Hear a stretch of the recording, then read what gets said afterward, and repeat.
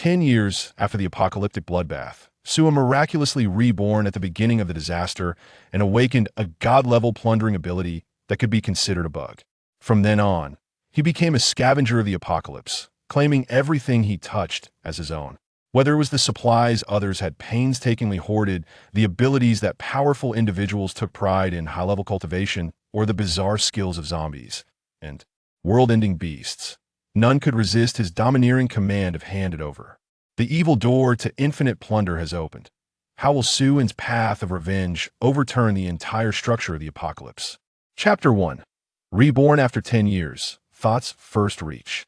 Sue suddenly sat up in bed, gasping for air, cold sweat instantly soaking his back. He instinctively tried to retrieve a weapon from under his pillow, but found it empty, grasping at nothing. Sue paused for a moment before slowly taking in his surroundings. The familiar dormitory bed, familiar anime posters that I clearly died. How am I in a university dorm? As if recalling something, Sue's pupils suddenly constricted, and he hurriedly took out his phone. November 11th, 2026, 9:30 a.m. I've been reborn 10 years into the past. Although it felt incredibly unbelievable, the 10 years of survival in the apocalypse had given Sue a heart of steel, and he quickly calmed down. There was less than half an hour before the apocalypse would descend. There was no time to think further. He quickly jumped out of bed to change clothes and head out. Anzie, can you bring me some food? I'll pay you back next month along with the previous times. Anzie, bring me a portion too. Egg fried rice without green onions. Thanks. One for me too. Sue ignored his few opportunistic roommates and pulled a watermelon knife from under his bed. Walking out on his own, don't ask how he got the watermelon knife. With the apocalypse approaching, there was no time to waste. Once outside the dormitory, Sue pondered what preparations he should make before the inevitable disaster to increase his chances of survival. Hoarding food and supplies was out of the question. He didn't have enough time or financial means. Hoarding weapons was even more ridiculous. It would be hard to obtain anything more lethal than a watermelon knife in such a short time. Securing advantageous terrain was also not feasible, as he was currently in a university town with a dense population. Once the apocalypse began, a massive influx of people would turn into a tide of zombies. There was no safe place to hide in the university town. After thinking it over, he could only rely on his memories and experiences from his previous life, taking it step by step. Sue quickly made his way to the rooftop of the teaching building. After the apocalypse began, large numbers of zombies would spawn out of nowhere, biting anyone in sight. Those bitten would also turn into zombies, with the transformation speed ranging from 30 seconds to 3 hours to AT that point. The whole world would become a paradise for zombies. The reason Sue came to the rooftop of the teaching building was not because it was a high place that was convenient for survival, but because a supply box would spawn thereafter. The apocalypse began. This was the only supply box it suited in his previous life. Sue had fortunately obtained this supply box and survived. Sue leaned over the railing, gazing at the campus. Groups of boys and girls were laughing and playing, whispering sweet nothings to each other. A scene of tranquil times, completely unaware that in 20 minutes, this place would turn into a hell on earth. Sue silently watched, enjoying this brief, peace point. 10 years of apocalyptic life had completely dulled his edges. He was indifferent to both people and matters. He had long grown accustomed to the ugliness of human nature. In the apocalypse, the only one he could trust was himself. Even family and lovers would betray you without hesitation in the face of self-interest. Sue paused for a moment, suddenly remembering his girlfriend. Her name was Su Xiaoyan, incredibly beautiful with a curvy figure, a soft voice, and adept at dressing up. She was undoubtedly the goddess of Suda, with countless admirers. Sue was able to be with Su Xiaoyan largely because he was handsome, but the main reason was that he had a knack for flattery. Su Xiaoyan was a true gold digger, extremely vain in private. She insisted on having the best clothes, bags, and phones if she couldn't afford them herself. She'd pester Sue to buy them for her, threatening to break up if he didn't. Sue, head over heels in love, naturally fulfilled all of Su Xiaoyan's demands. Clothes? Buy a new phone? Buy a bag worth thousands? Even if he had to deliver takeout, he'd buy it. In his previous life, at the beginning of the apocalypse, he not only survived but also helped Su Xiaoyan escape from Suda. Later, to please Su Xiaoyan, he risked his life to scavenge for supplies, just to find her favorite snacks. With his protection, Su Xiaoyan managed to survive in the apocalypse, not only staying the same weight, but even gaining a few pounds. One could say he was devoted to Su Xiaoyan, tirelessly flattering her. But a love-struck fool is destined to end up with nothing. 3 years into the apocalypse, Su Xiaoyan hooked up with a powerful leader and secretly betrayed Suan. In the end, she even had someone chop off one of his legs, leaving him to fend for himself. If it weren't for Suan's strength, he would have died long ago. To this day, Suan can't forget Su Xiaoyan's condescending, mocking gaze. Recalling the past, Suan took out his phone and called Su Xiaoyan. When the call connected, he heard Su Xiaoyan's somewhat impatient voice. "Hey Suan, it's early morning and I'm still catching up on beauty sleep. Are you annoying? Baby, can you come to the rooftop of the teaching building? Why go there? Are you sick? Just come, I have a surprise for you. Did you buy that bag I wanted? You'll know when you get here. I won't disappoint you." Fine, I'll come over now. Can't you just bring it to my dorm?" In less than 10 minutes, Su Xiaoyan arrived at the rooftop, walking gracefully. If it were any other time, Suan inviting her would usually mean she could be an hour late. But when it came to gifts, Su Xiaoyan was always punctual. Su Xiaoyan looked Suan up and down, suspiciously asking, "Where's the gift? I don't see it. If you dare to lie to me, Suan, it's over. I won't hesitate to break up. I don't care about any gifts. I hate being lied to the most. Now you know how to deceive me? Once we get married, won't you just abuse me?" Looking at the angry, beautiful girl before him, Suan felt a moment of daze and couldn't help but show a warm smile, slowly walking towards Su Xiaoyan. Slap! Without further ado, Suan grabbed her soft throat, pulling out a shiny watermelon knife from behind him.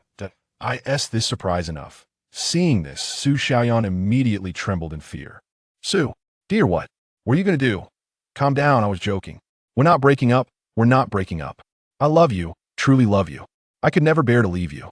Suan's expression remained unchanged, a warm smile still on his face. "When you secretly went to the hotel with those men behind my back, did you think of me?"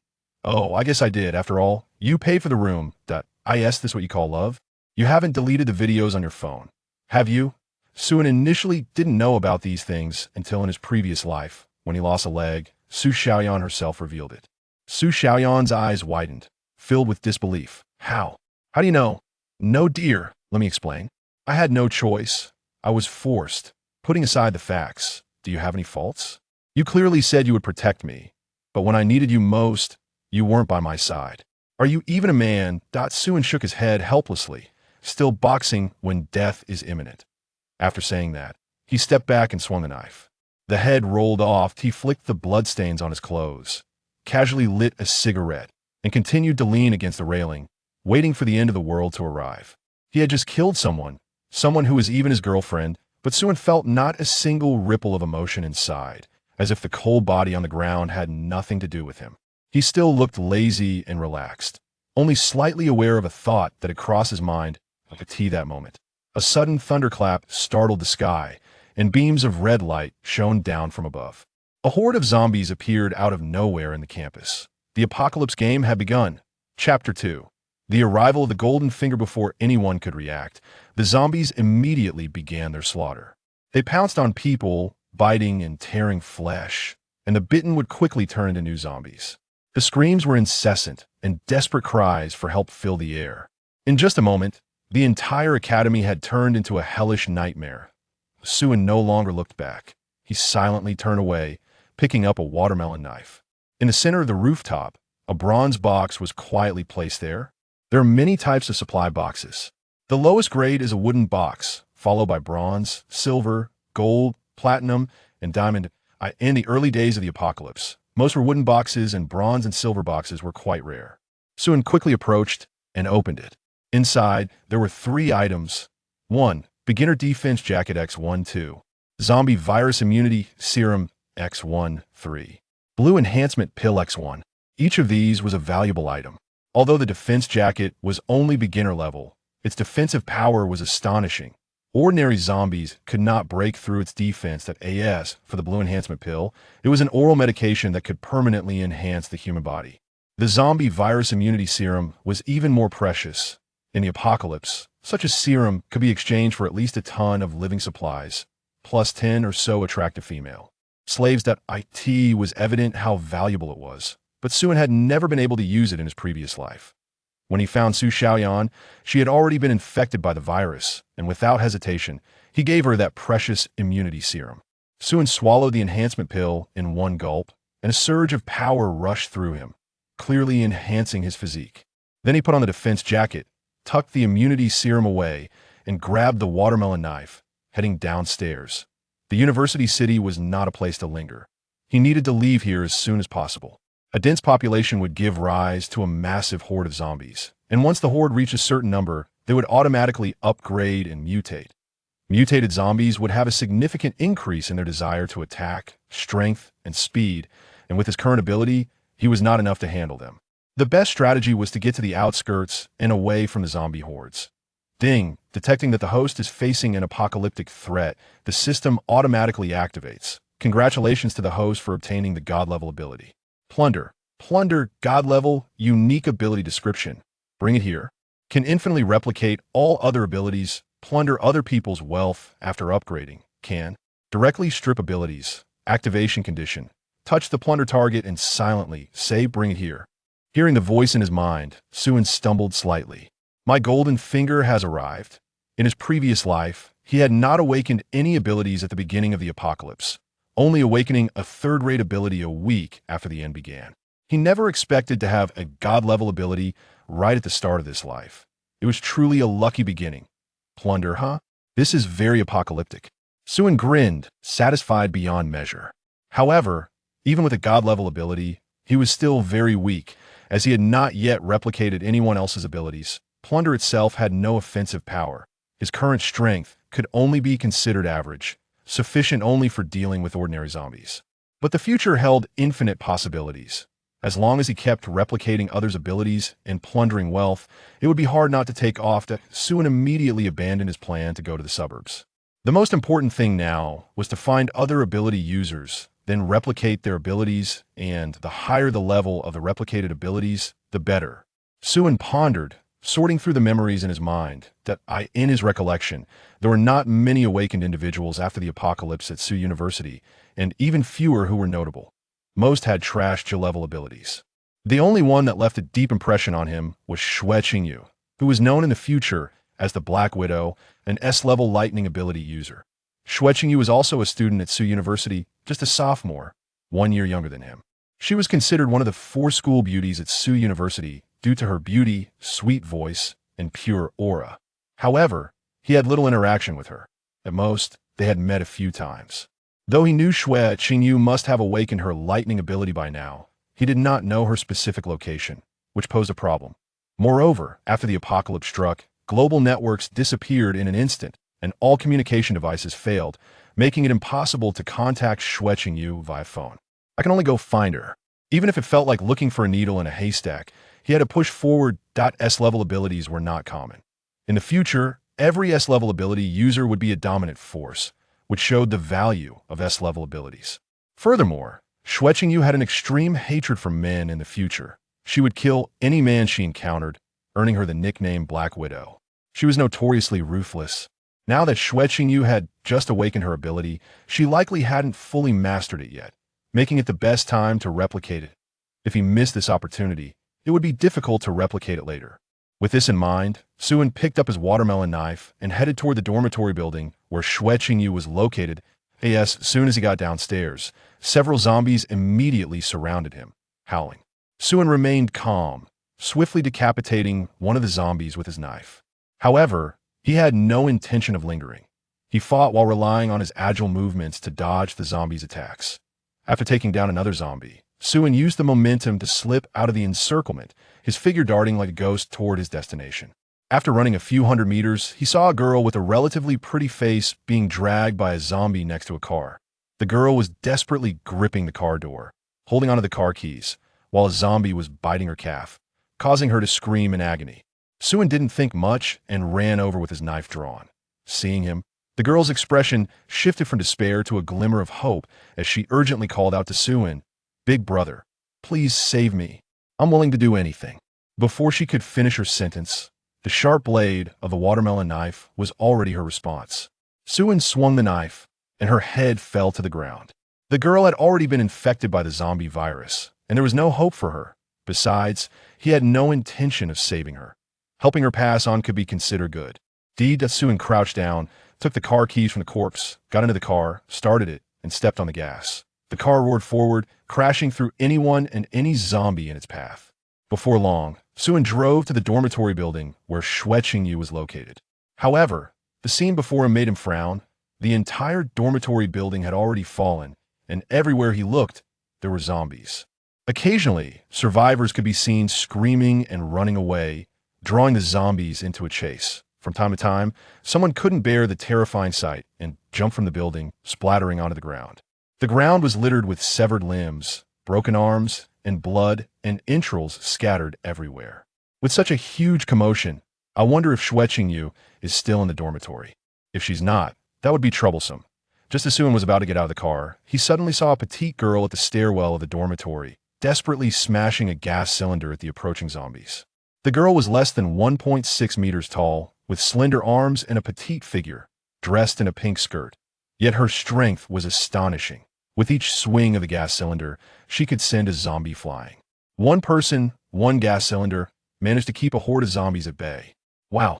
Suin let out a small exclamation of surprise and directed his gaze at the girl. Just then, 2 lines of small text appeared above her head. Power amplification ability. D rank wealth value. 5. It turns out she is an awakened ability user, and it's a D rank ability. The girl seemed to have seen Su and, waving the gas cylinder a few times to sweep the zombies away, and quickly jogged to the front of Suin's car, banging on the windshield. Classmate, open the door. Please take me with you. A smile appeared on Suin's face. Isn't the opportunity to replicate abilities just coming to him? He then opened the car door and pulled the girl into the car, while silently chanting in his heart, "Bring it on." Detected a target for Plunder, replicating the opponent's ability. Plundering the opponent's wealth, please select. Chapter 3.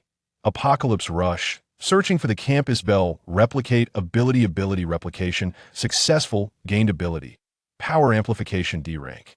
In the blink of an eye, a D rank ability was in hand, and Suin was in a great mood.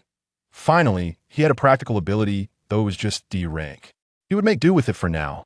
Having it was better than not having it at all. As for the opponent's wealth, only 5 points. He feared there was nothing else but her clothes. He had no cross-dressing fetish. It would be useless to plunder. Thank you, big brother. You scared me. Is this the apocalypse? Back in the car, the girl said, still shaken. Suin didn't respond, but asked, "Do you know Yu?" The girl nodded. Haha. Of course, we are in the same dormitory. Suin's eyes lit up at her words, secretly thinking he was lucky, and quickly asked, "Do you know where she is now?" The girl thought for a moment. "I remember she went to her uncle's photo studio today to be a cover model." "Do you know where her uncle's photo studio is?" "Yes, I've been with her there twice. It's right next to the TV station building to the north." Knowing Yu's whereabouts, Suin no longer hesitated and turned the car around, speeding toward the school gate. "I can take you with me, but you have to help me navigate to find Yu." Sure, no problem." The girl quickly nodded in agreement. With a few presses of the gas pedal, the car successfully drove out of the school gate, heading toward the TV station. At this time, Sioux City had already descended into chaos, with zombies and screaming crowds everywhere along the way, and countless abandoned vehicles lining the sides of the road. Thick smoke mixed with screams echoed through the streets, resembling a hell on earth. Fortunately, it was the early days of the apocalypse, and many people were busy dodging zombies, so the roads were not completely blocked. Occasionally, they could directly crash through zombies and crowds. The girl looked at the scene outside the car, her face turning pale. To distract herself, she hurriedly started chatting with Suin. "Big brother, what's your name? What major are you in?" "I'm Li Xiaoyu, 18 years old, and I love eating fish, hee." With a press of the gas pedal, he knocked 2 zombies aside and replied lightly, "Suin, hello. Suin, I'll call you Ngu from now on." "Ngu, what is your relationship with Qingyu? Are we going to save her?" Suin didn't answer, but simply nodded slightly, focusing all his attention on driving. Seeing Suin not speak, Li Xiaoyu didn't ask further, her big eyes filled with curiosity, and she also felt a bit envious of Qingyu. In her view, Suin and Qingyu must be in a romantic relationship. Suin was risking his life to save Qingyu. Even in the apocalypse, he was determined to go. Li Xiaoyu's expression turned a bit lonely. Qingyu had such a good boyfriend, while she, Li Xiaoyu, had nothing. Those boys who once claimed to like her and would die for her were probably too busy saving themselves now.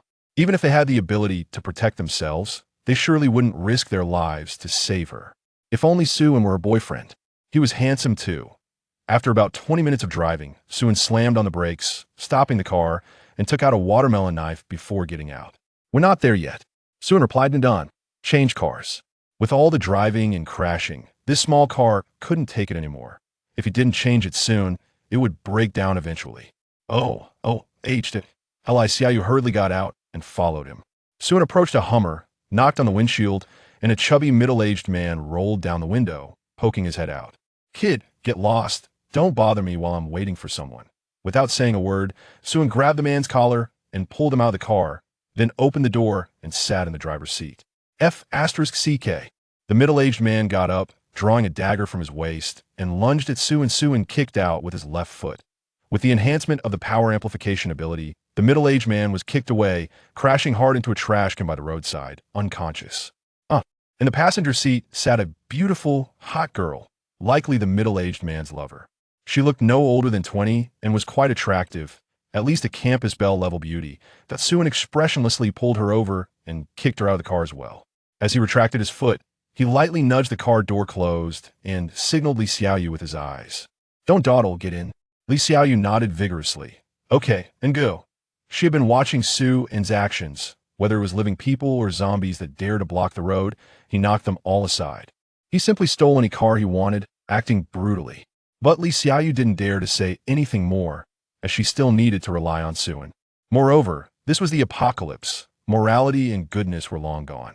She had never experienced the apocalypse, but she had seen plenty of apocalyptic movies in apocalyptic films, the saints often died early and miserably. She was still young and had never been in a relationship. She didn't want to die so early. The two set off again. What was originally expected to be a half-hour drive took over an hour to reach their destination. "That's the photo studio," Li Xiaoyu shouted, pointing to a nearby building. Sue understood and parked the car in front of the photo studio, took the car keys, put them in his pocket, and took out the watermelon knife as he got out of the car. "And go. Wait for me. I'll go with you." Logically, it would be safer in the car, but Li Xiaoyu didn't have the courage to stay alone inside. At this moment, inside the photo studio, Xue Qingyu was curled up in a corner of a photography studio, trembling. Occasionally, screams from outside would make her face turn even paler. "Qingyu, don't be afraid. Uncle will protect you." Thank you, Uncle." Xue Qingyu nodded obediently.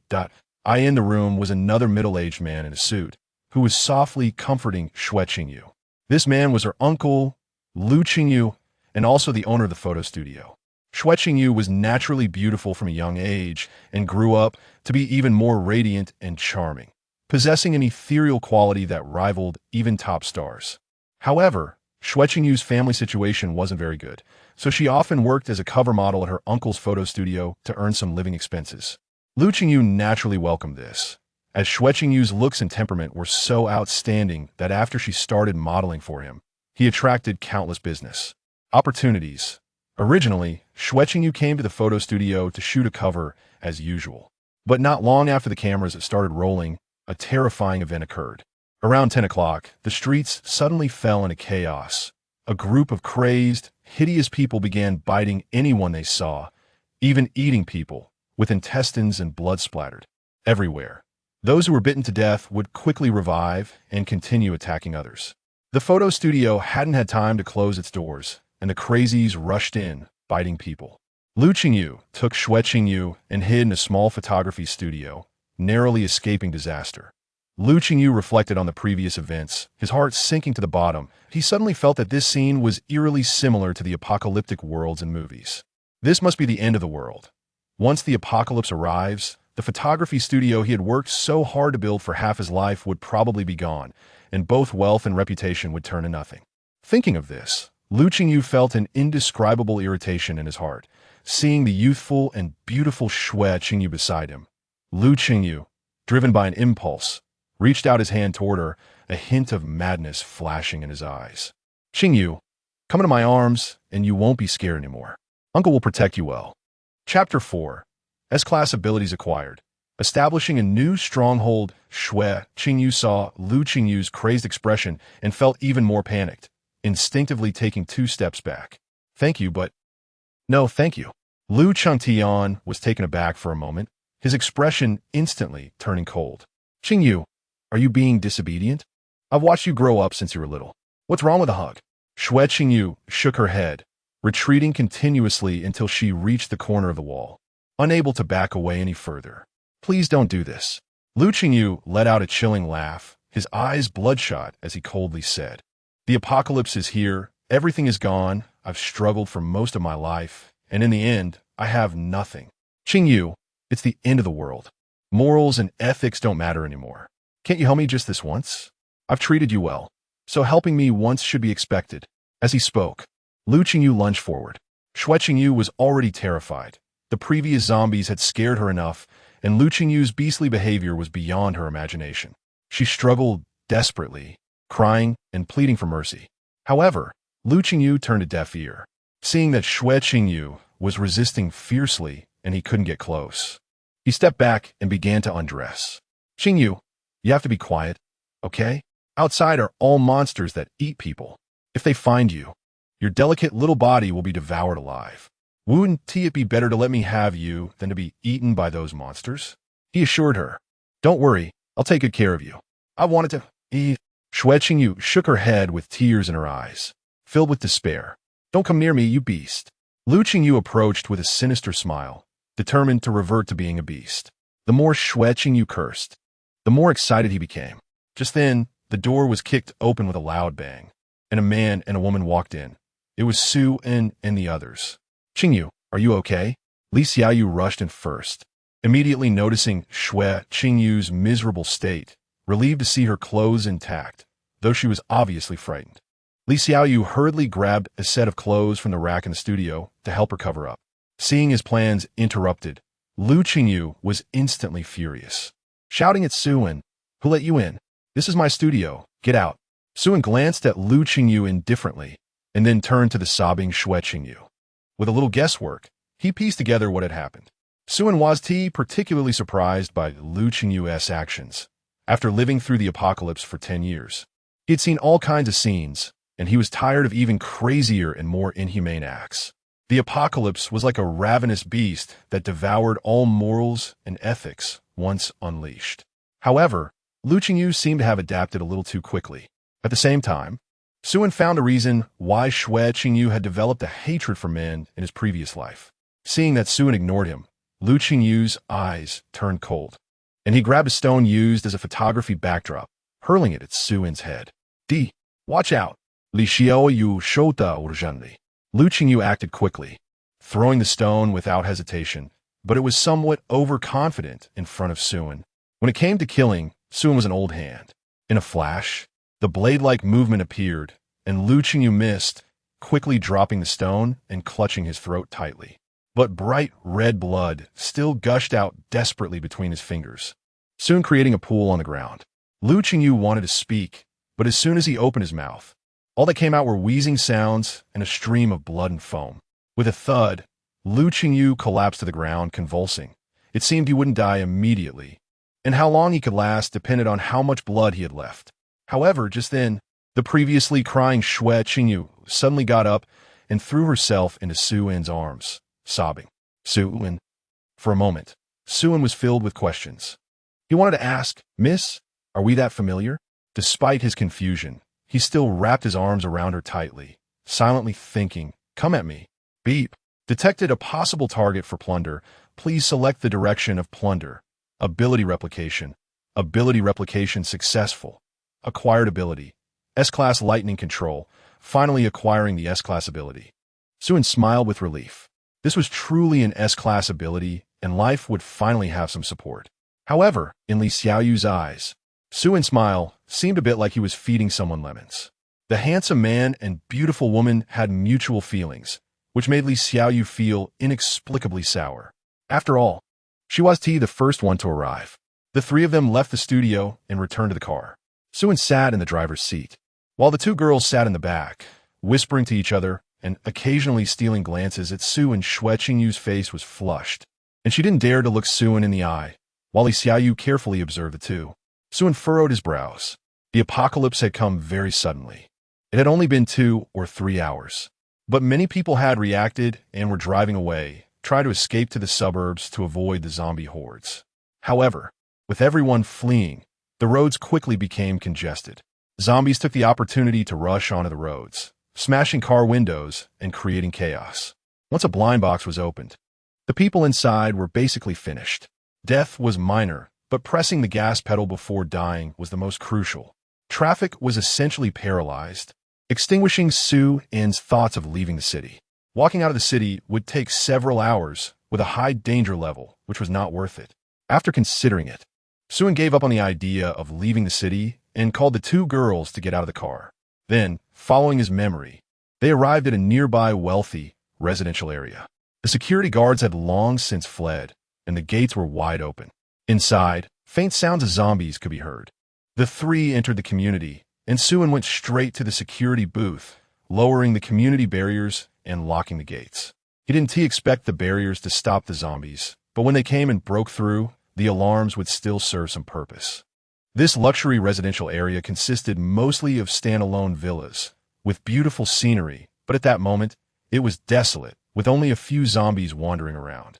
There were no living people to be seen. The rich not only lived better, but also fled faster. With no four-wheeled vehicles available, they took to the skies. As a result, most of the residents in this wealthy area had evacuated, leaving very few survivors.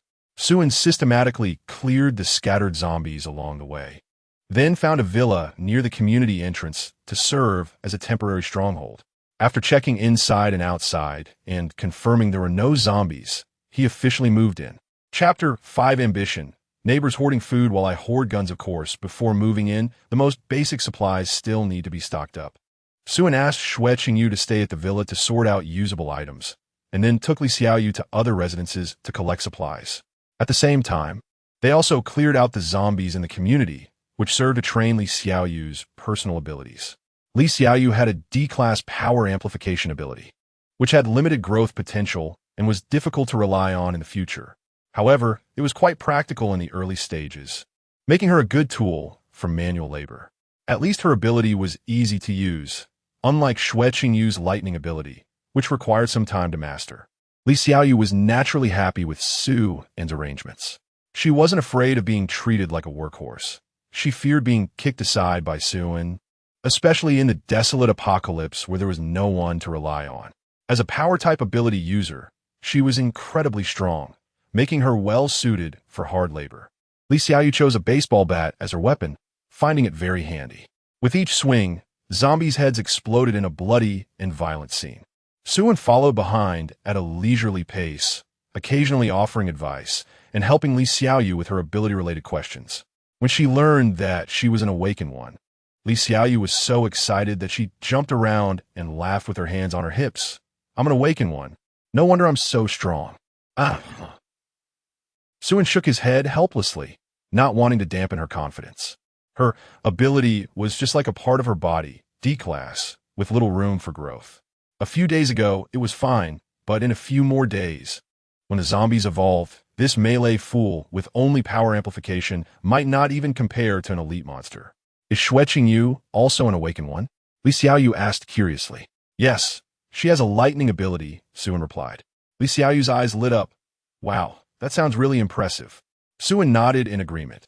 Lightning abilities were indeed impressive. Lightning abilities could generate electricity, hit targets accurately, and had both speed and lethality that ranked among the best. Moreover, during thunderstorms, they received additional buffs and could control some lightning for their own use. It was only natural for such abilities to be strong. Sue Ann thought for a moment and channeled the lightning power within him towards a nearby zombie. A flicker of lightning arced from his fingertips, instantly creating a charred hole in the zombie's chest. His aim was slightly off. He had intended to hit the zombie's head but missed and struck the chest instead. It seemed he still needed some practice. Sue Ann also noticed that his lightning ability had gained a bit of proficiency. In the first apocalypse, individuals themselves could not level up. Only abilities could level up, and it was quite simple. Using abilities would increase proficiency, and reaching the required proficiency would automatically upgrade the ability until it reached maximum level. Therefore, in the first apocalypse, the quality of abilities was crucial. After opening the skill panel, he indeed found some changes. Power amplification D, 1-5 proficiency. 80. Lightning Control S. 125 proficiency. 1. Plunder God level unique. 1. Proficiency.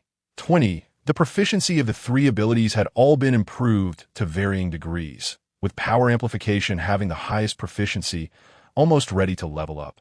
It seemed the maximum level was 5, while lightning control had a maximum level of 25. Using abilities could enhance proficiency. As for the plunder ability, he couldn't understand it at all. He could only speculate that it could also level up, but the upper limit was unknown. It was also easy to see the differences between the ratings of abilities. Not to mention plunder, just comparing lightning abilities and power amplification. The initial power of power amplification was significantly lower than that of lightning control, and in terms of growth potential, one maxed out at level 5, while the other reached level 25. The numerical aspect was completely crushed. Suen couldn't help but cast a sympathetic glance at Li Xiaoyu.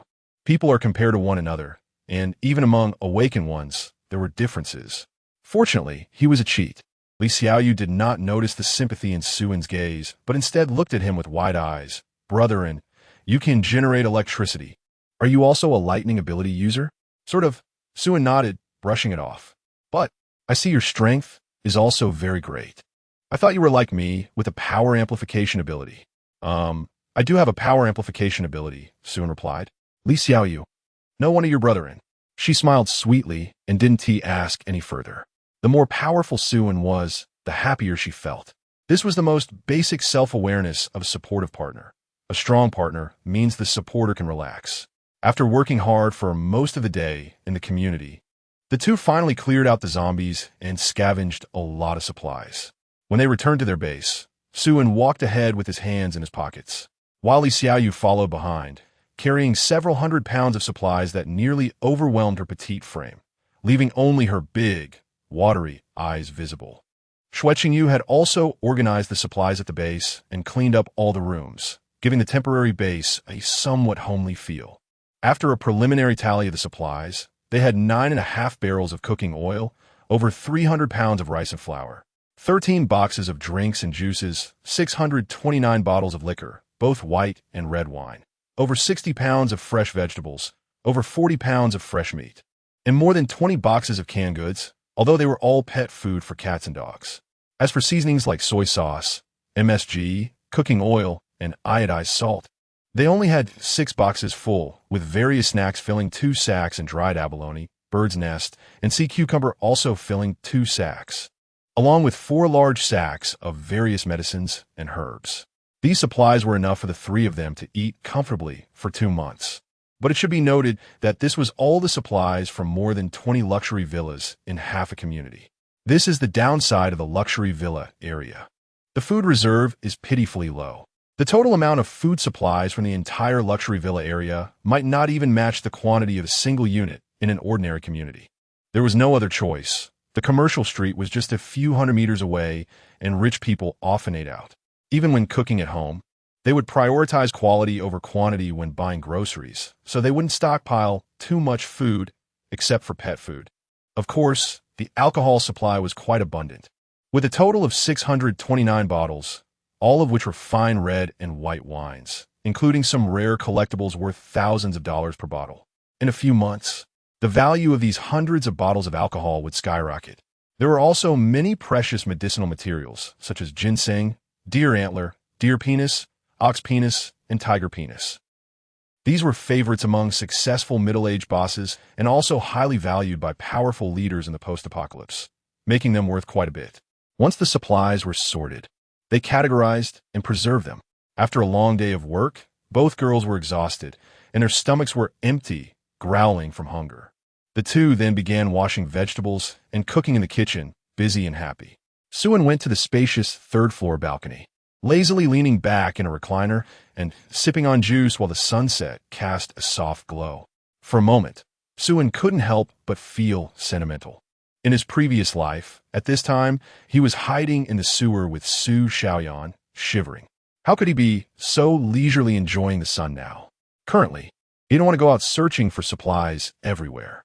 Although the early apocalypse was the best time to hoard food, the problem was obvious: where to store so much food. He couldn't just bring everything back to this temporary base. The transport alone would be a big issue, not to mention storage management, and moving to another base would be even more troublesome. The next priority was to find other awakened ones to replicate their abilities. As for food, others would hoard it too.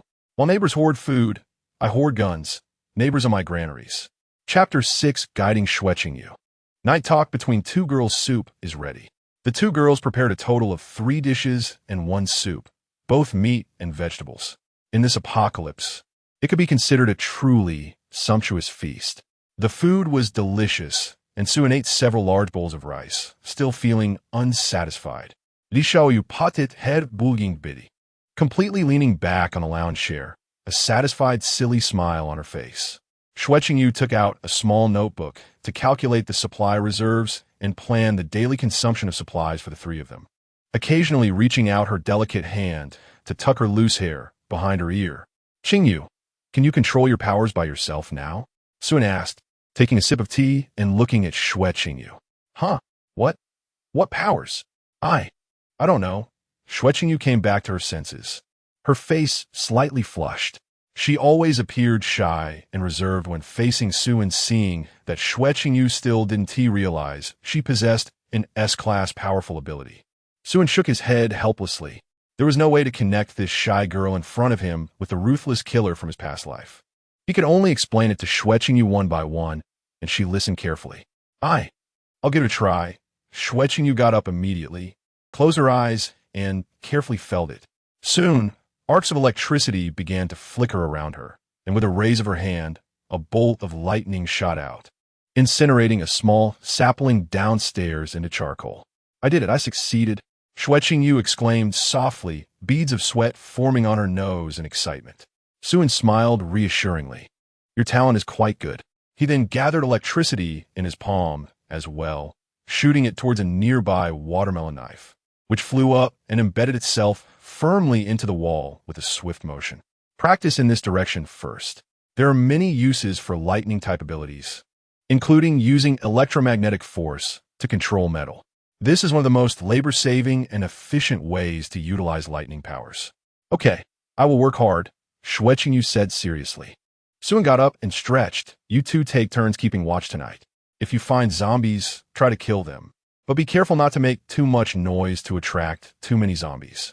At night, zombies' vision will diminish, but their hearing will greatly increase. Yes, sir. I promise to complete the task. Li Xiaoyu bounced up and gave a clever salute.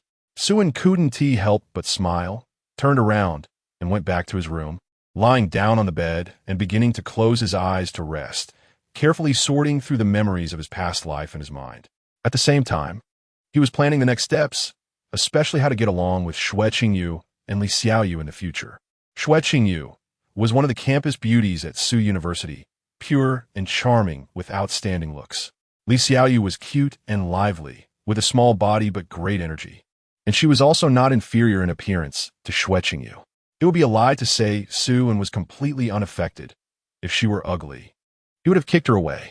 However, after the incident with Su Xiaoyan, Suan had a bit of PTSD and couldn't fully trust any opposite sex.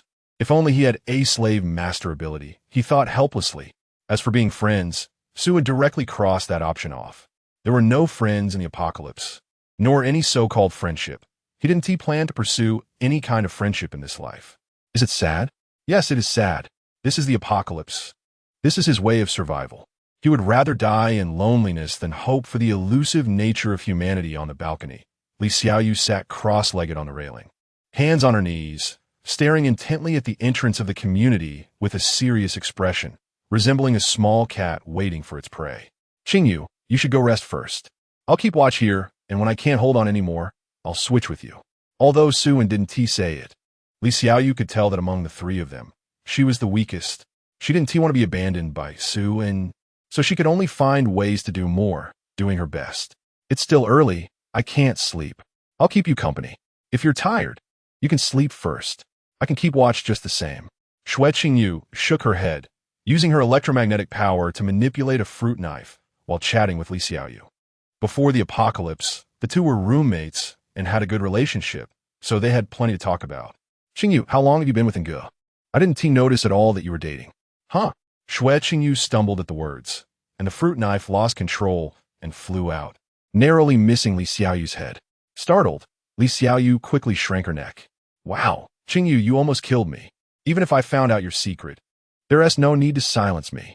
Shui Qingyu's face turned red, and she waved her hands in a fluster. I'm sorry. I didn't mean to. I'm not dating Suan. We just met a few times. Li Xiaoyu was stunned for a moment, her face full of disbelief. How is that possible?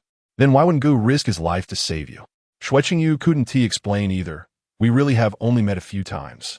And he has always had a girlfriend. Saying this, Shui Qingyu's expression dimmed a bit. What?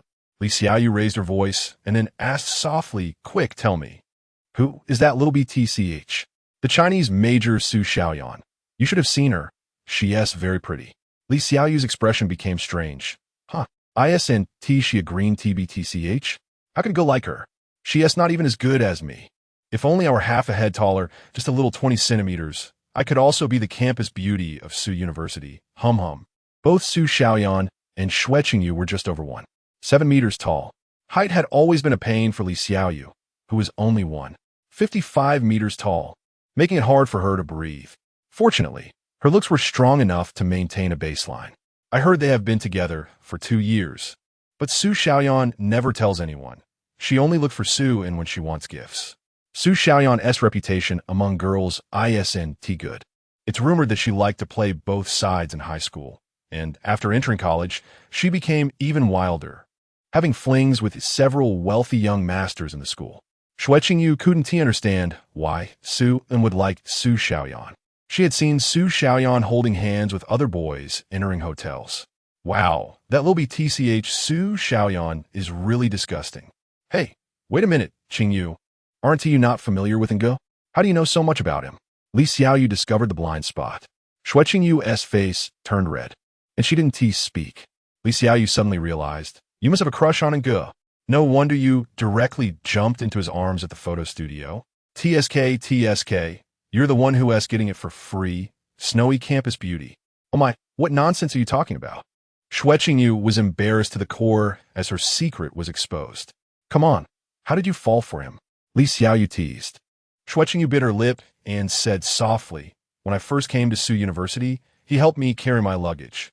That's it. One time I fell off my bike, and he helped me up. That's it. Are you really saying you're not getting it for free? Absolutely not. The two girls teased each other on the balcony. As the sun set and night gradually enveloped the earth, a fat, bloated figure staggered down the street, making gurgling sounds from its mouth, black, foul-smelling liquid dripping from the corners of its mouth. The direction it was heading was precisely where Su En and the others were in the community. Chapter 7. The Emergence of Mutated Zombies as Time Passed. It was soon midnight. At this moment, Li Xiaoyu was still on the balcony keeping watch, while Shui Qingyu was wrapped in a blanket, sleeping soundly on the balcony sofa. The two had agreed that Li Xiaoyu would take the first half of the night, and Shui Qingyu would take the second half. Li Xiaoyu couldn't help but yawn and stretch, causing a ripple of movement. Just then, Li Xiaoyu suddenly noticed a figure standing at the gate of the community. Under the streetlight, she could see what it was. It was a giant, overweight figure. Over 2 meters tall, its body grotesquely bloated, dark blue flesh bursting out of its clothes, and black liquid continuously oozing from its mouth, resembling a massive corpse that had swollen from being soaked in water, which was quite terrifying. Li Xiaoyu couldn't help but shiver and grabbed a baseball bat. She was sure that this fat figure was a zombie. Initially, she thought about rushing downstairs to smash it with the bat, but after seeing its enormous size, she hesitated. It must weigh at least 400 to 500 pounds and looked very tough. What if she couldn't defeat it? After thinking it over, Li Xiaoyu decided to wake up Shui Qingyu. After all, Shui Qingyu had means of long-range attack. The two girls quietly descended the stairs, tiptoeing towards the community gate, and to avoid making noise, they took off their shoes. When they were less than 20 meters away from the fat zombie, Shui Qingyu summoned lightning in her palm and directed a fruit knife towards the fat zombie. The knife, glinting coldly, flew back and forth, slicing off the zombie's head, and the fat zombie fell straight down. However, before the two girls could celebrate their victory, the fat zombie's body suddenly swelled up like a giant balloon. Bang. A dull explosion sounded as the fat zombie's body burst apart, with a huge impact scattering its foul-smelling flesh everywhere, also shattering the community's railing into several sections. At the same time, under the shockwave of the explosion, several cars parked at the community gate also set off their alarms. In the stillness of the night, the alarm was particularly jarring, quickly spreading through the nearby streets. One by one, zombies suddenly surged up, howling and rushing towards the sound. When Li Xiaoyu heard the car alarms, she cursed inwardly and dashed out with a baseball bat. Sun had previously said that zombies' hearing would greatly improve at night, and such a loud alarm would definitely attract a lot of zombies. She had to find a way to turn off the car alarms. But before Li Xiaoyu could get close, she saw a large number of zombies flooding towards the community like a tide, easily numbering over 100. Li Xiaoyu immediately turned around and ran back, shouting to Xue Qingyu as she ran, "Qingyu, run!" So many zombies were not something she could handle. Xue Qingyu didn't hesitate and ran towards the villa building with Li Xiaoyu, while behind them, a dense mass of zombies chased after them. Among them, a few zombies were particularly fast, their legs emaciated and grayish, yet surprisingly strong, running swiftly and closing in on the two girls in the blink of an eye. Just then, a whoosh sounded as a cleaver sliced through the air, instantly decapitating the two foremost zombies, their bodies rolling away several meters before coming to a stop. Sun leaped down from the third-floor balcony, the cleaver spinning in a circle to sever several more zombie heads before returning to his hand. "You two hold the entrance and don't let the zombies in and damage our supplies," Sun instructed the two girls, raising the cleaver and charging into the horde of zombies. With swift strikes, several zombies' heads were severed. After killing a few, Sun completely attracted the zombies' attention and then withdrew toward the gate, banging the cleaver on the ground as he ran to keep the zombies focused on him. Over 100 zombies followed Sun and toward the community gate. However, because the car alarms continued to blare, a steady stream of zombies kept pouring in from outside. Sun waved his hand, using magnetic force to lift several sections of railing and form a triangular barrier in front of him, then charged into the horde of zombies. With the railing blocking them, the zombies couldn't get to Sun. He quickly broke through the horde and reached the incessantly blaring car, unleashing lightning from his hand to destroy the car's alarm system, which immediately silenced the alarm. The nearby zombies lost their sound source and stopped moving, standing dazed in place, with only about 200 zombies still howling and chasing after Sun. While slashing with the cleaver, Sun used magnetic force to control metal objects to fly back and forth, quickly taking down dozens of zombies. Even so, the bloodthirsty zombies kept surging towards Sun. Among them, a few zombies had a grayish-white appearance, and upon closer inspection, they were covered with a layer of bony armor. Sun's strikes couldn't even decapitate them, indicating their high defense. Sun furrowed his brow. He then focused on one of the grayish zombies, and a line of small text appeared above its head. Zombie, hardened variant LV2. Just as he suspected, the zombies had begun to evolve. In just half a day, LV2 hardened variants had appeared. These hardened variants were several times stronger in speed and strength than ordinary zombies, and their defense had also increased several levels. Even an ordinary person, if they mastered techniques and wielded cold weapons, could still have a chance against a few ordinary zombies. But facing hardened variants would surely lead to death unless armed with heavy firepower, at least at the level of a shotgun. At the same time, the strange foul smell lingering in the air hinted that these zombies had not only evolved into LV2 hardened variants, but also into LV3 explosive variants. The explosive variants, commonly known as fatty zombies, had low attack power but were extremely dangerous. Once injured, they would explode violently, killing anyone nearby instantly. Moreover, after the explosion, a pungent smell would linger in the air, attracting zombies from hundreds of meters away to gather. Those who came into contact with the smell would become the primary targets of the zombies. Even if they weren't killed by the explosion, they would be torn apart by the gathering zombies. It seemed that the two girls had accidentally killed an explosive variant, causing the explosion and attracting the horde of zombies. Sun stopped overthinking and maneuvered through the zombie crowd on the street, retreating while attacking. After killing for about 20 minutes, the horde of zombies was finally reduced by half. Brethren, Li Xiaoyu, holding the baseball bat, rushed out from the community, smashing a zombie away with a swing. Xue Qingyu silently followed behind, summoning lightning in her palm and fiercely killing zombies. With the addition of the two girls, the zombie horde was nearly obliterated in less than 10 minutes, leaving a pile of bodies on the ground, at least 100 or so. Li Xiaoyu swung her bat to explode the last zombie's head, signaling the complete extermination of the horde. Xue Qingyu walked in front of Suan, biting her lip and lowering her head in self-reproach. I'm sorry, it's all my fault. Chapter 8. Mutant Lizardman seeing Xue Qingyu's self-reproachful expression. Suan waved his hand. Don't blame yourself too much. It's my oversight. Suan hadn't expected that on the very first day, zombies would evolve into LV3 explosive types. He had indeed been careless. Fortunately, it was Xue Qingyu who acted. If it had been Li Xiaoyu, a single swing of a baseball bat might have resulted in a one-for-one exchange with the explosive type. It seems necessary to find time to educate them on the basics of zombie types. You guys head back first. I'll check the area nearby. Ordinary zombies usually become still at night, entering a brief hibernation, only waking up when they hear unusual sounds. However, zombies above LV3 are different. They can move freely at night. If ordinary zombies are just reanimated corpses infected by the virus, then those above LV3 have completely evolved into a new species, possessing their own methods of movement and a rudimentary biological consciousness. The loud commotion here could very likely attract nearby LV3 zombies. If not dealt with promptly, allowing them to evolve continuously near the base could pose a significant threat. Suan hadn't taken a few steps when a strong light suddenly illuminated the road. A large dual-axle truck was slowly driving towards them, stopping at the entrance of the community. Two young men in vests jumped down from the truck. One of the muscular men glanced at the pile of zombie corpses on the ground and grinned, saying, "Bro, you're quite capable." "I'm a who?" And he asked Xiao Shan. "We were searching for survivors nearby and came over when we heard the commotion." Suan nodded in response, scanning the two men. The one named Xiao Shan was just an ordinary person, while the other, Huzi, was an awakened. Ability: Iron Arm F, Wealth Value 100. The ability level was the lowest type of enhancement ability, rated F, 2 levels lower than Li Xiaoyu. The wealth value is also not high. "Bro, why don't you come with us?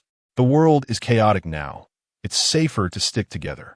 There's a better chance of survival," Huzi said earnestly, his gaze often drifting towards Xue Qingyu and Li Xiaoyu.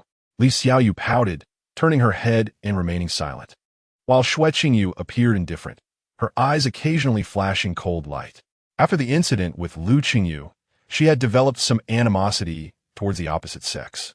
While she hadn't reached the extreme hatred level of a Black Widow from her past life, she still harbored significant hostility towards unfamiliar men. "No need," Suan replied lightly.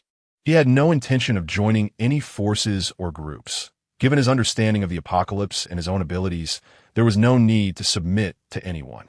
To be realistic, there was no force available that could provide him protection, at least not at this stage. Joining a group would only be a burden for him, more trouble than it was worth.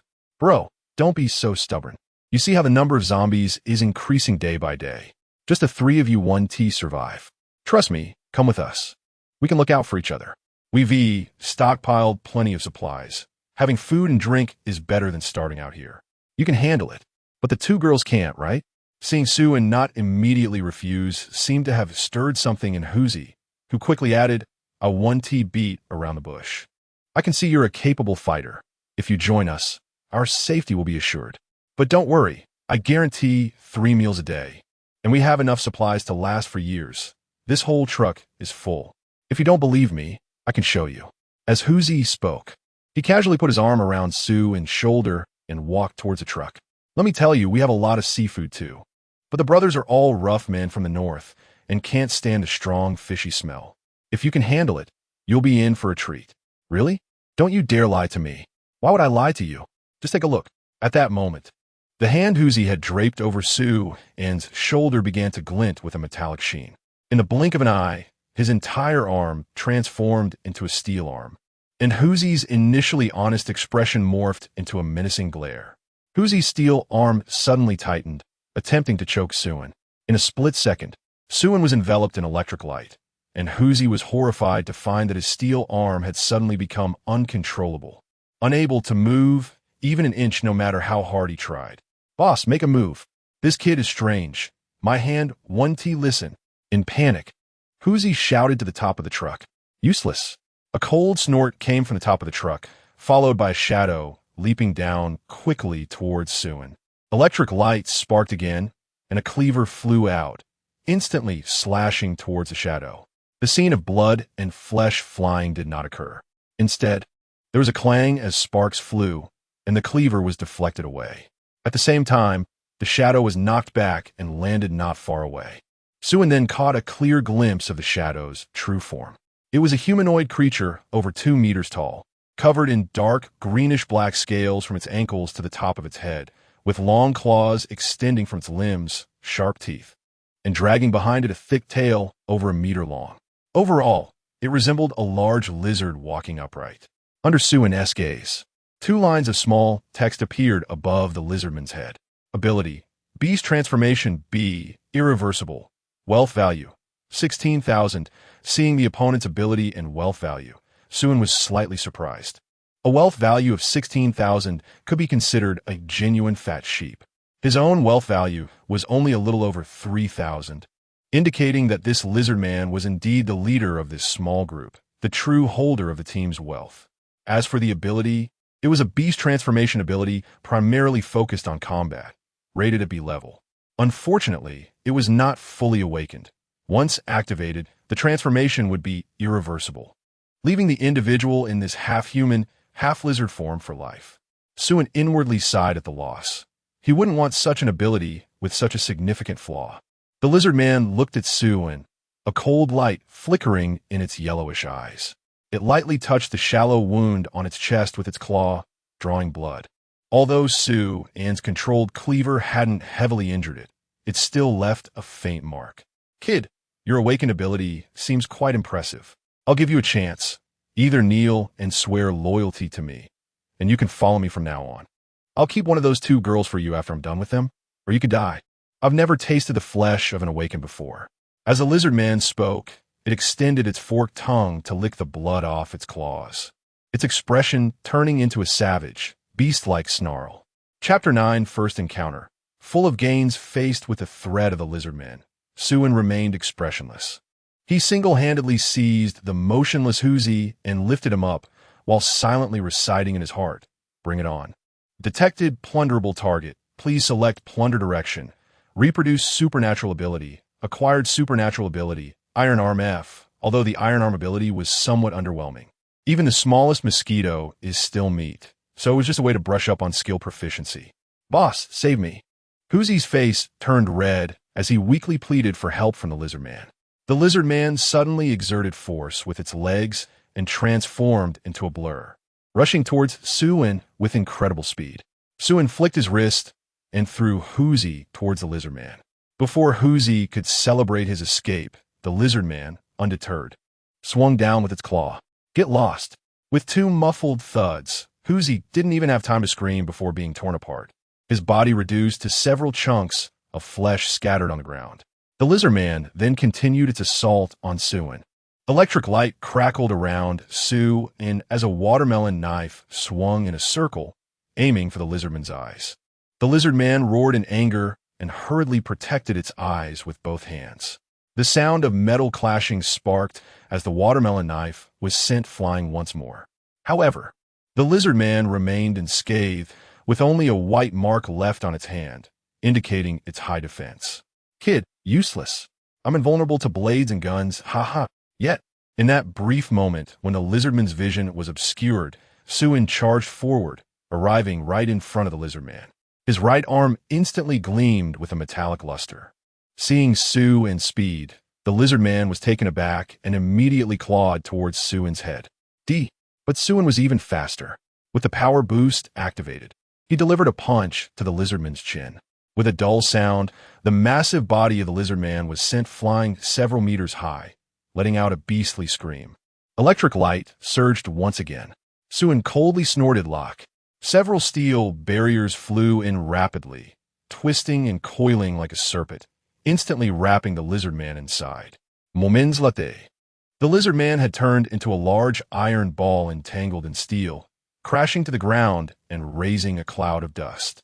Even so, The lizard man still refused to give up, roaring as it tried to break free. Its powerful limbs, covered in scales, exerted tremendous force, causing the steel to creak and groan. Sizzle. Another burst of electric light struck, causing the entire iron ball to erupt with blinding currents. Ugh! Under the impact of the massive electric current, the lizard man completely lost the ability to resist within a minute, collapsing on the ground, charred and emitting a foul, burnt smell. Suin expressionlessly approached the lizard man, placing one hand on its forehead while silently reciting, "Bring it on." Detected plunderable target. Please select plunder direction. Plunder wealth. Wealth plunder successful. Acquired 17,000 wealth points worth of supplies. Remaining 1,000 population wealth cannot be plundered due to insufficient skill proficiency. Please select supply storage location. Put in the base villa. Supplies have been transferred. Please check soon. Be brother, please spare my life. I will follow you from now on. I will listen to you. The lizard man weakly pleaded for mercy. Suin glanced at the lizard man indifferently, stood up, dusted off his hands, and turned to leave. Sorry, you have no value to me anymore. The iron ball tightened around the lizard man. Several steel bars pierced into the lizardman's orifices, twisting it into mush in moments. The lizard man couldn't even scream before dying. Brotherin, are you hurt? Li Xiaoyu jogged over with a baseball bat, a look of concern on her face, while her other hand dragged back a heavily injured man. 3 of them had come in total, 2 were dead, and the remaining 1 had been beaten up by Li Xiaoyu and captured while trying to escape. Don't worry, I'm fine. Suin glanced at the howling man and said flatly, kill him. He is of no use to us. Huh? Should I kill him? Li Xiaoyu shrank back. When it came to killing zombies, she was unhesitant, but killing a person was something she found hard to do, as she had grown up in a civilized society and felt a psychological burden about it. Can't do it? Facing Su An's indifferent gaze, Li Xiaoyu's heart tightened, and she didn't dare to meet his eyes, lowering her head and stuttering, I understand. After hesitating for a long time, Li Xiaoyu gritted her teeth and swung the baseball bat, ending the man's life. Looking at the blood-soaked ground, Li Xiaoyu's hands trembled slightly. Suin reached out and rubbed her head to comfort her. To survive in the apocalypse, you must dirty your hands, otherwise it will be you who dies. In the apocalypse, you can even pity zombies, but you cannot pity others. The hearts of people in the apocalypse are more terrifying than floods and beasts. After a short time together, Li Xiaoyu performed better than he expected. She had strong combat awareness and was quite clever, prompting Suin to consider nurturing her. Okay, I'll listen to brother, and Li Xiaoyu flashed a sweet smile. She understood that Suin was looking out for her, but she still needed some time to adjust her mindset to adapt to the apocalypse. As for Xueqingyu, she had remained indifferent and showed no discomfort regarding the deaths of the 3 men. Suin said no more and turned to the back of the truck, opening the cargo door. He wasn't looking for supplies, as he had already plundered everything from the lizard men, so the truck should be empty. Mainly, he wanted to load the zombie bodies into the truck and take them far away. Hundreds of decaying zombie bodies would breed a lot of bacteria, polluting the environment near the base and creating a foul stench. He didn't want to be sickened by the smell of corpses while enjoying the breeze on the balcony. Additionally, a large number of dead bodies would attract some unclean things. There are many types of zombies. Some not only eat humans, but also consume their own kind. The more they eat, the faster they evolve. Therefore, it's best to remove the bodies around the base as much as possible. However, upon opening the cargo area, Suin found that it actually contained quite a few living people, about 17 or 18, both men and women. But these people were all bound like Zongzi, with tape over their mouths, and upon seeing Suin, they began to whimper, seemingly begging for help. These people were likely captured by the previous lizard men, either to be taken back as labor or as fresh meat. Suin leaned towards both possibilities, as the lizard men had completely lost their humanity and would have no psychological burden in eating people. Furthermore, living humans are easier to preserve than animal meat. Suin controlled a piece of iron to weave through the crowd, quickly freeing everyone from their bindings. Thank you, little brother, for saving us. When that monster captured us, I thought we were done for. That monster is very powerful. Let us get out of here quickly. If we're late, we'll be caught and lose our lives. Yeah, let us hurry. The group jumped out of the truck, ready to flee. Suin punched the side of the cargo area, creating a loud bang as the spot where he hit caved in. Ignoring the panicked crowd, Suin coldly said, "Did I allow you to leave?" Chapter 10. Do you still want human rights in the apocalypse? Don't worry, the monster that caught you is already dead, and you're all free now. However, the condition is that you need to load all the corpses nearby onto the truck and take them away. Working a bit can exchange for a life. I think it should be a good deal. The crowd looked at each other, but no one had any intention of lifting the bodies. The lizard man is dead. So what is there to fear? A woman dressed in office attire brushed off the dirt on her clothes and said discontentedly, "Why should we listen to you? We are not your slaves. Why should we do what you say?" "I refuse." The people around her echoed, "Exactly. You want us to work for free? I want to do it either. I can work, but I want money or food. I've been hungry all day and have no strength left. You want me to lift corpses? Am I not a human? I'm a girl, you know. There is not even a hint of gentlemanly conduct. Are you really a man? A straight guy destined to be single? Little brother, it's true that you saved us, but please respect our human rights. We are free people and deserve our rights.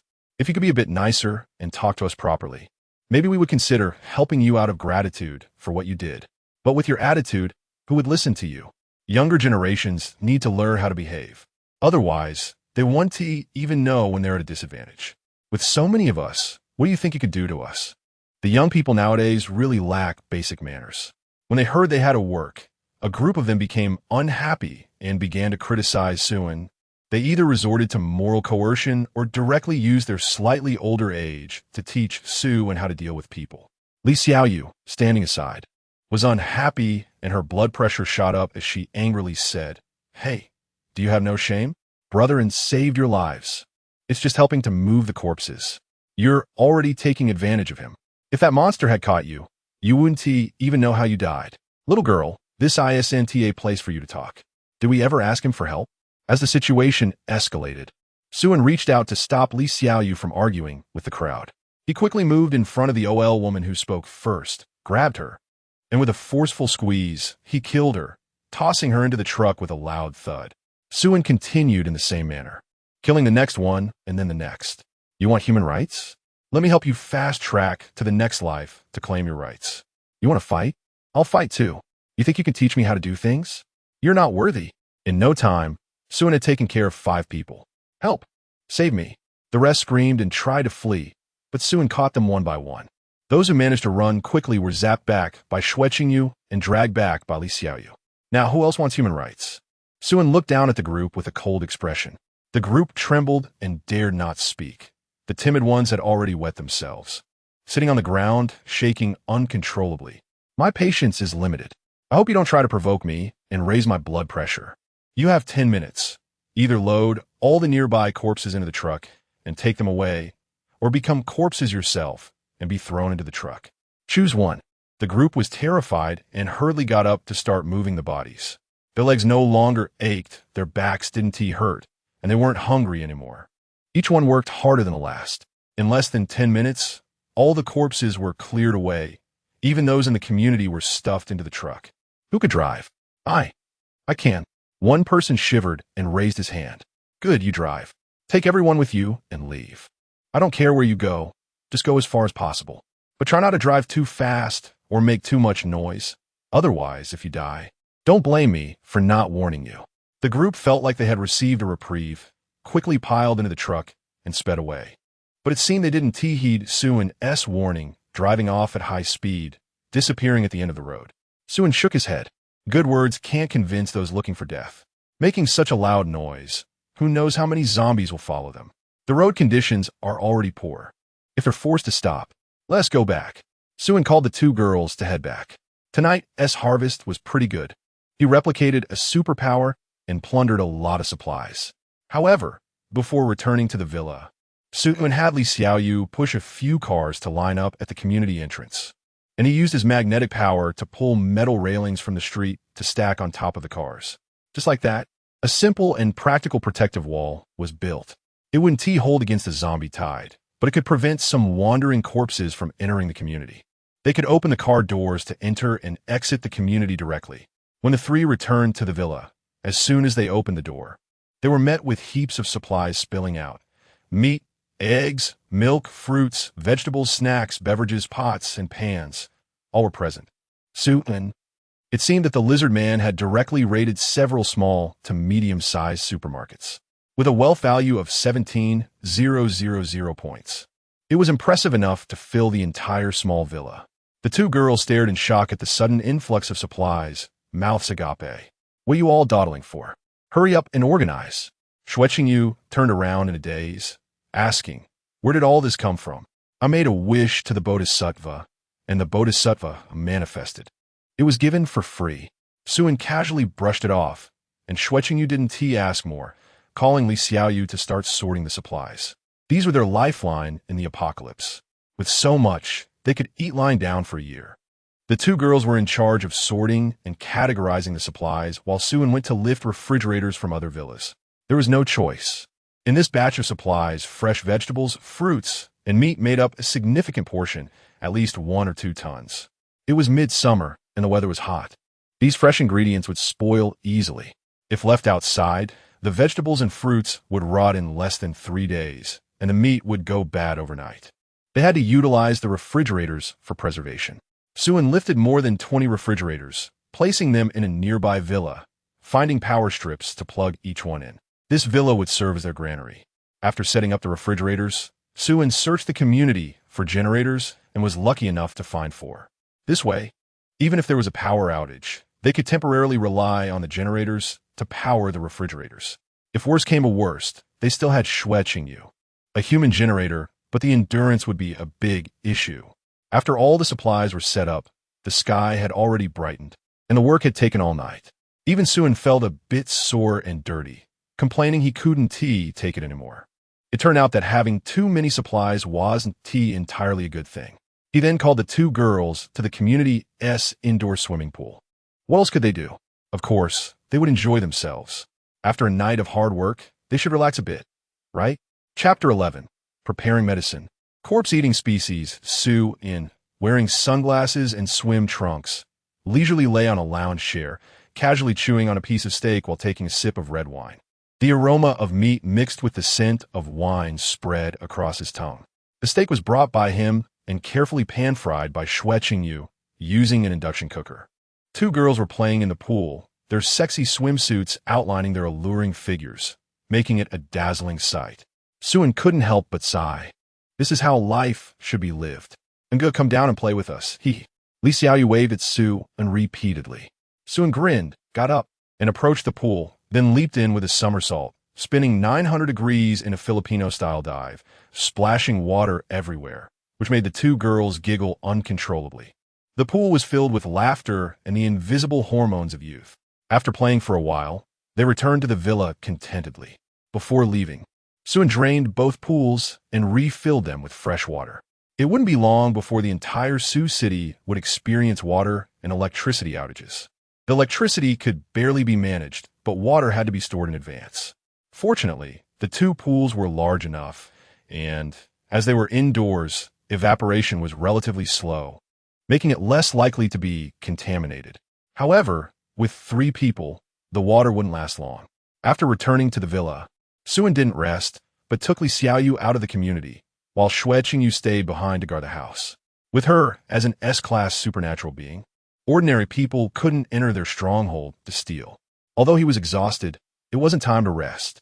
It was the 2nd day since the apocalypse began, and the situation was still relatively safe. The evolution level of the zombies was low, and most people hadn't come to their senses yet. They were not in a hurry to go out looking for supplies, but were hiding in relatively safe places, waiting for a rescue that would never come. If a few more days passed, and everyone reacted, that would be the real beginning of the chaotic era. Zombies would run rampant, and robbers would be everywhere. Wherever there were supplies, there would be conflict. Going out meant not only guarding against zombie attacks, but also being wary of other survivors. Sometimes, survivors could be more terrifying than zombies, and the stronger the survivor, the more dangerous they were. Taking advantage of this time, Suan planned to search for and stockpile some medicine, especially antibiotics. After the apocalypse, pharmaceutical factories had completely shut down and the supply of medicine had been cut off, meaning that every use meant one less. Living conditions in the apocalypse were extremely harsh, and injuries were common. Countless people suffered from infections and fevers. Those who couldn't endure it would perish. Therefore, medicine became particularly precious, much more valuable than high-end ingredients like wine and meat. The two casually picked a motorcycle from a bike shop as a means of transportation and headed toward the city center. They encountered very few zombies along the way and avoided them whenever possible. If they couldn't avoid them, Suen used metal objects to knock them away. In the steel and concrete city, metal products were in abundance. After speeding for a while, they arrived at a pharmacy. Li Xiaoyu casually smashed two zombies that lunged at them, while Suen went straight to the shelves to start a zero-cost shopping spree. He tore apart all the packaging that took up space, categorizing each type of medicine into separate bags. Soon, he had filled 20 bags with medicine and found 2 large burlap sacks to put everything in, making it quite a haul. However, Suen couldn't feel happy at all.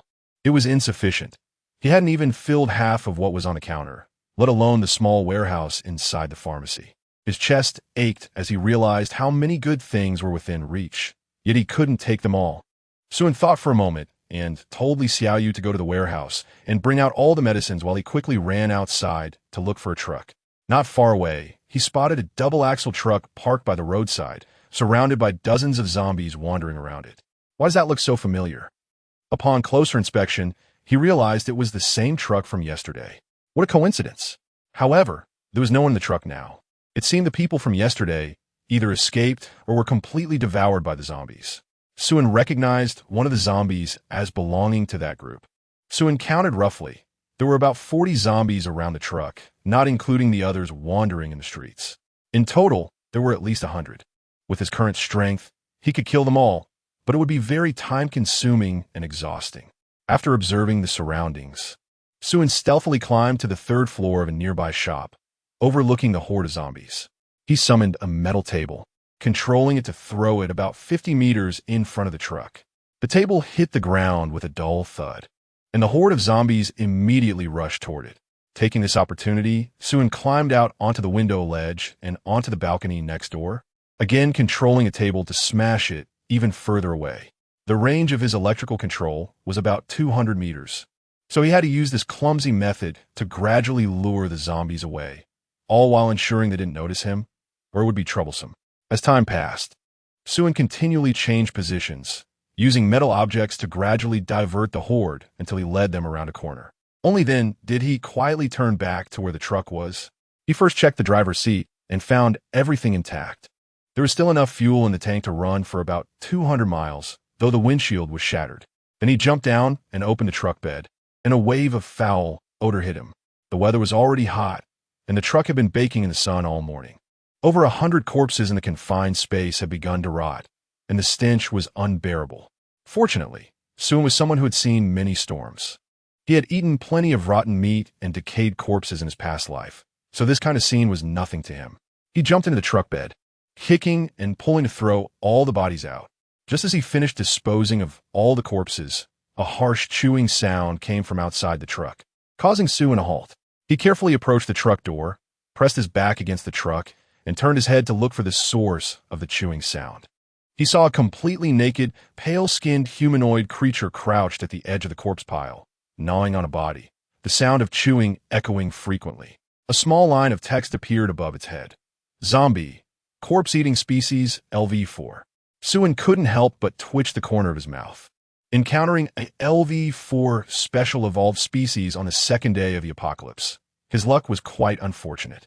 This corpse-eating species was a type of special evolved zombie that rapidly evolved by consuming others.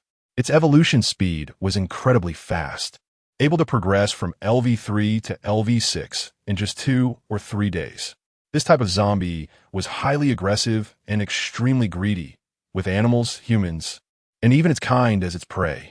It was exceptionally fast, capable of quickly climbing walls, and had excellent hearing and vision, able to attack from extremely strange angles.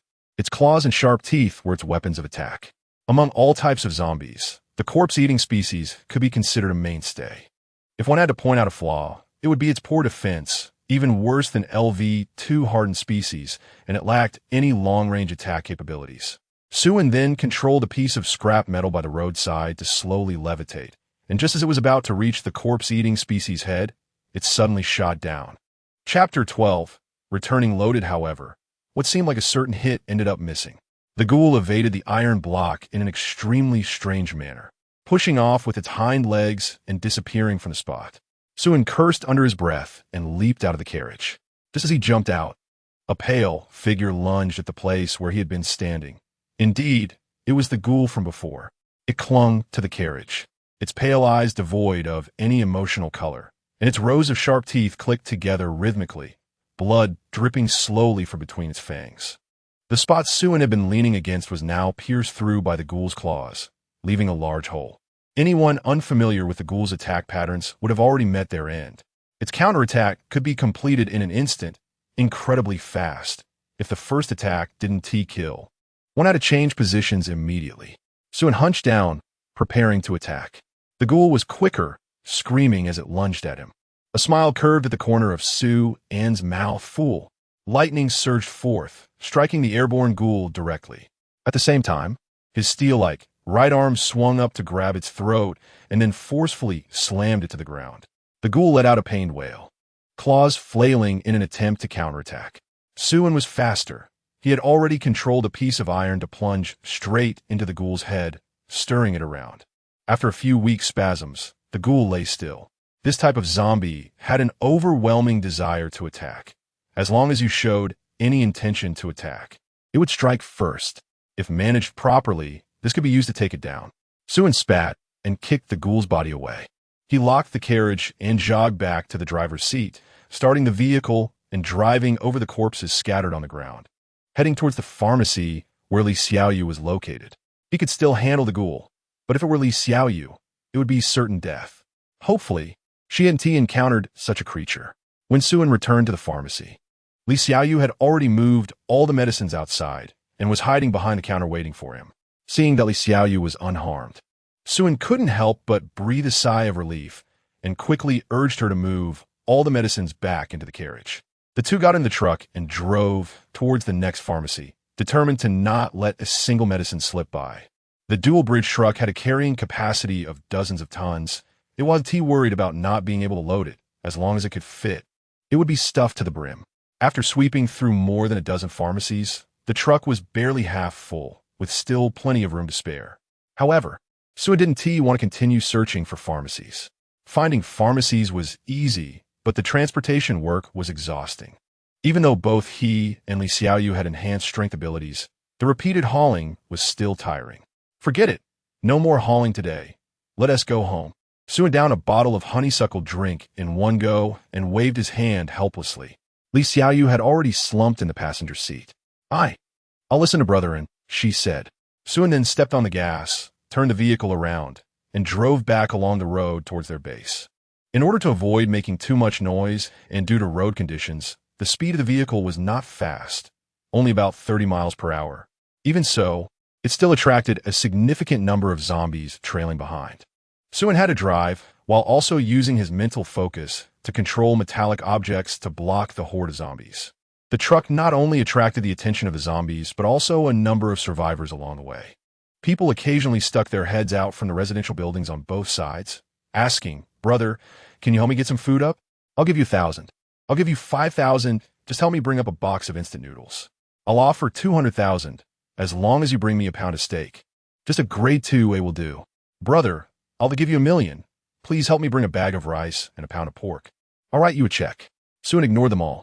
Money was worthless in the apocalypse, too hard to wipe with, and not even good for burning. As Suin frequently used his abilities, his proficiency was continually rising. His lightning abilities had grown from level 1 to level 5, and the power enhancement had also reached its maximum level of 5. The plunder ability remained at level 1, with a proficiency of 30. Iron Arm. Level 1 of Iron Arm was already maxed out. F-level abilities were just that weak, with no room for growth. With a level 5 power enhancement, Suin could lift around a ton of weight with his bare hands. Level 5 lightning abilities allowed him to directly control around 2 tons of metal objects from a distance, and the power of the lightning also significantly increased, with each electric shock capable of turning a zombie into charred flesh. As time passed, they got closer to the base. and the number of zombies trailing behind the truck reached an astonishing figure, with thousands densely packed, including a considerable number of evolved types. There were bloated explosive types, fully calcified hardened types, and jumping types with incredible jumping ability. This was the number gathered, even while Suin was driving and clearing them out. If he just drove the truck back to the base, it would undoubtedly flatten the entire base. Suin immediately stepped on the gas to accelerate, releasing the power of his lightning abilities to the maximum, frequently controlling small vehicles on the roadside to crash into the zombie horde. He specifically targeted the explosive types, hitting them with pinpoint accuracy, causing explosions and scattering flesh and blood. With Suin's obstruction, the horde quickly distanced itself from the truck, and soon the truck disappeared from the zombies' sight. Losing their target, the zombies stood still for a moment, then aimlessly spread out in all directions, chasing after any living humans they encountered. The previously peeking survivors in the residential buildings inadvertently attracted the attention of the mutated jumping types, which leaped and climbed up the high buildings, breaking through windows. This was followed by a series of screams. Attracted by the screams, more zombies were drawn in, crashing through the residential building's main door and flooding inside. More screams and cries for help erupted. As time passed, the number of mutated zombies would increase, and life for ordinary people would become increasingly difficult, aptly described as living day by day. Awakened individuals were also having a tough time. The levels of abilities were divided into 8 grades: S, A, B, C, D, E, F, and G, assuming the ability proficiency was maxed out. F-level and G-level awakened individuals could only handle LV2 mutated zombies at most, with some hope against LV3 if they fought desperately. D-level and E-level awakened individuals could deal with LV3 to LV4, while B-level and C-level could handle LV5.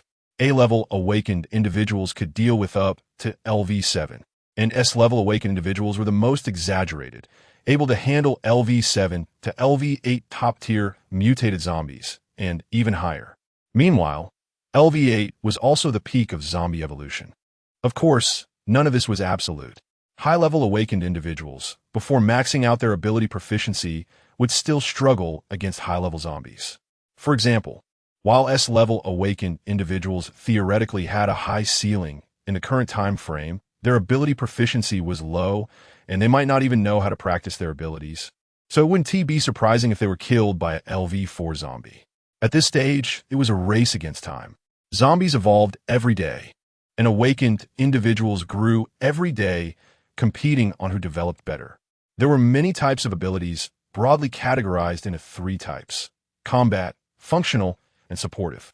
The first 2 were relatively outstanding in combat, while the combat power of the supportive type was somewhat awkward in a one-on-one situation. Even an S-level would struggle against LV3 zombies. But ultimately, abilities are dead, and people are alive. The same ability can perform differently in different people's hands. Some can exceed the limits, while others can't even maintain the lower limits. Just like some people, you give them $1 million, and they can start a business and prosper, while others squander it away and end up in debt after a few months. There are no absolutes in anything. This is the true apocalyptic era, where every moment challenges your survival limits. Chapter 13. Too many supplies, too few places after driving the truck back to the base. Suin first moved the roadblocks and drove the large truck directly into the community. The moving tasks could only be left for tomorrow. Both he and Li Xiaoyu were extremely exhausted. Xue Qingyu, who did not have the power amplification ability, found moving things quite laborious. Since the medicine was still in the truck, it wouldn't get wet or exposed to the wind and sun, so it was relatively safe to leave it there for the night. Once they returned to the villa, Li Xiaoyu was too lazy to go back to her room and just collapsed on the sofa, falling asleep instantly. Having not slept all night and being tired from the day, Suin was also struggling and lay down on the sofa like a corpse. Seeing this, Xue Qingyu first covered Li Xiaoyu with a blanket to prevent her from catching a cold. Then she walked over to Suin, speaking gently, "You've worked hard." Suin replied weakly, "It's okay," but in reality, it was anything but okay. While his lightning ability was indeed powerful, the amount of lightning was not infinite. He felt as if his body had been emptied, with not a drop left. I'll help you massage and relax a bit, Yu said as she squatted down and extended her delicate hands to massage Su-An's back. Her hands were soft, her strength was small, and her massage technique was quite unrefined, but Su-An still enjoyed it very much. The thought that Yu, known in her past life as the Ice Beauty Black Widow, was now giving him a massage filled him with a sense of satisfaction. To think that in his previous life, when he saw Yu, he was lying on the ground, not daring to raise his head, fearing that she would whip him with a lightning strike and take his life. Now, who whips whom was still uncertain. While Su-An's mind was wandering, he was also contemplating that 3 people were ultimately too few. While their combat power was not lacking, they were severely short on labor. He had to do everything himself, which slowed things down too much. Take today's stockpiling of medicine as an example. If they had just a few more people, they could have easily filled the truck. He was considering whether to find a few more loyal people to help with the labor, such as keeping watch and moving things. Overall, there were plenty of supplies, but the means to stockpile them were too limited. Besides recruiting labor, he had other better options, namely replicating spatial abilities. Spatial abilities were not combat abilities, but they were extremely precious. Every awakened spatial ability user had an independent alternate space where, apart from living things, anything could be stored. Additionally, the independent space could preserve items indefinitely. No matter how long ago something was placed inside, it would come out in the same condition. It was practically a game-breaking existence. However, spatial abilities were extremely rare, and each one was a treasure for major factions. In his previous life, he had hardly seen any. Major factions would not let outsiders know the specific identities of their spatial ability users. Therefore, Su-An knew very little about them, and whether he could encounter one would be purely a matter of luck. He could either wait for some major factions to form and then directly seek them out. As a wave of drowsiness hit him, Su-An gradually drifted into a dream. When he woke up, it was already midnight. Yu was still on the balcony, keeping watch, occasionally yawning. Upon seeing Su-An on the balcony, she smiled warmly. "You're awake." Su-An nodded. "You should go to sleep. I'll keep watch." Yu shook her head. "It's fine. I'm not sleepy yet. You must be hungry. I'll go make dinner." "Thank you," Su-An replied. Yu got up and went to the kitchen and soon brought out hot dishes. There was a dish and a soup, a plate of stir-fried meat, and seaweed egg drop soup. It seemed that she had prepared them in advance, just waiting for Su-An to wake up to eat. Su-An picked up his bowl and enjoyed the meal heartily, while Yu quietly watched, smiling, occasionally serving him more food. After finishing the meal, Yu cleaned up the dishes and even made Su-An a cup of hot tea. Su-An leaned back with his legs crossed, looking at the deep night sky while sipping the hot tea. Under the moonlight, several dark shadows were constantly swirling in the air. Moments later, they dove towards Su-An's direction. Su-An remained still, and under his mental control, a fork flew out rapidly, piercing the attacking shadows several times, causing them to drop onto the balcony, struggling for a moment before becoming still. Upon closer inspection, they turned out to be several large, grotesque black bats the size of basins. These were LV2 bloodthirsty bats that specifically attacked living people at night and carried viruses. Being bitten by them would lead to infection and turn a person into a zombie. After tonight, these bats would become increasingly numerous, doubling in quantity each day. For instance, in this community, within 3 days, the number of bats would exceed 10,000. By the 6th day, the number of bats would far surpass the combined total of all humans and zombies, darkening the sky. At that point, the global population would decrease by 60% in just 2 days. Yu covered her mouth in shock. The cruelty of the apocalypse far exceeded her imagination. If what Su-An said was true, did humanity still have hope of survival? He was merely stating the facts, and also giving Yu a preventive measure. He hadn't even mentioned the more desperate situation. Bloodthirsty bats only moved at night, remaining dormant during the day. But that didn't mean it was safe during the day. Most zombies were active during the day, and in addition to zombies, there were also bloodthirsty crows that were similar to bloodthirsty bats. Bloodthirsty crows, like bloodthirsty bats, would also increase exponentially, leading to a final scene of a sky filled with crows and bats. One group was active during the day, while the other was active at night, both hunting living people. Compared to these crows and bats, zombies were merely child's play. In the face of millions of bats and crows, even the strongest S-class ability user would meet their demise in an instant. Of course, crows and bats wouldn't exist forever. They would disappear without a trace after the 14th day. Their appearance was more like a large funnel, filtering out those unfit to survive in the apocalypse, paving the way for the next, even more brutal phase of the apocalypse. Yes, there were many apocalypses, each with different stages. They were currently just at the first phase of the first apocalypse. Everything was just beginning. Zombies were indeed terrifying, but compared to the bizarre monsters to come, they could only be considered cute. Chapter 14 Chaos. Hoarding oil. The next morning, after breakfast, Sue took Li Xiaoyu out again. Today, they had two main objectives. The first was to find an oil tanker to haul back some oil for storage. The second was to search for the remaining awakened ones to replicate their abilities. The two found a motorcycle and sped toward the city center. Compared to yesterday, the streets were more crowded with zombies, and there were many more evolved zombies. The once mainstream ordinary zombies had become a minority, with LV2 hardened types occupying the majority, while fat explosive types and jumping types were everywhere. After 3 days of apocalyptic baptism, most people had come to their senses, no longer expecting any rescue, and had left the shelters to search for supplies. However, for ordinary people, it was already somewhat too late to think about collecting supplies. Zombies had already evolved to higher levels, and bloodthirsty crows were preying on people, making every outing a potential death sentence. But they had no choice. They could only risk their lives to search for food. In the days to come, zombies would level up every day, making each day more dangerous. If you shrank back today, you might completely lose hope of surviving. Today was destined not to be a peaceful day. A large number of survivors risked their lives searching for supplies in the streets. Those lucky enough could find something to eat, but many more fell victim to the zombies. Meanwhile, survivors began to fight among themselves over supplies. The zombies grew restless, and soon the entire area fell into chaos, filled with screams, cries, curses, and the roars of zombies echoing through the streets. Sue and Li Xiaoyu arrived at a gas station. At that moment, a few survivors in the gas station's convenience store were desperately grabbing items from the shelves. Upon seeing Sue and Li Xiaoyu, several of them became alert. One person stood at the entrance with a fire axe, watching Sue and Li Xiaoyu cautiously.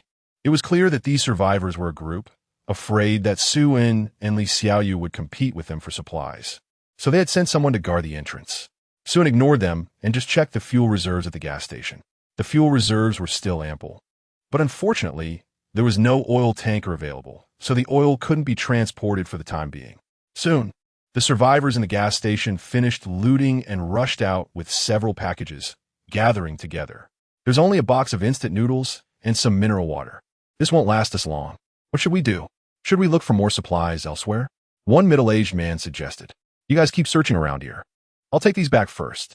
The kids haven't eaten for 2 days. Okay, hurry back. After discussing, they decided to split up. The middle-aged man responsible for delivering the supplies back to their base noticed Sue and Li Xiaoyu's motorcycle, and his eyes brightened. If he rode this motorcycle, he could get back to the base faster and return sooner to search for supplies. He immediately ran toward the motorcycle. However, Li Xiaoyu was sitting sideways on the motorcycle, swinging her feet. The middle-aged man waved the fire axe at Li Xiaoyu and shouted, "Get out of the way if you don't want to die." Li Xiaoyu remained unfazed and cheerfully replied, "Uncle, you're so fierce." Seeing this, the middle-aged man's expression darkened completely. "Little girl, don't push me to cut you." He reached out to grab Li Xiaoyu. In his view, Li Xiaoyu was just a little girl who had never experienced the harshness of society, spoiled since childhood, and completely unaware of how dangerous the world had become in the apocalypse. But Li Xiaoyu swiftly kicked out, catching the middle-aged man off guard and sending him flying several meters away, where he fell to the ground, howling in pain. With that kick, several of his ribs had been broken. The other companions rushed over to help the middle-aged man. "Ugh, damn it, I think my ribs are broken." They stared at Li Xiaoyu in shock, completely unable to believe that this seemingly weak little girl could kick their companion's ribs broken. "Grab her, drag her inside, and give her a beating," one of them said while licking his lips at Li Xiaoyu's delicate face. The others exchanged glances and nodded in agreement. After all, it was the apocalypse. They could do whatever they wanted. Who knew if they would live to see tomorrow? They quickly surrounded Li Xiaoyu, but they all put down their weapons, wanting to overpower her with numbers. As for Su En, who was busy checking the oil tanks in the distance, he was completely ignored. To them, he was just a kid, and a soft one at that. Even though their companion was surrounded, he didn't dare to come over and take a look. Li Xiaoyu still wore a smile, showing no signs of panic. Su En in the distance completely ignored them and continued checking the oil tanks. He had already assessed that these were ordinary people, posing no threat to Li Xiaoyu. Even if they wielded weapons, they wouldn't be a match for her. Li Xiaoyu's strength enhancement was already maxed out. A single punch could kill a cow. She had already shown mercy earlier. Not realizing they were courting death, they still thought they could capture Li Xiaoyu. Suddenly, a sound of something slicing through the air was heard, followed by a knife piercing through the head of one of the men. He dropped dead on the spot. Then, a rumble of engines was heard as several motorcycles roared into the gas station, all ridden by young men in their 20s, appearing to be about 10 in total. The youths let out strange cries, pulling out pre-prepared machetes and attacking anyone they saw. The few people who had surrounded Li Xiaoyu didn't have time to think and turned to flee in fear. However, their legs could not outrun the wheels. They were soon caught and knocked down. The young men jumped off their bikes and surrounded the screaming individuals, hacking at them indiscriminately, but the cuts were not fatal, targeting limbs and fleshy parts as if they were toying with them. Screams filled the gas station. All right, enough playing around. Check how much oil is left in the tank. Man shouted in frustration. The young men, hearing this, reluctantly stopped, but did not spare the screaming individuals on the ground. Instead, they beheaded them one by one, kicking their heads around like soccer balls. The bald man then looked at Li Xiaoyu and couldn't help but brighten up. Today is my lucky day. I found a pretty girl. Chapter 15. The dragon and tiger gang. The bald man leaned in front of Li Xiaoyu and grinned. Little beauty, wandering around alone is very dangerous, don't you know? Li Xiaoyu rolled her eyes. I came with my husband. I'm not alone. Where's your husband? I don't see him, the bald man replied. Li Xiaoyu pointed to Su En, who was squatting on an oil tank in the distance. There he is. The bald man signaled to a young man beside him, who understood and picked up a machete, walking towards Su En. Little beauty, why don't you follow me? I can guarantee you'll have food every day. In this world, your useless husband can't support you, the bald man suggested. Hearing this, Li Xiaoyu's expression turned cold, but then she suddenly put on a smile and reached out her hand to the bald man. Okay, then take me away. The bald man was delighted. You're smart. I promise to make you live comfortably, huh? He reached to wrap his arms around Li Xiaoyu's waist. At that moment, a cold glint flashed in Li Xiaoyu's eyes. Supporting herself on the motorcycle, she kicked the bald man hard in the chest. For an ordinary person, this kick would definitely knock him down, but the bald man reacted quickly, raising his hand to block Li Xiaoyu's kick. However, he underestimated Li Xiaoyu's strength and was sent flying, his left arm broken from the impact. You are the useless one. Your whole family is useless. Spit. Li Xiaoyu could not tolerate the insult to her brother-in. The bald man staggered to his feet, his left arm hanging uselessly at his side, cold sweat dripping down his forehead from the intense pain. Gritting his teeth, he said, Damn it, you're an awakened too? Cursing his bad luck inwardly. The bald man realized Li Xiaoyu's strength exceeded the norm. Only the awakened had such power. As a fellow awakened, he understood how terrifying their strength could be. He knew he shouldn't provoke them lightly, but now that the conflict had escalated, he had to eradicate the threat, not daring to underestimate her. The bald man quickly took out a dagger from his waist and coldly shouted as he activated his ability, Eagle-Eye Tracking.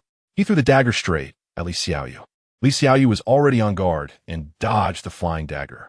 But instead of being discouraged, the bald man laughed maniacally. Die, bitch. The dagger that had flown out suddenly curved back and darted towards Li Xiaoyu again. By the time Li Xiaoyu noticed, it was too late.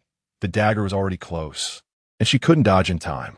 Just as the dagger was about to hit her, it suddenly froze in midair, hovering silently.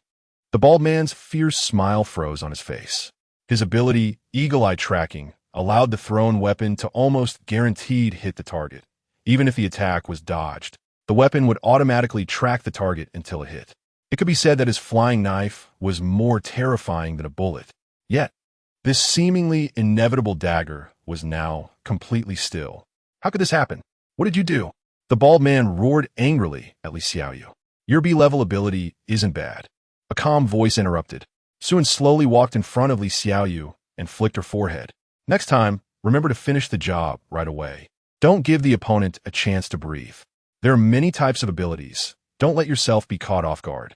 Theoretically, higher-level abilities are stronger, but it doesn't mean that advanced abilities can always crush lower ones. The strength of an ability is closely related to its user. If used properly, a lower-level ability can defeat a higher-level one. If Li Xiaoyu had pressed the attack and not given the bald man a chance to throw the knife, she could have beaten him to death with her brute strength before he could use his ability. Li Xiaoyu covered her forehead with her hands, sticking out her tongue in embarrassment. I got it, husband. Suan looked at her strangely. When did I become your husband? I didn't know. Isn't it said that when someone saves your life, you must repay them with your body? You've saved me twice, and I'm only now offering myself as repayment. Isn't that already very reserved? Suan chuckled. Repaying doesn't necessarily mean offering your body. You could also work for me. What? Li Xiaoyu pouted in dissatisfaction, but then seemed to think of something, smiling mischievously. It's about the same. Suan couldn't help but give her a thumbs up. Your driving skills are outstanding. You ran over my face. Li Xiaoyu laughed as she hugged Suan. Swish, swish, swish. The sound of something slicing through the air echoed as several daggers flew towards them. Seeing the two ignoring him, the bald man furiously threw several daggers in a sneak attack. Suan merely glanced at them, and the daggers froze in midair. It was you, wasn't it? You're also unawakened. The bald man stuttered, pointing at Suan. By now, even a fool would know he had run into a tough opponent. It's all a misunderstanding. A misunderstanding. The bald man instinctively began to back away, scanning the surroundings, cursing his subordinates for not coming to help. But he regretted looking. He nearly lost his mind at the sight. The ground was littered with the bodies of his subordinates, all dead. They had been silently pierced through the mouth and throat by steel bars and machetes, not even able to scream. The bald man's spirit broke, and he collapsed onto the ground, trembling uncontrollably. Big brother, I was wrong.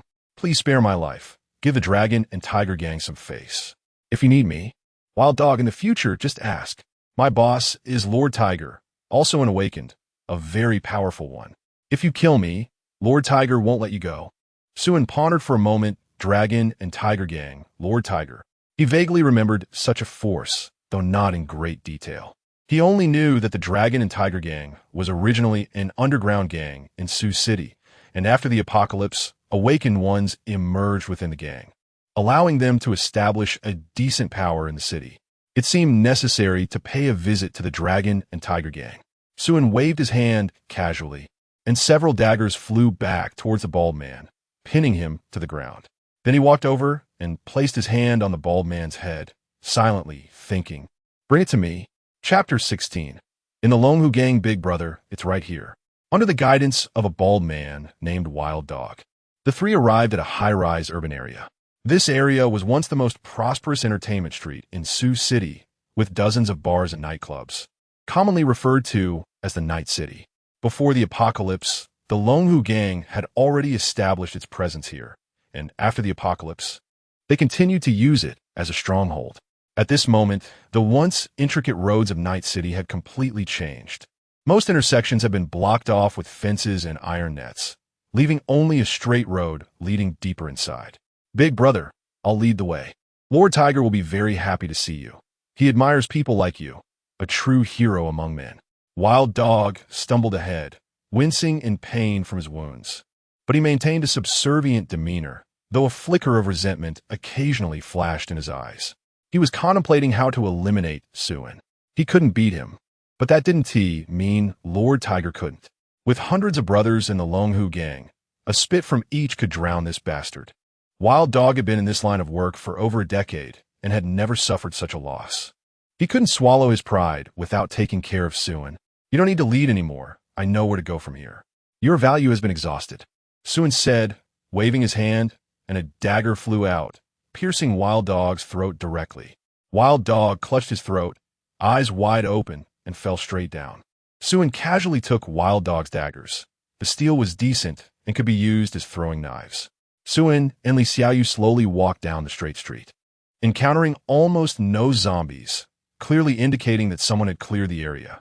Only a couple of jumping types occasionally leapt out from the shadows to attack, but without exception, they were all dealt with by Li Xiaoyu using a baseball bat. Soon, the two reached the end of the straight street. This was a bar called Blood Queen, but the main entrance and windows on the first floor had been sealed shut with steel plates from the outside. The only entrance was a shattered floor-to-ceiling window on the third floor, with a soft ladder for entry and exit. At this moment, two young men were crouched beside the window, presumably on lookout duty. "Hey, what are you two doing?" Seeing Suin, one of the men hurriedly got up, pulling out a handgun and aiming it at Suin with a wary expression. Suin was somewhat surprised to see they had firearms, but it was just a handgun. It was only effective against people, not zombies, and it couldn't even penetrate the defenses of a level 2 hardened type. However, these men were relatively smart to set the entrance on the third floor. Hardened zombies couldn't climb up, and the jumping types couldn't withstand gunfire. Overall, it was relatively safe. At least for now, things could change in a couple of days. "We're here to join Lord Tiger. Can you let us up?" Suin explained with a smile. The two men exchanged a few words and then shouted down, "Okay, the woman can come up first. The man can wait below." After one of them spoke, he quietly disengaged the safety on his gun, clearly not intending to let Suin up, only allowing Li Xiaoyu to ascend. In the apocalypse, women were also considered resources, especially young and beautiful ones. They certainly wouldn't refuse someone as lovely as Li Xiaoyu. With the enhancement of his eagle eye ability, Suin's vision was several times better than an ordinary person's, so he could clearly see their little actions. Initially, he wanted to blend in as discreetly as possible to avoid alarming anyone, but it seemed that was no longer an option. Suin immediately dashed up the wall. The floor-to-ceiling window was only about 8 or 9 meters from the ground, a distance he could run up with ease. 5 or 6 floors would be impossible. Seeing Suin run up the wall like that, the two guards exclaimed in shock and immediately fired 2 shots at him. The bullets whizzed through the air, but in the next moment, they curved back and hit the 2 guards in the head. Suin easily jumped through the window, scanning the room and finding no one else inside. However, due to the gunfire, someone would likely come over soon. He then waved to Li Xiaoyu below, "Come up." Li Xiaoyu nodded, took a running start, leaped 2 to 3 meters high, and quickly climbed up the soft ladder. In terms of using her enhanced strength ability, she was still quite a bit behind Suin and couldn't match his grace in running up walls. Just as Li Xiaoyu climbed up, the door to the room was kicked open and a dozen people wielding knives, axes, and other sharp weapons streamed in. Upon seeing the 2 corpses on the ground, one of the leaders didn't bother to ask what happened and directly ordered, "Kill the man and chop him up to feed the zombies. Leave the woman." Hearing this, the group of subordinates shrieked and lunged towards Suin. Whoosh, whoosh, whoosh. Several daggers shot out from behind Suin, weaving through the room. In the blink of an eye, there were more than 10 warm corpses on the ground. Seeing this, the leading man was horrified. He hurriedly pulled out his handgun and began shooting at Suin. The bullets curved and pierced through the limbs of the little leader. The little leader collapsed helplessly on the ground, letting out a heart-wrenching scream. Suin walked up to the little leader, stepped on his chest, and said coldly, "Where's Lord Tiger?" The little leader's face turned pale. "Lord Tiger is in the office on the 5th floor. Big brother, spare me. I can." Before he could finish, a dagger flew through the air and pierced his throat. Suin kicked aside the corpse blocking the door and stepped inside slowly. Li Xiaoyu hurriedly gripped her baseball bat and followed. Suin exited the room and entered the corridor, where several armed individuals approached, coldly questioning, "Who are you?" Suin didn't want to say much. He controlled the daggers to shoot at each of them, blood splattering everywhere, the air thick with the stench of blood. As he passed through the corridor, he reached a large door at the end, behind which loud rock music could be faintly heard. Dagger flew out, blowing the heads off 2 guards at the door, and Suin pushed the door open. What came into view was a spacious dance hall, with neon lights flashing and loud rock music blasting painfully in the ears. Dozens of men and women twisted their bodies in the dance floor as the music played. In the center of the dance floor was a large iron cage, inside which a zombie with sewn-up lips and clipped nails was chasing after a woman. A few small-time thugs were shouting at the cage and occasionally throwing a bucket of water inside. Suan frowned, feeling somewhat disgusted, while Li Xiaoyu directly squatted down and began to gag. Chapter 17 True Brotherhood. Go guard the door and don't let anyone escape. Suan patted Li Xiaoyu's back. This scene wasn't anything special for him, but for Li Xiaoyu, it was a bit too disgusting, even more so than the gory scenes of blood and flesh. Li Xiaoyu nodded, covering her mouth as she left the dance hall and closed the door behind her, standing guard outside. At this moment, the people in the dance hall also noticed Suan. Hey kid, who are you? I've never seen you before. Who brought you up here? Suan waved his hand, and several daggers immediately shot out and spun in the dance hall. The screams of men and women echoed, drowning out even the harsh music. 5 minutes later, bang. A dagger pierced the sound system, and the hall fell silent.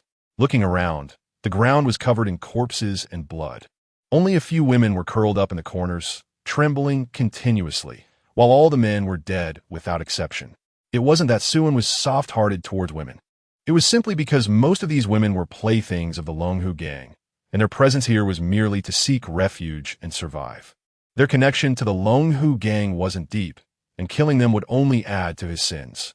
He wasn't a bloodthirsty demon. He didn't want to waste effort killing irrelevant people. Of course, a few women who had shown hostility towards him earlier were still dealt with. As for the members of the Longhu gang, he wouldn't spare a single one. To uproot the weeds, you must eliminate the roots. He then slowly walked upstairs, with several daggers floating behind him. Encountering one meant dealing with one, leaving a trail of blood and corpses along the way.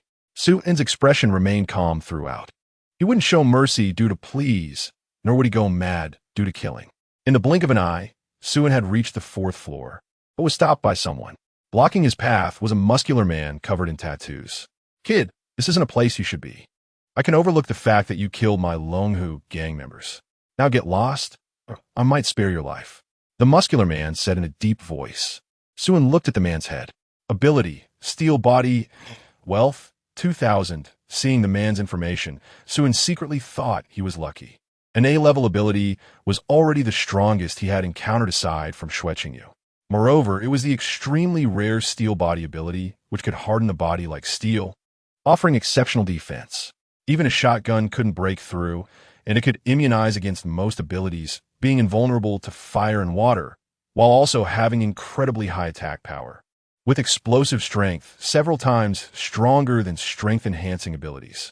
A definite humanoid tank, a melee nemesis. Suan controlled several daggers to stab forward. The muscular man's body shimmered with a metallic sheen, instantly transforming into an Iron Man, allowing the flying daggers to stab into him. The invincible daggers only created sparks on his body, unable to even cut the skin.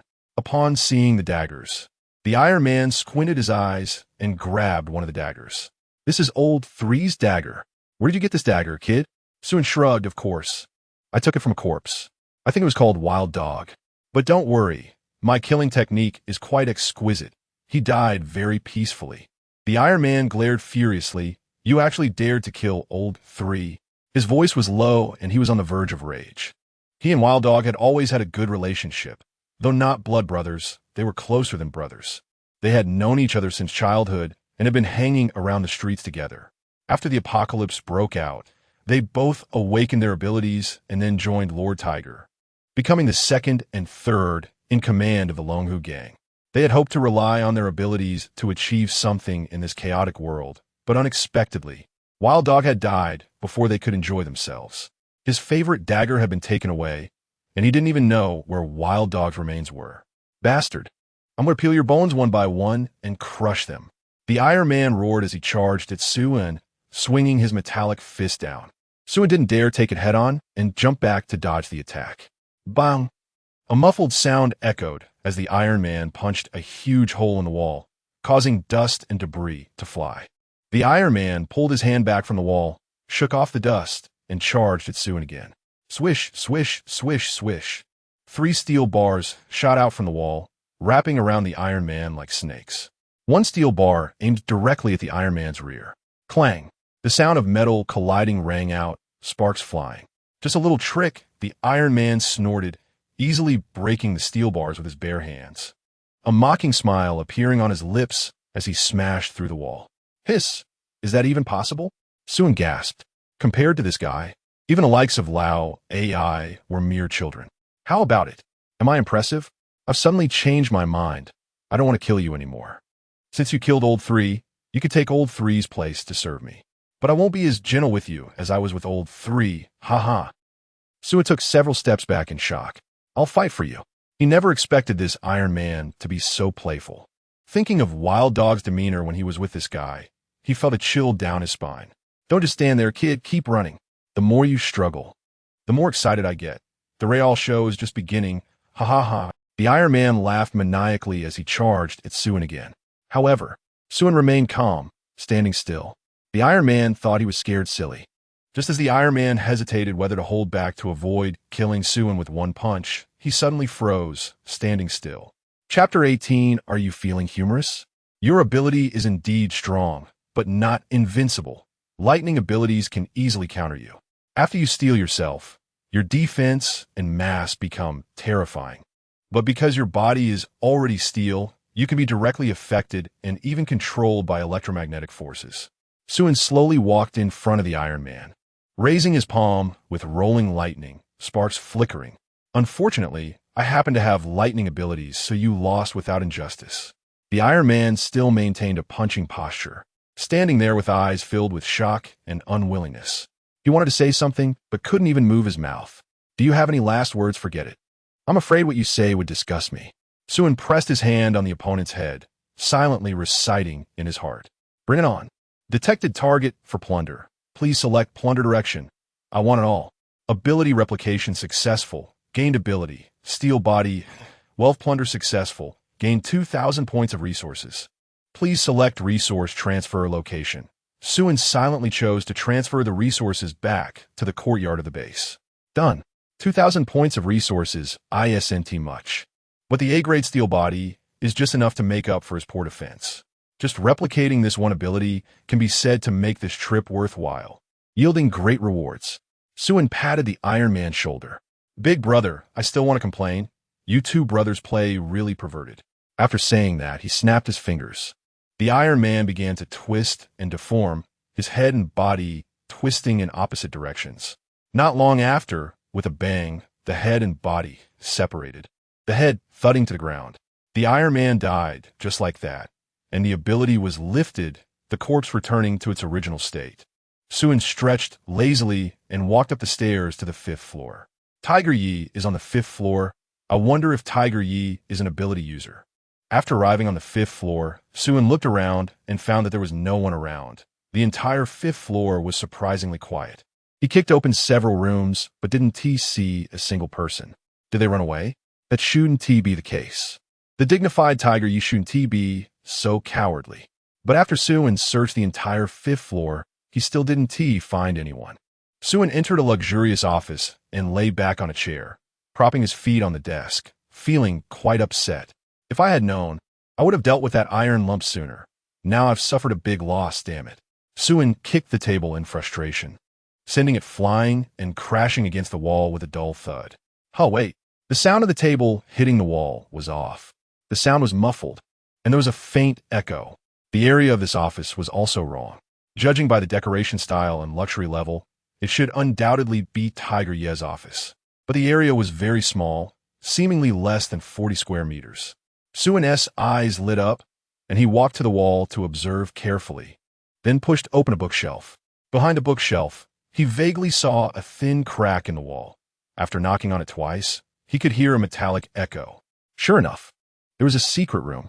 Suin stepped back a few paces and whispered, "Steel body." As soon as he finished speaking, a metallic sheen enveloped him, and his whole body turned to steel. He then charged directly at the wall. With a loud bang, the wall was smashed open, creating a large hole. Suin pushed aside the bricks and stuck his head inside, grinning as he said, "Found you." Ding! What responded to him was a frying pan stuck to his face. Suin's expression suddenly darkened. He exerted a bit of force to push the wall aside, squeezing his entire body in. What came into view was a lavishly decorated sealed bedroom. In the center of the room stood a large bed, next to which was a computer playing some martial arts action movie. In front of the bed stood a fat man in a bathrobe. holding a frying pan in his hand. Upon seeing Suin break in through the wall, the fat man quickly threw away the frying pan and laughed. "Brother, your iron head skill is truly impressive. I admire you, Tiger Yi." Suin tilted his head. "Do you think you are funny?" The fat man's legs went weak, and he knelt down, continuously bowing his head. "Big brother, I was wrong. Please don't kill me. I can give you anything you want. You can take everything. Everything in the Longhu gang is yours." As he spoke, the fat man ran to the bedside and pulled out a charmingly shaped, delicately featured woman from beneath the bed. "Big brother, look, this is Zaya Bingbing, a first-tier star beauty. I'll give her to you. I've trained her well. You'll like her." Suin stared at the two, his pupils suddenly tightening, and his breathing became rapid. Seeing this, Tiger Yi hurriedly nudged Zaya Bingbing. "Hurry up and go." Zaya Bingbing rolled her eyes at Tiger Yi, looking very resentful. I'm not going. What do you take me for? What's my status? I'm a first-tier female star. What status does he have to deserve me? I'm not going. If you want to go, you go."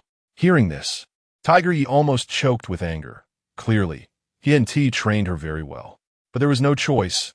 Who made him like Zaya Bingbing's proud demeanor? But right now, his life was at stake. So how could he care about anything else?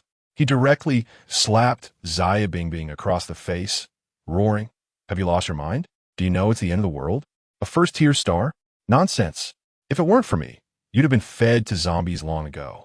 You'll do whatever I say, or I'll chop you up and feed you to zombies." Seeing the furious Tiger Yi, Zaya Bingbing covered her stinging face, on the verge of tears, feeling very wronged. Fine, I'll listen to you." Zaya Bingbing bit her silver teeth, glancing fiercely at Tiger Yi before walking towards Suin. She had seen many young men like this, and she was absolutely confident in her looks. With just a little temptation, she could surely make him infatuated. Who knows, he might even be one of her die-hard fans, already panting. I'll just take advantage of this wild kid. Once I've captured this kid, I'll make that fat man regret it, and chop him up to feed the zombies. Young man, you have to take charge for me, woo. As Zaya Bingbing spoke, she was about to burrow into Suin's arms. "Pa." Suin directly slapped the mysterious winner away, his eyes fixed on Tiger Yi, and then he licked his dry lips. "The one who should come over is you, Tiger Yi." Chapter 19. Wide space, super abundant supplies. Big brother, don't joke around. With my body full of fat, I'm not your type. Tiger Master covered his backside and kept retreating, his large face turning pale with fear. He never expected Suin to have such a taste, just like the two fools under him. "Big brother, if you like this kind, I have two subordinates who share the same preference. How about you go and communicate with them?" Suin quickly moved in front of Tiger Master, grabbing his throat and lifting him up, shouting, "Take that. Detected plunderable target. Please select plunder direction. I want it all." Replication successful. Gained ability. Wide space S. Plunder wealth successful. Gained 50 million wealth points worth of supplies. Please select material transfer location. Transfer all to wide space. Material transfer successful. Please check promptly. Suin shook his shoulders and laughed uncontrollably. Finally, he had obtained the space-type ability, and it was the top-tier wide space, with an area as large as 100,000 football fields. Now, he no longer had to worry about where to store his supplies. What delighted him even more was that Tiger Master had stored a lot of supplies, with wealth points totaling 50 million, worth at least several billion RMB. There were 1 million tons of various meats, eggs, and milk, 2 million tons of vegetables and fruits, over 100,000 tons of fresh produce, 100,000 tons of seasonings, and 500,000 tons of beverages. To know that the wealth points he plundered from the lizard men were already considerable, and Tiger Masters were directly multiplied by 5,000 times, amounting to a pile as large as several basketball courts, a quantity he could never use up in several lifetimes. There were even over a dozen fuel tankers filled with oil. One had to admit that Tiger Master had a keen eye. He had probably started collecting supplies on the first day of the apocalypse, with 2 awakened ones as bodyguards, making the collection process very smooth, acquiring supplies at 0 cost everywhere. No wonder that Iron Man didn't mind the deaths of his subordinates. The real foundation of the Longhu gang lay with Tiger Master. The deaths of the other subordinates were inconsequential. Had it not been for Suin's appearance, Who knows if these fools would have survived until the end of the apocalypse? This was the bug of the rare ability, Wide Space. It was incredibly survivable, rarer, and more useful than any S-level combat ability. There wouldn't be more than 100 worldwide, truly a 1 in a billion.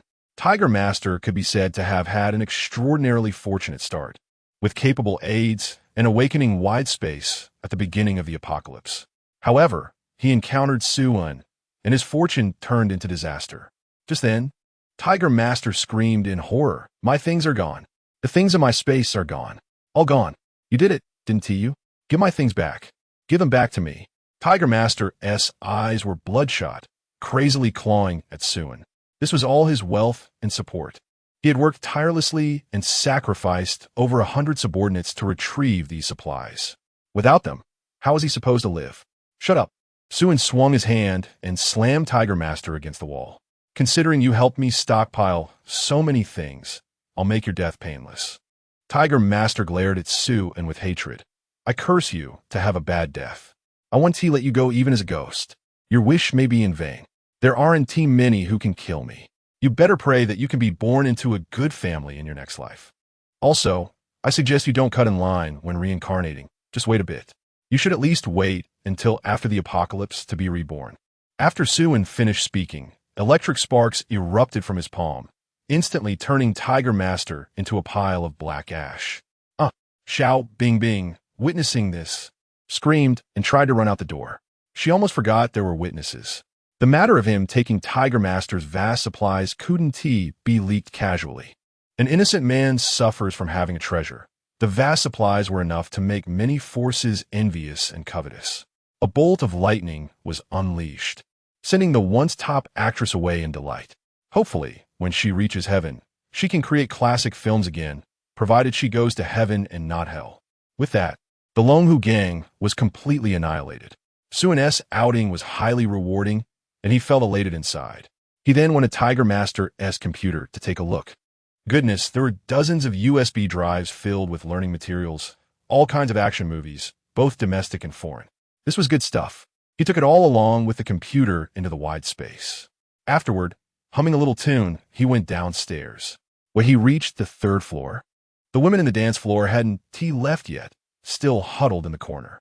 Upon seeing Suun, they screamed and hid. Li Xiaoyu leaned against the door with a baseball bat, with 2 corpses at her feet. Likely the Longhu gang stragglers who tried to escape while Suun was away, but were killed by Li Xiaoyu. Seeing Suun come down, Li Xiaoyu jumped into his arms to show off. "Just now, 2 tried to run, and I smashed their heads. How about that? I'm pretty awesome, right? Hee." Suun rubbed Li Xiaoyu's head. "Look at you being capable. Why didn't you stay outside?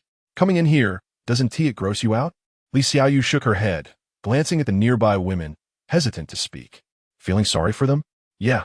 Seeing the plight of these women, Li Xiaoyu felt a deep sympathy. They were all women too. At the same time, she was grateful to have met Suun. Otherwise, she wouldn't know where she would be starving now. Or she would end up like these women, being kept and toyed with. There are many more people like them, and one couldn't feel sympathy for them all. "Yeah, I know." Li Xiaoyu nodded sadly. She understood the reasoning and wouldn't ask Suun to help these people, but it still didn't feel good in her heart, especially since half of the girls were very young, only 11 or 12 years old. Suun sighed at this and said to the group of women, "I left some food for you in the room on the 5th floor. Make sure to ration it." The food was something Suun had intentionally left behind. Just a tiny fraction of Tiger Master supplies, leaving a little for these women, considering it a good deed. In times of poverty, one should just care for oneself. In times of prosperity, one should help the world. He wouldn't help the world much, but occasionally doing a good deed was already good enough. After saying this, Suun turned and left with Li Xiaoyu. Li Xiaoyu joyfully jumped onto Suun's back and gave him a kiss on the cheek. "You're so nice, husband." Suun smiled silently. The women, upon hearing this, began to sob, and a few even knelt down in the direction Suun was leaving, bowing their heads and repeatedly saying thank you, thank you. When the world had turned as cold as hell, even a hint of compassion felt so warm and blazing. Chapter 20. Zero-cost shopping frenzy. Leaving the Longhu gang's hideout, Suun took Li Xiaoyu towards the commercial street. "Xiaoyu, do you want to go shopping at the mall?" Suan asked Li Xiaoyu. Sure, the food at the hideout is enough, but other supplies are a bit scarce, especially for girl-specific items, which are almost non-existent. The two then arrived at a Wanda shopping mall. These malls typically only had clothes, bags, and cosmetics. There was hardly any food available, and whatever little there was had already been cleaned out by others. As a result, very few survivors would visit these places. Li Xiaoyu skipped over to a clothing store and happily started her zero-cost shopping. She browsed and picked things out, which took quite some time. Suan waved his hand and directly stored everything from the entire store into his spatial domain. Li Xiaoyu was startled and screamed, "What the hell?" "Shoo!" Suan covered his ears. "Don't be so dramatic. I just put everything into my ability space. You can pick out what you want when we get back." "Ability space? What is that?" Li Xiaoyu asked curiously. "Literally, I have a very large ability space where I can store anything except living animals and people," Suan patiently explained. "Really? Can I take a lot of things too?" Li Xiaoyu's eyes sparkled. "Of course, but it's too troublesome to pick from house to house," Suan replied, then directly transferred everything from the shopping mall into his spatial domain. Next came another mall, which he emptied, and then the next one, and the next one, all cleared out. Passing by a 4S car dealership, he collected everything, and the hardware store was no exception. He cleared out as well. At the hospital, he took all the equipment and medicines. At the steel mill, he collected hundreds of tons of steel and also took all the cement and lime. He couldn't miss the paper mill, and for the spice factory, he wished he could take the entire ground. At the library, he thought, humanity's spiritual and cultural inheritance relies on me, and took everything. At the winery, he ensured not a drop was left. The same went for the cigarette factory. After wandering around Sioux City until the moon rose, Suan finally stopped, feeling satisfied. By the end of the day, his spatial domain was stocked with a considerable amount of supplies, enough to fill over 100 football fields. There was a variety of items, but the vastness of the spatial domain still made it feel empty. Li Xiaoyu was completely stunned. This isn't shopping at all. It's like clearing the land. Anything Suan sets his eyes on, not a bit is left behind. Compared to Suan, bandits and robbers are just child's play. By the time they returned to the hideout, it was already midnight. Upon seeing Suan, Yu hurried over. "Suan, come quickly. A lot of things suddenly appeared in the yard this afternoon, but I didn't dare to take anything." Suan looked at the pile in the yard. It consisted of aphrodisiacs, silicone toys, whips, candles, and fitness equipment, which had been looted from the Iron Brothers. Suan's mouth twitched, and with a wave of his hand, he stored everything into his spatial domain, along with the dual-bridge truck filled with medicines. Yu was shocked and gasped.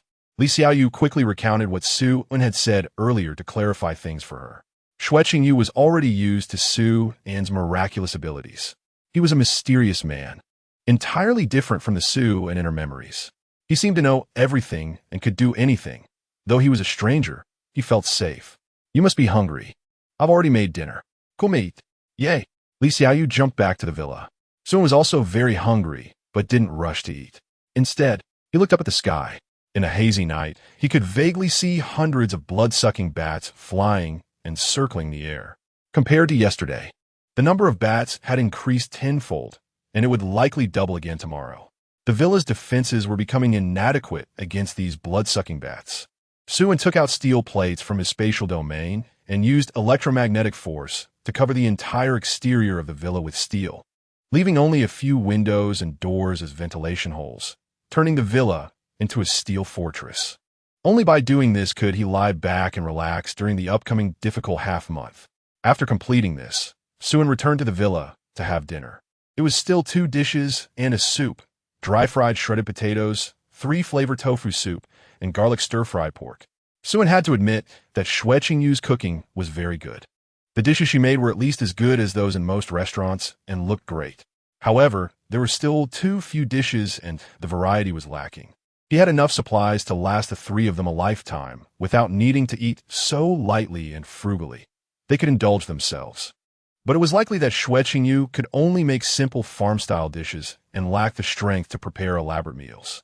At the same time, she had to spend a lot of time practicing her abilities every day, leaving her little time to cook. Li Xiaoyu was even less reliable. While she could eat well, when it came to cooking, she was no match for Yu. For a moment, Suan thought about hiring a chef. After dinner, Suan took a shower, changed into new clothes, and went to the living room, taking out a large pile of women's clothes, shoes, and a series of female items from his spatial domain. Pick what you like. Also, you don't have to keep watch tonight, Suin said, stretching lazily before heading back to his room to lie down. The two girls happily began to select their favorite clothes and cosmetics. Qingyu, do you think Ngu is a bit too serious?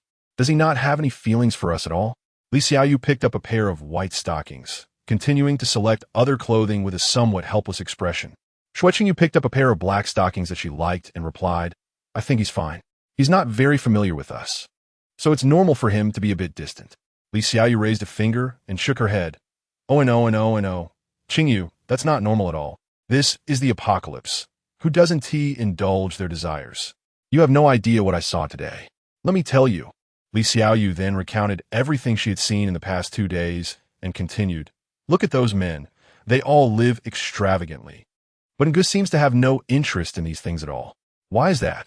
Clearly, Ngu is much better than them. He should be more indulgent. He should have already taken advantage of us. I'm starting to doubt my own charm. And yours too, Qingyu. Shui Qingyu's face turned red, and she scolded. You're shameless. Doesn't he that just mean he is very special? Unlike those beasts, he is a trustworthy gentleman. Li Xiaoyu, in frustration, held her forehead and lamented. Oh dear, I'm the pure school beauty, you know. You're thinking too one-sidedly. I actually wish Ngu would be a bit more beastly. Do you think it's possible that Ngu doesn't touch us because of Li Xiaoyan? Maybe he has been looking for her all along? Upon hearing this, Shui Qingyu immediately froze. Chapter 21. Li Xiaoyu. We can win in a 2v1 team fight. No. Really? Shui Qingyu couldn't be sure about Li Xiaoyu's speculation. After all, she had been watching Suin and Su Xiaoyan's relationship closely. Suin's love for Su Xiaoyan was genuine, even when treated like a pet. He would buy her gifts while delivering food, showing his deep affection. It was entirely possible that Suin still had feelings for Su Xiaoyan. With this thought, Shui Qingyu unconsciously began to believe in Li Xiaoyu's inference. Qingyu, think about it. If brother finds Su Xiaoyan and brings her back with Su Xiaoyan's personality, we might end up in a bad situation, even getting kicked out. Shui Qingyu. It does seem possible. What should we do? Li Xiaoyu raised her small fist and made a grabbing motion. We need to take action, push the crystal to the high ground, and before we find Su Xiaoyan, we need to secure brother in. Once we make it official, we'll be the mistresses, and we won't have to worry about her, Su Xiaoyan. And besides, we're 2v1. We can win the fight. There's no way we can lose. Li Xiaoyu looked at Shui Qingyu seriously. I've even thought of the titles. Qingyu, you could be the main wife, and I'll be the concubine. Together, we'll squeeze Su Xiaoyan, that green tea bitch, out her living space. Or simply make brother and give up on finding Su Xiaoyan altogether. Anyone else is fine. I just can't accept Su Xiaoyan coming into this house. She's a bitch and a mess. Who knows if she carries any diseases, like AIDS or something. I definitely don't want to get infected indirectly. Shui Qingyu stared. Her mouth agape. Is this really possible? Did Li Xiaoyu not have any sense of shame? How could she say such things so boldly? Why hadn't she noticed before that Li Xiaoyu was such a daring person? Shui Qingyu's worldview was severely impacted, leaving her speechless. Seeing that Shui Qingyu was still hesitating, Li Xiaoyu grew anxious. Qingyu, this isn't the time to be shy. Hesitating means defeat. It's better to seize the opportunity and give in. If you don't go for it, I'll do it myself.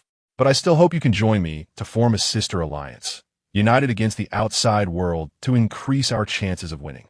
But Shui Qingyu's face turned red. No buts. This is the apocalypse. There's no time for hesitation. Anyway, I like brother and I wouldn't mind giving myself up. I can see that brother definitely has feelings for you. Otherwise, he wouldn't have gone so far to save you. Qingyu, you have to seize the opportunity. If you're late, there won't be any chances left. Under Li Xiaoyu's intense brainwashing rhetoric, Shui Qingyu's worldview gradually skewed, and she began to agree with Li Xiaoyu's viewpoint. Shui Qingyu's face burned, and she was sweating from her nose. The main reason was that she had secretly had a crush on Suin for a long time.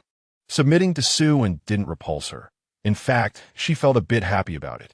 Soon, the two girls officially formed a sister alliance, with Li Xiaoyu devising a battle plan while both implemented the strategy.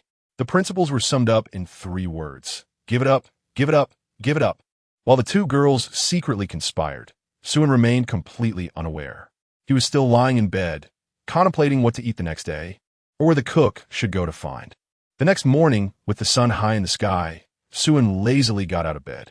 It had been a long time since he had slept so soundly. Without the worries of supplies, he felt much more relaxed. After washing up, he went downstairs to the living room.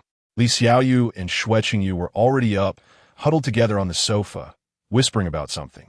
Li Xiaoyu was animatedly talking, while Xue Qingyu's face turned slightly red as she listened. Seeing Suin come down, Li Xiaoyu cheerfully ran over and linked her arm with his. "Honey, you're awake. You must be hungry. I prepared breakfast for you." Li Xiaoyu pulled Su into the dining table and pushed him onto a chair. Xue Qingyu, blushing, served a bowl of porridge in front of Suin. "Thank you." No need to be polite," Suin replied, lowering his head to drink the porridge. Li Xiaoyu took the opportunity to nudge Xue Qingyu with her chin, signaling her to do something.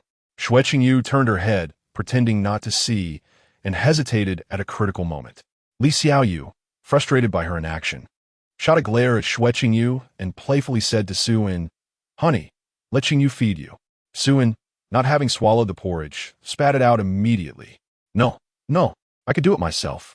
Xue Qingyu quickly grabbed a napkin to help wipe it off. Seeing the unusual behavior of the two girls, Suin's intuition told him that they were definitely plotting something. Could it be that they wanted to give themselves up? Could it be that both girls liked him? That seemed unlikely. One must never be too confident. One must have self-awareness. He was just a bit handsome, had a bit more supplies, a bit more abilities, was a bit more familiar with the apocalypse, and had a bit more charm. Everything else was still quite ordinary. Just making a joke, indulging in a little fantasy. Nothing major. Li Xiaoyu was quirky, which was fine, but Xue Qingyu was usually quiet and shy. She would never do something like giving herself up. But after thinking it over, he couldn't guess what they were plotting, and Suin was too lazy to continue guessing. After finishing breakfast, he planned to go out. "If you two have nothing to do, don't go outside. It's very dangerous out there." Li Xiaoyu pouted. "Are you not taking me with you today?" "Not today. The zombies outside are already at a high level, and a flock of crows has formed. It would be dangerous for you to come with me. It's better to stay at home." "Okay then. If there's nothing to do, you two can go to the gym in the basement to practice your abilities. I'm going out to find someone and probably won't be back until evening." "Okay. Honey, be safe on the road and come back early. Have a safe journey. I'll make dinner and wait for you." After saying goodbye to the two girls, Suin pushed open the heavy iron door and went out. Li Xiaoyu put her hands on her hips. See, I was right. Brother is definitely going out to find that little green tea. We need to speed up our plan." Xue Qingyu bit her lip and softly agreed. It really seemed like what Li Xiaoyu said was true. Suin was going to find Su Xiaoyan. She suddenly felt a bit scared, fearing that Su Xiaoyan would be found and she would lose this home. She really didn't want to leave Suin walked slowly on the street after leaving the community. The utility poles on both sides of the road were already filled with bloodthirsty crows, their noisy cawing echoing. Upon seeing Suin, they all flapped their wings and flew over, their crimson eyes filled with a thirst for blood. Suin manipulated the dagger to spin and pierce through their heads one by one, feathers falling all around. Chapter 22. Houtian Hotel after killing over 100 bloodthirsty crows. The number of crows did not decrease, but instead increased. Suin felt helpless. It seemed endless. He had no choice but to take out a motorcycle from the spatial storage and sped away, disappearing at the end of the street. It looked like he had little time left to find Chef. The number of crows would only grow, and after tomorrow, even he couldn't guarantee absolute safety when going out. In front of millions of bloodthirsty crows, any supernatural ability was meaningless. He had to find a suitable chef today. Otherwise, it would be half a month later before the crows disappeared. Who knew if he could still find a good chef? They might have already been fed to the crows and bats. Suin made a list of potential locations to find chefs and rev the engine, charging out and stabbing a fat zombie blocking the way with a dagger, making it explode. Houtian Hotel. On the day the apocalypse arrived, Houtian Hotel was holding its annual charity auction. Elites and celebrities from various fields gathered here, including many prominent nobles, corporate elites, and numerous famous stars. There were no fewer than 1,000 attendees at the charity event, with a red carpet spread on the ground and major media reporters scrambling to cover the event, which was grand and solemn. However, with the arrival of the apocalypse, everything changed. Zombies suddenly surged into the crowd, launching a ruthless massacre. The dead were either devoured by zombies or resurrected, dragging their broken bodies to join the zombie army. The scene quickly spiraled out of control. Some people risked their lives to escape the hotel, but more were trapped inside, desperately running to the upper floors. In the chaos, many were even trampled to death. The turmoil lasted an entire day and night before gradually calming down. Originally over 1,000 people, after just one day, fewer than 200 remained. These people took refuge on the 18th floor and above, hiding and barely surviving. With communication devices completely malfunctioning, the hotel became an isolated island. With thousands of zombies wandering below and those inside unable to go down or expect anyone come in. In this desperate situation, everyone could only pray for rescue to arrive soon. However, as time passed, the zombies began to mutate. The obstacles that once blocked the hallways could no longer stop these bloodthirsty monsters. The mutated zombies broke through doors and windows, devouring one survivor after another. The 18th floor fell on the second day, followed by the 19th and 20th floors. By the fourth day, only the 22nd floor still had survivors left. The 22nd floor was not guest rooms, but a relatively narrow storage area on the top floor, with only 3 rooms. At this moment, the largest room was hiding over 20 survivors, both men and women, young and old. Everyone sat dazed on the floor, and the room was filled with an atmosphere of despair. "I'm so hungry. Does anyone have food to share? I'll pay $1 million as long as I get a small bite," a sexy female star in a black evening gown said weakly. She was Ma Yingying, a top star in Long Country, once a national goddess, now looking disheveled with cracked lips and a waxy complexion. A middle-aged man in a suit mocked her. "Who isn't hungry? Don't say a mere $1 million. I'd gladly exchange $10 million for a pack of instant noodles."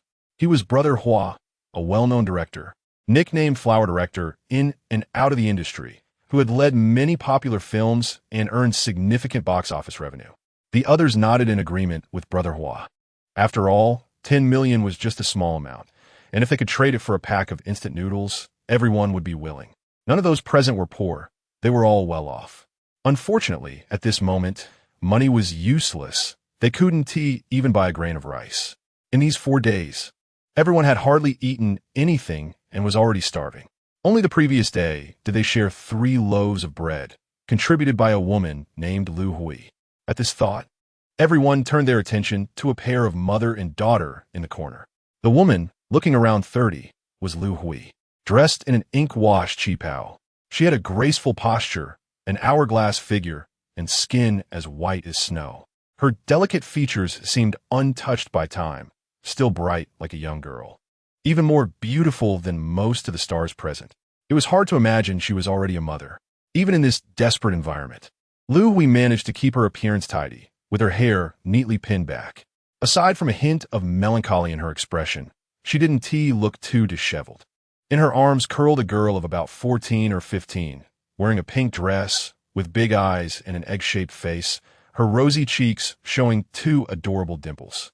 The girl's name was Yu Qiao Qiao, born into a prestigious family and had been a child star since young, possessing a good screen presence and now a well-known young actress.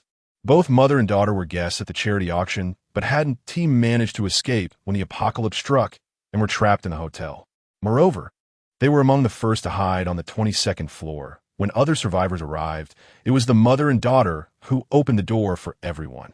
The entrance to the 22nd floor was relatively concealed, making it harder for the zombies to discover this place, allowing them to survive until now.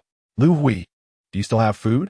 Please share some with everyone," Brother Hua asked Lu Hui, his eyes filled with hope. Lu Hui shook her head. "There's none left." "Then where did the bread come from before? You wouldn't be hiding any, would you?" Brother Hua seemed unwilling to give up, continuing to question her. Lu Hui furrowed her brows. "I really don't have any left. I already shared the 3 loaves with everyone."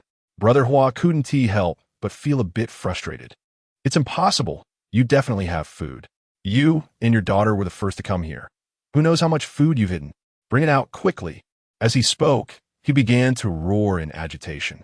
Chapter 23, Betrayal of kindness, Lu Hui. If you have something to say, just say it early. Yes. We are all in the same boat now, so there's no need to hide anything. Take out the food, and we will all owe you a favor.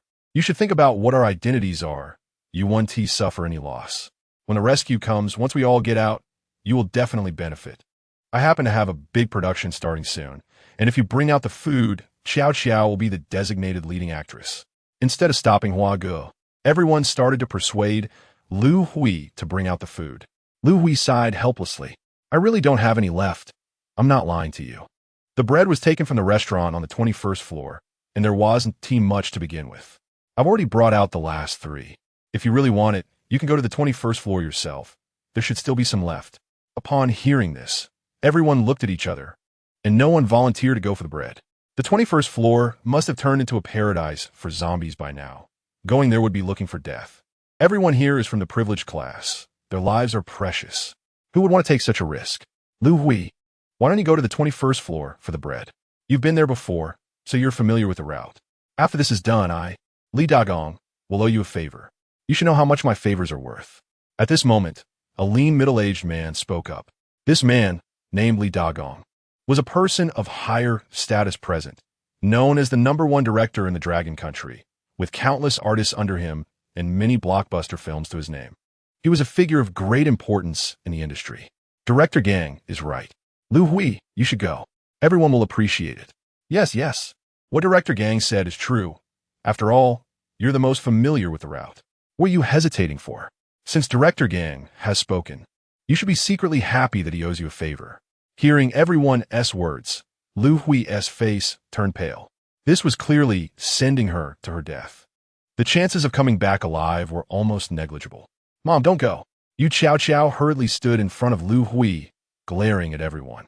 If you want to go, go yourself. Don't you have legs?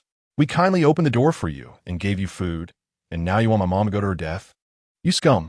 You ungrateful scum. Upon hearing Yu Qiao Qiao's words, many people shamefully averted their gazes. After all, what she said was true. Without their mother-daughter duo opening the door, everyone would have been bitten to death by zombies long ago.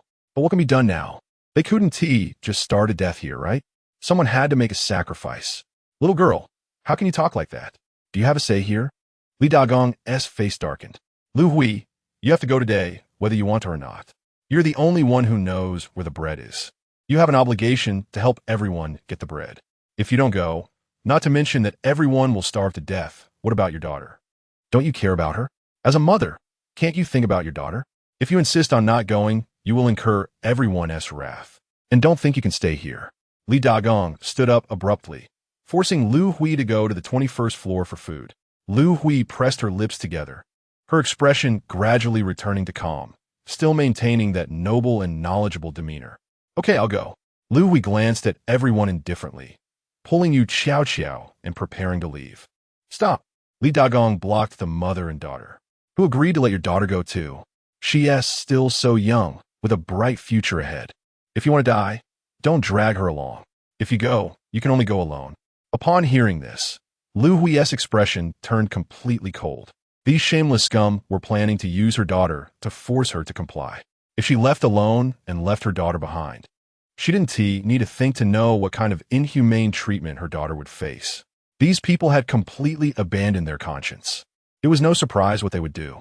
Lu Hui looked at everyone with a sarcastic expression. Don't say there might not be any rescue. Even if there is, will those who are rescued be human? You all look virtuous, but in reality, you are just beasts in human skin.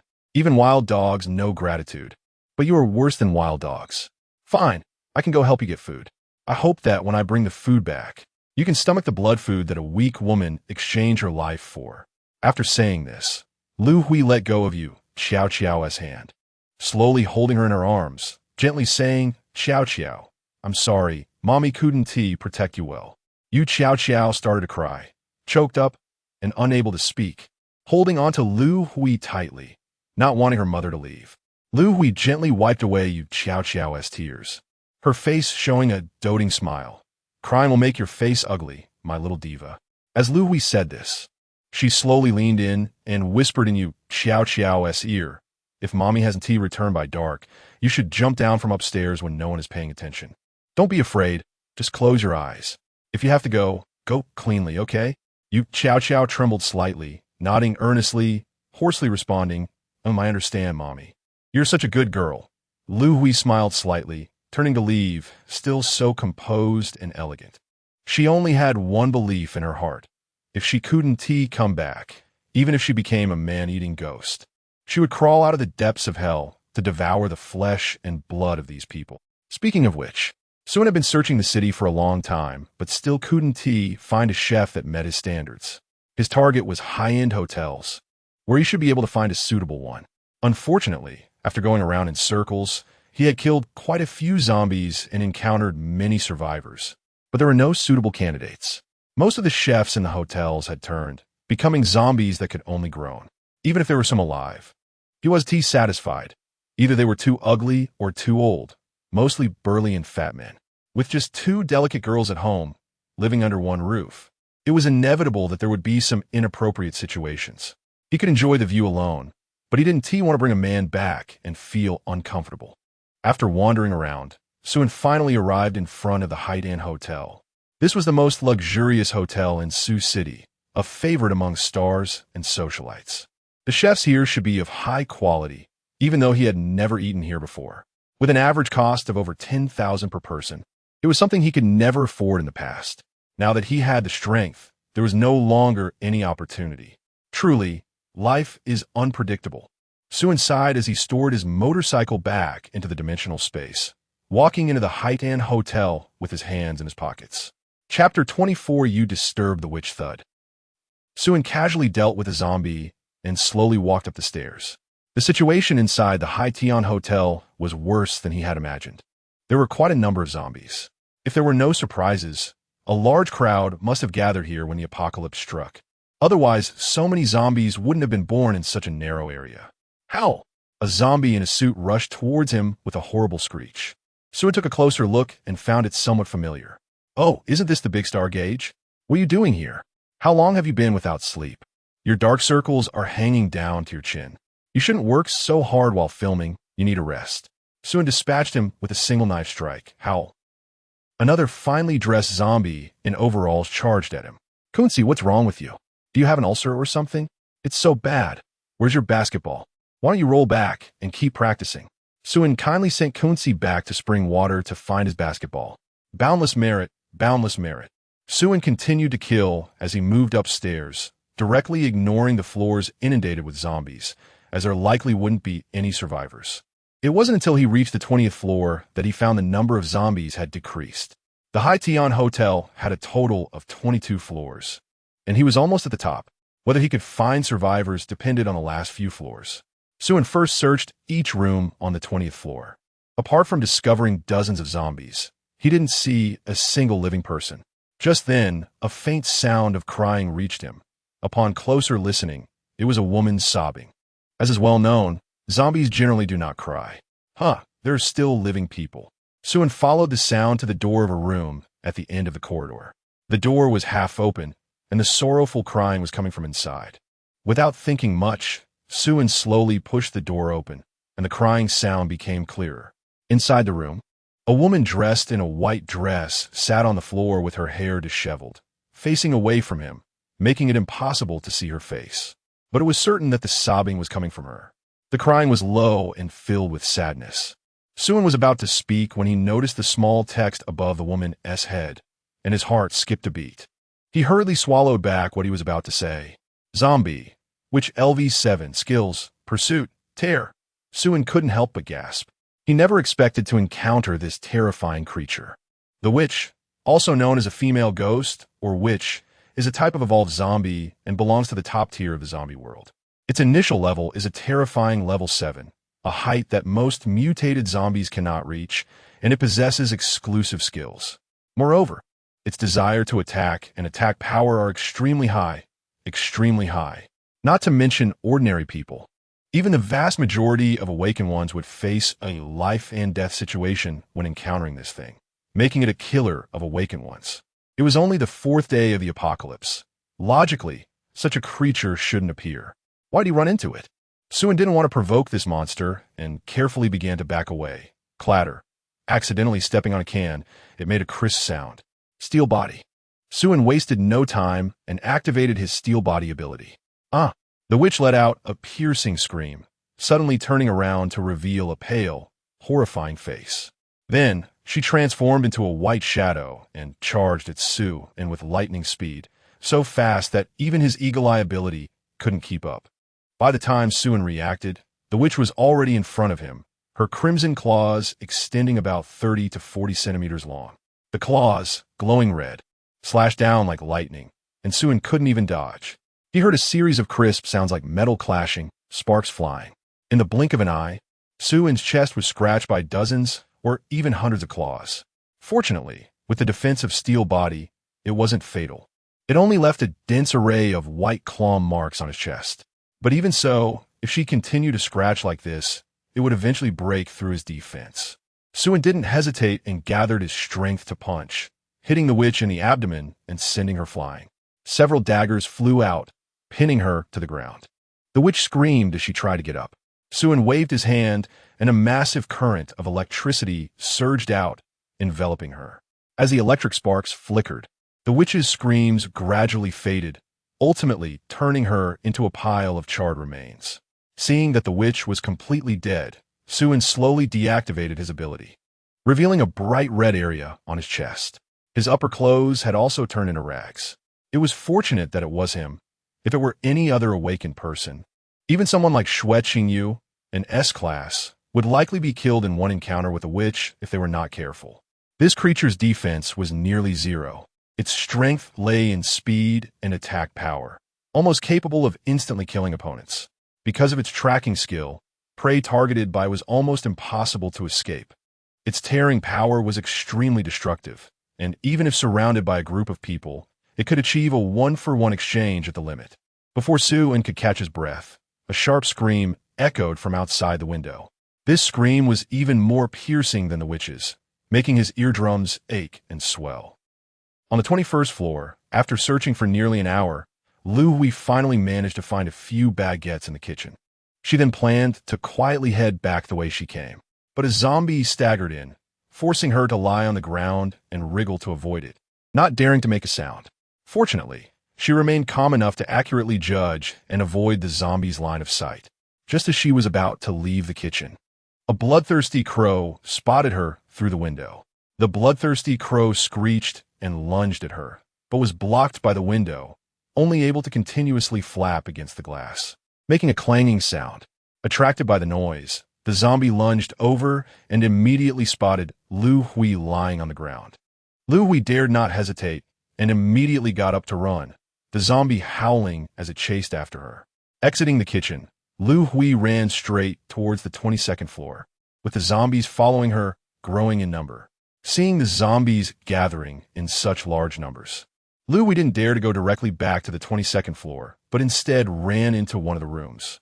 This was the entertainment hall on the 21st floor, which had both a front and back door, unlike the guest rooms. She first attracted the zombies into the entertainment hall, then took advantage of the blind spot around the corner to slip out through the back door, closing it behind her before quickly returning to the 22nd floor. Arriving at the door of a room on the 22nd floor, Lu Hui saw that there were no zombies around and finally felt relieved enough to knock on the door. Soon, the door opened a crack, revealing Li Dagong's pockmarked face. "I brought back food," Lu Hui said. Seeing the baguettes in Lu Hui's hand, Li Dagong's face lit up with joy. "Quick, pass it in." Lu Hui's expression turned cold at his words. "You open the door first." Li Dagong sneered, his face gradually turning sinister. "Ha! You filthy bitch, you don't have the right to negotiate with me.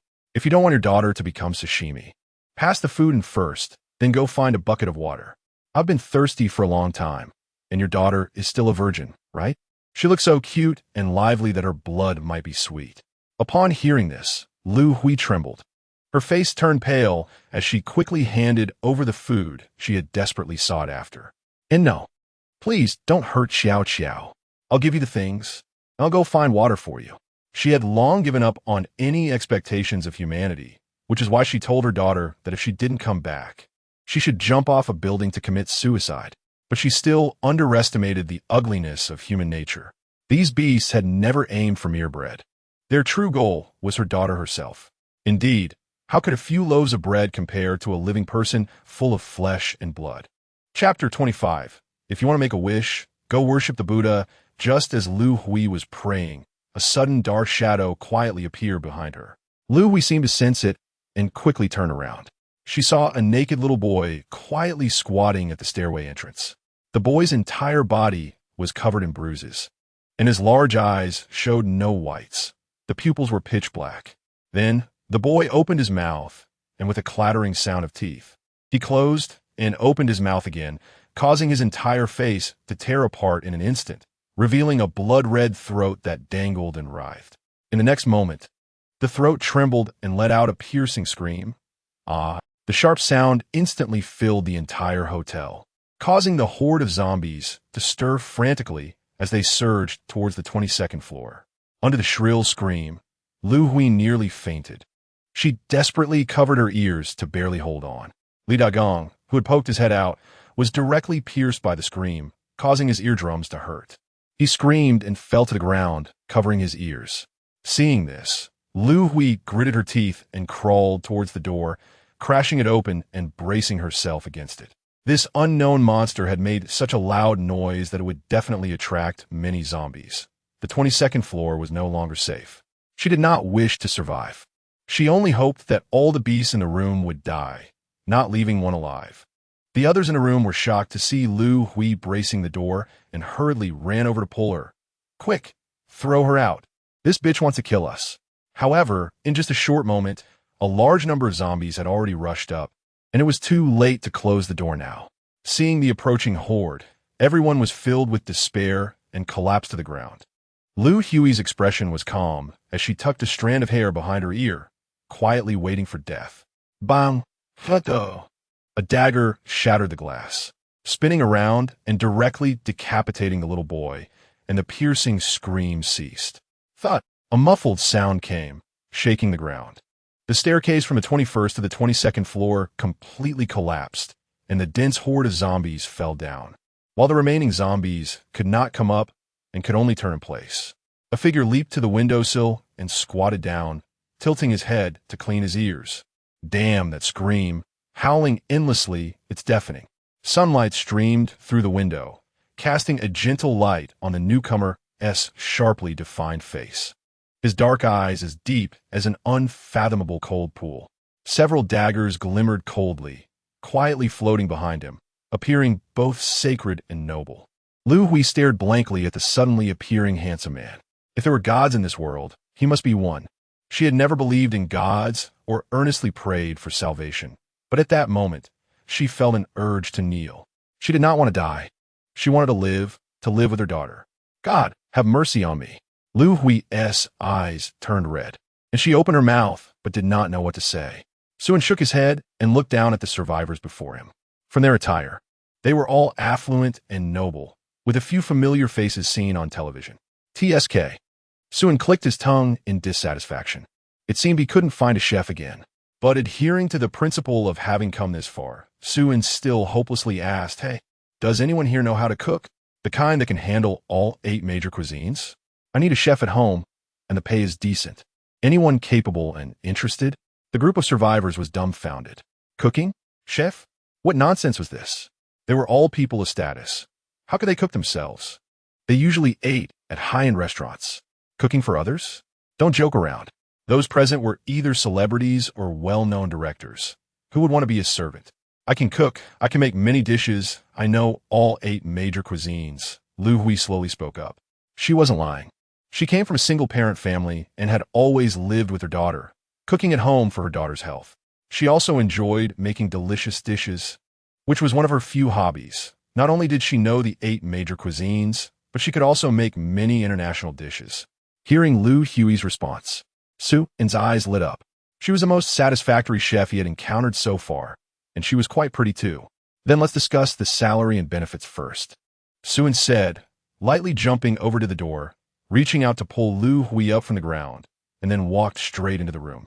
Inside the room were about 20 people, both men and women, young and old, and in the corner was a girl bound hand and foot with her mouth covered. Suin ignored them and went straight to a table, sitting down on his own, beckoning Lu Hui Stop dawdling, come sit down and talk. Finding a chef is a matter of mutual consent. Coercion is not acceptable. Otherwise, the person might poison your food, and that would be the end of it. Only then did Lu Hui realize and hurriedly ran into the room, but she went to the corner to help the girl untie her. As soon as the bindings were removed, the girl cried out and directly leaped into Lu Hui's arms. Lu Hui, with a guilt-ridden expression, comforted Yu Qiao Qiao. Don't cry, Qiao Qiao. It's Mommy's fault for making you suffer. Yu Qiao Qiao sniffed and looked up. It's not Mommy's fault. It's all Qiao Qiao's fault for being a burden to you. Lu Hui shook her head, tears welling in her eyes. Then she hurriedly pulled Yu Qiao Qiao to Su-in and apologetically said, I'm sorry to have kept you waiting. Su-in waved his hand dismissively and looked at Yu Qiao Qiao. It's fine. Is she your daughter? Yes, my daughter Qiao Qiao. Lu Hui nodded. Yu Qiao Qiao wiped her tear-stained eyes and managed to smile politely, saying hello, big brother. Hello, little sister. Su-in smiled slightly. The little girl was quite polite. Don't just stand there. Sit down and talk. If you agree, you can start working today. Lu Hui nodded seriously and sat down with Qiao Qiao. Seeing the three of them begin to converse as if no one else was present, Brother Hua leaned over. Little brother, who are you? Are you from the rescue team sent to save us? I knew Guojia hadn't given up on us. Su-in glanced at Brother Hua indifferently. Did I talk to you? Brother Hua was taken aback. Little brother, can you be a bit nicer? Mind your identity. Not everyone you can afford to offend. Do you believe that once I get rescued, a phone call can cost you your job? Get lost. Su-in coldly snorted, sending Brother Hua flying. Brother Hua crashed against the wall with such force that his back teeth were knocked out, blood trickling from his mouth. Seeing Brother Hua getting beaten, several others couldn't stand it anymore. Why are you hitting people? That's your fault right there. Young people are too impulsive, completely unaware of hierarchy, provoking people they shouldn't. Your future is ruined. The rescue team should be downstairs, right? When Brother Hua gets rescued, I'm afraid this slap won't end well. Hurry down and get the rescue team to hurry up. Su-in looked at the crowd speechlessly. You don't really think there will be any rescue teams coming to save you, do you? This disaster is global. There's no rescue team, and the situation will only get worse. Everyone is too busy taking care of themselves to risk their lives to save you ancestors. If you want to make a wish, go worship the Buddha. If you like to dream, go to sleep. Be practical as a person and don't fantasize about nonsense all day. Chapter 26. New employees. Upon hearing Su-in's words, the group was stunned. A global disaster? No rescue. No one will come to save them. Could it really be the end of the world? Impossible, you're lying. I don't believe it unless you provide evidence. Some couldn't accept the reality and raise doubts. Believe it or not, your survival has nothing to do with me. Su-in shrugged indifferently. The saddest thing about people living in the apocalypse is that they can't learn to recognize reality and still cling to unrealistic fantasies. Such people often die the fastest, unable to last through any phase. Let's continue our discussion. I'll first explain the conditions and benefits I'm offering. See if you can accept them. Su-in turned back to Lu Hui and said, Okay, please go ahead. Lu Hui nodded in agreement. She had already lowered her expectations for benefits. As long as she and her daughter could have a hot meal every day, she would be satisfied. In fact, without Su-in saying anything, she had already realized that it was indeed the apocalypse, and there would be no rescue team. You'll need to prepare 3 meals a day. The quality of the food cannot be too low, and the variety shouldn't be too limited. Occasionally, you'll also need to prepare late-night snacks, and you'll help with cleaning the house. This will be your job content pretty much year-round without any holidays. As for compensation, you can eat with me. Whatever I eat, you eat, and you'll be well fed. In terms of material benefits, you'll get a new outfit every month, and you can choose your preferred style and type. 1 set of cosmetics per month, 2 packs of sanitary pads a month, and 1 bottle each of shampoo and body wash monthly. If you get sick, I'll provide medication. If you want to keep a pet, you'll need to apply, and I'll decide whether to allow it based on the situation. Currently, the entertainment facilities are quite limited. I can only provide you with fitness equipment and books, and you can listen to music. Of course, if you have other requests, you can apply, but I can't guarantee 100% satisfaction. Upon hearing Su-in's conditions, Lu Hui's mouth dropped open in astonishment. Is this the kind of treatment you'd get in the apocalypse? It's 100 times better than what I expected. It's outrageous. I'm willing, Lu Hui blurted out without hesitation. Suin waved his hand. I haven't finished yet. Don't be too quick to agree. The hiring system I use is a lifetime employment contract. You cannot unilaterally breach the contract unless I directly fire you one day. Suin smiled. In other words, you'll be working for me for the rest of your life. Once you agree, your free life is basically over. Think carefully before answering me. Do you lifetime employment? Cooking for a lifetime? My God, are you sure this isn't a welfare program? Do I even need to think about it? No need for any thought. I'm willing, as long as you don't mind. I'll cook for you for a lifetime. Suin nodded in satisfaction and extended his hand to shake Lu Hui's. Welcome to my family's employment. I hope we can get along well. Thank you, boss. Thank you, boss. But, can I bring Chow Chow with me? If not, I won't go. Suin glanced at the nervous girl sitting next to him, thought for a moment, and realized that if he had a cook, he also needed someone to clean. It was a perfect deal, buy one, get one free. One more person isn't too much, but the premise is that I won't support someone who just eats for free. She can come too, but she has to take on the majority of the household chores, like washing clothes, sweeping, mopping, serving tea and water, etc. Her compensation will be the same as yours. Chow Chow is very obedient and diligent. She won't disappoint you. Thank you for taking us in. I really appreciate it. Lu Hui said, her eyes reddening as she quickly stood up to bow in thanks. Chow Chow followed suit and bowed in gratitude. Thank you, big brother. Chow Chow will be obedient and work hard. I definitely won't eat for free.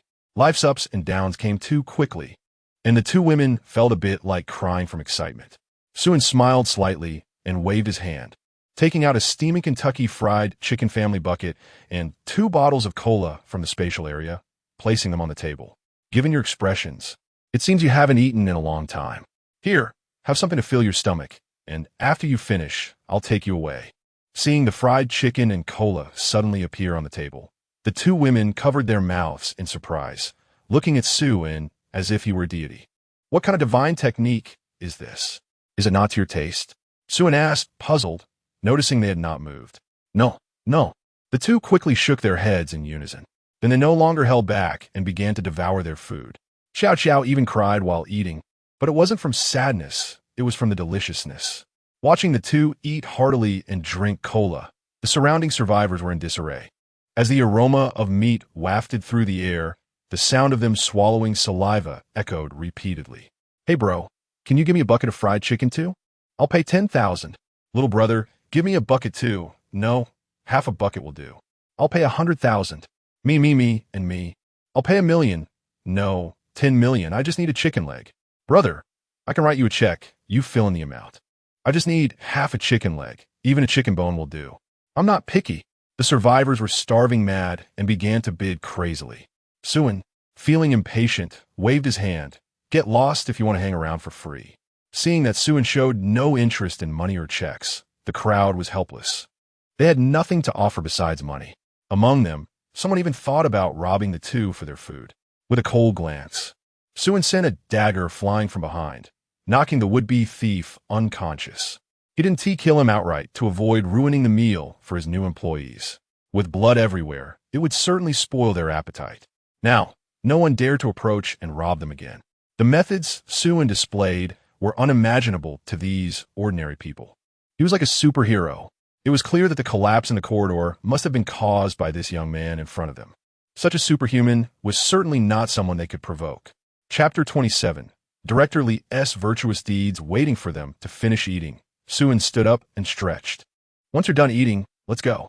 I'll take you away from here. The two hurriedly got up, and Chow swiftly tidied up the chicken bones, cradling them like a treasure. Why are you holding on to the bones? Suin asked. Chow blinked and replied seriously. I'm taking them back to make soup. Suin chuckled, patting Chow on the head. It seemed the two had suffered quite a bit during this time. In his past life, he might have done the same. It's fine, just throw them away. As long as you listen, you can have as much food as you want. Okay, thank you. Big brother. Chow will be very obedient. Hearing that Chow was going to throw the bones away, the others got excited. Don't throw them away, Chow. Give them to Annie, and Annie will give you money. Give them to Uncle. When you were little, Uncle treated you to ice cream. Remember? Go on, Chow. Sister starred in a movie with you. Remember? It was just last year. Yu Chao Chao looked at the smiling faces of the crowd, but pouted and turned her head away, not wanting to engage. These people had forced her mother to go to her death, tied her up, and said that if her mother couldn't find food and come back, they would eat her alive. She hadn't forgotten any of it. No matter what, she wouldn't give the bones to them, not even if they begged on their knees. Thinking of this, Xiao Xiao ran to the window and threw the bones, along with the packaging out.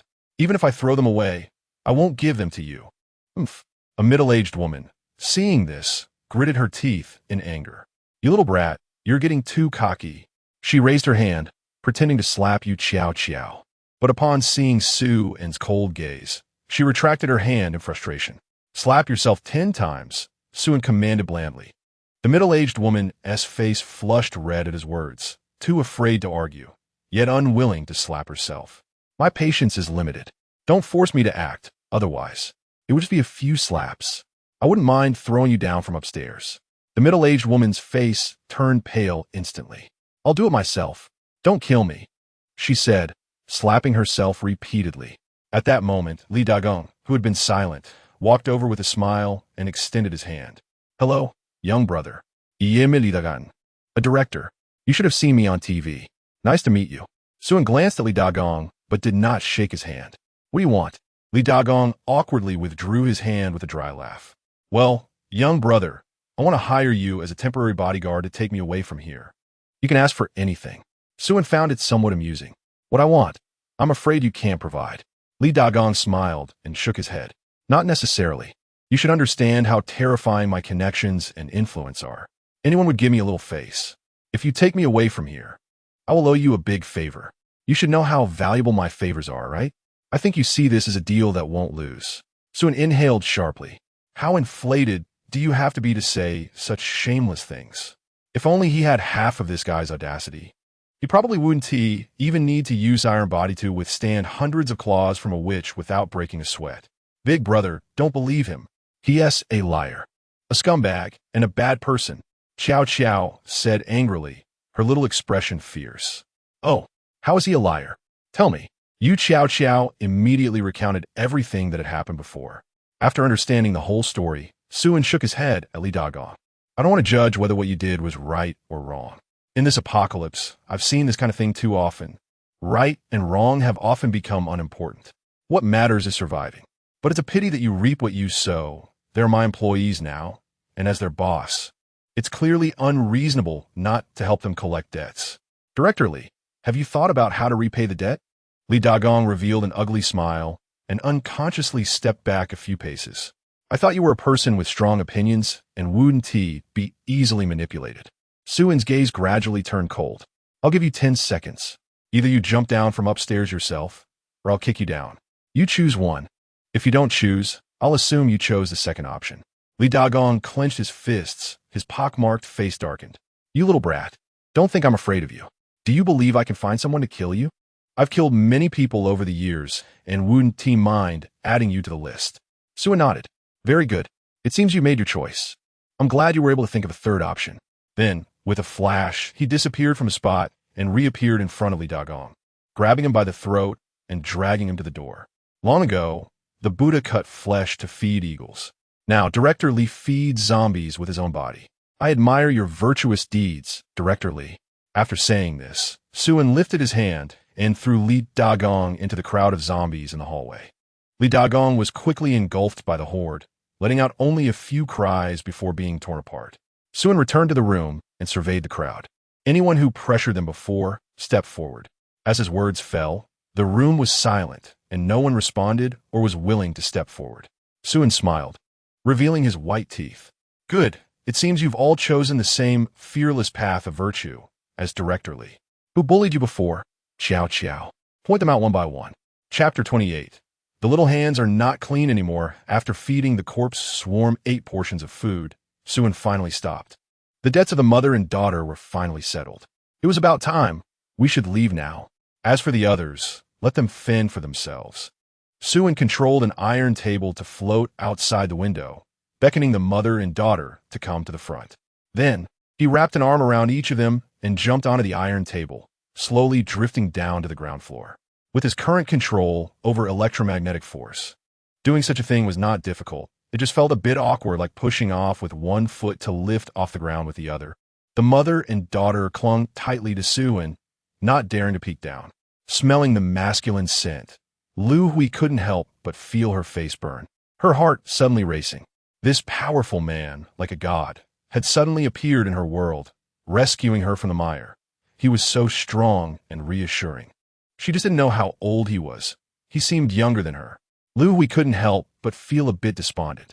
She was already a mother, and her youth was gone.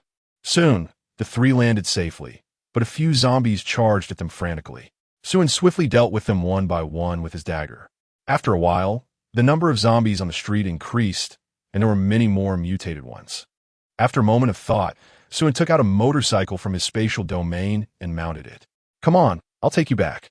He initially wanted to drive a car back, as it had more space, making it easier for 3 people to sit. But given the current road conditions and the number of zombies, driving a car was no longer realistic. If they encountered a giant zombie, they could easily be forced to stop or be overturned by a large mutant. He wouldn't be in danger, but the 2 women were ordinary people, and their lives would be at risk. For safety's sake, riding a motorcycle was the better choice. It was fast and agile. It was definitely not for any ulterior motives. Lu Hui sat behind, while Xiao Xiao, being a bit smaller, nestled in Suen's arms at the front. "Hold on tight, I'm going fast," Suen said to Lu Hui, then pressed the accelerator, and the motorcycle roared forward. Lu Hui hurriedly wrapped her arms around Suen's waist, resting her head against his back. Just as Suen had said, the speed was indeed very fast.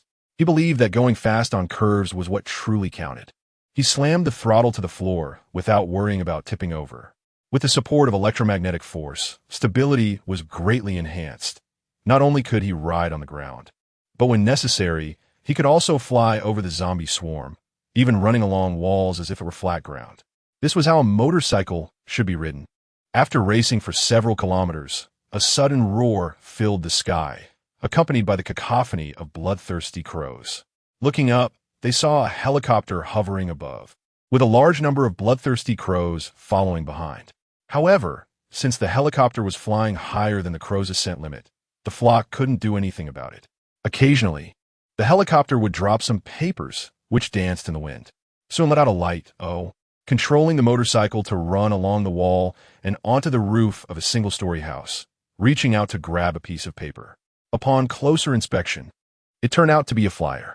The content was roughly as follows: "Survivors, please hurry to the Jinlong Reservoir.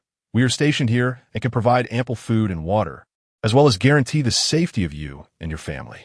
The back of the flyer had a simple map, showing the coordinates of the Jinlong Reservoir. The flyer was concise and to the point. "The village is distributing gold bars. Oh no, there's free food falling from the sky at Jinlong Reservoir. Come quickly. No need to worry about food and drink. It's very safe." Suen disdainfully crumpled the flyer and threw it away. Such words could only deceive ghosts, and even ghosts wouldn't believe it. However, it was undeniable that, in many cases, people were easier to deceive than ghosts. His disbelief didn't mean others wouldn't believe. During this chaotic time, food and safety surpassed all other needs. Knowing it was untrustworthy, many people would still willingly take the risk to explore. In his memory, he indeed had recollections of Jinlong Reservoir. It was a very special power organization formed by prisoners who escaped during a riot in a prison after the apocalypse. They quickly occupied the Jinlong Reservoir, using the firearms and ammunition they had brought from the prison to establish a stronghold. The reason they occupied the reservoir was entirely due to its advantageous geographical conditions. The power station was right next to the reservoir, so they had no shortage of electricity. The reservoir itself had an endless supply of water, and fishing was banned there year-round, so fish and shrimp were abundant and could be used as food. The terrain of the reservoir was also very high, with only one mountain path leading to the top, allowing them to ambush enemies from above while retreating to a small island in the center of the reservoir to live in peace. From energy to food and water resources, to the terrain, everything was advantageous. From certain perspectives, Jinlong Reservoir was indeed a very safe place. But while the location was good, one couldn't be sure if the people there were good. After all, those who occupied it were ruthless criminals, Would they generously provide food and shelter to survivors for free? Probably not. Moreover, Jinlong Reservoir later changed its name to Sinner's Island, showing some self-awareness. However, many people mistook Sinner for drunk, thinking that Drunken Island was some kind of paradise filled with wine and meat. As the sound of the helicopter gradually faded, Suin snapped back to reality, turned the motorcycle around, and drove down from the rooftop, heading towards a stronghold with the two women. He planned to drop Lu Hui and her daughter off first. Suddenly, he had the thought of checking out Jinlong Reservoir. Since they had established themselves as kings of the land, they probably had substantial resources, right? For some reason. Ever since he replicated the ability to access the spatial domain, Suin always felt an itch to take something. It made him very uncomfortable not to grab a few things, especially when he knew others were hoarding a lot of supplies.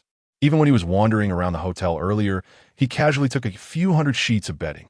His little hands had become quite unclean. Chapter 29, bringing the new employees home after about half an hour of speeding. They finally returned to the base. Suin directly controlled the motorcycle to leap over the high wall and raced into the community, stopping at the villa's entrance. All right, we've arrived. We got off the bike unsteadily. The lightning-fast ride had made her a bit carsick. Xiao Xiao fared slightly better, but she still looked pale from the speed. Before Suin could knock on the door, Li Xiaoyu and Shui Qingyu quickly ran out. Li Xiaoyu approached in a sultry voice. Honey, you're back. After just a few steps, Li Xiaoyu froze. What's going on? Why are there two girls, one big and one small, beside Suin? Li Xiaoyu hurriedly said to Shui Qingyu, they don't look like Su Xiaoyan at all. Shui Qingyu nodded. Yeah, they aren't Su Xiaoyan. Well, that's good. Suin called the three of them back inside. Let us go in. Staying outside too long can attract a flock of bloodthirsty crows. Dealing with them isn't too troublesome, but I'm worried about being targeted. It would be annoying to get ambushed every time we go out. Back in the living room, Suin sat down confidently on the sofa. Don't just stand there, sit down. Shui Qingyu brought over several cups of water. Thank you, sister.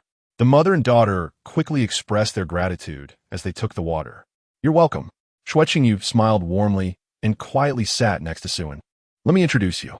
This is Sister Lu Hui, our newly hired chef. From now on, all our meals will be entrusted to her. This is Yu Xiao Xiao, Sister Lu Hui's daughter. She will be our little maid in training, responsible for cleaning and organizing the household. Upon hearing this, Li Xiaoyu and the other girl understood. So Suin rushed out to do this, bringing back a cook and a little maid. They didn't have any objections, as long as it was Su Xiaoyan. They were grateful. The key was that this was Su An's decision, and they wouldn't interfere. In this household, Suin had absolute authority and veto power. They also needed to spend a lot of time practicing their abilities, so having someone help with chores was a good thing. Welcome to our little family. I'm Shui Qingyu. Nice to meet you. Iyeme Li Xiaoyu, Balkuma. Looking at the two beautiful girls in front of her, Lu Hui glanced at Suin, pondering their relationships. Thank you, I will work hard. Xiao Xiao tilted her head. Are you both big brother's wives? Xiao Xiao's words were startling. Suin nearly spat out his drink. Shui Qingyu looked awkward, unsure how to explain. Li Xiaoyu laughed and said, not yet. The speaker had no intention. But the listener had a thought. Lu Hui mused. Not yet? Then it will be in the future. However, upon reflection, it made sense. Not to mention Su An's divine-like abilities. He was already quite handsome. In this chaotic apocalypse, it was normal for a godlike man to have several close female friends. In Lu Hui's eyes, Suin held a very high status, one that required admiration. Even her gaze towards Suin mixed with an inexplicable sense of worship and reverence. Subtly, a feeling of treating Suin as a belief took root in her heart. Whatever Suin did must have its reasons. Suin then arranged 2 rooms for the mother and daughter, taking out a pile of clothes from the expansive space for them to choose from, as well as some feminine products. Since his rebirth, he had been extremely busy every day, hardly sleeping, let alone anything else. Sister Lu Hui, you can rest tonight. You can cook tomorrow. Just tell me what ingredients you need. I'm not lacking in ingredients, as long as you can cook well. We have river fish from the Yangtze and carp from the Yellow River. Thank you for your concern, but I want to start working today. No need to be so polite. Just call me Suin. For now, get familiar with the environment. I have to go out again. After settling the mother and daughter, Suin left again. Today he had already encountered a witch-class zombie, who knew what he would face tomorrow, especially since the number of crows would increase tenfold. Just thinking about that scene made his scalp tingle. He planned to thoroughly explore the Jinlong Reservoir today. After tomorrow, he wouldn't go out, intending to hide for half a month until the second phase of the apocalypse began. He then rode his motorcycle towards the outskirts of the city, heading for the Jinlong Reservoir. As Suin gradually moved away from the city, the density of zombies began to decrease. Conversely, the number of survivors he encountered gradually increased. In the early days of the apocalypse, many people fled the city at the first opportunity. In the wide countryside, the number of zombies was relatively low, making it safer. In the short term, they could survive on wild vegetables and grasses without starving to death. But as time passed, the shortcomings of outdoor food resources gradually became apparent. The large number of survivors would soon exhaust the few resources like wild vegetables and crops. By that time, they would either continue to starve and freeze in the wild, eating tree bark and insects to cling to life, or risk heading into the city, slowly advancing to search for hidden supplies. With danger came a large number of resources in return. Thus, many survivors gradually returned to the city's edge to camp, scavenging for supplies during the day and returning to the outskirts to sleep at night. But they dared not approach the city center, which had become a hell on earth, entirely belonging to the zombies. During this time, many survivors spontaneously formed survivor teams. Within the teams, everyone had their roles. Some were responsible for finding food, some for keeping watch, some for fending off zombies, and some for taking over tasks. This world was gradually transforming into something familiar to him. One had to admit, humanity was indeed a miraculous species. They were fragile and could easily succumb to illness, a fall, or a minor cut that led to infection. Yet, faced with high-pressure situations, they could exhibit incomprehensible resilience, thriving like wild grass. Chapter 30, Survivor Camp. After half an hour of rushing, Suin arrived at the outskirts of Sioux City. Along the way, he encountered many survivors who all cast envious glances at him. It wasn't because he was handsome, but because his attire was too neat. Almost everyone was struggling to survive. They couldn't even afford to take care of their appearance, let alone find food. They were in a state of hunger, often fighting for their lives against zombies, looking dirty and haggard like refugees. In contrast, Suin was dressed in clean, brand-name clothes, looking well-groomed with a healthy complexion. Coupled with a brand-new, stylish motorcycle, he appeared like a rich second generation who had mistakenly wandered into a refugee camp, creating a stark contrast. While some people envied him, others were naturally jealous. Just after leaving the city, Suin was stopped by a group of people. There were about 10 men, all young and strong, each holding a weapon. "Hey kid, nice ride. You must have found a lot of good stuff in the city, right? Hand it over." One man approached slowly, carrying a steel pipe, his gaze constantly scanning Suin. Not everyone was willing to take the risk of searching for supplies in the city, so many resorted to banditry, waiting for others to risk their lives to find resources while they lurked outside to rob them. Currently, humans were much easier to deal with than zombies. This group was specifically made up of robbers preying on other survivors. Suin scanned the crowd and found no awakened individuals, only ordinary people. At the beginning of the apocalypse, the number of awakened individuals was still too small to encounter. It would only be when the second stage opened, and a large number of survivors awakened, that the number of awakened people would significantly increase. But the prerequisite was surviving until the second stage. In the coming days, ordinary people would have to do their utmost to survive each day. In just half a month, 50 of the global population would be eliminated again. Only those who survived would have the chance to awaken. Suin controlled the motorcycle and sped through the crowd, leaving without looking back, while the metal items behind him acted like the Grim Reaper's scythe, harvesting one life after another. The group of robbers was no exception. They all fell. Before long, Suin arrived at the entrance of a small survivor camp on his motorcycle. Looking inside, he saw about 200 to 300 people, men and women of all ages. The camp was surrounded by abandoned vehicles and scrap metal, serving as a makeshift wall, and there were no other defenses or guards, making it very unsafe. Many such makeshift camps existed, mostly serving as temporary markets where people wouldn't settle permanently, but came to do business. They either bartered for living supplies or engaged in flesh trades.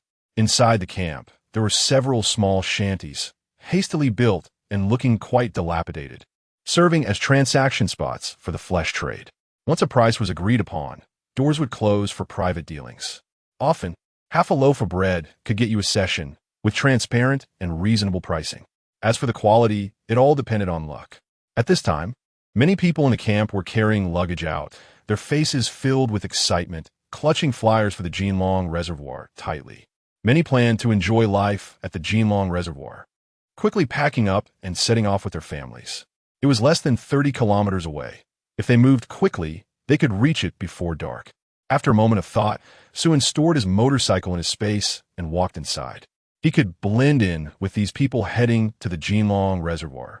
But his current outfit was too eye-catching, so he needed to change into something dirtier and more tattered. After walking a few steps, an older woman named Su Rong began throwing flirtatious glances at Suin. "Hey, handsome, come play with me. Just a pack of instant noodles will do. I'm really good at it. I promise you'll be satisfied." Another young woman, clearly under 20, chimed in, "Big brother, half a pack of instant noodles is enough for me.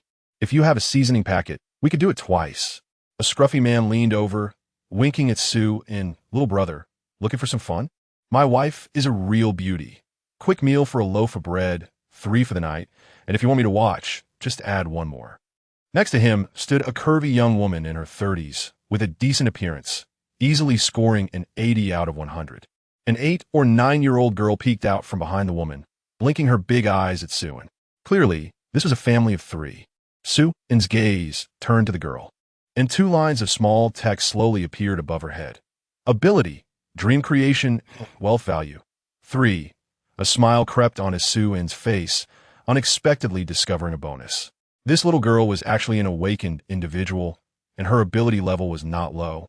It was a rare mental type ability, which couldn't be used for direct combat, but could manipulate others' dreams, crafting whatever dreams one wished in an instant. Thus, those with this ability were called dream weavers. Of course, if used properly, it could also be employed for assassination, directly destroying a target's mind in their dreams, leading to a breakdown in reality that could leave them a vegetable. However, this was just the most rudimentary method of use. The correct way was to open a shop, helping people create the dreams they desired, allowing them to indulge and enjoy in their dreams. In his past life, Suin had seen several such dream shops, and they were quite popular. One had to queue up in advance to buy a dream, and the prices were not low. Seeing Su and staring at the girl, the man chuckled awkwardly and blocked the girl behind him. "She's still young, he." Suin shook his head. "Don't worry. I don't have that kind of kink. Lead the way. Let us find a secluded place." "Okay, brother, this way." Following the man, they arrived at a small shabby room, which contained a bed and a table, with pots and pans piled in the corner, but there was not a single piece of food in sight. "Brother, my wife is doing this for the first time, so take it easy." Ignoring the man, Suin took out an 80-inch cream cake from his space and held it out, waving to the girl, "Little sister, this is for you to eat. Okay?" Upon seeing the cake, the girl's eyes widened. She hadn't eaten in 2 days and instinctively ran to Suin, staring at the cake while swallowing hard. "Big brother, is this cake really for me?" Suin smiled slightly, patted the girl's head, and stuffed the cake in her arms. "Of course, it's yours now." Plunder initiated detected plunderable object. Please select plunder direction. Replicate ability, ability replication successful. Obtained ability, dream creation. Chapter 31. The dreamer's feeling great after effortlessly obtaining an A-grade ability. Suin was in high spirits. When he magically pulled out a large cake, the couple was left speechless, their mouths agape. The man stammered, pointing at Suin, unable to form words. "Bro, you. Suin rummaged around the room, and soon found a set of men's clothes. The clothes were torn and dirty, but he decided they would do. He quickly changed into the filthy pants and shirt, which fit surprisingly well. Then, he took out 3 boxes of instant noodles from his spatial storage and placed them on the ground. "Your daughter is also an awakened. She can control dreams and will master it with a bit of practice. If you don't want to die, it's best to find a safe place to hide for the next half-month." After saying this, Suin turned and left the small house, jogging to rejoin the throng of refugees, quickly disappearing from sight. The family of 3 in the house finally reacted. The man rushed out of the door, looking around frantically but could no longer see Suin's figure. He hurriedly retreated back inside, shutting the door behind him. Faced with this sudden and generous gift, the man's eyes turned red. Didn't he even know the other man's name? It was no exaggeration to say that even if he sold his entire family, it wouldn't be worth a box of instant noodles, let alone 3 big boxes plus a cake. The gratitude was overwhelming. The man choked up and said to his daughter, Sien, you must remember that big brother from just now. No matter what, you have to repay his kindness in the future, understand? The girl nodded seriously, her expression resolute. At this point, Suin had proudly become a refugee, joining the large group making their way to the Jinlong Reservoir. There were about 70 to 80 people in their group, and more kept joining, the size of the crowd continuously expanding. Although it was the wilderness, there were still many zombies along the way. Acting alone was quite dangerous. It was relatively safer to team up. Young men spontaneously took the lead to fend off the zombies. With so many people, they could easily handle the occasional encounter with a zombie. It wasn't until evening that the crowd finally reached the Jinlong Reservoir. At the foot of the reservoir, a large number of people had already gathered, numbering several hundred. The entrance to the mountain road had been barricaded and manned with armed guards. The refugees were pushing to get inside. Don't crowd. One at a time for inspection. Anyone who doesn't follow orders will be shot. A burly man yelled at the entrance, clearly impatient. Everyone line up. He fired a few shots into the air. Under the intimidation of the gunfire, the crowd gradually regained order and formed a long line. Those who completed the inspection could enter the checkpoint. The inspection was rather casual. Just a quick search with weapons confiscated, which didn't take much time. Suin noticed that the burly man who had fired the gun had 2 lines of small text above his head. Ability, scent tracking, wealth value, 300. The man was also unawakened. While his ability level was a bit lacking, he could remember the scent of zombies and track them, easily identifying individuals infected with the zombie virus among the crowd. Being assigned to guard here was quite fitting for him. Suin thought for a moment, jogged up behind the burly man, and patted him on the shoulder, taking out a pack of cigarettes from his spatial storage and handing it over. Brother, just a small token of appreciation. Without a second thought, the man grabbed the cigarettes and stuffed them into his pocket. This is a good thing. A pack of these can be traded for 3 gene of pork on the island. You're quite perceptive. Go on in. You don't need a queue for inspection. The man said, Thanks, big brother. Suin successfully cut in line for the inspection and even conveniently replicated an ability. His proficiency in ability stealing reached 80, and replicating 2 more abilities would allow him to level up. In less than half an hour, everyone was inspected. Those carrying the virus were executed on the spot, and the infected, regardless of age, were gathered together and escorted to the dam. A cargo ship was docked by the reservoir, and the refugees were herded into the cargo hold. As the ship started moving, it headed towards a small island in the center of the reservoir. In the dim cargo hold, the refugees whispered among themselves, Do you think we'll be forced to work as laborers? Labor is fine as long as we get food. It's better than starving to death and not having to worry about being eaten by zombies. Even if we have to work, I would mind. Let us be realistic. They're not going to feed us for free. We'll have to do some work, maybe 5 days on, 2 off, 8 hours a day. I can accept that. If it's $9.96, then the treatment better be good. At least 1 meal with meat every 2 days. We need to discuss our treatment terms from the start. The living conditions can't be too poor, and the food should at least be balanced in nutrition. Let us unify our opinions and be firm. Don't give in easily, or it will be difficult to negotiate conditions later. Don't you think? Yes, that makes sense. We have the numbers to negotiate. Listening to the crowd's indignant discussions, Suin couldn't help but twitch his lips. What a bunch of naive folks. Not to mention the awakened guarding them. Didn't they see they were all armed? A burst of gunfire would make them reconsider their demands. It was a miracle if they were treated like human beings. These people had become so accustomed to peace that their thinking was severely rigid. Even now, they were still dreaming. Suin simply leaned against the ship's cabin and closed his eyes to rest, feeling that listening to any more was an insult to his intelligence. Not to mention the managers here. Even he felt his blood pressure rising. Comrade, don't you have any opinions to share? If you have something to say, let me know. I'll summarize everyone's request for the upcoming negotiations. A bespectacled man pushed up his glasses and inquired of Suin. Suin quickly waved his hands. No, no, you intellectuals can handle this. I'm just a small fry. I won't meddle. The bespectacled man looked at Suin with disdain, then stood up and spoke loudly. Let me summarize everyone's collective demands. If there's anything I miss, feel free to add. First point, accommodation conditions. We want separate dormitories for men and women, and if couples are present, we hope for couples accommodations. As for food, we require 2 meals a day, enough to fill our stomachs, with at least 1 meal containing meat. For entertainment, Chapter 32, The True Face of Sinner Island. Amid the dreams of a group of refugees, the cargo ship slowly docked at the small island. The cargo hold was opened, and several armed men stood outside, shouting into the hold, "Get the hell out! Hurry up! Don't dawdle!" The crowd disembarked and arrived on the shore. Unable to resist looking around, they saw that the small island was surrounded by a high earthen wall, with watchtowers standing tall and searchlights sweeping across, making the entire island resemble a giant beast made of mud and stone, crawling on the water's surface. Then, led by several armed men, the crowd passed through the city gate and arrived at a square. Several bright lights illuminated the square, casting a glow over the refugees. A man in prison guard uniform stood on a platform, holding a loudspeaker, and commanded loudly, "Now listen to my orders, men and women, stand in 2 lines. Men on the left, women on the right." The crowd stirred, but no one obeyed. The bespectacled man who had earlier encouraged everyone on the ship to speak boldly stepped forward, raised his hand, and shouted towards the platform, "Comrade, could you please tell us what kind of treatment we will receive? We traveled a long way to seek refuge with you. You can't let us down. We haven't even decided to stay yet. We are not your employees or subordinates, and you have no right to order us around. Let's have a sincere discussion." The bespectacled man's words were forceful, prompting a chorus of agreement from the crowd. "Yes, show us sincerity."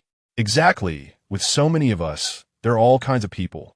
If you want us to stay and work, you need to offer us corresponding treatment. Show us some sincerity, or I'll just turn around and leave. Whoever wants to stay can stay." The prison guards couldn't help but burst into laughter. "Ha ha! This is hilarious. Did you hear that? They want us to show sincerity. Ha ha ha! These pigs actually want treatment? I must be hearing things, ha ha." The man on the platform also smiled, casually waved his hand, and then a gunshot rang out, splattering blood. The bespectacled man fell to the ground, lifeless. "Ah, they're killing people." The crowd erupted into chaos, with many refugees turning in terror to flee, but the gates had already been locked. Several prison guards opened fire on the crowd with machine guns, and the sound of gunfire echoed with screams. In the blink of an eye, a dozen refugees fell to the ground, lifeless.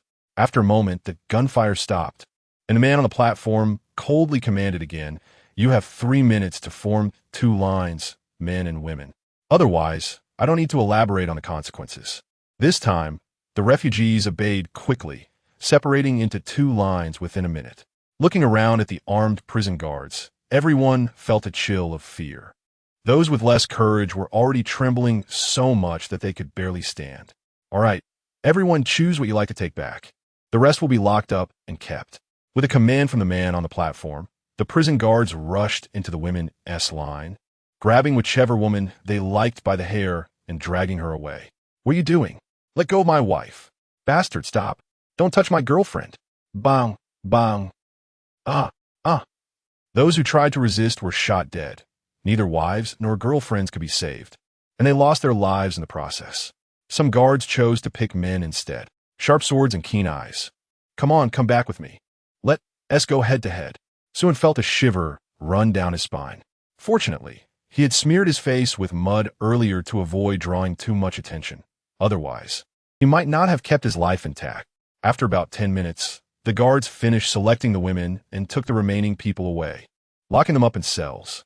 The prison cells were divided into 3 tiers, with hundreds of rooms, each with less than 20 square meters of space, but holding a dozen people. Many cells were already filled with inmates, with at least 700 to 800 people trapped inside. Suin was locked in one of the cells. Damn, these animals are worse than pigs and dogs. They all deserve to go to hell. One person angrily punched the iron bars, his eyes filled with rage and unwillingness. They had thought that life would be better at Jinlong Reservoir. But who would have thought they had entered a den of tigers and dragons? These people were all demons who could kill without blinking. You guys were also tricked by the flyers, right?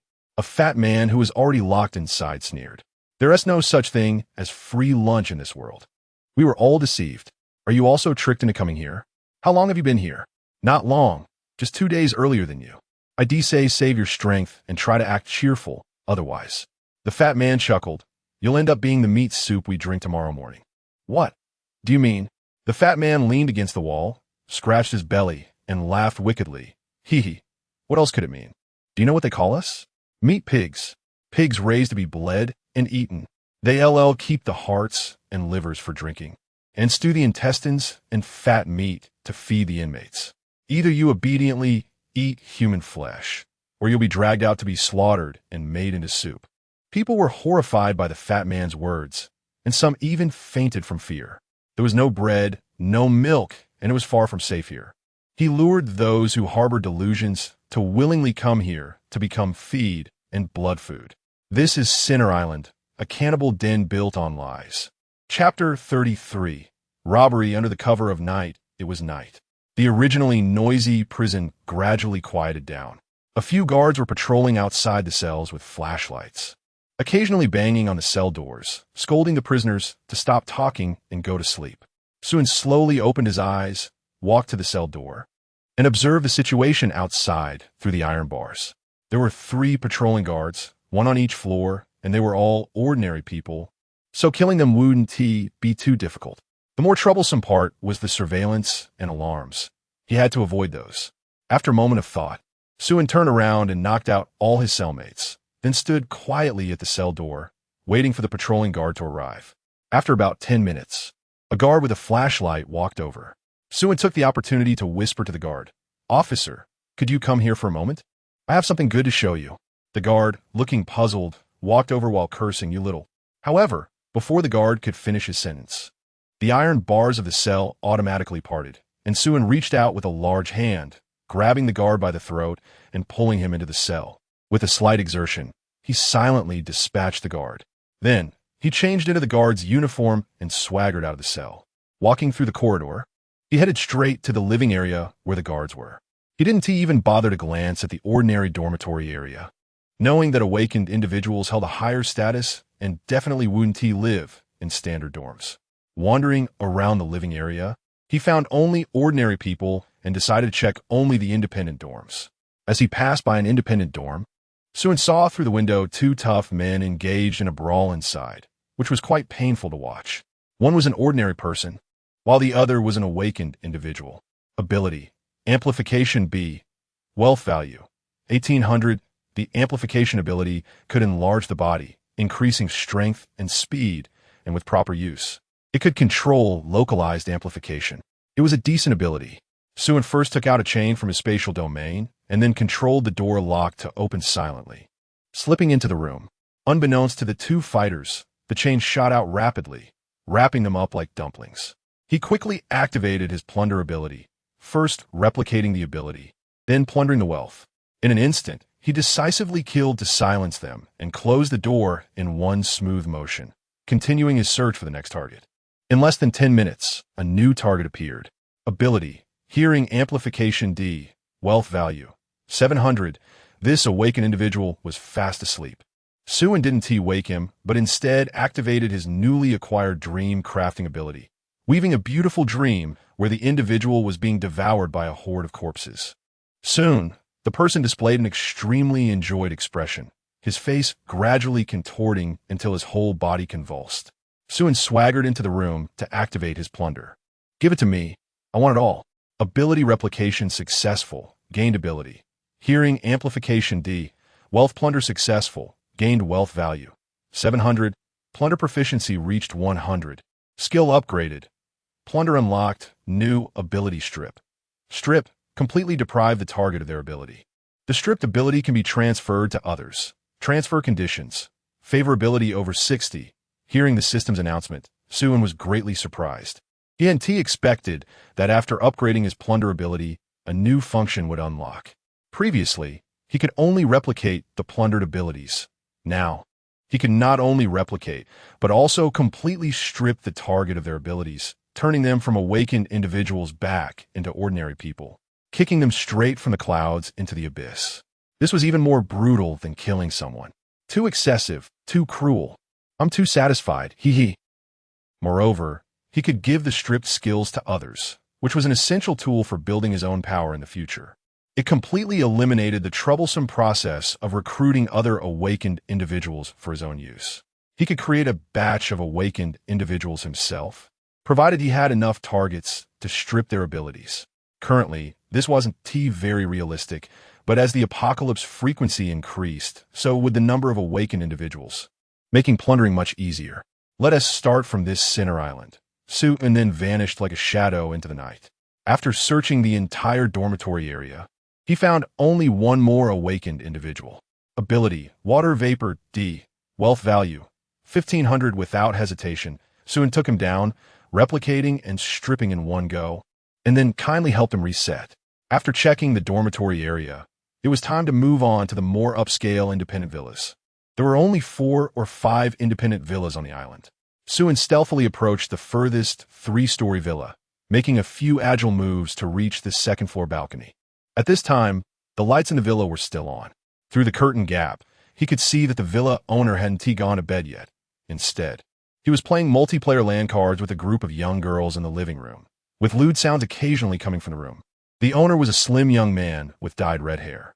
Ability, Fire ability A, Wealth value, 200,000. Seeing the small letters above the red-haired man's head, Suin's eyes narrowed. An elemental combat ability rated A, which was already quite good, and a wealth value reaching 200,000. He should be a small boss-level character, a definite fat sheep. It must be said that Sinner Island was quite powerful. So far, he had discovered 5 awakened individuals. Compared to the small factions like the Dragon and Tiger Gang, Sinner Island's overall strength was much greater. It was likely that even in the entire Sioux City area, it could rank among the top. If small bosses had A-level abilities, then the big boss should be S-level, right? Thinking of S-level abilities, Suin couldn't help but lick his lips. So far, he had collected 11 types of abilities, but most were of inferior quality. He only had 2 S-level abilities, the S-level functional ability of spatial domain and the S-level elemental combat ability of lightning control. He was still too weak, far from reaching an invincible state. If he could master 17 or 18 S-level abilities, would he still need to be so sneaky? He could directly charge in and plunder everything. There was still a long way to go. Chapter 34. Defeating the mini-boss, the red-haired monster at this moment. The red-haired monster was desperately playing in a 5-man team, showing no signs of wanting to take a break. If the opposing team were only in pairs, he could sneak in quietly and give them a quick end without alarming the other awakened ones. Picking them off one by one, none would escape.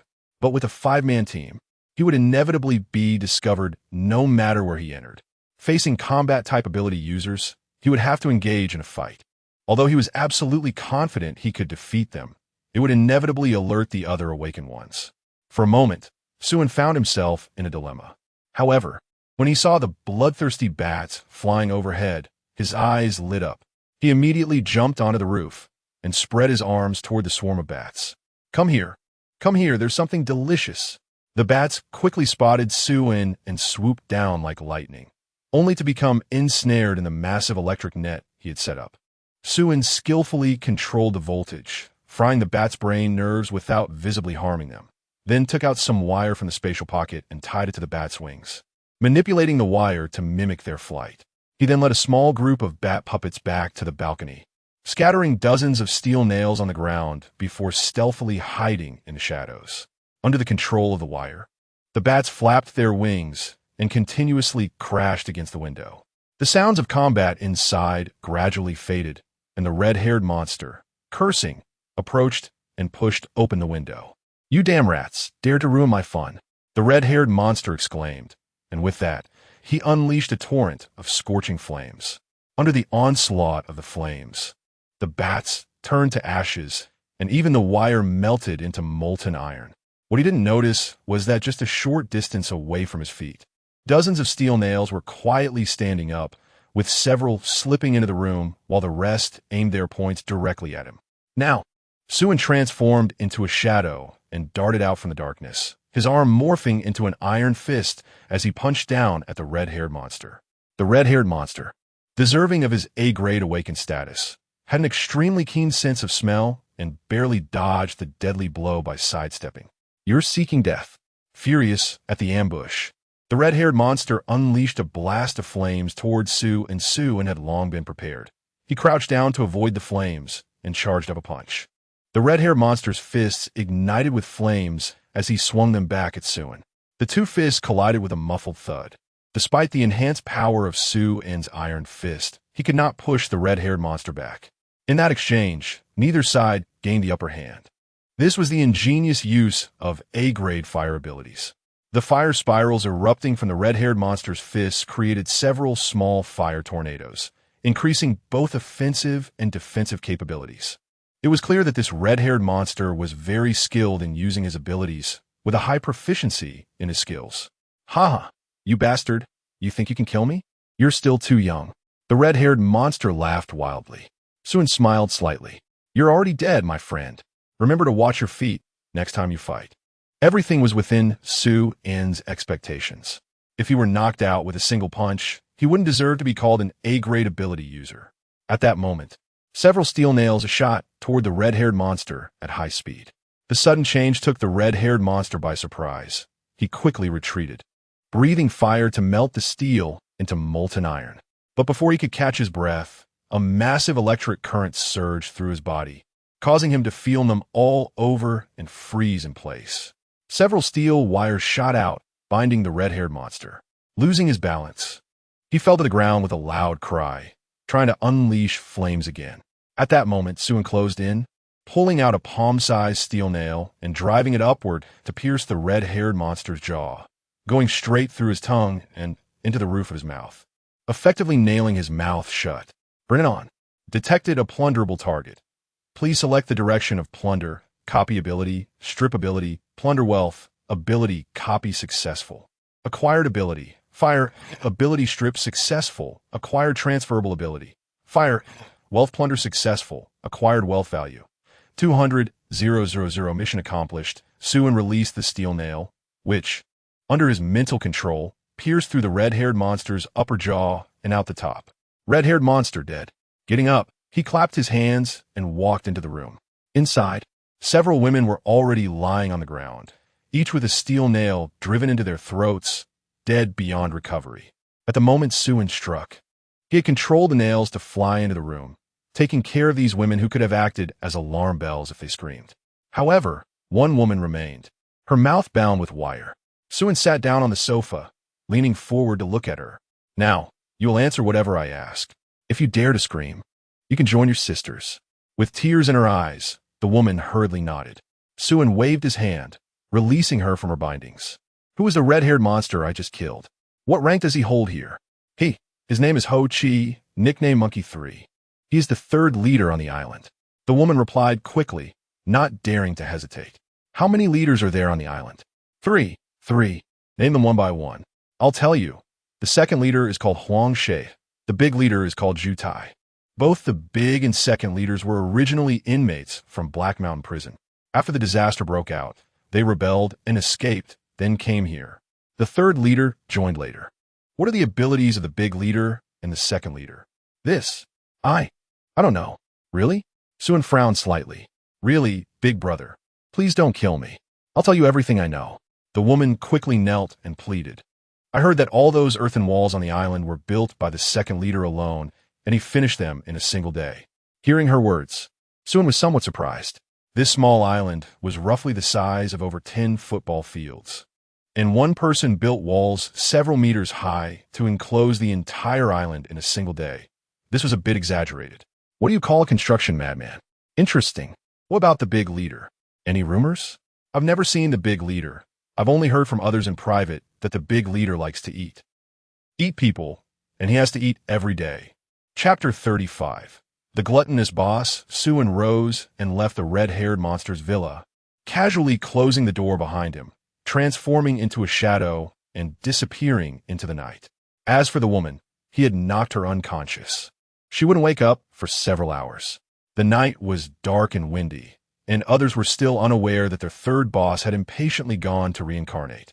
Next, Suin had to deal with the remaining two bosses.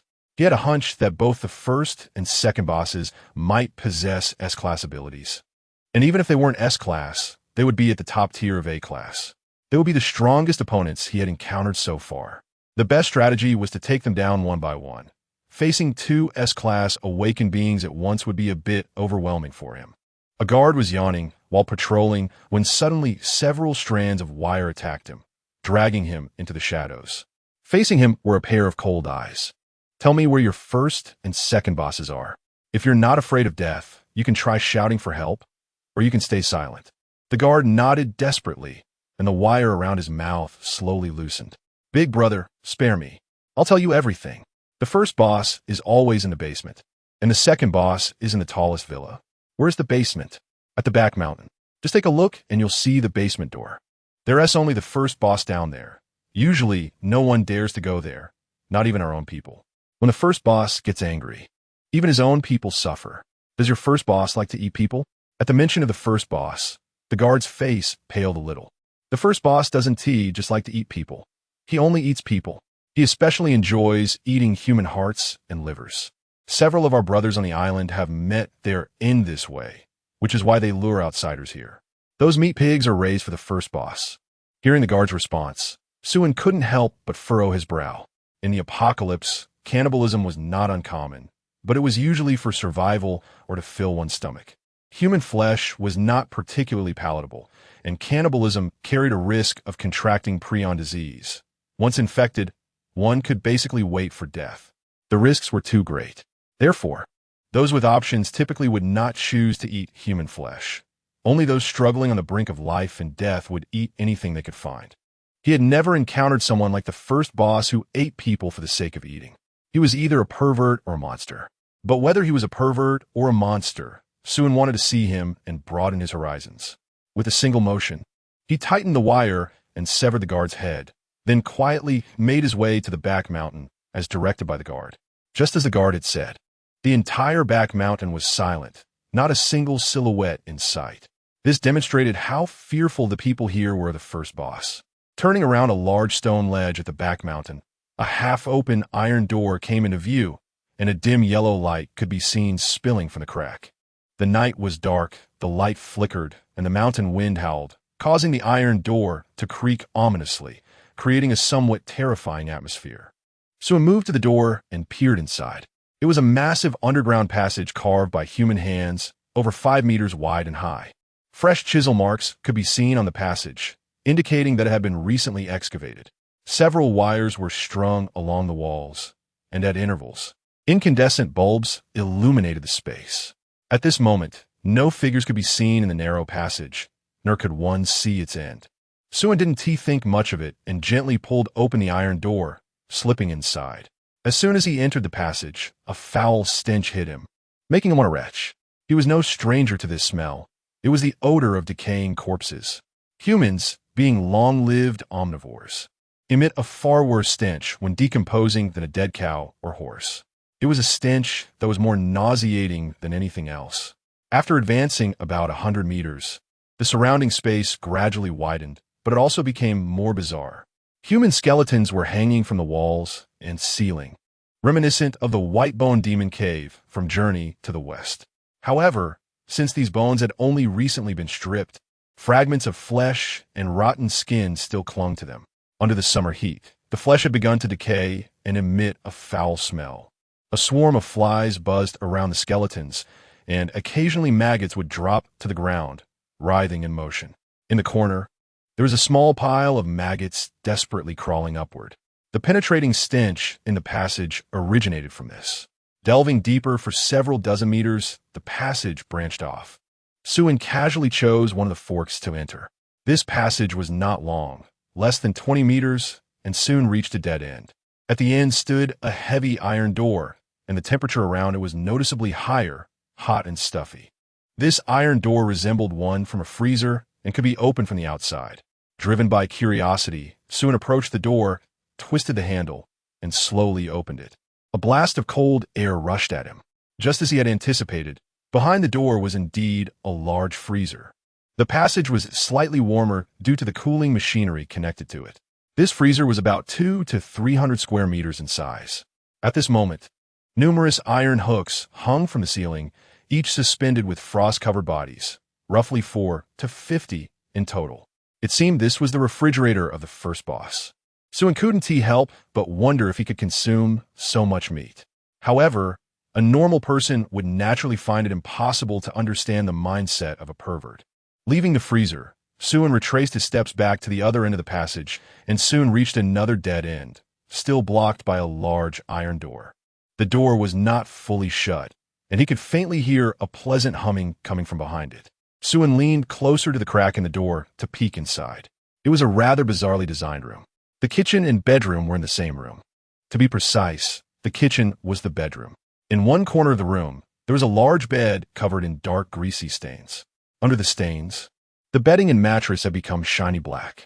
Beside the bed stood a large iron table, on which lay unfinished meat dishes, still rare and oozing blood, with a swarm of flies buzzing around the table.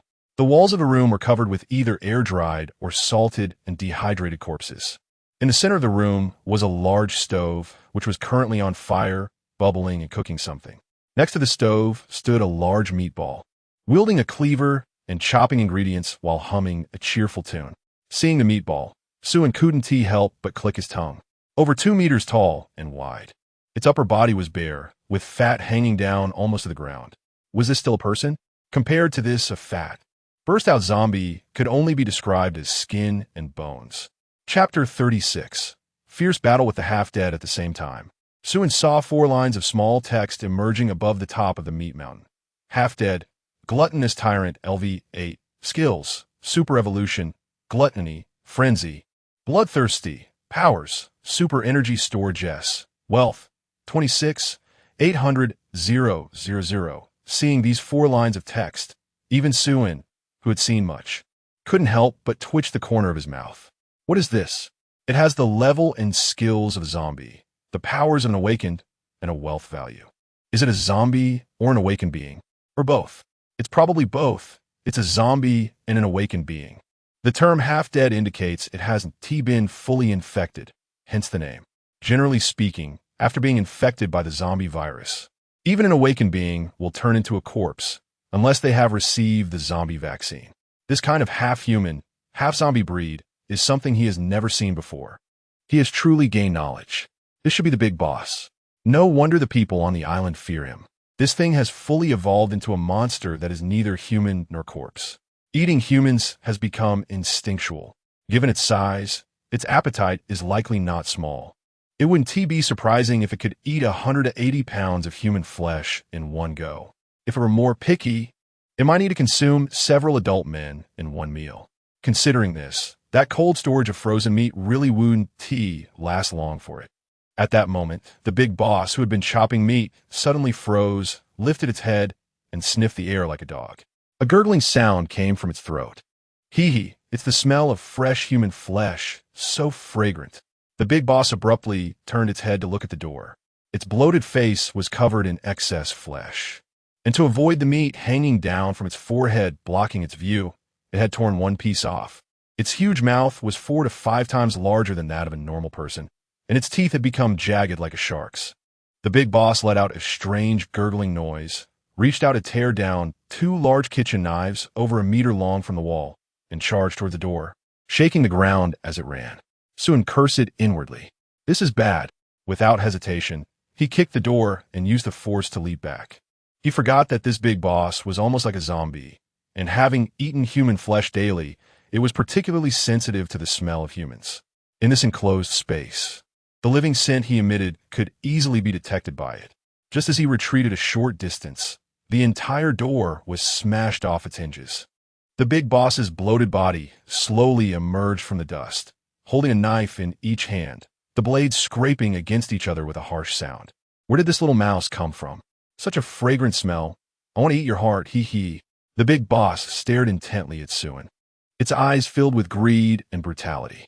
Suen didn't respond and directly took out dozens of steel bars from his spatial domain, crackling with electric light, and shot them towards the big boss. The big boss did not dodge or evade. It raised the kitchen knives to block its head, allowing the steel bars to pierce into its body, blood splattering everywhere as electric sparks flew. However, Suin couldn't feel happy about it. The steel bars only penetrated less than a palm's depth into the big boss's fat body, which could only be considered a minor scratch. Moreover, he could sense that the power of the lightning he had unleashed was rapidly diminishing. On one hand, the big boss's layer of fat weakened the voltage. On the other hand, the big boss's power was activated, super energy storage S.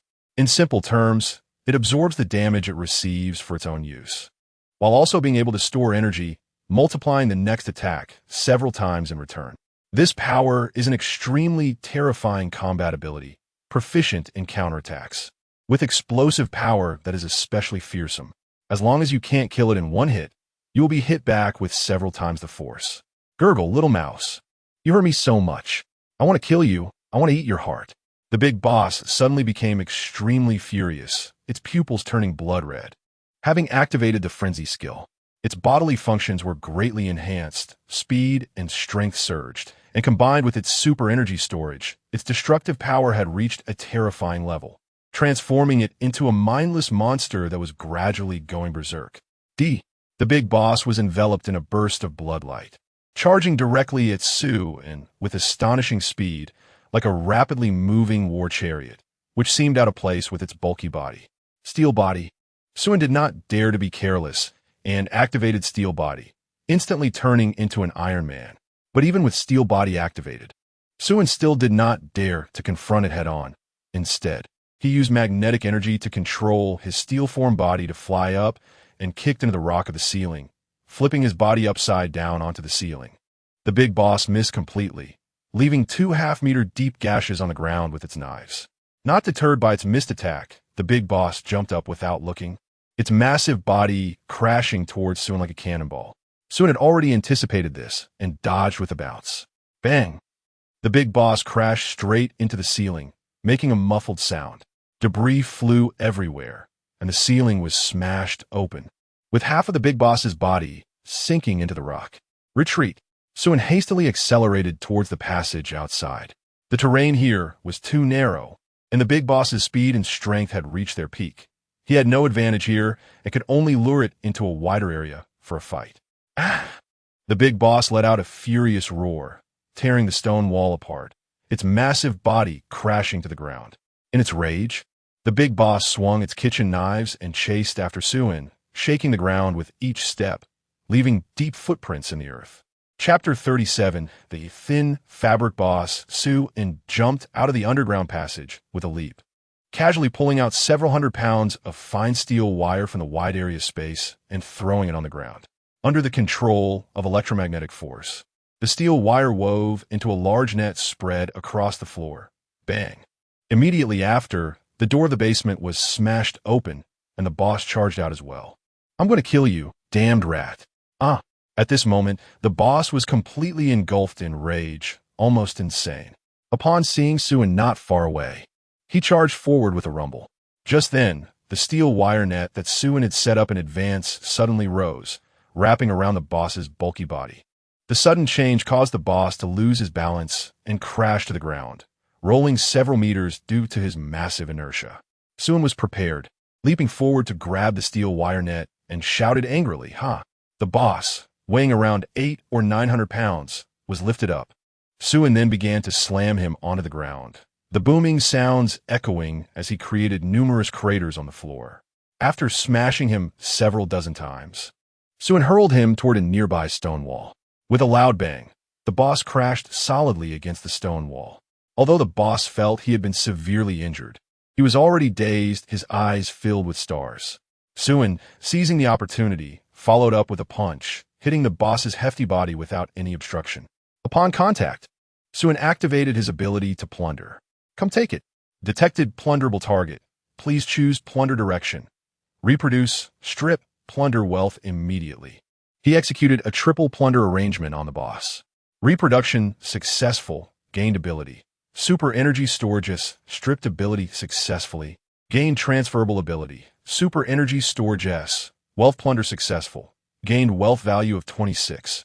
8 million. Supplies have been transferred to wide area space. Please check promptly another S-level ability in hand, along with 26.8 million worth of supplies. If there were a special effect narration, it would definitely be, wow, gold, gold, gold, golden legend. The boss let out a muffled roar, and his massive body erupted with great force, tearing the steel wire net apart with a sizzle. A punch filled with tremendous power came crashing down toward Suin. This time, Suin did not dodge or retreat. While defending, he gathered a lightning ball in his palm. Boom! The boss's punch landed on Suin's arm, creating a dull sound of metal clashing. Suin was knocked back several meters, leaving deep scratches on the ground. Super. Energy. Storage. Suin slowly uttered a few cold syllables, and a burst of blood light erupted around him, causing the lightning in his palm to swell more than 10 times. Then he kicked off the ground, transforming into a bolt of lightning that smashed towards the boss. An unstoppable punch shattered the sound barrier, tore through the boss's thick flesh, and crashed straight through his body, with most of Suin's arm embedded in the boss's flesh. Wow! The boss coughed up a mouthful of blood, the redness in his eyes gradually fading as his frenzy subsided and his rationality returned. No. Impossible. Why is your ability the same as mine? How can this be? Because it was originally your ability, you foolish pig. The boss's pupils suddenly contracted. How can this be? How can this be? My ability is gone. Give my ability back to me. I want to kill you. As the boss reached out toward Suin, Suin replied, "You no longer have that opportunity." With a gentle grip, a tremendous force of lightning erupted from his palm. The violent power of lightning surged out from the boss's body, tearing apart his flesh inch by inch. With a loud crash, the boss's entire body split apart, turning into hundreds of pieces of rotten flesh scattered on the ground, leaving only his bloated head standing atop the pile of meat. The boss opened his mouth as if to say something, but with his trachea shattered and vocal cords rendered useless, he could not utter a word. Ultimately, filled with unwillingness and anger, the boss's eyes gradually lost focus, and his life was frozen at that moment. The boss was dead. Suin lightly jumped onto a large rock, looking at the blood and flesh scattered around him, unable to help but frown. I should avoid using this move in the future, detonating lightning from within the enemy's body, while the lethality was unquestionable. The visual experience was somewhat unsatisfactory, and getting splattered with rotten meat was indeed a bit disgusting. This boss was indeed quite strong, with a half-dead body and dual abilities from being an awakened one. Just the combined physical strength and defense were almost approaching S-level abilities, and he also possessed S-level energy storage. He was purely a meat shield with high damage output, but the downside was that his intelligence was lacking, especially when he fell into a frenzied state. His IQ was virtually negative. He had become stronger, yet turned into a brain-dead state. Who knows if it was from eating too much human flesh that the prion disease burned his brain out. Thinking about how the boss liked to eat human flesh made Suin's heart skip a beat. The supplies he plundered from this guy wouldn't all be human flesh, would they? Suin hurriedly checked the wide area space. He saw that a considerable amount of supplies had been newly added to the wide area space. 100 tons of rice, flour and oil, 30 tons of fruits and vegetables, 80 tons of pork, lamb, and beef, 10 tons of alcoholic beverages. Phew, as long as it's not human flesh. All normal supplies. Suin breathed a sigh of relief. Now, the question arose, since this boss only liked to eat human flesh, there were no other supplies hoarded in his basement. Where did these supplies come from? After thinking it over, it was likely that they were plundered from the supply stock on the island. Although the boss did not like these things, they indeed belonged to him. Additionally, the meat showed signs of having been frozen, indicating it had likely been stored in a cold storage facility. It seemed that there was a massive supply storage warehouse somewhere on the island. He wondered how much was left. The supplies plundered this time were almost equivalent to half of what he had obtained from Tiger Yi. If there was still this much in the warehouse, that would be a huge profit, surviving through the apocalypse. Thinking back to the day when the apocalypse first descended, he had scavenged an entire neighborhood and only obtained a few thousand points of supplies. In comparison, this was simply pitifully small. It was much faster to rely on plundering. Just as Suin was lost in thought, a massive hand made of sand and gravel suddenly descended from the sky, smashing him into the ground. creating a pit several meters wide. Chapter 38, we are all cowards. A man dressed in a warden's uniform slowly knelt down in front of the pile of parts belonging to the boss. Trembling, he picked up the boss's head and carefully wiped the bloodstains from it with white gloves. "Brother, I'm late, I'm sorry." The man's voice choked, and his eyes were red. Suddenly, a figure made of fine steel broke through the sand and stones and slowly stood up. "Pah!" Suin spat out a mouthful of sand mixed with saliva.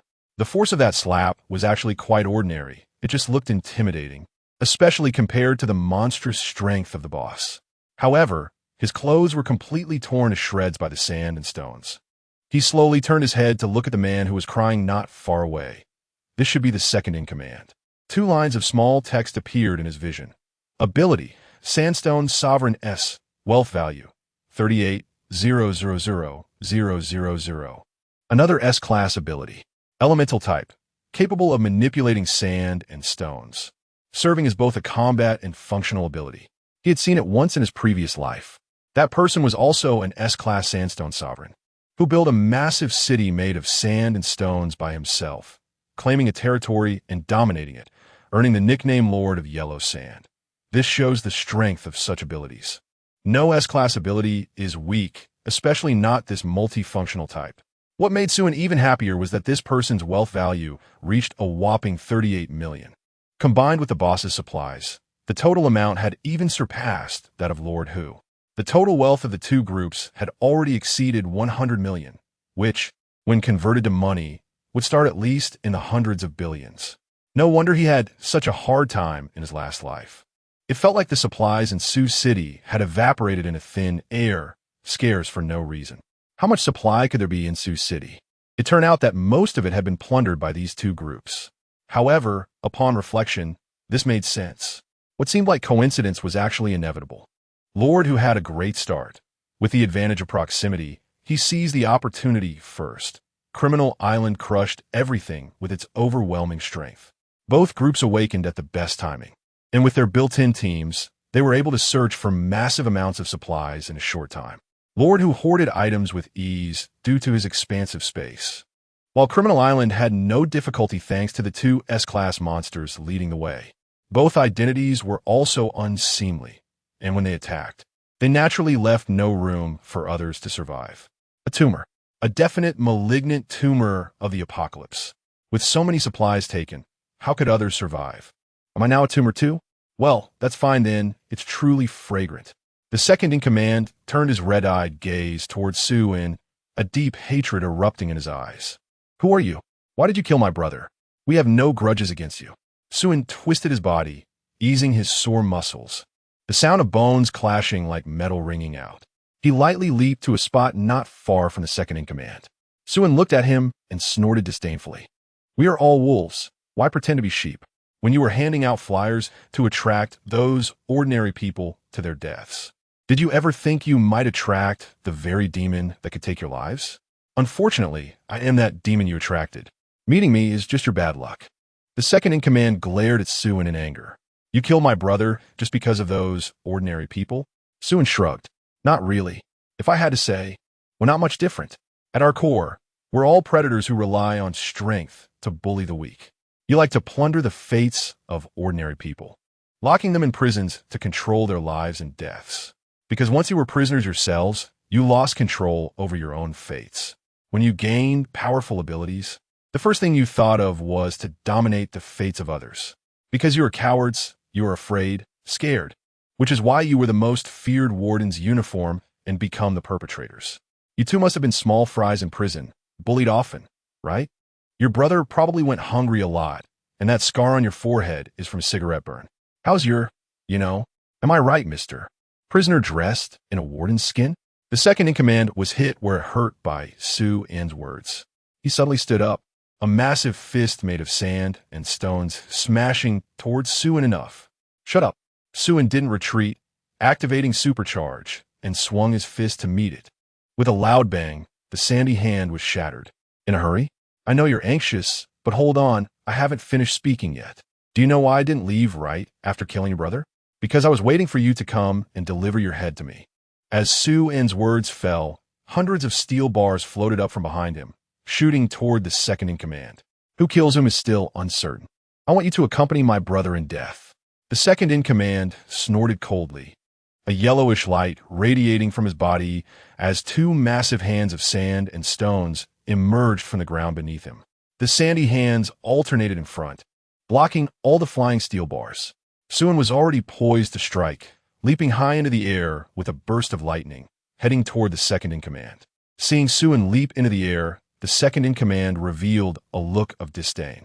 With no leverage in the air, Suin could only be at his mercy.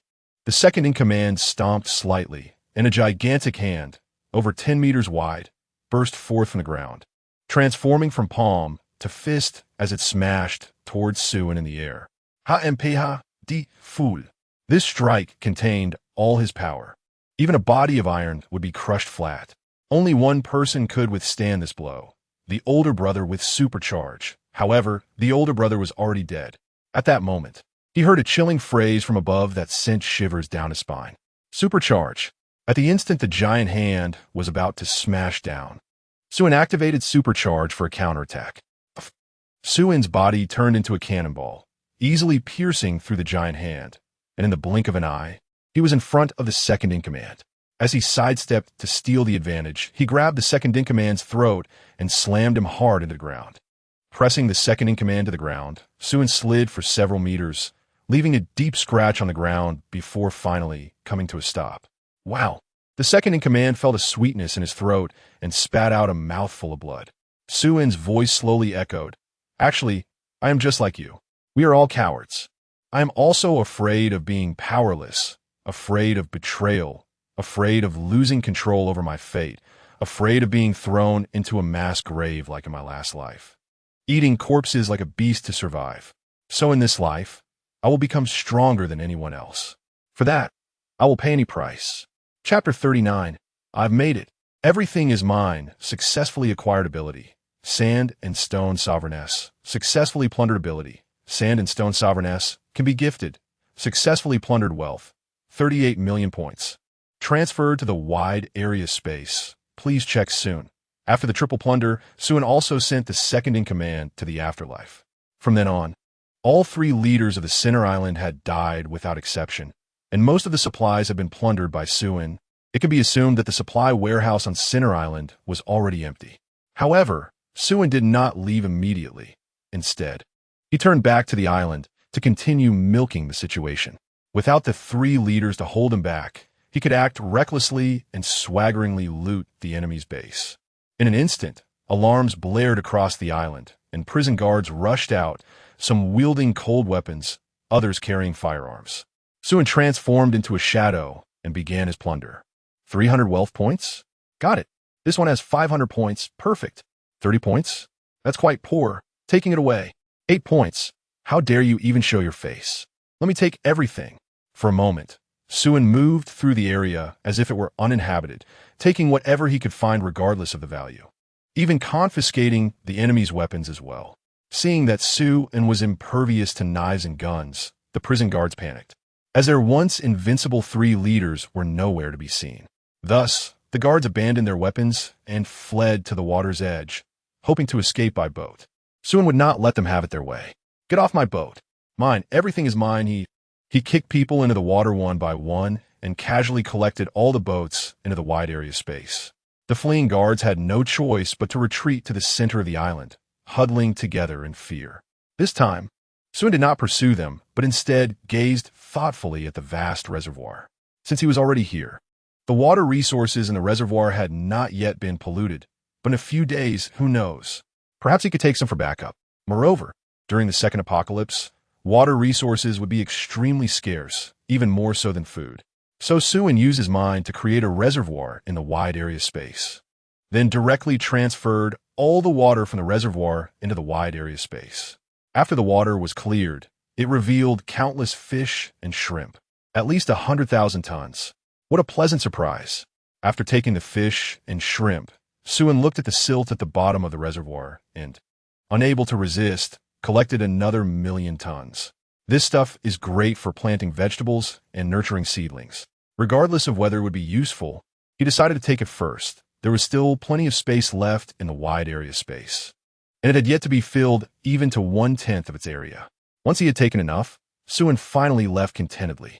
He originally intended to fly back in a helicopter he had captured, but unfortunately, he had never learned how to fly. He was good at taking down, though. Therefore, he had to give up, crossed the parched reservoir, and arrived on the highway. He took out his motorcycle, revved the engine, and headed back along the road. After Suin left, the surviving guards dared to cautiously peek out. When they saw the entire reservoir had run dry, everyone was stunned. That monster has finally left. It's terrifying. Just a glance from him makes me feel like I'm going to die. I wonder if the 3 leaders were killed by him. What happened to the water in the reservoir? Why is there not a drop left? Just as the guards were collectively bewildered, a shout of alarm erupted from the prison direction. Oh no, the prisoners have escaped. What should we do? Our weapons were taken by that guy. What can we do? Run. There were about 800 or 900 prisoners, and only 70 or 80 of them were still alive, less than 1/10 of the prisoners, and without weapons. They could not fight back and had to flee in panic. Thus, a large-scale escape unfolded at the Jinlong Reservoir, with enraged prisoners ruthlessly pursuing the guards. Naturally, Suin, who had left early, was unaware of all this. He rode his motorcycle leisurely down the highway, humming a tune, feeling relaxed and happy. This trip had yielded a total of 8 abilities, including 2 S-grade abilities, along with over 50 million worth of resources. He had now collected 4 S-grade abilities, worth several hundred billion in resources. Even in the entire apocalypse, it would be hard to find anyone who had developed better than him. As long as he wanted, he could show off any time. At this moment, he felt that even the air was sweet. Just then, a nearby survivor camp caught his attention. It was a small camp covering only a few hundred square meters, surrounded by iron fences. In the center of the camp, a huge fire was burning, and about 10 survivors were cheering around it. Next to the bonfire was a small wooden stage, on which sat a large iron cage containing a cat-sized animal covered in black scales. Next to the cage was a zombie tied with a chain. The zombie seemed to be terrified of the strange animal in the cage, struggling desperately to escape. A woman draped in a white sheet stood in front of the cage, passionately addressing the crowd below the stage. Look, this is the divine beast sent to us by the heavens. It will lead us away from suffering. The divine beast has come, and the sky is clear. The divine beast has come, and good days will follow. The evil and filthy zombies will soon be eradicated by the divine beast, which will protect its loyal and devoted followers through the crisis. Lost lambs, offer your loyalty and tributes to the divine beast. The omnipotent divine beast will bless you. Under the woman's incitement, the crowd below erupted into applause, and many actually took out food to place in the iron bucket at the edge of the stage, offering to the so-called divine beast. Mutated animal, scale cat LV6 Suin. He had seen such things in his previous life. This is not a divine beast. It's clearly a mutated farm cat. It won't protect people. It'll eat them. Chapter 40, Taming a New Pet. One cannot blame these people for being bewitched by the ghost, with the presence of this mutated earth cat. Ordinary zombies and bloodthirsty bats do not dare to approach this camp easily. Naturally, the onlookers are confused. It should be noted that during this time in the past, they wouldn't even dare to step outside, as a moment's negligence could lead to being bitten to death by bloodthirsty bats. How could they now gather around a campfire so boldly and remain unharmed?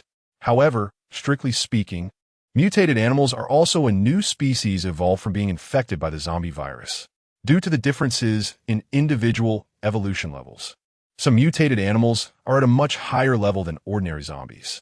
To ordinary zombies, this is simply a matter of bloodline suppression, not due to any protection for the followers. Moreover, felines are born hunters and are extremely brutal towards animals smaller than themselves. Even if they do not eat, they will catch and play with their prey to death. After mutation, this trait not only did not disappear, but has expanded even further. Since the apocalypse, humans have completely become the bottom rung of the food chain, existing as prey in the eyes of mutated creatures. This mutated cat might be injured. Otherwise, it would have long since broken out of the iron cage, and with a swipe of its paw, these followers would have been sent to paradise. However, if it continues to be fed like this, once the mutated cat recovers, these people will meet the same fate. What surprised Sue was that this mutated cat was very quiet, lazily lying in the iron cage, occasionally nibbling on the offerings from the followers, staring at the crowd with its large, bell-like eyes filled with a human-like mockery, as if looking at a group of simpletons. Is it not injured? If the mutated cat were not injured, this iron cage would not be able to contain it all. The only possibility is that it voluntarily crawled in, and the reason it does not resist is entirely to enjoy the free food and drinks, taking advantage of the followers' offerings. What a true freeloader. When the followers can no longer afford to offer it, it will eat them. Hiss, it has truly become a spirit. This possibility cannot be ruled out. Most mutated creatures lose their rationality after mutation due to the virus, becoming bloodthirsty and violent.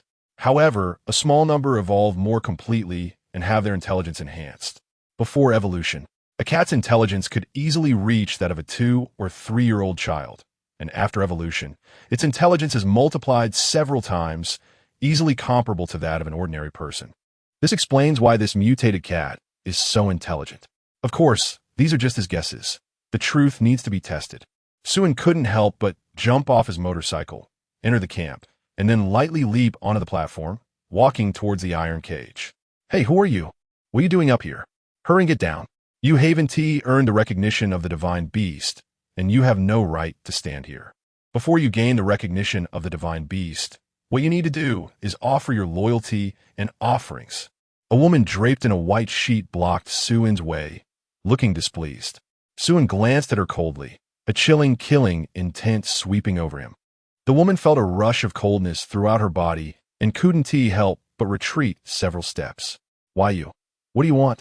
Suen ignored her, walking straight to the iron cage, smiling at the mutated cat. I'm a bit hungry for cat meat. Your chunk of fat should be enough to last me a while, right? The mutated cat suddenly turned its head, anger reflected in its emerald eyes, and the scales on its neck bristled. Seeing the mutated cat's reaction, Suen nodded slightly. Not bad. It can understand human speech. However, Suen's words not only angered the mutated cat, but also infuriated the followers present. Impudent! Who gave you the courage to insult the divine beast? Where did this brat come from? Hurry and drive him away. There will be retribution. The divine beast will surely descend divine punishment to punish you, disrespectful one. Suen completely ignored the scorn of the crowd, slowly raising a finger, and a faint electric glow could be seen swirling at his fingertip. Meow! The mutated cat sensed a threat from Suen, let out a strange cry, then immediately stood up and broke open the iron cage, leaping a distance of 5 or 6 meters. The mutated cat cautiously watched Suen, hunching its back with its scales raised, continuously emitting low growls. It's over. It's over. The divine beast is angry. Damn, brat. You have angered the divine beast. Divine beast, please calm down. Seeing the mutated cat easily break through the iron cage and leap 5 or 6 meters away, the followers turned pale with fright. This was far more terrifying than any lion or tiger, surpassing everyone's understanding, which made them even more convinced that this was undoubtedly the divine beast. Suen was even more satisfied with the mutated cat's performance. High intelligence and good danger perception. It was simply a great guardian. Little one, how about you come with me? Help me guard my home.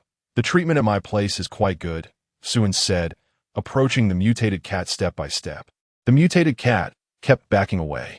In its perception, this human was extremely dangerous, stronger than any creature it had ever encountered. It was not its opponent. Escape. It must escape. Fleeing is an animal's instinct. Even the top predators are no exception. When the enemy is strong enough to extinguish any thought of resistance, fleeing becomes the only option. Don't be in such a hurry to leave. Suen waved his hand, and the surrounding iron bars suddenly rose from the ground, enclosing the mutated cat in the center. Seeing this, the mutated cat hurriedly struggled, trying to jump out of the encirclement. But no matter how it jumped or bit, it could not break free from the heavy encirclement of the iron bars, ultimately being tightly wrapped by countless metal objects, falling to the ground and unable to move. Even so, it continued to roar at Suen, desperately trying to bite at the iron bars to escape, revealing its fierce nature. TSK. Suen impatiently clicked his tongue. I personally prefer to reason with people. Let us have a good talk. Saying this, he took out a large kitchen knife over a meter long, confiscated from the big boss, and with a thud, he stabbed it into the ground. Upon seeing the large kitchen knife, the mutated cat immediately stopped struggling. The bloodthirsty aura emanating from the knife made it feel dizzy.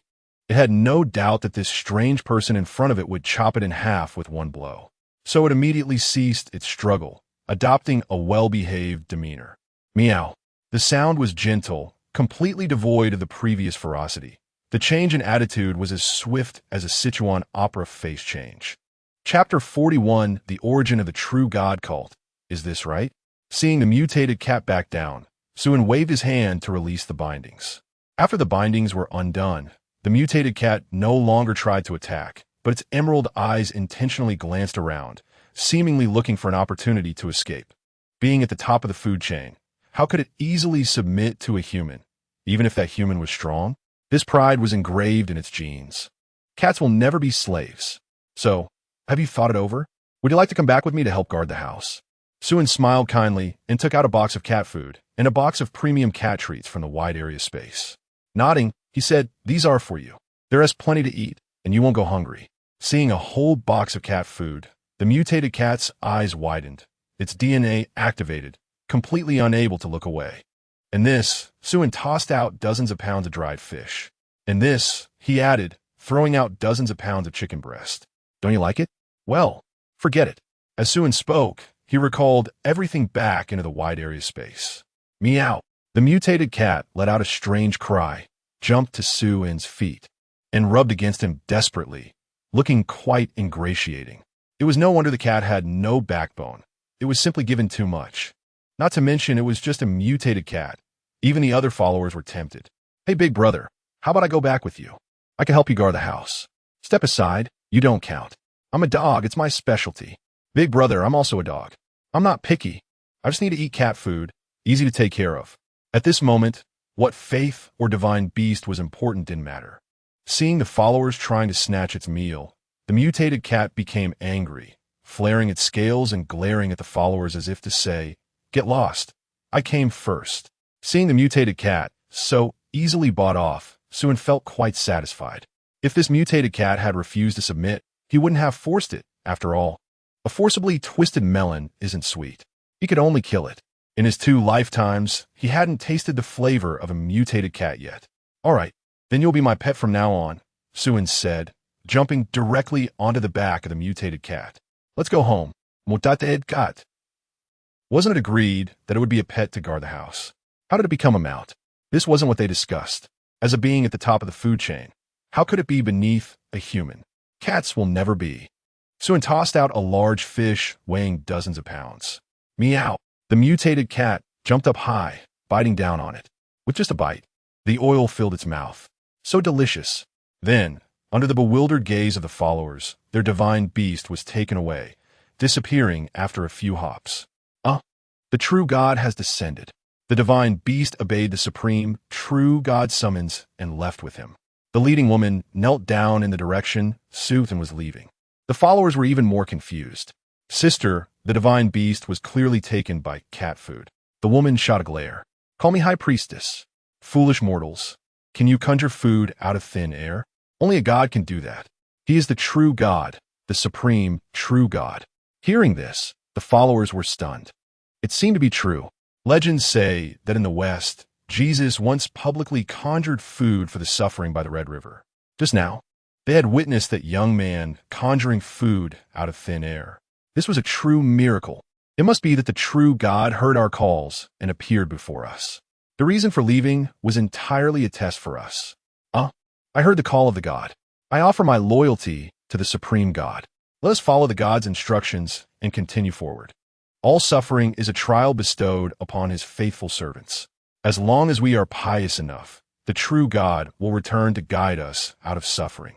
Under the high priestess's call, more and more people believed, kneeling down one after another, and soon everyone in the camp had become Suin's devout followers. A cult named True God cult took root and sprouted. At this moment, Suin was riding the mutated cat swiftly along the road, completely unaware that he had been regarded as a god. The mutated cat was very fast, with a speed exceeding 100 miles per hour. completely ignoring the road conditions and moving in a straight line. When encountering small rivers or buildings, it easily leaped over them, with enough endurance to run over 100 kilometers on just a few cans of cat food. The energy conversion efficiency was incredible. Even Thomas Young, the founder of the law of conservation of energy, would shake his head in disbelief. Moreover, it possessed an inherent observation hockey, making ordinary zombies too afraid to come and cause trouble. This was much better than riding a motorcycle, convenient and cost-effective. However, the sitting experience wasn't great. The entire body of the scaled cat was covered with a thick layer of hard scales, making it quite uncomfortable to sit on. Suen couldn't help but silently plan to design a saddle when he got back. Thus, the man and cat quickly returned to the city. In the dark night, the scaled cat carried Sue in, weaving between buildings like a ghost. In less than 20 minutes, they returned to their base community. Arriving at the door, Sue noticed a dim yellow candlelight coming from the villa, suggesting that someone was still awake. Without thinking much, he pushed the door open, bringing the scaled cat inside. "Master, welcome home. Master, welcome home." Suen saw Lu Hui and her daughter, one big and one small, standing in the entrance wearing black and white maid outfits to greet him. Lu Hui's pretty face flushed as she lowered her head, not daring to look Suen in the eye. Xiao Xiao showed a sunny smile, her dimples paired with two small tiger teeth, making her look quite cute and full of vitality. "Honey, are you satisfied?" Li Xiaoyu peeked out with a mischievous smile. Suen gave a thumbs up in admiration. "You really know how to have fun." Chapter 42. Wang Kai. "The noble scale cat is so mature, honey. You're finally back." Everyone was so worried.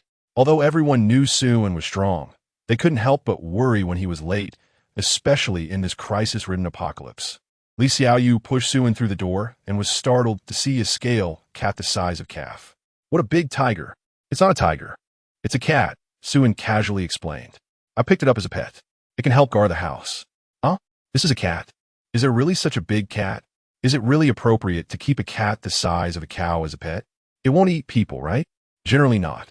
It's very well behaved, right, Wang Kai?" Suen patted the scale cat's big head. This was the name Suen had given it. Simple yet auspicious, and rustic to the extreme is elegance. "Meow. Wang Kai zet ponder." Such a good cat. Li Xiaoyu's mouth twitched slightly. No wonder she liked this man. Even his cat was so imposing. Though the name, it sounded a bit like a dog's name. The group then returned to the villa and entered the dining room.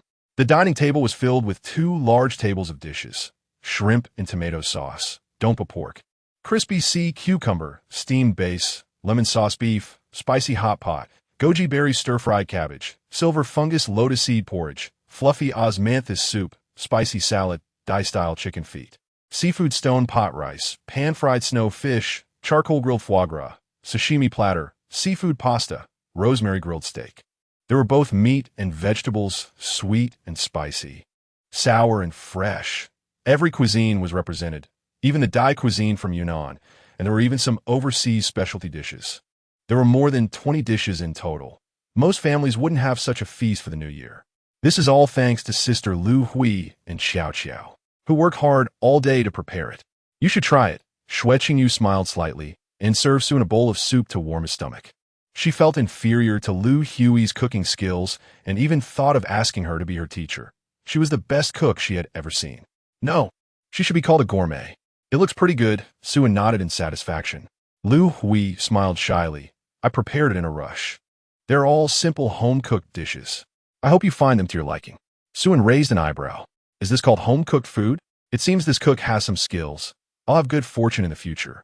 Let's all sit down and eat together." "Sister Yuri, kiao kiao." "No need to be so formal. Just treat this place as your home." Suen invited everyone to sit down for dinner. He hadn't eaten much that day and was already hungry, having only had some fried chicken on the road earlier. After tasting a few dishes, Suen couldn't help but be impressed. Describing them as rich in color, aroma, and flavor was an understatement. He began to eat heartily, and the others followed suit. During Suen's absence, everyone hadn't eaten much, waiting to eat together with him, so they were all hungry now. As they ate and chatted, laughter filled the room. Li Xiaoyu animatedly talked about the many movies and TV shows she had seen Xiao Xiao in, calling herself a fan and praising Xiao Xiao's charm and acting skills. Xiao Xiao's little face turned a bit red from embarrassment. Shui Qingyu rarely spoke, quietly listening, occasionally serving Suan food, while Lu Hui helped pour wine. It was a warm scene. Wang Kai, squatting at the kitchen door, thought, "Did you guys forget something?" Think carefully. Feeling Wang Kai's pitiful gaze, Lu Hui finally remembered that Suan had brought a pet back. She quickly found a large iron basin to use as Wang Kai's food bowl and filled it with some food. Seeing this, Wang Kai excitedly spun in place, meowing nonstop. "Remember to wash your bowl after eating," Suan said without turning his head. Wang Kai nodded repeatedly. Seeing Wang Kai's human-like behavior, Xiao Xiao couldn't help but exclaim softly, "Wang Kai is so smart." Hearing someone praise it, Wang Kai elegantly lifted its head and gracefully meowed, its face showing a proud expression, as if to say, "Of course." Then it buried its head in the food bowl and began to eat voraciously. After about half an hour, the meal finally ended. Suan lay on the sofa, feeling too full to move. He hadn't eaten so much in a long time, and he felt a bit stuffed. More than 20 dishes had been nearly wiped clean, and not even the soup was left, mainly due to Wang Kai's bottomless appetite. However, Suan didn't mind at all. It was just the beginning. He could afford to feed Wang Kai 10 or 100 times its appetite. In fact, it was better this way. Any leftovers would just be finished off by Wang Kai, so there would be no worry about wasting food. What a good cat. Wang Kai indeed did as Suan had instructed.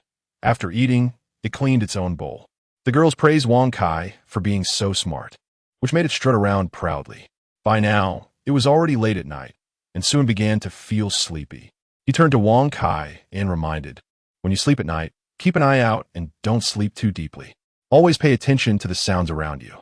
Don't forget your job of guarding the house." Wang Kai meowed in acknowledgement. Suan thought for a moment and then took out several 100 pounds of cat litter from his storage space and dumped it on the ground. Later, just dig a hole outside and pour the cat litter in as a toilet. From now on, just go by yourself when you need to. But remember to clean up regularly. You're a mature cat now. You need to learn to take care of your own business, okay? Li Xiaoyu. Shui Qingyu. Yu Qiao Qiao. Liu Yi. Can pets really be raised like this? Suan, is there a problem? This is Wang Kai, not an ordinary cat. It's a noble scale cat. This is completely normal. Wang Kai meowed in agreement, as if to say, "That's right." Then it disdainfully glanced at the girls, as if saying, "You haven't seen much." Chapter 43. Breaking the routine the next day. It was already the 6th day after the end of the world, and the number of bloodthirsty crows had reached a terrifying level. Looking up, one could see a massive group of them, with each flock containing at least a few thousand.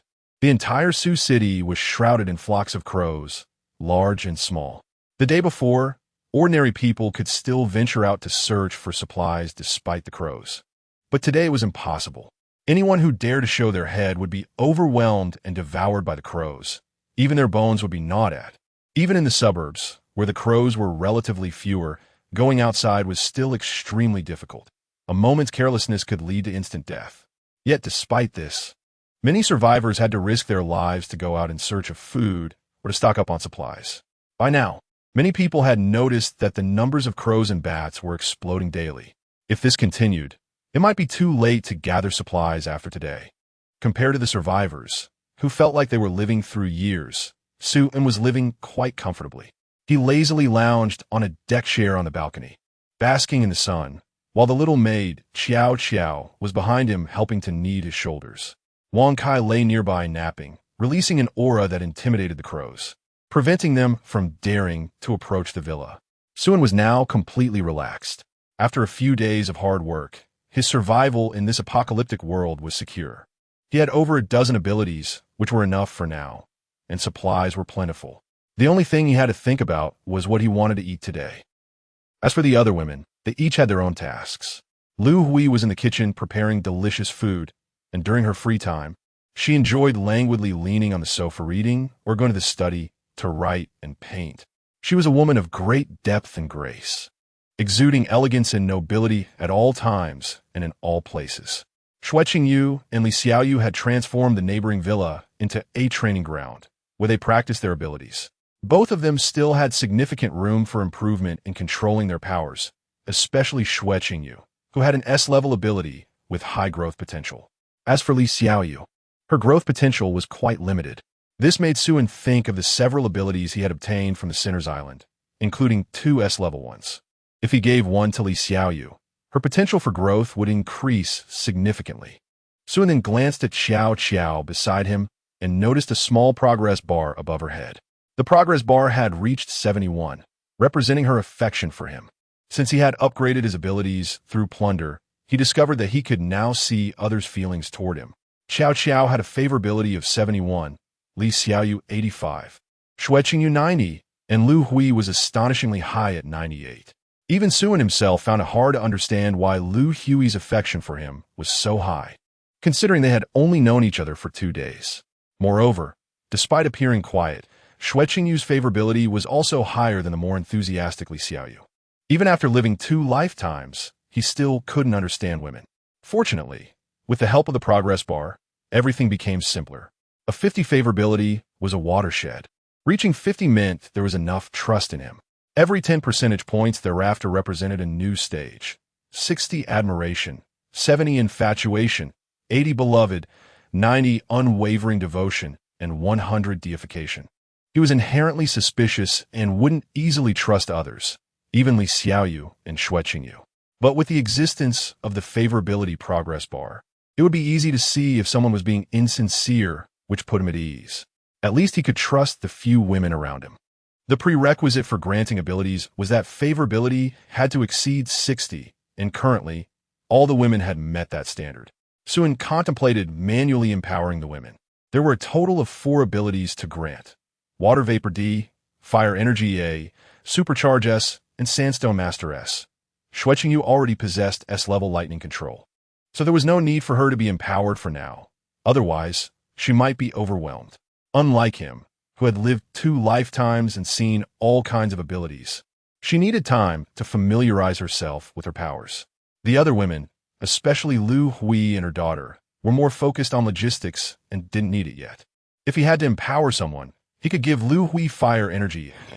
Firstly, since there was currently no electricity or water, cooking would require gas. Although he had plenty, it was more advantageous to get energy for free. He had never tasted food made with abilities and was quite looking forward to it. Secondly, Lu Hui's favorability was extraordinarily high, so he felt most at ease with her.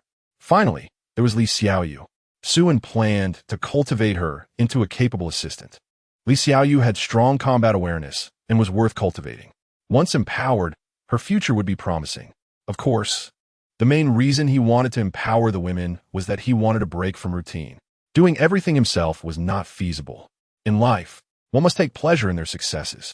Xiao Qiao called Lu Hui over. Suen took off his sunglasses and patted Xiao's little hand. "All right, master."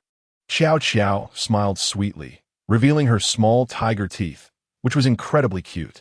Originally, Suen found it awkward that Lu Hui and her daughter called him master, but since they insisted on this form of address, he didn't mind.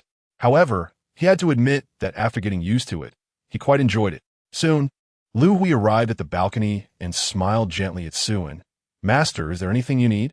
In fact, the reason the mother and daughter insisted on calling Suen master was entirely Lu Hui's decision. It was her way of showing loyalty. Though unspoken, it spoke volumes. Looking at this graceful woman, Suen couldn't help but silently praise his own taste. She was the most feminine woman he had ever encountered, embodying intellectual beauty to the fullest. They say women are like water. In Lu Hui's case, she was more like a fine aged wine, rich with beauty and charm. Even though Lu Hui called him master repeatedly, it still felt somewhat unreal. It was hard to imagine such a noble woman would display such a gentle and submissive attitude. Chapter 44. The price of a lifetime. Do you know about abilities? Suen said directly and straightforwardly. Lu Hui nodded upon hearing this, having learned about the existence of awakened ones after 2 days of contact. Li Xiaoyu and Xueqingyu were both awakened ones. Li Xiaoyu was incredibly strong, able to lift a small car, while Xueqingyu could unleash lightning with her bare hands and control metal objects. Neither of them was ordinary, which made Lu Hui feel a sense of unease. Both she and her daughter were just ordinary people. Aside from being able to cook well, she had little else to offer. In this chaotic era, people like her were as common as dirt. As long as Suen spoke up, There would be many willing to wash clothes and cook for him, filling the entire neighborhood. They could be discarded at any moment. After all, she believed her own value was truly limited. In this cold world, where could she find a home, and where could they settle? If they left here, where would she and Xiao Xiao go? The most likely scenario was to say goodbye to this world together with Xiao Xiao. She had a certain confidence and awareness of her appearance. But in this morally unrestrained world, what should have been her pride became a burden. As for Xiao Xiao, her status as a cute starlet made her even more of a death warrant. Do you want abilities?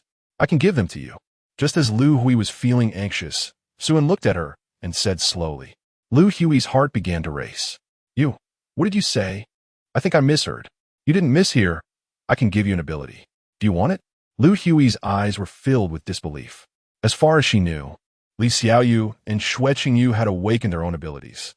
Lu Hui couldn't understand, but she still blurted out, I want it. Suan smiled slightly, extending his long finger to the back of Lu Hui's fair neck, tucking a strand of hair behind her ear and gently stroking it. Liu Yi's fast flushed, but she showed no signs of resistance or disgust. Instead, she felt a bit honored. Yes, honored. Everything has a price. Gaining one thing inevitably means losing another. I can give you a very good ability, but in return, you will lose your entire life. Have you really thought this through? You are trading your life for it. Lu Hui looked up at Suan, her eyes a bit dazed. In her heart, this man was like a deity saving her from despair. He was so powerful and mysterious that even being close to him felt inscrutable. His deep black eyes seemed to peer into an abyss, pulling her deeper into it, to sell her entire life to him. Was it not a kind of fate guiding her? Perhaps from the day she met him, she had welcomed her destiny. Lu Hui slowly knelt down. I am willing, master. The word master was spoken decisively, with no hesitation or reluctance, from the depths of her heart. Suan nodded in satisfaction. One day, you will be proud of your decision today. I will take you to the end of the apocalypse. He then pressed his finger against Lu Hui's red lips, silently chanting in his heart. Ability granted, fire ability granting successful. Recipient has acquired ability, fire ability A. The first artificial awakened one was born just like that. The awakening process turned out to be simpler and easier than Suan had imagined.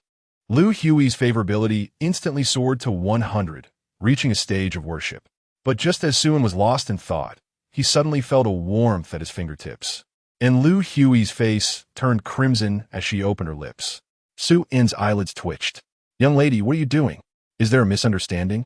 Also, Xiao Xiao is still here. Can we be a bit more reserved? Suan finally experienced the power of high favorability. Soon, a day passed in the blink of an eye. Throughout the day, Suan hardly did anything. Sunbathing, eating, having the maids massage his back. Occasionally listening to music to refine his nearly forgotten taste, and just leisurely spending the entire day. This was the easiest day he had experienced since his rebirth. He didn't have to worry about collecting supplies anymore. The existing resources were already more than enough. And even the remaining supplies in the entire Sioux City might not equal half of what he had. The two big fools, Sin Island and the Dragon Tiger Gang, had helped him stockpile everything he could think of. Dinner was equally sumptuous, with a total of 18 dishes. Today's theme was a combination of northern and southern cuisines, featuring the rich and aromatic flavors of the royal cuisine from the capital, as well as the spicy and appetizing dishes from Sichuan. Lu Hui was simply a treasure of a cook. She never disappointed when it came to food. During the meal, everyone chatted and laughed, while Wang Kai squatted nearby, devouring food like a starving ghost reincarnated for the first time. Xue Qingyu and Li Xiaoyu occasionally asked Suan questions about practicing abilities, and Suan, without holding back, shared everything he knew. Abilities are not fixed martial arts techniques. Even two people with the same ability will use them differently. This varies with each person's understanding and habits. Take Suan's control of electricity as an example. He preferred to use electromagnetic force to control metal objects in battle, which was efficient and quick, especially since metal items were abundant in modern society, making them excellent weapons. Xue Qingyu, on the other hand, preferred to use the inherent power of lightning, gathering it into spheres, which created lightning magnetic storms upon release. Neither method can be deemed superior. One is more labor-saving, while the other has greater power. Xue Qingyu chose the more powerful method entirely to prove herself in front of Suan. As for Suan's preference for the labor-saving method, that was entirely due to having been poor in his past life. He liked to save effort and resources, and in the apocalypse, every ounce of energy for ordinary people was precious. This subconscious stinginess mindset had continued to influence him to this day. However, to become a qualified and powerful awakened one must learn to skillfully apply various methods of using abilities. Therefore, Xue Qingyu still had a long way to go. The more powerful the ability, the harder it is to control, requiring a long time to learn. All Suan could do was point out the various ways to control lightning for Xue Qingyu, and how long it would take her to master it depended on her own efforts. Just as Suan was teaching Xue Qingyu, Li Xiaoyu noticed that Lu Hui's gaze towards Suan had changed. Lu Hui's eyes were filled with visible fervor and admiration as she looked at Suan. Not only Lu Hui, but Xiao Qiao was the same, although compared to Lu Hui's fervor, Xiao Qiao was just blushing and eating, not daring to look up at Suan or even at Lu Hui. A woman's intuition told her that something must have happened between the three of them. Chapter 45. Li Xiaoyu's Great Crisis. Sister Lu, the dishes you made today smell so good, even better than yesterday's. Thank you, as long as you like it. Lu Hui smiled gently, picking up a piece of fish and carefully removing the bones, placing it into Suan's bowl. Li Xiaoyu didn't need to say it herself. Lu Hui had noticed her cooking skills had improved. The reason was Suan's new ability. Dishes made with the power of fire were indeed more fragrant than those made with regular gas. And she had also thought of many cooking methods she had never dared to imagine before. With the assistance of her fire ability, she could control the heat while cooking with ease. As a chef who had more contact with flames, she mastered it relatively quickly. When she released the intense flames with her bare hands, Lu Hui was both surprised and delighted, moved to tears. All of this was granted to her by the omnipotent man before her. Lu Hui looked at Suan with even more heat in her gaze. Li Xiaoyu felt a jolt in her heart. Sister Lu Wu, do you want to cut in line? Would she? That would be too inconsiderate. Li Xiaoyu was in a great crisis. She had to take the initiative. Xiaoyu, come find me at night. I'll give you something, Suan casually said after dinner, catching the attention of the girls. Okay. Li Xiaoyu was taken aback, not expecting Suan to ask her to was something big coming. She was a bit nervous, although she was usually the fastest. She had never been in a relationship, and deep down, she was just a strong talker. It would be a lie to say she wasn't nervous. But then she quickly shifted from nervousness to excitement. She often felt self-conscious about her height. Of the four girls present, she was the shortest, with even 15-year-old Xiao Qiao being half a head taller. But now, Suan had chosen her first, which proved she was more charming, right? So what if she was a bit shorter? Maybe Suan just happened to like petite and cute girls? How could she not feel proud of herself? With that thought, Li Xiaoyu felt relieved, and her concerns about her height melted away. Lu Hui smiled slightly, finding nothing wrong with the situation. In fact, she thought Suan had already been very restrained. In her eyes, all the women in this house should belong to Suan, including herself. She would unconditionally obey Suan's commands. Even if he told her to die right now, she would do it without hesitation. Her feelings for Suan had turned into blind admiration and fervor. From certain perspectives, Suan had become her faith, and she was the most devout believer. Meanwhile, Xue Qingyu trembled slightly, a hint of loneliness crossing her eyes, her feelings very complicated. Suan was unaware that his words had sparked wild thoughts among the girls present. To be fair, he had intended to invite Li Xiaoyu to his room just to give her a new ability. What ill intentions could a harmless young man like him possibly have? Li Xiaoyu casually took a few bites of her meal, and with no time to finish, she dumped the rest into Wang Cai's food bowl. Wang Cai. If it could speak, it would definitely say, "What do you mean? Do you think I'm a garbage can?"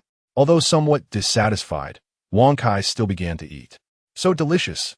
Li Xiaoyu dashed back to her room, first taking a cold shower, then rummaging through her wardrobe to find the victory set she had prepared long ago.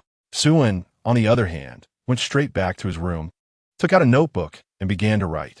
He planned to devise a training program for Li Xiaoyu, Xue Qingyu, and Lu Hui, aiming to make the three of them stronger in the shortest time possible.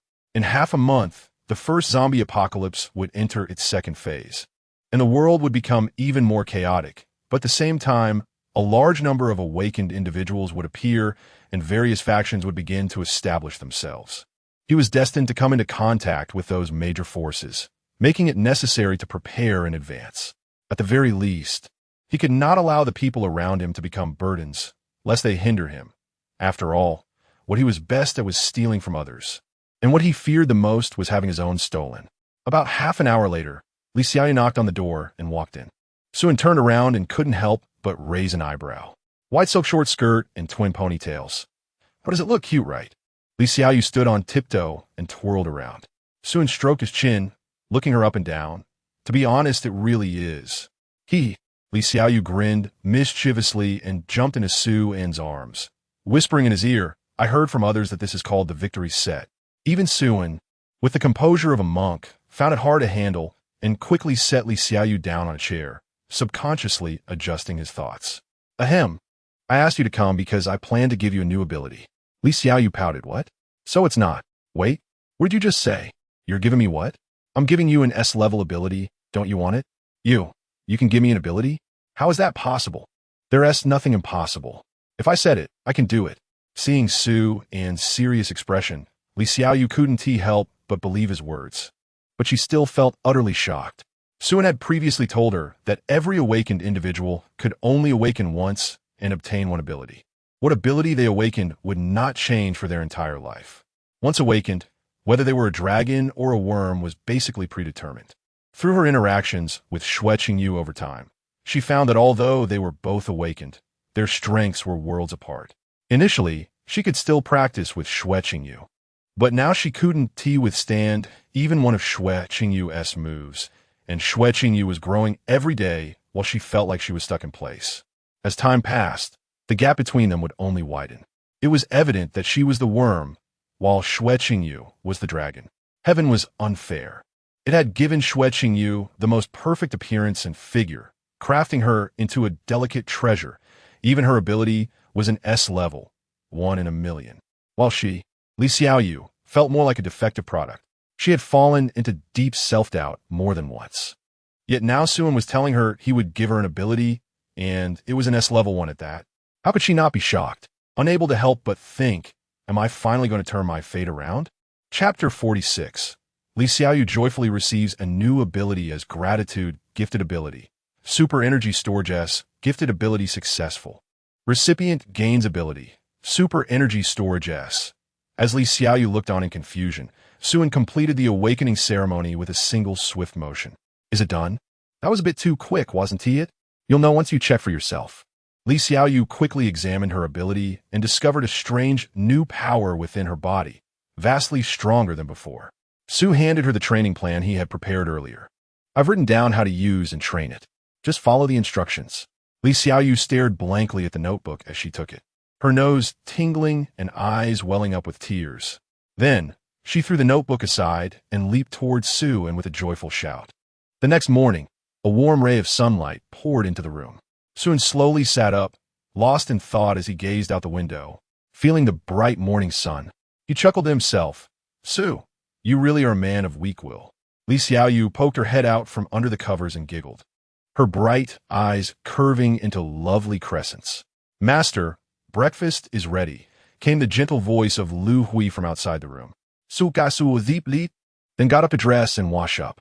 I'll bring some food up in a bit. You can sleep a little longer. Okay, I didn't sleep well last night. Ugh, I'm so sleepy. Li Xiaoyu yawned and snuggled back under the covers to catch some more sleep. When Sun went downstairs, the others were already awake.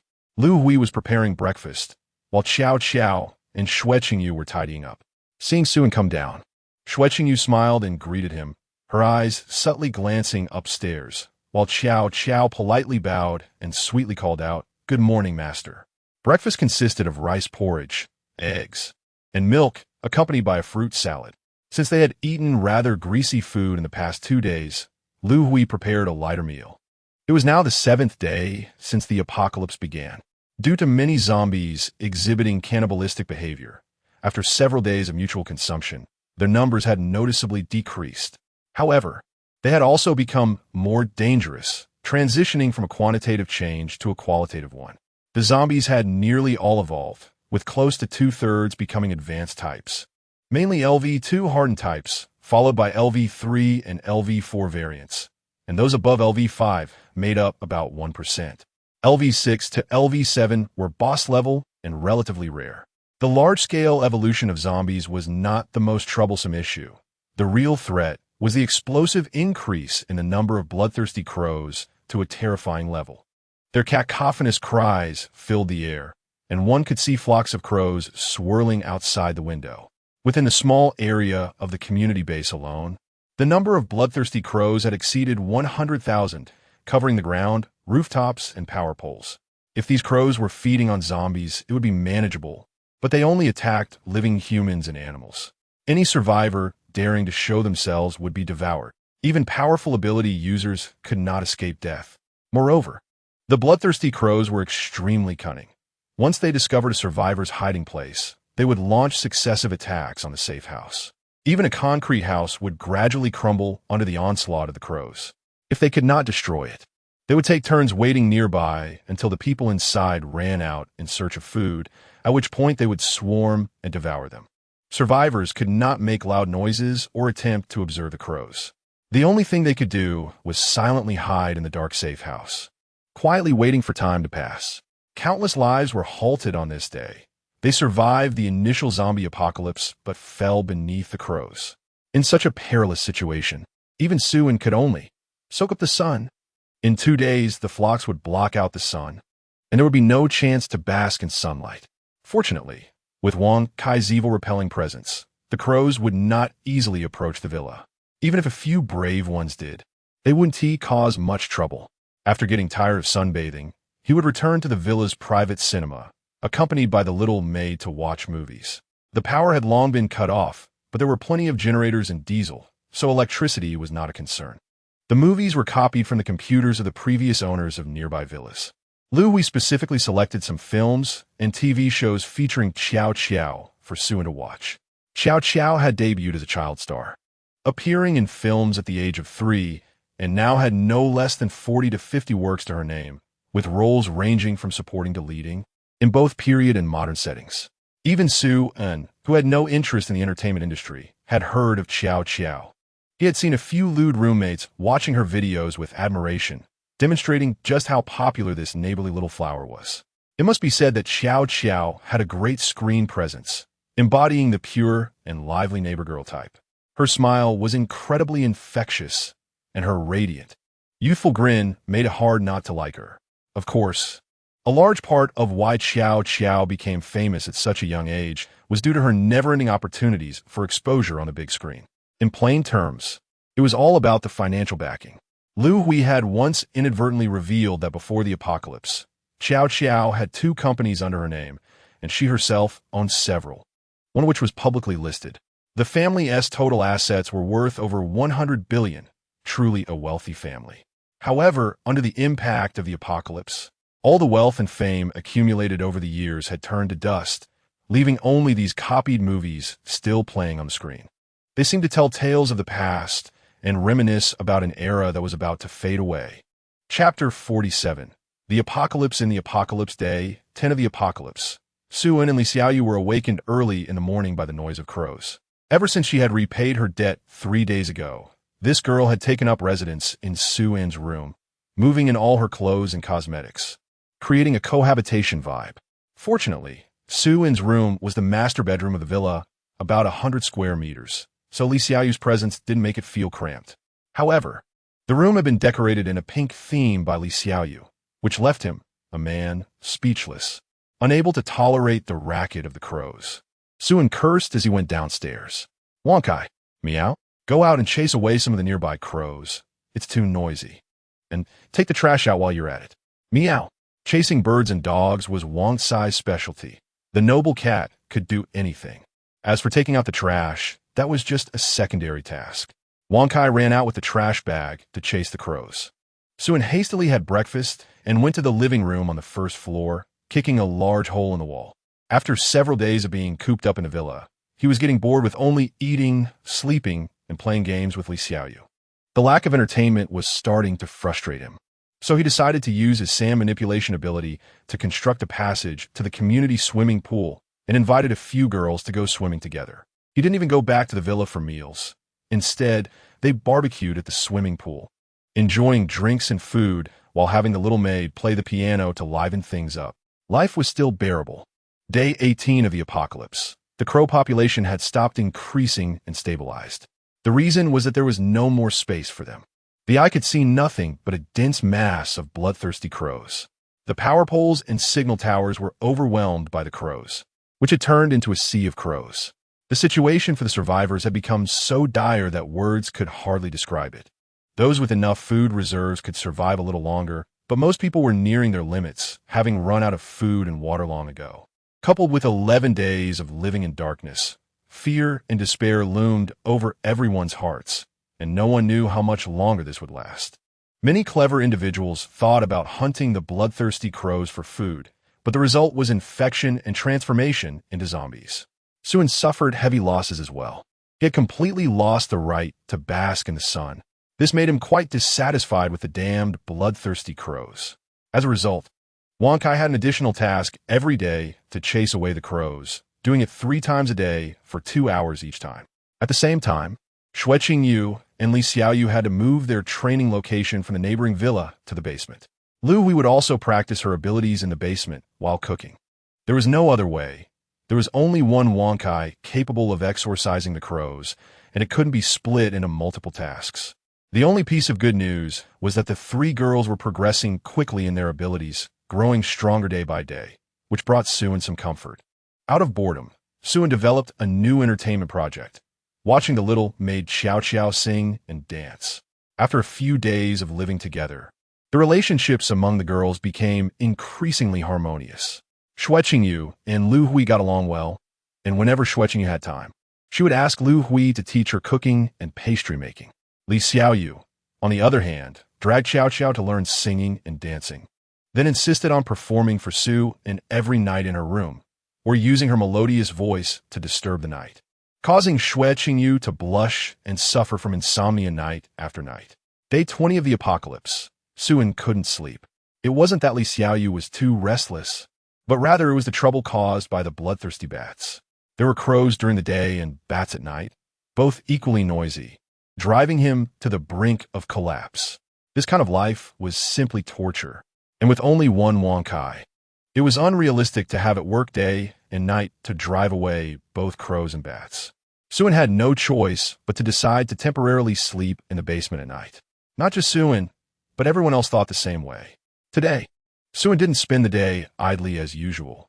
Instead, he used his sand manipulation ability to build a large factory outside and began creating some things he would need in the future. First, he modified vehicles, 3 buses, 3 trucks, and 3 cars, wrapping them in steel plates and sharp steel nails to increase their defensive and offensive capabilities. Next were weapons. He had various abilities and didn't rely on any one of them, so he had no specific requirements for weapons. The other girls needed appropriate weapons to enhance their combat power. First was Li Xiaoyu, who had 2 abilities, strength amplification and supercharging, both leaning towards close combat. Therefore, Suin forged her a giant cleaver using fire ability. The blade was 60 cm wide, 15 cm thick, with a length of 2 meters and a handle of 30 cm, making the total length an astonishing 5 meters, almost matching Li Xiaoyu's height, and it weighed over 580 pounds. The end of the handle had a large iron ring, with a chain attached, allowing it to be used as a giant throwing knife when necessary. Each swing would create a whooshing sound, and one slash could cut through not only ordinary zombies, but even a car in half. The only drawback was that it looked too crude for a girl to use, which felt a bit awkward. However, Li Xiaoyu had a unique mindset and liked it immensely, to the point of being unable to part with it. As for Xueqing Yu's weapon, it was designed to be relatively elegant, a set of 900 steel lightning rods, each 7 cm long and 1 cm in diameter. They could be used as ranged weapons and were designed for conductivity. Currently, Xueqing Yu couldn't control that many lightning rods simultaneously, but in the future, the number she could control would only increase. For Lu Hui, there were no suitable weapons currently since she had the purest fire ability. and not many materials could withstand the high temperatures of A-grade fire abilities. Even if there were, they wouldn't be practical. The only hope was to see if she could get a suitable weapon from opening treasure chests in the future.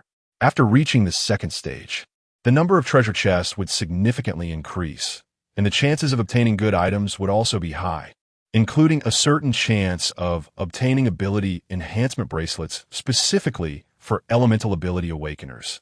However, even though she couldn't get a suitable weapon, Lu still took a flat-top pot forged from steel from Suan. It seemed she preferred kitchenware over weapons. As for the little maid Xiao Xiao, Suan generously gifted her 10 sets of white silk short skirts for swift attack. Chapter 48, the second phase, is about to begin day 25 of the apocalypse, as the dawn breaks and the first rays of sunlight touch the earth. The dark clouds of crows that once overshadowed everything have vanished without a trace.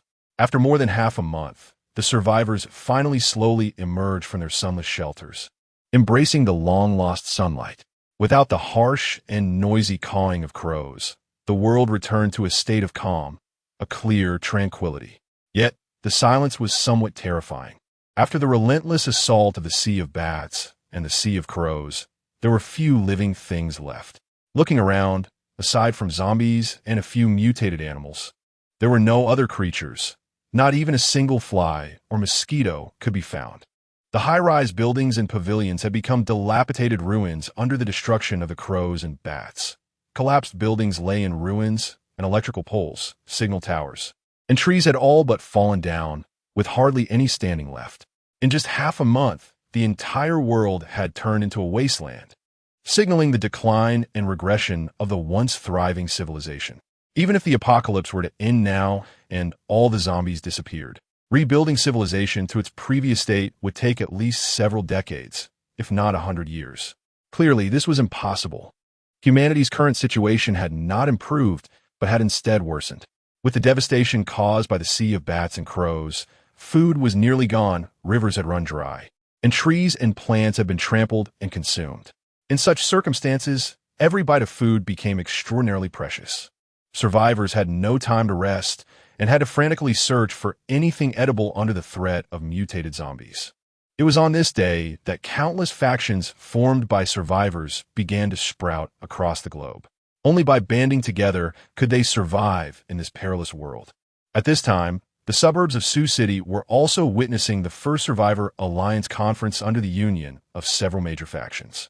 The sole purpose was to gather all available forces to fight back into the city, slaughter the zombies, and reclaim their former homes. There was nothing left to eat in the suburbs. The only supplies existed in the buried city ruins, even though they knew the city had become a paradise for zombies. Teeming with countless mutated zombies, the hope of reclaiming the city was slim. Yet they had no choice but to do so, trading countless lives for a chance to survive. Under the call of many factions, more and more people gradually gathered at the city's edge. Sioux City, as the largest metropolis in Sioux Province, had a population of about 12 million before the apocalypse. Today, less than 4 million remained, including those hiding underground in the city ruins. Currently, the outskirts of Sioux City had gathered no less than 1 million survivors. Various factions rose to prominence. While reclaiming their homeland was the slogan, the real goal was to seize supplies. The situation now was that there were many people but few supplies, and no one could guarantee that when supplies were found, they wouldn't be stabbed in the back by others. Therefore, when interests aligned and conflicts arose, survivors were both allies and enemies. The best approach was to form different factions, each advancing towards the city in their own direction, minding their own business. At the same time, many began to awaken at this moment. At the beginning of the apocalypse, the number of awakened individuals was merely 1 in 10,000. But now it was 1 in 1,000, turning what was originally about 100 awakened into thousands. However, compared to the population density of millions, this was still far too few. These awakened individuals represented power and hope, quickly becoming targets of contention among the major factions. Everyone understood that the more awakened individuals one controlled, the faster they could excavate supplies. Right now, supplies were hard currency, as well as symbols of power and wealth. The more supplies one had, the more voice they had, and the more securely they could stand in this chaotic world. Thus, The Survivor Alliance conference unexpectedly turned into a recruitment site for awakened individuals. As long as you were an awakened individual, regardless of how weak your abilities were, there would be someone eager to recruit you.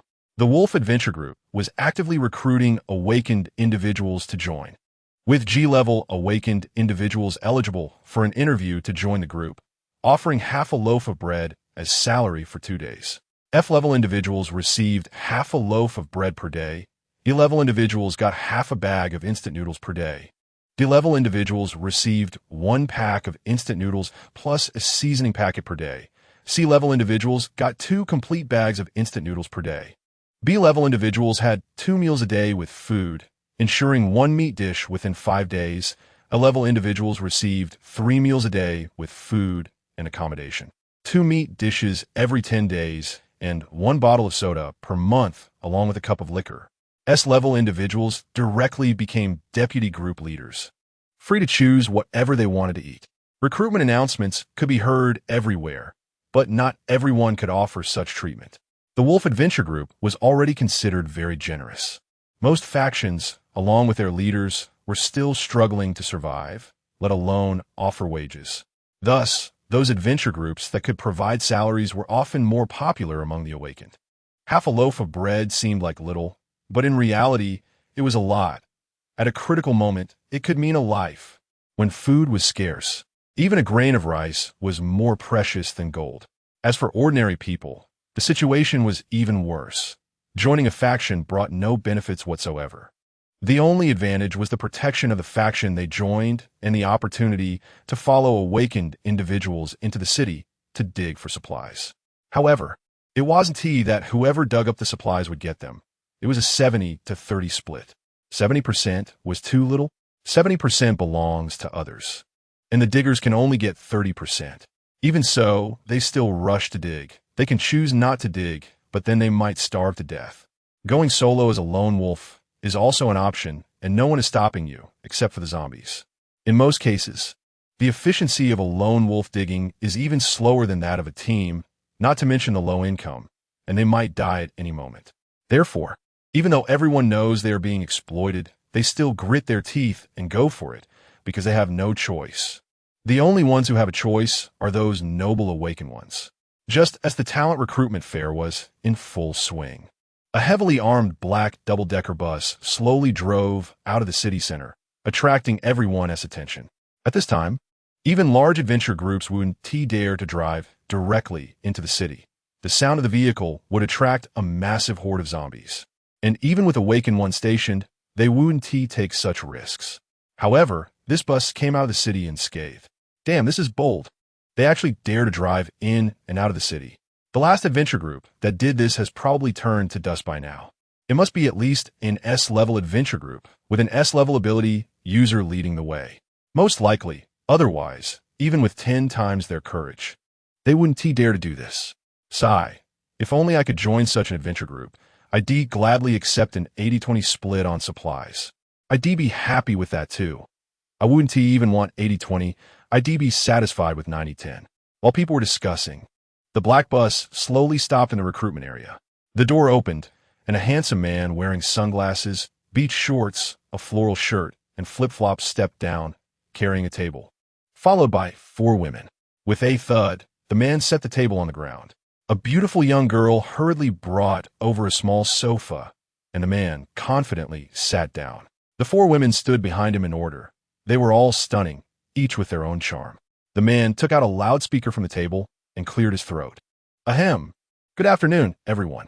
The Chongqing Adventure Group is officially recruiting members with excellent benefits. We welcome applications.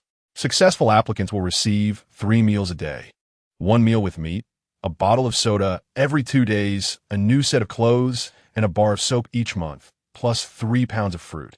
We'll organize a movie outing every week, a concert or stage play every 2 weeks, and celebrate festivals every 2 months, with plenty of food and drinks during the holidays.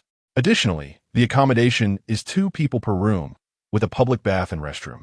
New clothes, towels, toothbrushes, and toothpaste will be provided upon joining the group.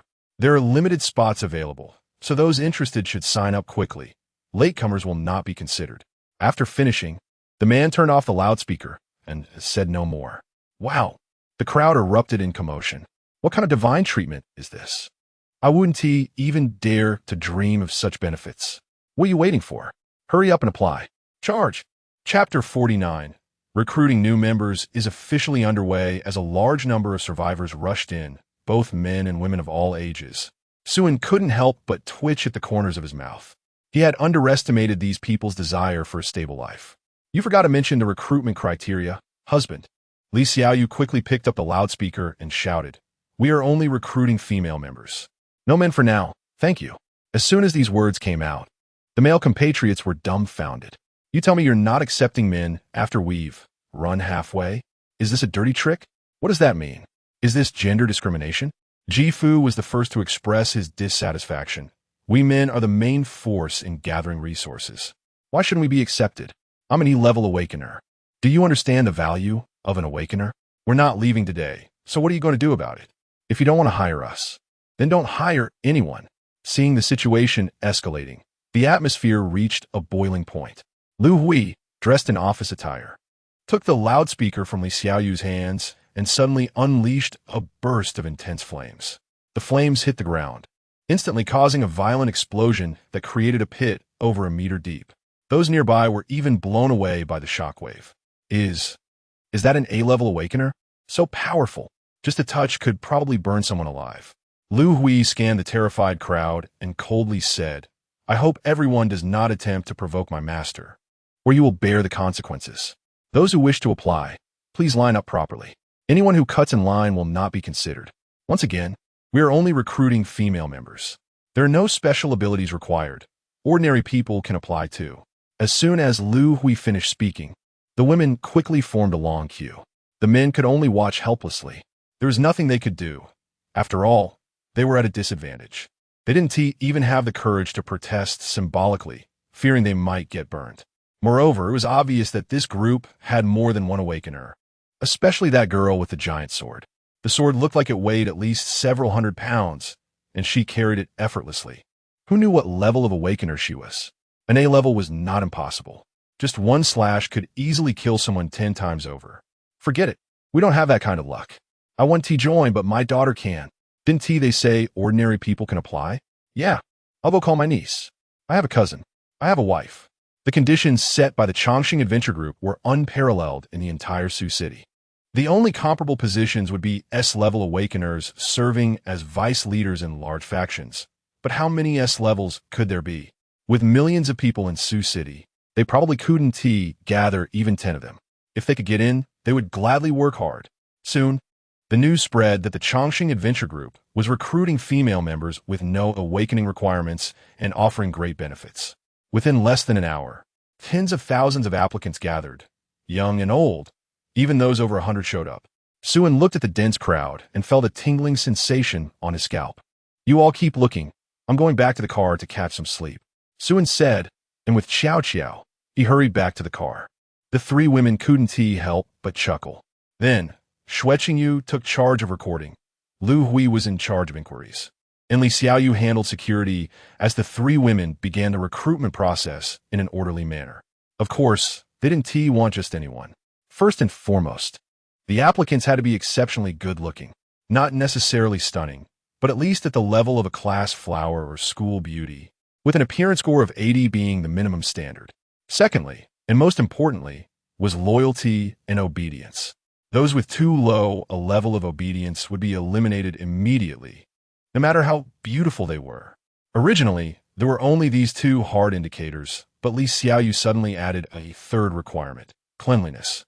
This cleanliness specifically referred to physical cleanliness, meaning those who were dirty in the sense that they couldn't be clean no matter how hard they tried.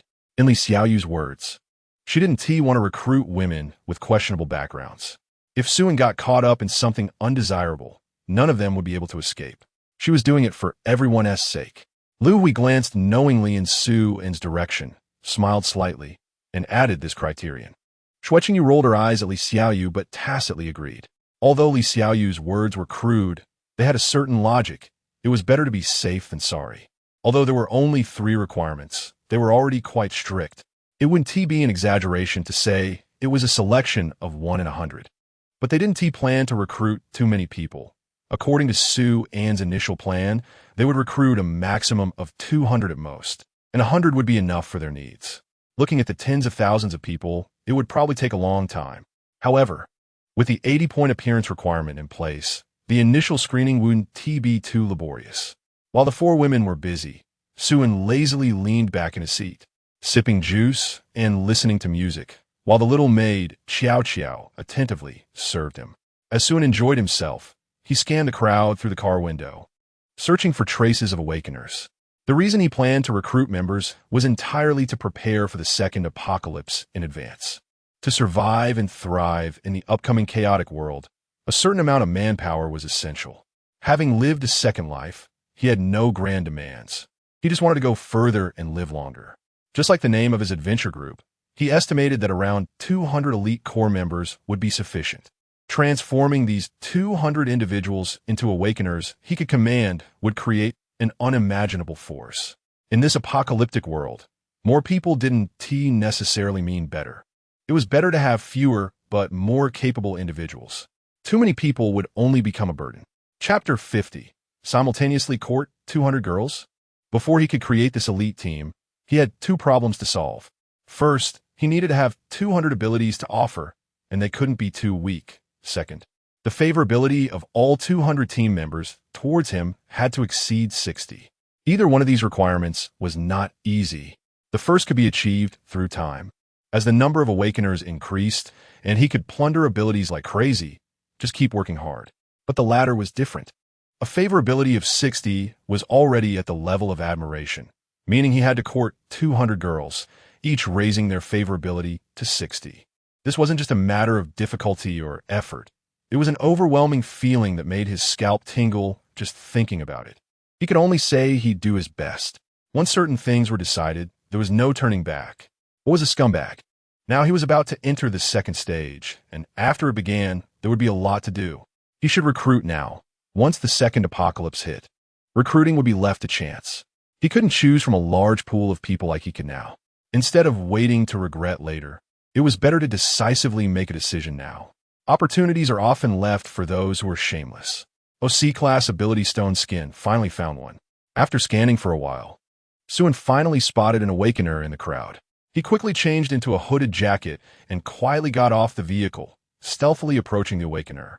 It wasn't that he liked to lurk about, but he didn't want to expose his ability to plunder others' abilities.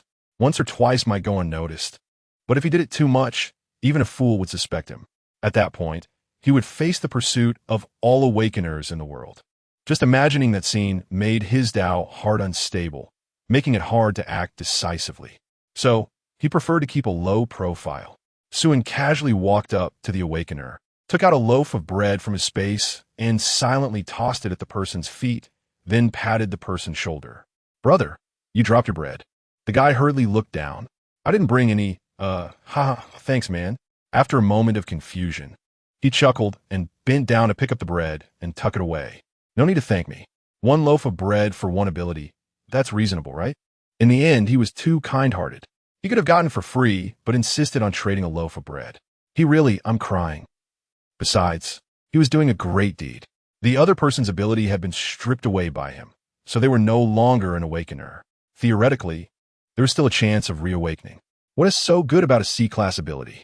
Next time, they might awaken as a B-class, A-class, or even an S-class. In short, the future was promising, and the potential was limitless. This kindness was akin to recreating someone. Not only did he not charge, but he even gave away a precious loaf of bread, all in the name of accumulating merit. Infinite merit, infinite merit. Suen then strolled away with his hands in his pockets.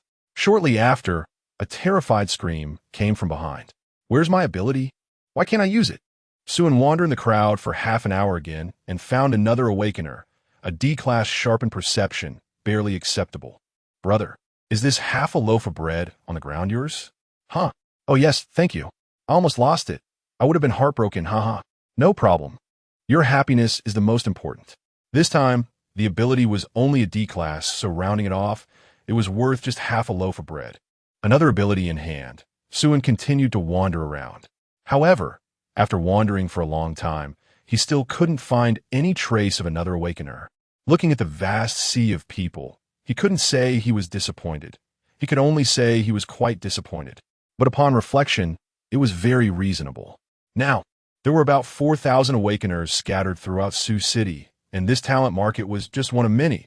It wasn't easy to bump into awakeners. Moreover, most awakeners were coveted by major forces, and they didn't need to run around for job interviews. Once their abilities were revealed, they were usually snatched up. How could high-end talents, chosen from thousands, be willing to endure the scorching sun in this sweltering summer, to come here, to seek trouble? Having figured this out, Suen simply decided not to look anymore. Whoever wanted to look could go ahead. He could stockpile food. Why couldn't he stockpile abilities? In life, one must learn to be flexible. After others had recruited enough awakeners, he could bring a basket of bread to visit them. If one basket was too few, he could bring two. He wasn't a stingy miser. Now he was just waiting for a Tiger Lord 2.0. When Suen returned to the recruitment point, the recruitment work was going relatively smoothly, but the two corpses lying next to the recruitment point seemed to indicate that the recruitment process was not without its waves. By this time, quite a few people had been recruited. A rough count showed over 200, all of them beautiful girls. Even in Suzhou, where beauty was abundant, it was hard to see such a spectacular scene, let alone now during the apocalypse. When Suen returned, Lu Hui gracefully walked over to report. Master, we have now recruited 218 people, exceeding our expected number by 18. However, I suggest we recruit a few more. With today's influence, the news will soon spread to other places, and more people will come tomorrow and the day after. Let's continue recruiting for 2 more days. Then bring them back for further review and assessment, eliminating those who don't meet the standards and keeping those who do. After a few rounds of screening, we will ultimately select the best 200. What do you think? Suen nodded without much thought, reaching out to brush off a speck of dust from Lu Hui's collar. Let's do it as you say. You can take full responsibility for the recruitment. You don't need to consult me on how to do it. He was naturally very confident in Lu Hui's abilities. As a former listed company owner, she should be more skilled in recruiting employees than he was. Thank you, Master, Lu Hui said gently, her eyes sparkling with emotion. Suen felt a bit embarrassed under her direct gaze and touched his nose. What happened to those corpses? Lu Hui then came back to her senses and explained with a flushed face. They came to cause trouble and were killed by Xiao Yu with a knife. Well done. In the future, if you encounter anyone looking for trouble, regardless of their identity, just kill them directly. Wait, were there any awakeners among them? There seemed to be 2 awakeners. One had a B-class ability and the other an E-class ability. But neither could withstand Xiao Yu's attack and were killed in 1 hit. Suen couldn't help but twitch his mouth at the news, feeling a pang in his heart. What Xiao Yu was killing was not just troublemakers. He was killing his precious resources, 2 great abilities just like that gone. Punishment was necessary. Tonight, he would have her play an instrument for half an hour without stopping. Also, in the future, if you encounter awakeners, try to capture them alive. I need them for research on abilities. They will be very useful to me. If you encounter an S-class awakener, just report to me and don't engage. Understood, Master. The recruitment work continued until evening and finally wrapped up hastily. Originally planned for 200 people, they had recruited 400 in 1 day, seriously exceeding the limit. The large bus that came could barely fit 200 people. Doubling that would be a struggle. Even if they were as skilled as the Indians, it wouldn't be feasible. The bus would surely be overloaded to the point of smoking. Chapter 51. Bringing 400 girls home? Suen had no choice but to secretly take out his motorcycle and ride back to the city. In the shadows, he pulled out a spare bus from his space and drove it back. It was a bit of hassle, but it was all for safety reasons. Space abilities were too rare, even rarer than S-rank abilities. Once others saw him pull a bus out of thin air, they could easily deduce that all the supplies of the Changsheng Adventurers Group were on him. For now, it was best to keep this a secret, at least until the Adventurers Group was fully formed. With 2 buses, there was just barely enough room for 400 people, but it was still quite cramped. Suen was responsible for driving 1 bus, while the other had to find someone on the spot who could drive it. Fortunately, there was indeed a girl who could drive. Thus, the 2 buses, filled with people, slowly made their way toward the city. Li Xiaoyu rode her motorcycle with Xue Qingyu behind her, clearing the way in front. The girls in the bus saw that they were heading toward the city, and many of them screamed in fear. For ordinary people, the city was a den of cannibals, filled with zombies that devour people. Driving in so boldly was no different from seeking death. Immediately, over 20 girls requested to stop the bus, then jumped off and ran away as if their lives depended on it. Suin didn't stop them. He considered it a natural selection. The more that ran away, the better. I can tell everyone that we are going to the city, and I can't guarantee your personal safety 100%. If anyone wants to back out, you can leave now. I won't force you to stay, Suin declared. Upon hearing this, the girls were even more frightened, and dozens of people got off the bus at each stop. In the blink of an eye, the group of 400 was reduced to just 300. Those who remained were mostly holding onto a gamble, gritting their teeth to continue. If they were lucky, it would mean striking gold, finding a place with such generous treatment in this difficult apocalyptic world. Is there anyone else who wants to leave? We are heading into the city now. Once we get there, it will be too late to regret, Lu Hui reiterated. After confirming that no one else was leaving, she took out the employment forms and started calling names, circling those who had left. Anyone who wanted to return for an interview in the next couple of days would be directly eliminated. After this little episode, the bus was back on the road. As time passed, the buses gradually moved deeper into the city, facing this forbidden area that few dared to tread. The girls on the bus felt their hearts rise to their throats. Initially, they encountered only a few scattered hardened zombies, but soon they faced an endless wave of zombies and advanced evolution types. There were swollen zombies that would explode, jumping types that could leap into the air, binding types with tongues that could stretch over 10 meters, and corrosive types that spat green acid. It was a wide variety, many types of zombies they had never seen before. At this moment, they deeply understood why the depths of the city were called a forbidden area for humans. This was no longer a place for humans. It was a realm belonging solely to zombies. And they were now advancing deeper into this forbidden land. Those with small hearts were already whimpering, covering their mouths in fear.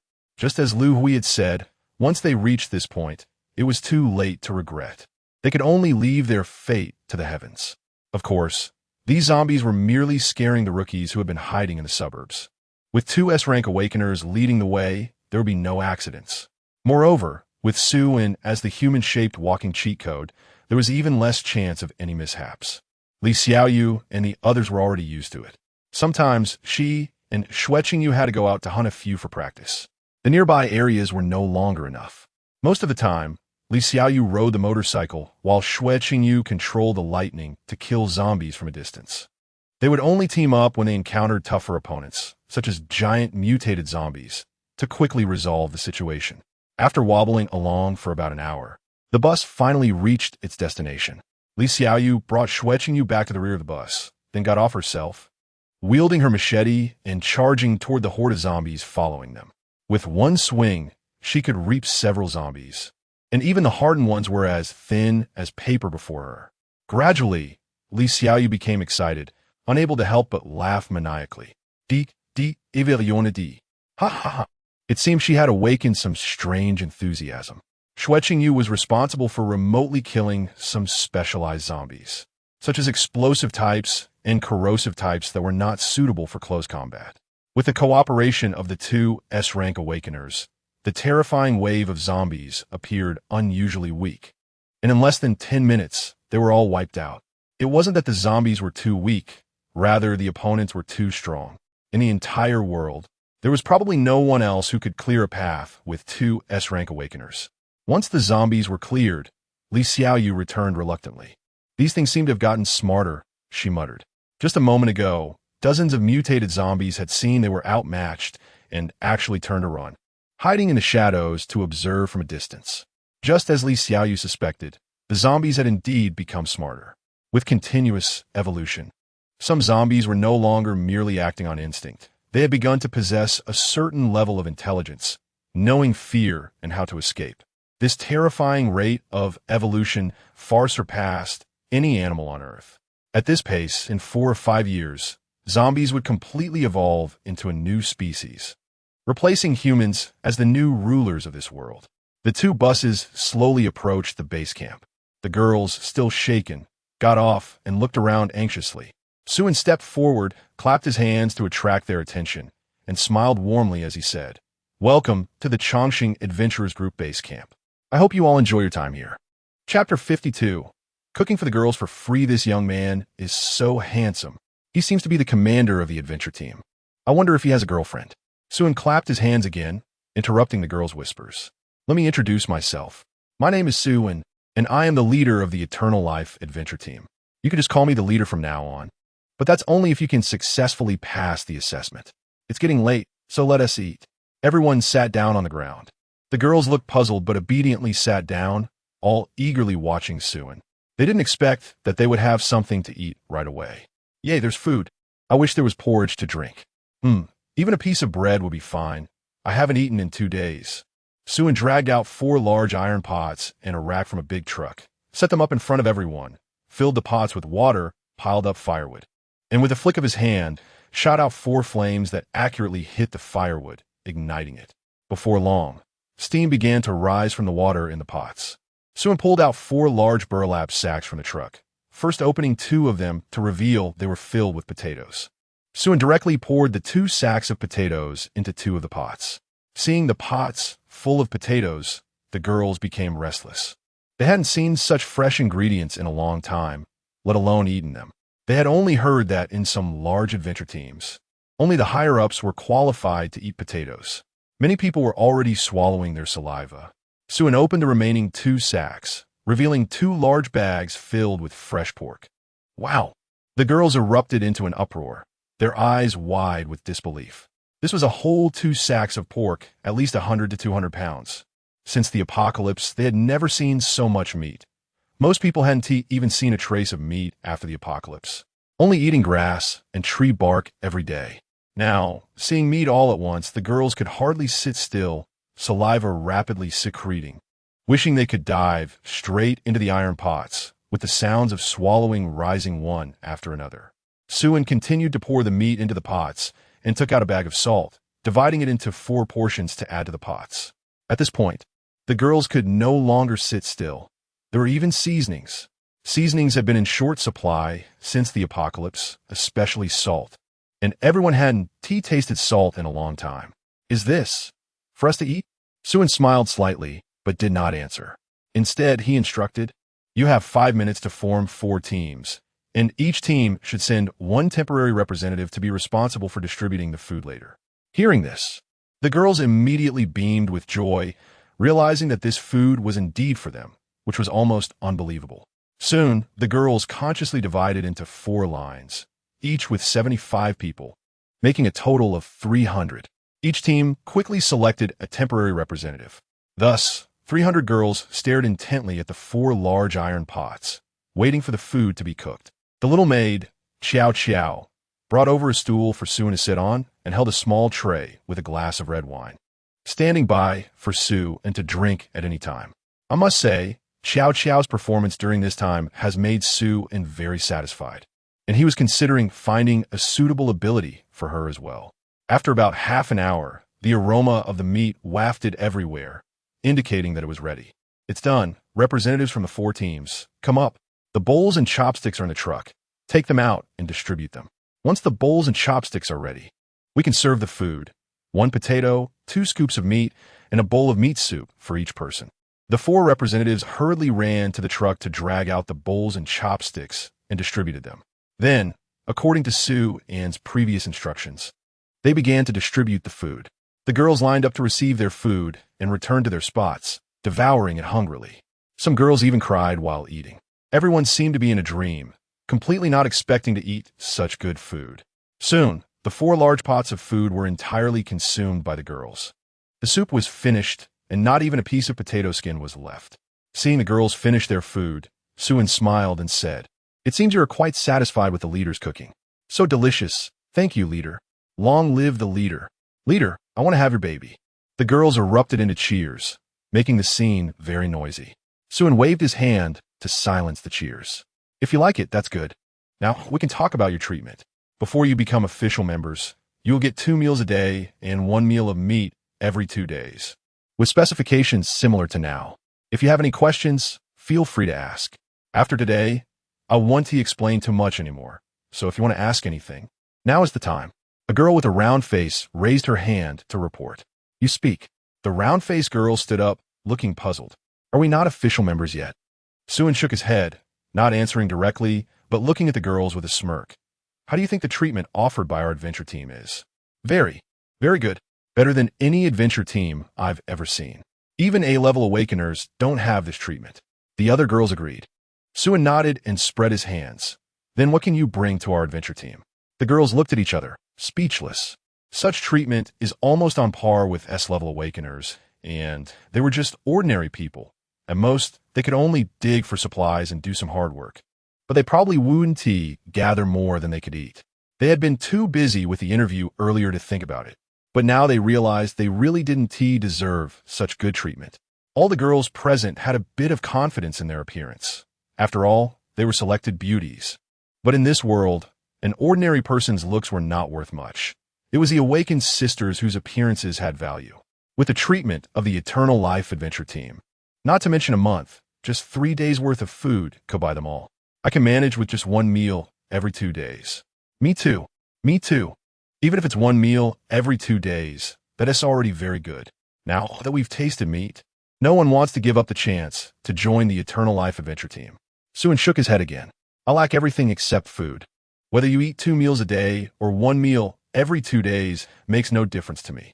To be honest, the value you bring me now far exceeds the cost of raising you. I'm not doing charity. However, you are not completely useless. The only thing you can do is offer me your absolute loyalty. Do you understand? Chapter 53. The selection begins, encountering acquaintances in the next 7 days. There will be assessments conducted on you. Those who pass will stay, and the treatment during recruitment will not be lacking. Those who fail will leave directly. Additionally, I want to remind you that the assessment process is not absolutely safe. It's normal for people to die. You have one last chance to regret your decision. After tonight, whether you live or die will be at my discretion. If anyone regrets now, you can step forward and I will ensure your safe exit tomorrow. Consider this meal a free one, and you won't have to pay any price. You will still be free. As the words fell, the girls looked at me, and I looked at them, but no one stepped forward to choose to give up. After the meal, everyone had their own thoughts. The financial strength and capabilities of the Chongqing Adventure Team had exceeded ordinary imagination, and the treatment comparable to S-Class Awakened ones was real. As long as they could stay and officially join the team, they could wake up laughing from their dreams. This once-in-a-lifetime opportunity was before them. If they didn't fight for it now, when would they? The possibility of death? So what? It's not like it's guaranteed. To put it bluntly, everyone is just a worthless life. Outside, they're only fit to be like rats hiding in the sewer or to be playthings for others. If they encounter a pervert, they might even be tortured to death. Everyone's expression was resolute, and no one was willing to give up. It will be foolish to choose to give up. Very well. I hope you won't regret the choices you've made.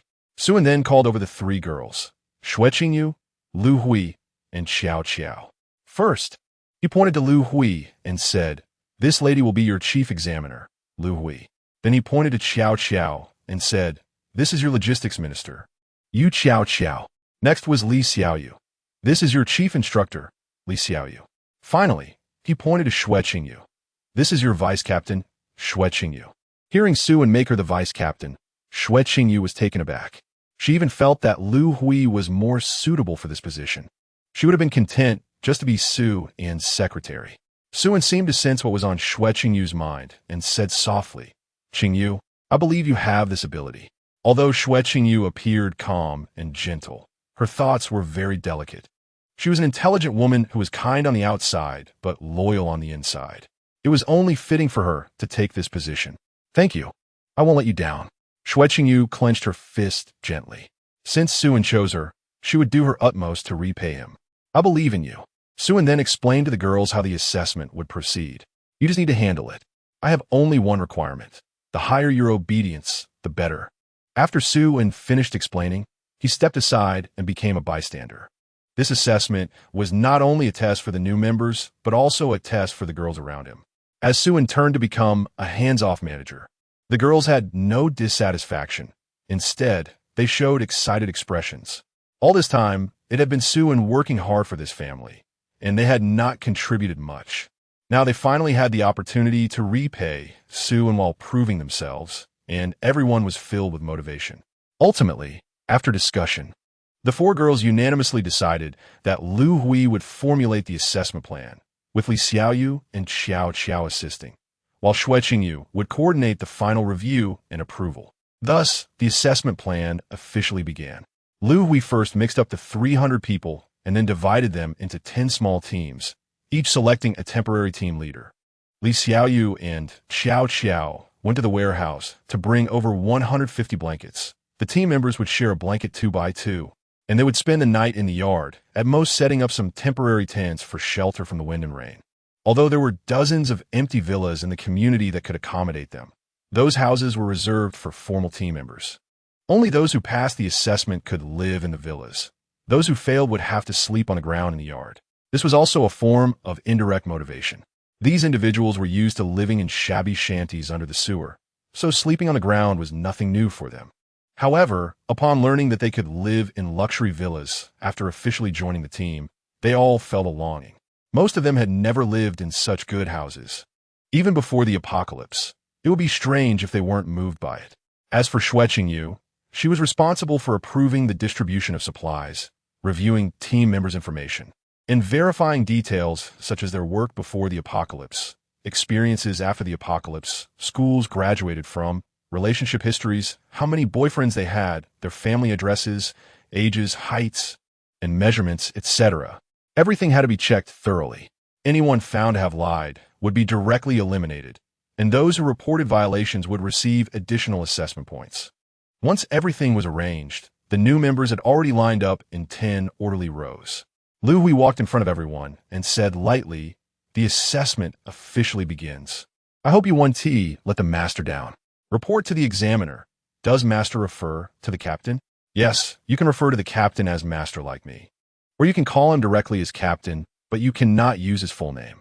Understood?" "Understood." "Very well. Now listen to my orders. Take off all your clothes, including your underwear." Upon hearing Lu Hui's command, the girls hesitated.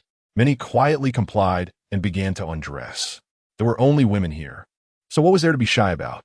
As for the captain, if he saw them, it would be a gain. They might as well benefit from it.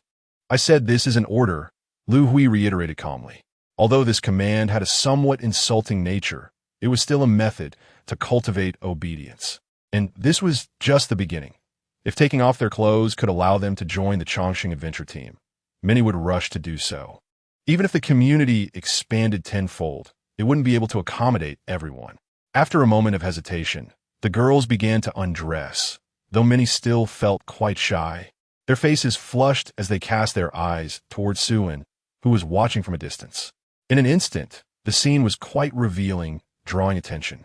Suin, however, sprayed out a mouthful of red wine and hurriedly stood up to excuse himself. Do not look." As if he thought of something, he turned back and pointed to a girl in the crowd. "You come here." Everyone's gaze converged on this girl.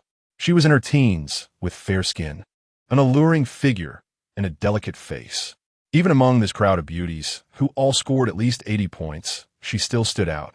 Such natural beauty sparked jealousy in many, and even more so that she was singled out by the captain upon her arrival. She must have caught his eye. What incredible luck! The girl was momentarily stunned, quickly covering herself with her hands. Her face flushed as she lowered her head. "Did you not hear the master call you? Hurry up and go over. It's an honor for the master to notice you. Your duty is to obey the master's commands with that honor in mind. I'll state it again. From now on, everything about you will belong to the master. The master's orders are absolute, even if it means going to your death. You must comply." Suin was speechless, holding his forehead. He felt as though Lu Hui was like a cult priestess, brainwashing these naive girls. His adventure team wouldn't turn into a cult group, would it? But since it was said that she would be in charge, it wasn't good to interfere. So he could only tacitly accept it. Besides, he wasn't interested in the girl.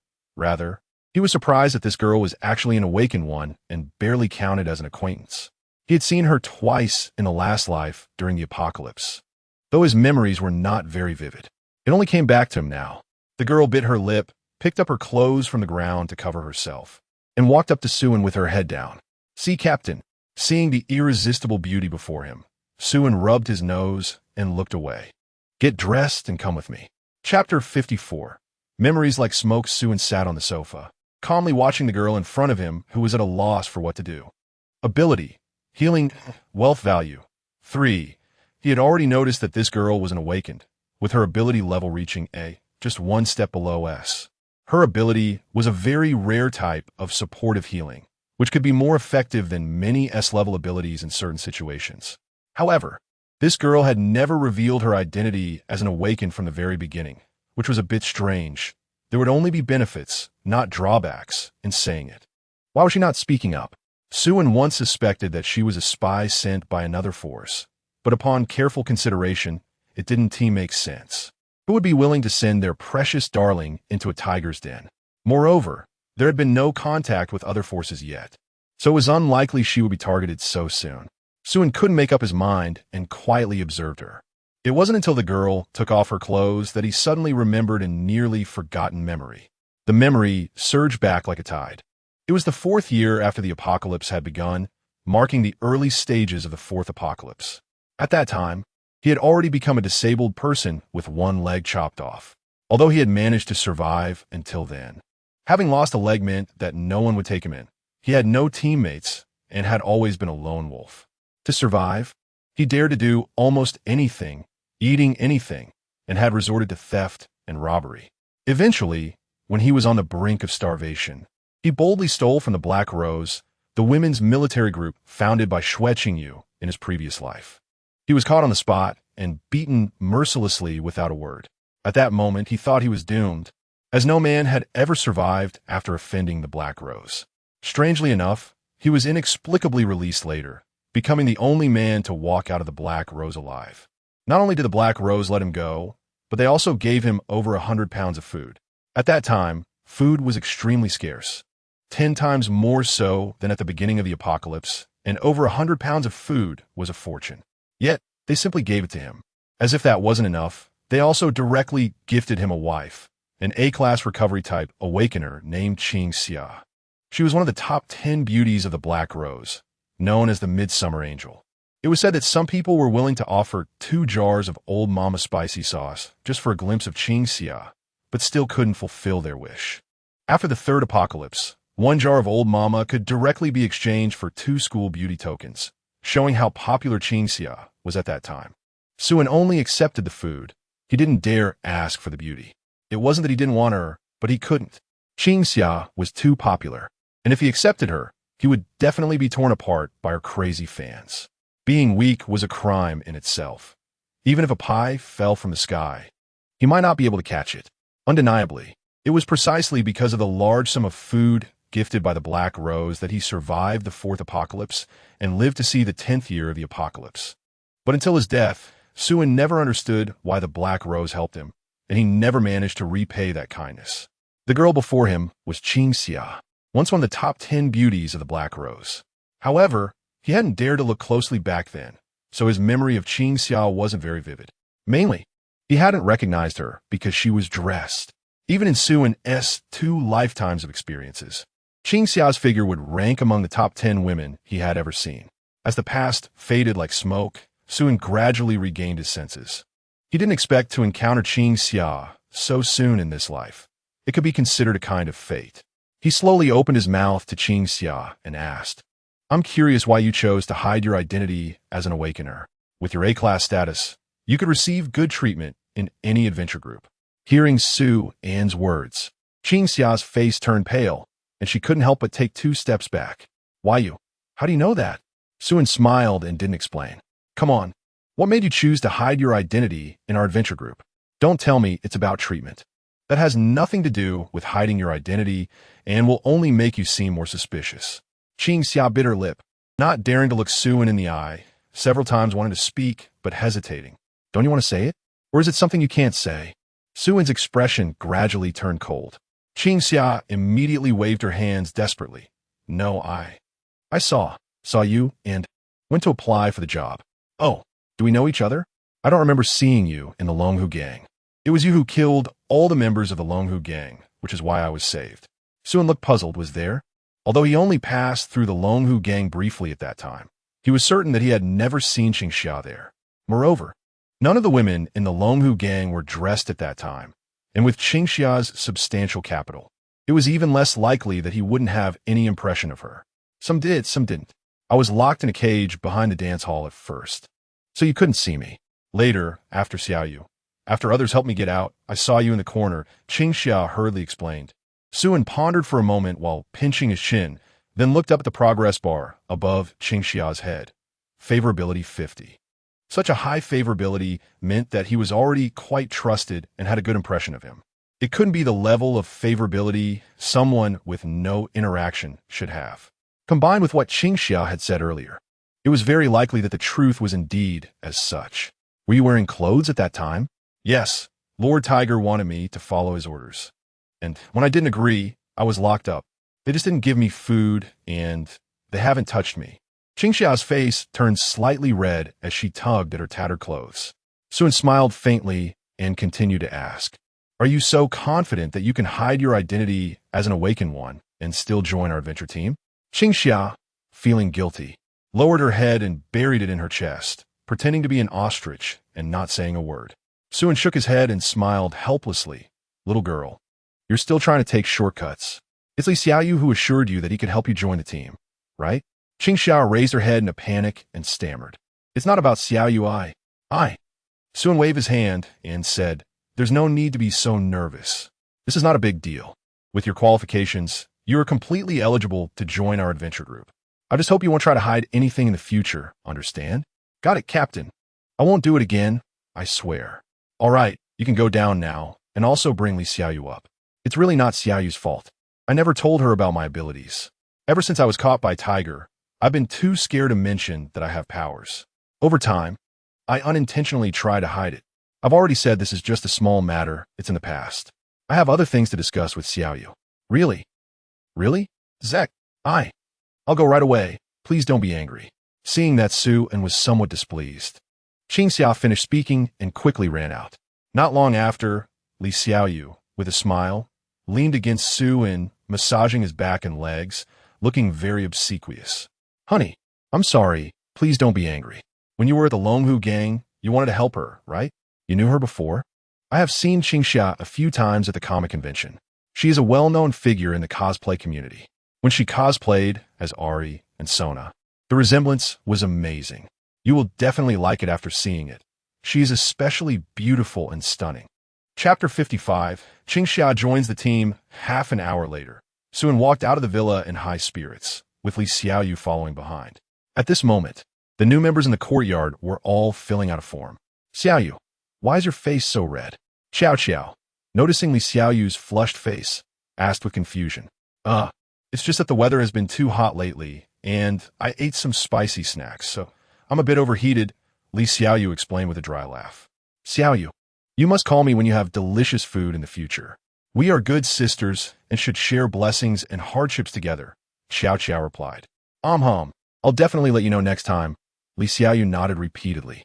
Nearby, Lu Hui, overhearing their conversation, shot Li Xiaoyu a flirtatious glance. Then she looked at Suan. Her face slightly flushed, but said nothing. Suan directly walked up to Qingxia, who was filling out the form, and patted her on the shoulder. "Activating the ability to plunder. Give it to me. Detected plunderable target. Please select plunder direction. Replicate ability. Replication successful. Obtained ability. Healing. I almost forgot to replicate the ability. But it's just replication, not stripping. I'll observe Qingxia for a while. If it doesn't work out, I can just strip it later. If Qingxia has high obedience and her favorability increases quickly, then there 1 TB in need to strip it." Startled by Suan's sudden pat, Qingxia jumped and, seeing it was Suan, hurriedly greeted him, her face filled with worry. Thinking Suan was here because of the previous incident. "Leader, don't be so nervous. I'm not a monster that eats people. Congratulations on successfully passing the assessment. Welcome to the Chongqing Adventure Team. As the first new member to join the team, you can choose which villa you want to live in, and you can move in tonight. For supplies, you can go find Xiao." Hearing Suan's words, everyone turned their gaze towards Qingxia. She passed the assessment just like that? It ended before it even started? Damn it, she must have used connections to get ahead. So frustrating. Many girls felt sour, even more so than eating 10 lemons. They believed their looks were not worse than Xingxia's. Why didn't they get picked? I could do it too. Such is life. Different fates for the same person.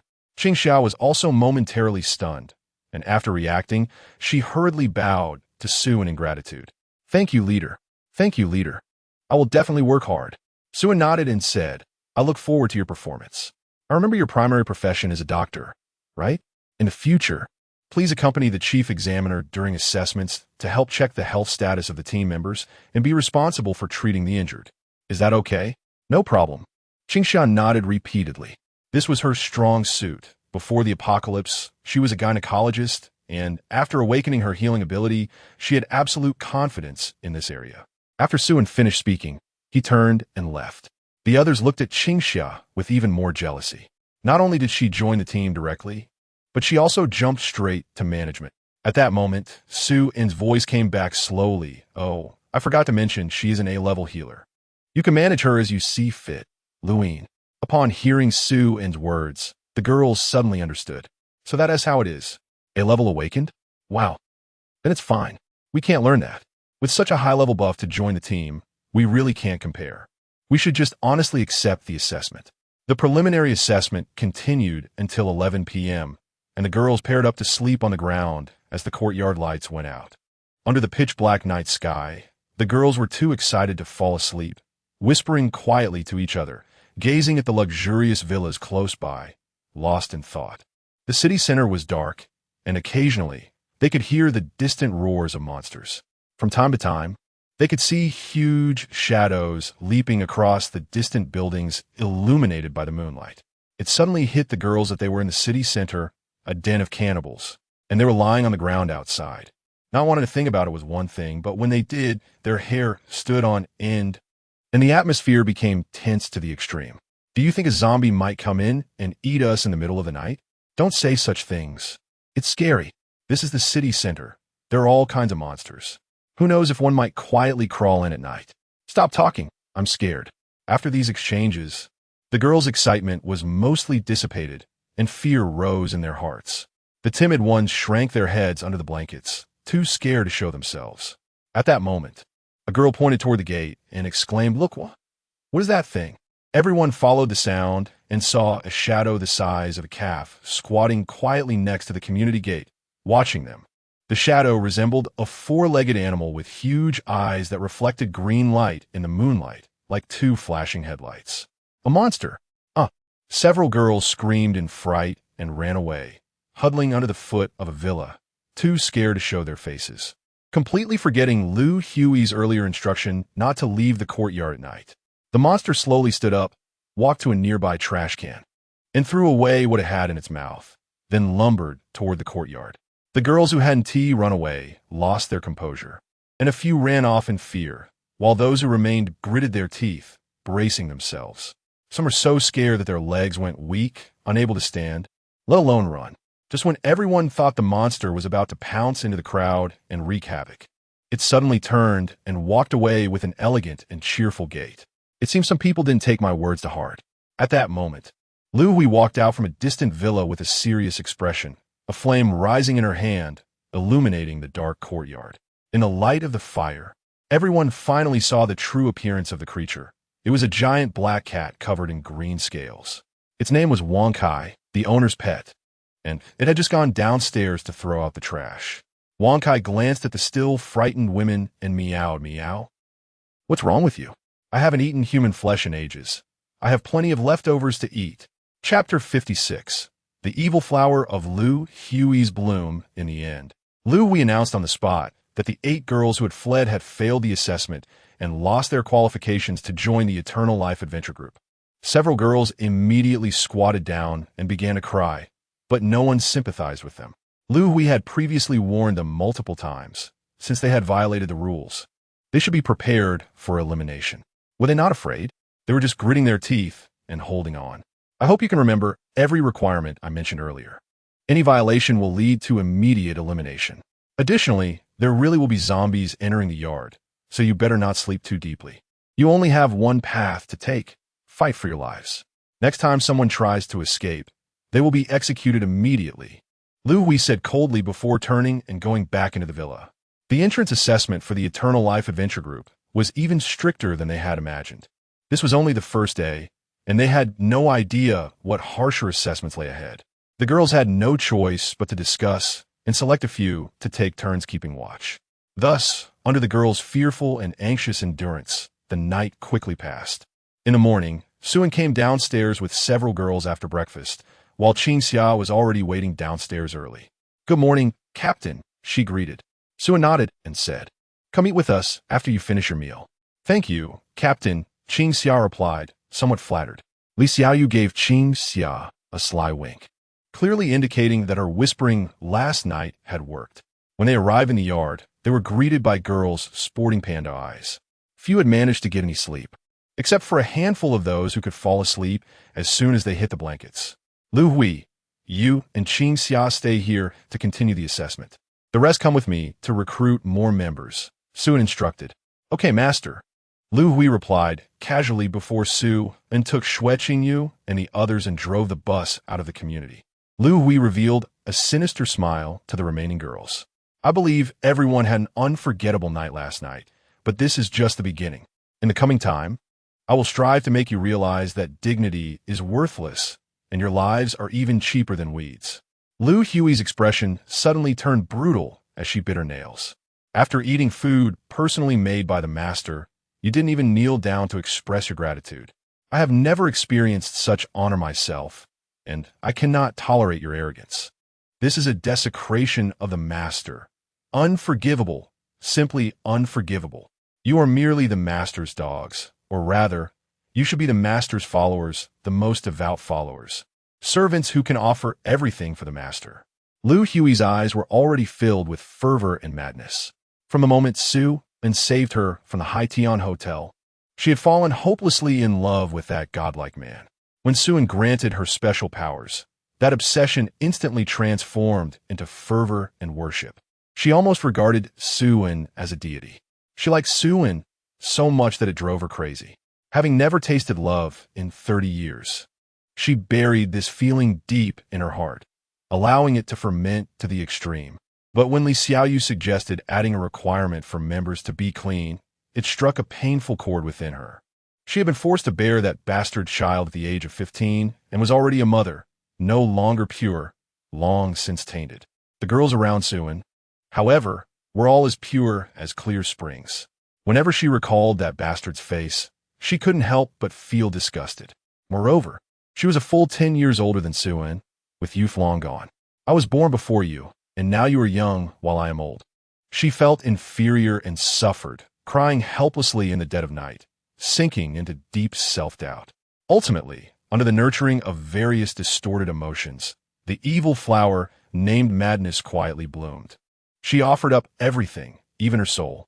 If Suan were to see Lu Hui's current state, he would surely be shocked, unable to fathom that the noble and beautiful woman could have such a mad side, resembling the most fanatical cultist. At this moment, he had brought Xue Qingyu and the others to yesterday's recruitment point. To his surprise, there were even more people than the day before. As soon as the bus stopped, a tide of women surged forward. "They're here. The Eternal Life Adventure Group is recruiting. Hurry up and line up, or you'll miss your chance. Hey, don't push. Can't you young ladies be polite and let this old lady through? Wow, Grandma, how old are you this year?" 70, but I'm still spry. "Grandma, it's really not easy to live to this age. Take my advice and go back where you came from.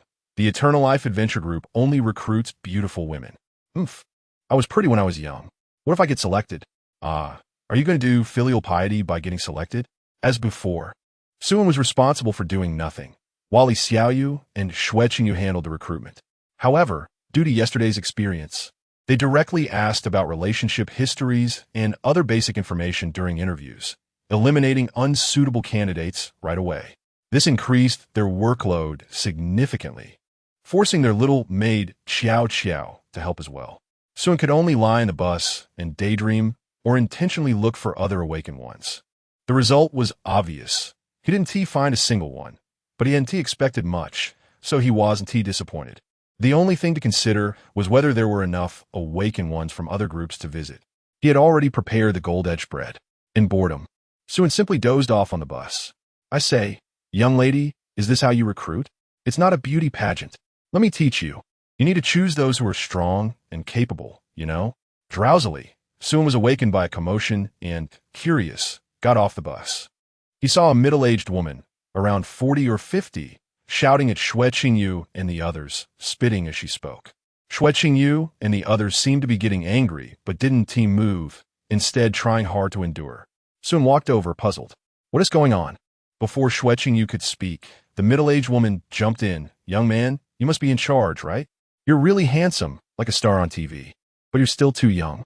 Look at these girls you're randomly recruiting. They're like a beauty pageant, with their little arms and legs. They're clearly spoiled and can't do any work. What good will they be to bring back? Just eating for free. The world is so chaotic now. You need to choose those who are strong and can endure hardship to be worth it. Let me help you screen them. With me here, these girls won't be able to stir up any trouble. Suan was instantly filled with questions. Who are you, ma'am? Chapter 57. Not knowing the rules means no rules, master. She is an awakener. You said yesterday that there are words from awakeners reserved for you. Chow Chow explained as she approached. Hearing Chow Chow's words, Suan finally understood. There were indeed 2 lines of small text above the ant's head. Ability, bouncy. Wealth value, 60. Young man, this is for your own good. Even if your family is wealthy, bringing back so many vases will eat up your fortune. You can't afford it. Take my advice. Let me handle this recruitment matter, the ant said. You young people should just watch and learn how I handle this beautifully. She continued, becoming increasingly overbearing, even planning to push Yu aside and take the auditing position herself. Suan was speechless. He didn't indulge her, and with a slap, he sent the fat ant flying. The moment he struck, he activated his plunder ability, replicating the wealth value plunder, delivering a triple blow. Teach me how to do things? The ant slowly sat up, covering her swollen cheek. With only a few good teeth left, her mouth was full of blood, and she suddenly screamed, help. Someone has been killed at the Alliance conference. Suan raised his hand and threw a lightning ball, instantly blowing the ant into pieces. Now that's called killing. Suan retracted his hand and instructed Yu, in the future, when encountering such awakeners, just reduce them to human sticks. Leaving them with a breath is enough. Clap, clap, clap. At that moment, a middle-aged man with a hood and a beard stepped out of the crowd, clapping his hands.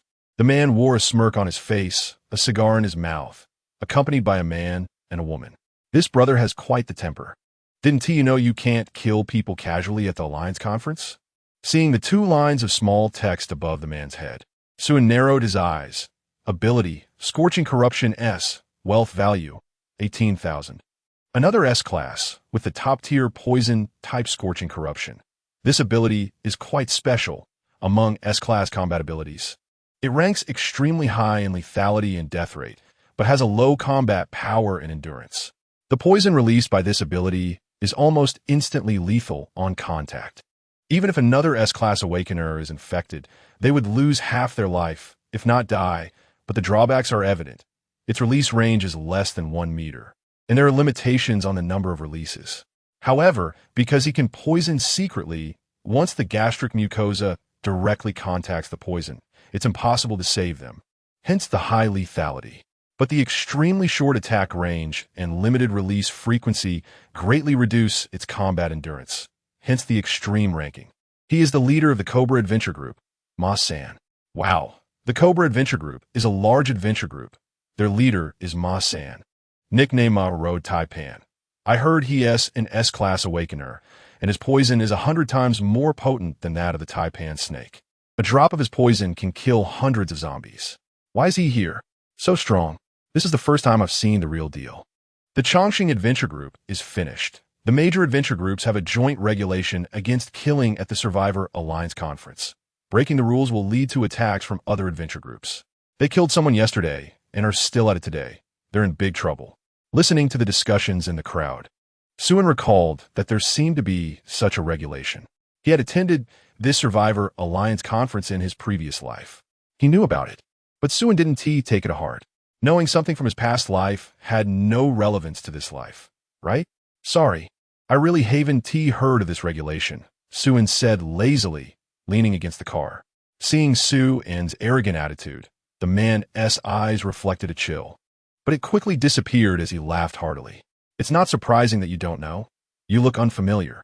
I haven't seen you at the 100 Alliance Conference. The 100 Alliance Conference? I haven't been. If you remember correctly, it was a meeting organized by various major forces 3 days ago, and the content was unknown. After all, he didn't attend it in his previous life, nor did he in this one. While others were in meetings, he was at the poolside barbecuing with girls. He initially considered attending, but after some thought, he decided against it. After the meeting, the Survivor Alliance Conference was born, accompanied by many rules, such as needing to apply in advance for recruitment at the Survivor Alliance Conference, not killing casually, and not robbing other adventure groups' awakeners, among other tedious rules. He simply chose not to go. I haven't attended, so I know nothing.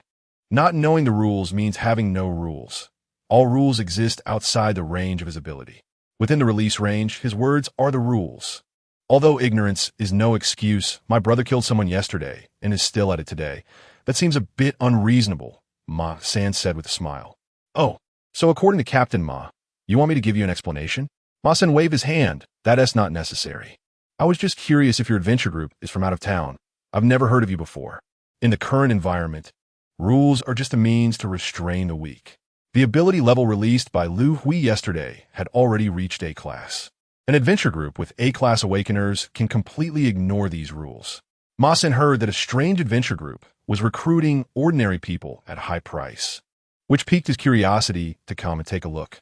On one hand, he was interested in the rumored fire-type A-class awakener, and on the other, he was curious about the financial power of the Chongqing adventure group. No other group in the entire Sioux area could offer such treatment.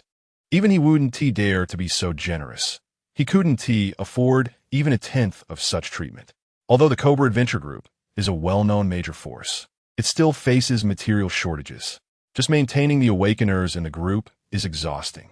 They have to send a large number of people to the city every day to search for supplies.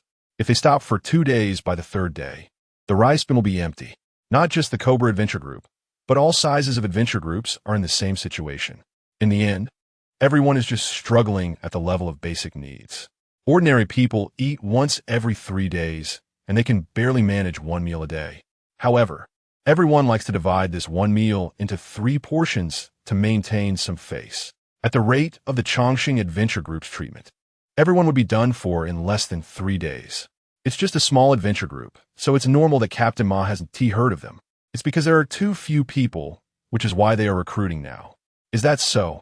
Ma San pondered.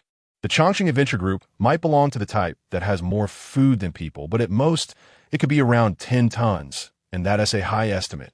Assuming they are more affluent than his Cobra Adventure Group, he could be said to have a rather high opinion of the Chongqing Adventure Group. In the apocalypse, some young people, after gaining power, completely let themselves go. Seeing a woman can make them unable to move. The young man before him must be one of them. I see you're a straightforward person. How about taking me to your adventure group for a walk? If there's a chance, we could become good friends and help each other out. What do you think? Chapter 58. Captain Ma, you dropped your bread. Li Xiaoyu had quietly stood behind Suan, her expression cold as she gripped the slashing horse knife.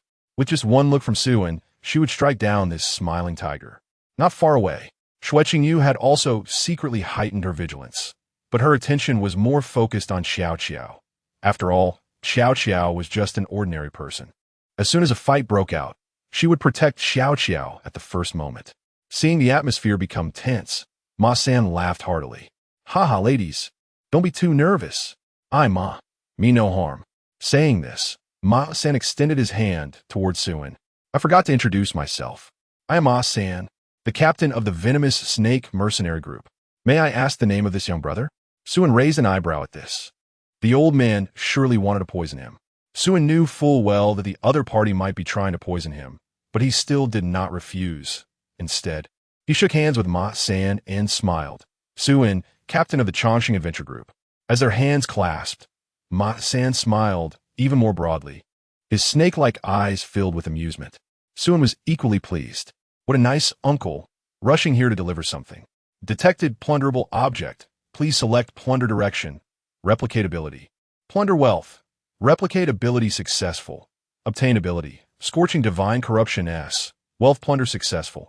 Obtained wealth value 18,000 points. Transferred to wide area space. Oh, Captain Ma, you dropped your bread. Ma-san looked down in confusion and indeed saw a half loaf of bread at his feet. This isn't mine, cough cough. Thank you for the reminder, brother, Ma-san said as he bent down to pick up the bread. One doesn't know the value of rice and oil until one manages a household.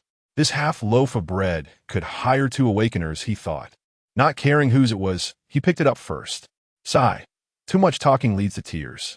Suin couldn't help but give a thumbs up. This bread looks like it has a gold edge.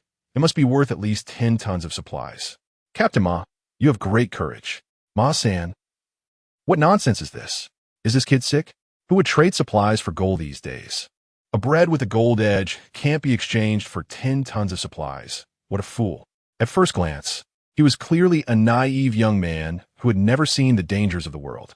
His family's grain definitely wouldn't be lacking, at least 20 tons. Ma-san's heart began to race. I have to rob him of everything. Ma-san signaled to a man nearby, who nodded in understanding and then disappeared into the crowd. Earlier, when Suin released the lightning, he had already seen the hints.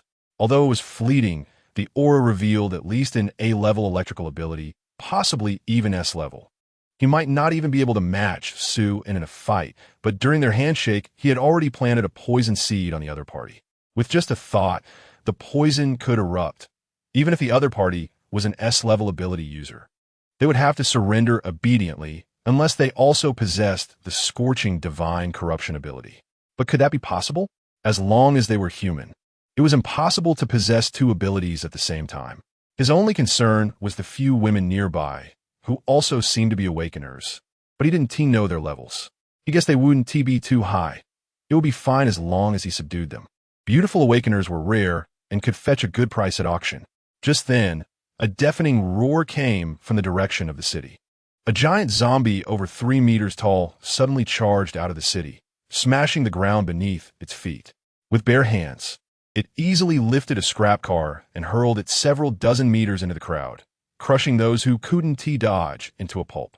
Immediately, the crowd screamed and scattered in panic. Run! It's the giant zombie tank. The tank is here, run! Help! If there were a king in the current zombie world, this tank was undoubtedly it. Tank, as its name suggests, was a tank among zombies. Level, LV8 defense, strength, speed, and regeneration ability were all top tier among zombies. Its terrifying strength could annihilate several awakeners at once. Even an A-level awakener would consider it a sin to meet its gaze. The prey it targeted could hardly escape. It would chase its prey at a speed of 100 yards per hour while continuously throwing projectiles to attack. And it was incredibly accurate. It came with magic resistance immunity to most elemental abilities below a level, and its physical resistance was also maxed out. Even a sniper rifle would struggle to penetrate, let alone ordinary cold weapons. Its recovery speed was also maxed out. As long as it wasn't a fatal blow, it could recover in the blink of an eye, making it extremely troublesome. When encountering this thing, you either kill it or get killed by it. There was no third option, as it had a tracking skill that would allow it to reach your doorstep no matter how far you ran. If Suin had to make a comparison, it would be like the zombie version of the head of the Sinner's Island, just without any abilities.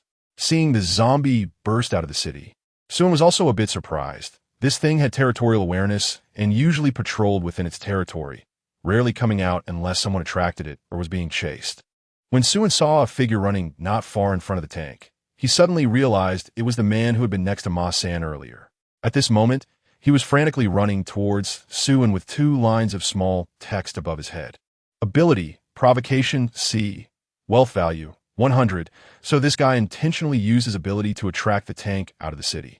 Once he led it to a designated location, he would deactivate his ability and escape the tank as pursuit. The tank, having lost its target, would immediately attack the nearby others. This was a blatant diversion, very skillful. Suin glanced at the calm Ma-san and figured this old fellow had probably done such tricks many times before. Chapter 59. Li Xiaoyu's trick on Tank. At this moment, Tank was engulfed in a fit of rage, unleashing a bloody massacre among the crowd. No one could survive under its blows, leaving a trail of broken bodies and mangled flesh. Tank quickly charged towards Su and the others, showing no signs of restraint. Was Captain Sue really going to let such a beast run rampant? Ma had already seen that Captain Sue was a hidden master, a chivalrous person with deep emotions and loyalty. The phrase, gentle yet strong, perfectly describes someone like Captain Sue, a hero who fights for the country and the people. Ma knew he wasn't mistaken. Ma-san immediately began to flatter Sue, feeling a bit like a duck being pushed onto the stage. Sue looked at Ma-san in surprise. Captain Mayu, you're absolutely right. You understand me so well. Then, Captain Sue, please go ahead. I'll help you flank, but I wouldn't dare steal your thunder. Sue's expression showed some hesitation as he waved his hand. Too weak, too weak. This big guy is on the same level as my guard dog. It would be beneath my dignity to step in. Sue wasn't just talking nonsense. Wansai's initial level was LV6, but after half a month of leftovers, it had grown to LV8, not inferior to Tank. Whether Wankai was a cat or a dog didn't matter. Ma-san's mouth twitched at this. He had seen shamelessness before, but never to this extent. He almost couldn't resist detonating his poison seed. If he caught this kid, he would definitely give him a couple of cuts on the face to see how thick his skin was. Just as Ma-san was about to continue his persuasion with Sue-in, Li Xiaoyu charged toward Tank with a large blade in hand. Ma-san was about to jump up and exclaim wonderful, as he was worried about how to deal with the few women. He then signaled another female subordinate with his eyes, and she understood, rushing toward Tank as well. However, her target was not Tank, but Li Xiaoyu. As soon as Li Xiaoyu showed any sign of weakness, she would launch a surprise attack. Li Xiaoyu charged in front of Tank like a whirlwind, and the ability user controlling Tank immediately joyfully released the taunt ability. Losing its target, Tank paused for a moment before letting out a furious roar, then locked onto Li Xiaoyu, raising its massive fist to hammer down on her. However, Li Xiaoyu did not retreat, but instead advanced, holding her large blade horizontally to brace for the blow. Ma-san couldn't help but show a hint of mockery and said lightly, looking for death. Tank's attacks are not so easy to take. Even an A-class ability user with power amplification wouldn't dare to confront Tank directly. Their physical strength is not on the same level.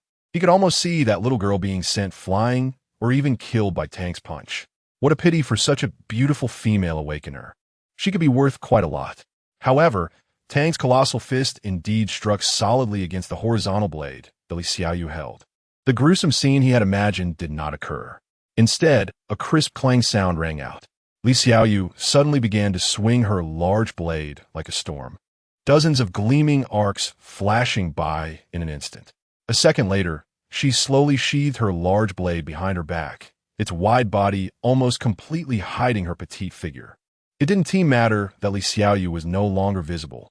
Tank could still see her. With a loud crash, Tank's massive body collapsed into dozens of chunks of flesh on the ground, dying without even having a chance to recover. The awakener who had intended to ambush Li Xiaoyu was instantly terrified, their soul almost leaving their body. They forced themselves to pretend as if nothing had happened, turned around, ran a circle, and stood behind Ma-san, lowering their head and not saying a word, their calves trembling slightly.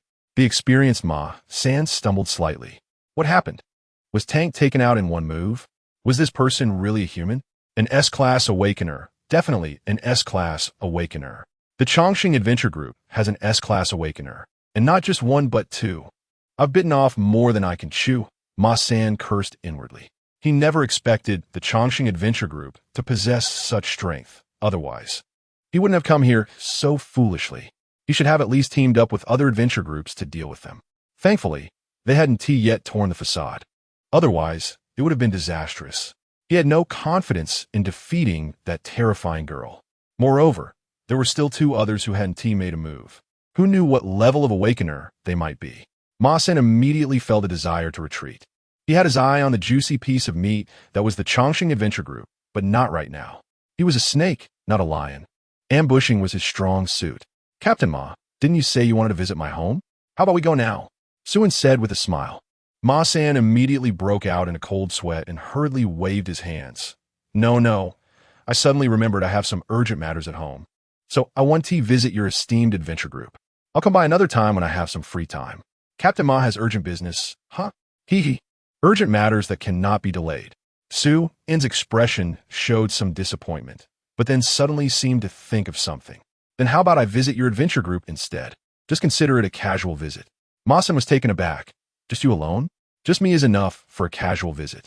Masen couldn't help but look Suin up and down, secretly amazed. This kid must have a screw loose, actually coming to his door, looking for death. He then laughed heartily. Captain Sua's intentions. How could I not comply? I will certainly treat you well, brother. By the way, may I ask how many Awakeners your adventure group has? Ma-san, without thinking much, casually reported a number that was roughly accurate. Not too many. Just around 40 or 50. All of them are a bunch of misfits unworthy of Captain Su's attention. So many? Suin raised his eyebrows and then turned to return to the bus. Please wait a moment, Captain Ma. I'll prepare some small gifts.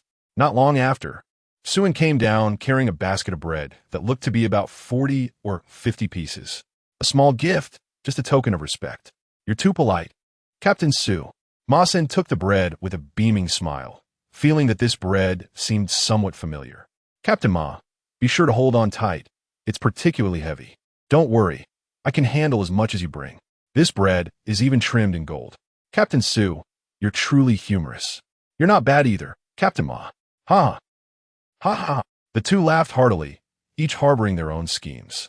Chapter 60. The Poison Snake Adventure Team will go with you. Upon hearing Su and was going to visit the Poison Snake Adventure Team, Li Xiaoyu and Xue Qingyu both showed worried expressions. Villains are not scary. Someone like Ma-san, the smiling tiger, is the most difficult to deal with. No one knows when this kind of person will stab you in the back. The brighter the smile, the more chilling it is. Besides, the Poison Snake Adventure Team is a large group. Ma-san said there are at least 40 or 50 awakened ones. Although they don't know how strong Suin really is, facing 40 or 50 awakened at once is no easy task, especially with an S-rank awakened like Ma-san in charge. No need, it's just a visit. I can go alone. But before the two girls could say anything, they were pulled in for both sides, and Suin whispered, "Don't worry, I won't get into trouble. It's more convenient for me to go alone. You stay here and continue recruiting. Raise the standards today and keep it around 200 people. If anyone comes to pick a fight, and if there are any B rank or above awakens, deal with it and retreat back to the base without waiting for me." Being pulled into his embrace like this, Li Xiaoyu was fine, as they were already close and didn't feel anything unusual. Xue Qingyu, however, trembled slightly, her face turning red, her heart racing. Suin had never shown her such intimate gestures before. "Be careful. We'll wait for you at home." Watching Suin whispering sweet nothings to the two girls, Ma-san's snake-like eyes flashed with a hint of malice, and his gaze towards Suin grew more disdainful. Just a lustful worm, nothing to fear. Once we return to the adventure team, I'll capture this brat first, then find a way to swallow the entire Chongqing adventure team. With the abundant resources from Chongqing, the Poison Snake adventure team will surely rise to another level. In this day and age, resources are everything. After exchanging whispers, Suin walked over to Ma-san's side. "Shall we go, Team Leader Ma? I've admired your adventure team for a long time." Sure. Ma-san grinned and instructed his subordinates to lead the way. "Team Leader Ma, are we walking there?" Ma-san was taken aback. "What else? What era is this? Still thinking about taking a car? Gasoline is precious. Save it if you can. Don't worry, it's not far, just over 10 kilometers. This guy is even stingier than I imagined. He clearly has a wealth of 18,000 points of resources at home. Calculating it, that's over 10 tons, almost reaching a millionth of mine. It's not insignificant." "Oh, it's gone now? Then it's fine. Let's walk a bit." Following Ma-san, the group headed towards the Poison Snake Adventure Team's base. In his previous life, Suin was too busy surviving to observe what the apocalypse really looked like. This time, with everything he needed, his mood was much calmer, and he couldn't help but gaze at the scenery along the way. As far as the eye could see, it was a scene of utter devastation. Due to the raven swarm, the ground was bare, and even weeds were rarely seen. Survivors huddled in groups like wild dogs, digging through dirt piles. Food on the ground was nearly gone. The only hope lay underground, either in roots or insects hiding in the soil. If luck was on their side, they might find a plant with a slightly higher starch content, making the day a bountiful one. If they could find a few small insects, chicken-flavored and crunchy, with protein content 6 times that of beef, Most people relied on plant roots and insects to cling to life. Even the guanine soil had been mostly consumed. Everyone looked sickly waxy yellow, with sunken eyes and protruding ribs, and even a slight cold could be fatal, more despairing than famines of ancient times. The numerous dilapidated camps sprawled across the wilderness like dying beasts, moaning in the wind. No sounds of children playing could be heard, only the cries of the suffering. A gust of wind stirred up clouds of dust, stinging the eyes. Suin observed the scene before him with a calm demeanor. Once he was one of these refugees. Struling aluncida li Xiaoyan. But while he ate roots, Li Xiaoyan had eaten the supplies he had risked his life to dig out from the city. Eventually, under Ma San's guidance, Suin arrived at the Poison Snake Adventure Team's base. It was a somewhat dilapidated residential area, a relocation community before the apocalypse, situated some distance from the city center, hence fewer zombies. After the apocalypse, Ma San led people to occupy this place, successfully avoiding both the raven and bat swarms. However, most of the top floors of the buildings had collapsed, torn down by the raven and bat swarms, with claw marks visible all over the walls. Not a single piece of intact glass remained. Everything was covered with wooden boards and cardboard. Despite its shabby appearance, this was considered quite a luxurious residence. For ordinary people, it was hardly better than a doghouse. Ma San brought Suin directly into a living room, furnished with a table, sofa, carpet, hanging paintings, and a tea table, where a potted plant sat. It could barely be called a living room. If it weren't for the drafts coming in from all sides, it would seem even more like one. Welcome. A beautiful woman swayed in, pouring Suin a cup of hot tea, and didn't forget to throw him a flirtatious glance as she left. Suin couldn't tea help but frequently look back at the woman's departing figure. Another awakened one. Team leader Ma, this place isn't bad, right? How does it compare to your adventure team? It's not that I'm boasting, but there aren't too many places that can still enjoy this level of service. It's not bad, has a kind of simple beauty. It's almost on par with the facilities in our staff restroom. It really has style. Team leader Sue, I won't beat around the bush. I'm very interested in your team. I wonder if your team can join my Poison Snake Adventure team. I can offer you a position of some sort. Ma San, too lazy to pretend any longer, laid his cards on the table. Chapter 61, Captain Ma. What special abilities do you have? It's all an illusion. Hearing Ma San's words, Suin was not surprised at all. He had deliberately walked into the trap. Being direct was better. It saved everyone time. He slowly said, Captain Ma, you have quite an appetite, still thinking about my little bit of leftover food. But you should check your own granary first. What if it's already empty? Bang! Ma San slammed the table, squinting his eyes, and coldly said, Kid, don't think that just because you're an S-class awakener, you can be fearless. I'll tell you honestly, I've planted a poison seed in you. I can kill you anytime I want. Be smart and tell me the location of your adventure group's base, how much supplies you have, and how many awakeners there are. Otherwise, you'll find it hard to die. Have you ever tasted the venom of an S-class ability? I'll turn your bones into powder and your organs into blood. Just as Ma San was threatening Suin with a grim expression, someone suddenly burst into the room from outside. Not good, Captain Wee. Ma San furrowed his brows, somewhat displeased. Don't you see I'm busy? Hurry up and say it.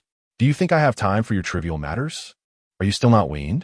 The subordinate hurriedly waved his hands. It's not a small matter. Captain, our supplies, the supplies. Ma San's heart sank. What happened to the supplies? They're all gone. Not a single grain left in the big warehouse. It was fine in the morning, and the brothers were on high alert, not leaving for a moment, but just now when we checked, the whole warehouse was empty. Ma San suddenly stood up, grabbing his subordinate by the collar and roaring. What the hell are you talking about? Do you think those supplies could sprout wings and fly away? The subordinate was nearly crying in panic. It really has nothing to do with us. They just disappeared. Ma San was in a daze, his mind in chaos. The supplies in the big warehouse were the foundation of the entire Poison Snake Adventure Group. Without them, they wouldn't be able to pay the Awakeners' wages the next day. And over time, morale would drop. Everyone needs to eat to survive. If there's no food, why stay here? Captain, didn't I tell you earlier? Your granary is empty. So he took a sip of tea. The water wasn't good, and the tea wasn't good either. It was awful compared to the Dahong Pao brewed by his own people. Suin flicked his hand and threw the teacup onto the tea table, splashing tea everywhere. Ma San stared at Suin. It's you, isn't it? How did you do it? The big warehouse was the most fortified place of the Poison Snake Adventure Group, guarded by 8 awakeners and equipped with infrared alarms. To power the alarm, all the gasoline of the Poison Snake Adventure Group had been used for electricity. Even he, as the captain, had to use green transportation when going out. He simply couldn't understand how Sue-In could silently empty the entire warehouse, especially since Sue-In had been with him the whole time. Did he have other companions? Was it not that he had set his sights on the Chongqing Adventure Group, but rather that he was being targeted by them? No matter how hard Ma San racked his brain, he couldn't figure it out. He had just shaken hands with Sue-In, and his granary had been plundered clean. If he had known, he would have wanted to chop off his own hand. There was no helping it. Sue-In's little hands are just that dirty. Captain Ma, I told you long ago that the bread I give you is edged in gold. Very precious. 1.5 loaves can exchange for a whole warehouse of supplies. Didn't I give you 40 or 50 before? Guess how much you need to exchange? After saying that, Sue-In let out a sinister laugh and slowly walked towards Ma San. You're looking for death. Dare to take my things? I'll make you spit it out double. Poison seed explode.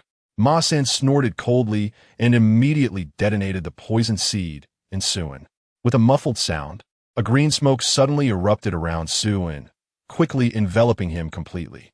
The green plants on the table only touched a bit of the green smoke and decayed into slime in the blink of an eye.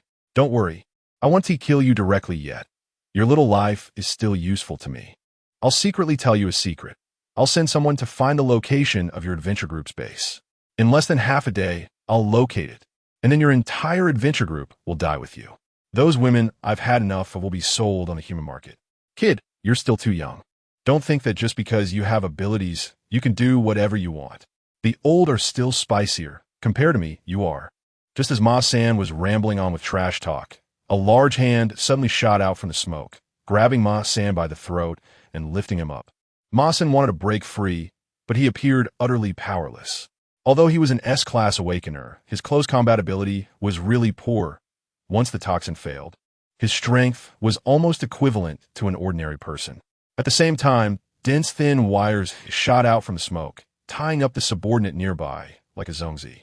Sue-In's cold voice came from the smoke. Don't you know the law of no harm with smoke? Haven't you watched enough movies, Captain Ma? Then the smoke suddenly shrank, quickly gathering in Sue-In's palm and disappearing. Seeing his own poisonous smoke absorbed by Sue-In like this, Ma San's eyes widened in disbelief. Only poisons of the same level and type can absorb each other. How could you have the same ability as me? It's impossible. You clearly have lightning abilities. Sue-In smiled faintly. What nonsense are you talking about, Captain Ma? What abilities do you have? It's all an illusion.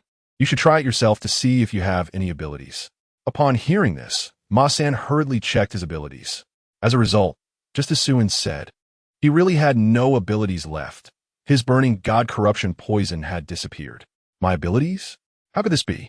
How did they disappear? Recalling the supplies that had vanished without a trace from the warehouse, Ma San seemed to realize something, looking at Sue-In in horror. It's you. It must be you. You stole my abilities. Crack. Sue-In suddenly exerted force, cutting off Ma San's words at the throat. Shoo. Sue-In extended his long finger to his lips, making a gesture for silence. Captain Ma, this shouldn't be said. Crack, crack, crack. As Sue-In's grip tightened, Ma San's eyes began to turn bloodshot and red, with bulging veins covering his face. Ultimately, in the struggle between suffocation and oppression, Ma San gradually stopped resisting. Sue-In slowly released his hand, and the body fell to the ground. A burst of blazing flames instantly enveloped the body, and moments later, it was reduced to a pile of charcoal. Sue-In waved his hand to release the bindings on the subordinate's mouth nearby. All right, start shouting for help. The person, terrified, began to scream. Help! Someone! The captain has been killed. Thud! A steel bar broke through the concrete floor, piercing through his thigh. Speak louder. Haven't you eaten? Chapter 62. The best way to resist the apocalypse is to become the apocalypse. It's him. He.S. the one who killed the captain. I saw it with my own eyes. Quickly kill him. Avenge the captain. At the man's shout, the entire Viper mercenary corps rushed over, numbering 400 to 500. Among them, standing at the forefront were dozens of awakened ones, at least 40 to 50 of them.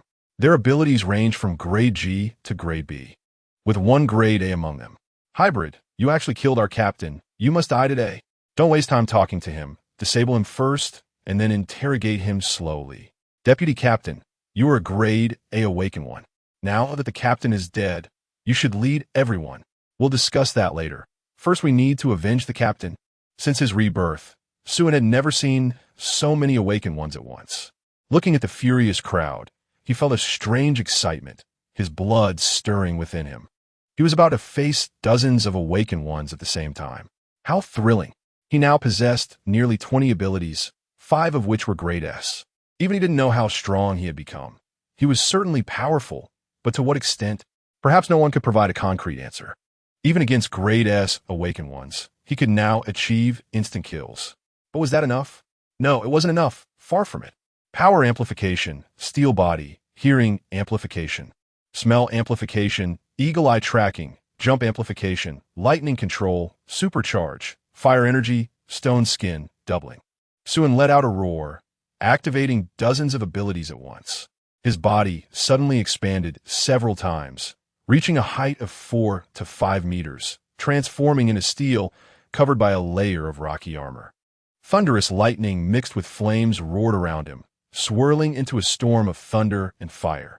Suin slowly raised his hands. Thousands of steel bars burst through the walls, coiling behind him like scorching god corruption enveloping the tips of each steel bar. The sudden change stunned the members of the Viper Mercenary Corps. He has grade S abilities. No, not just one. Many. He has many abilities.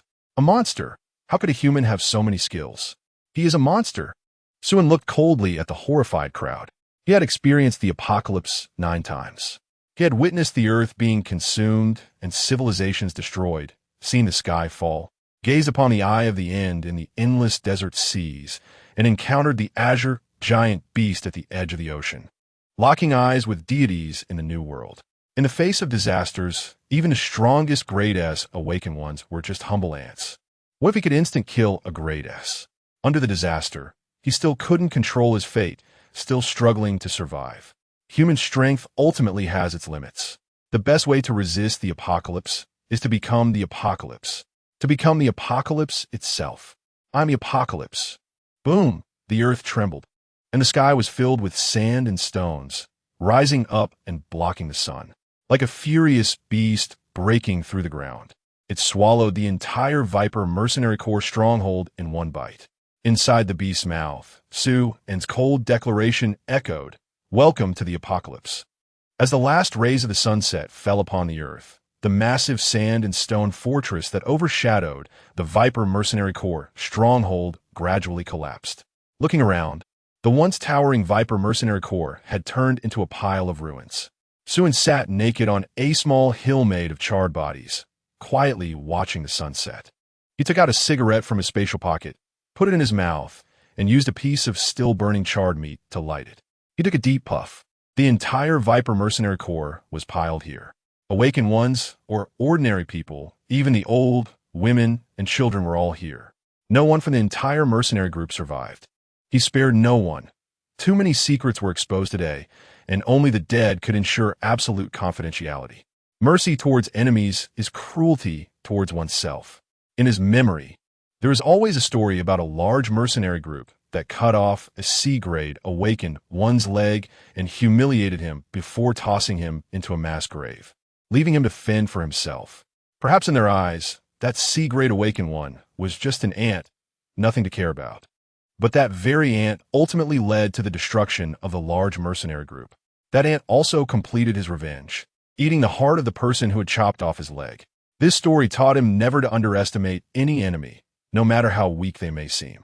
The best way to sever hatred is to extinguish the flames of revenge at their inception.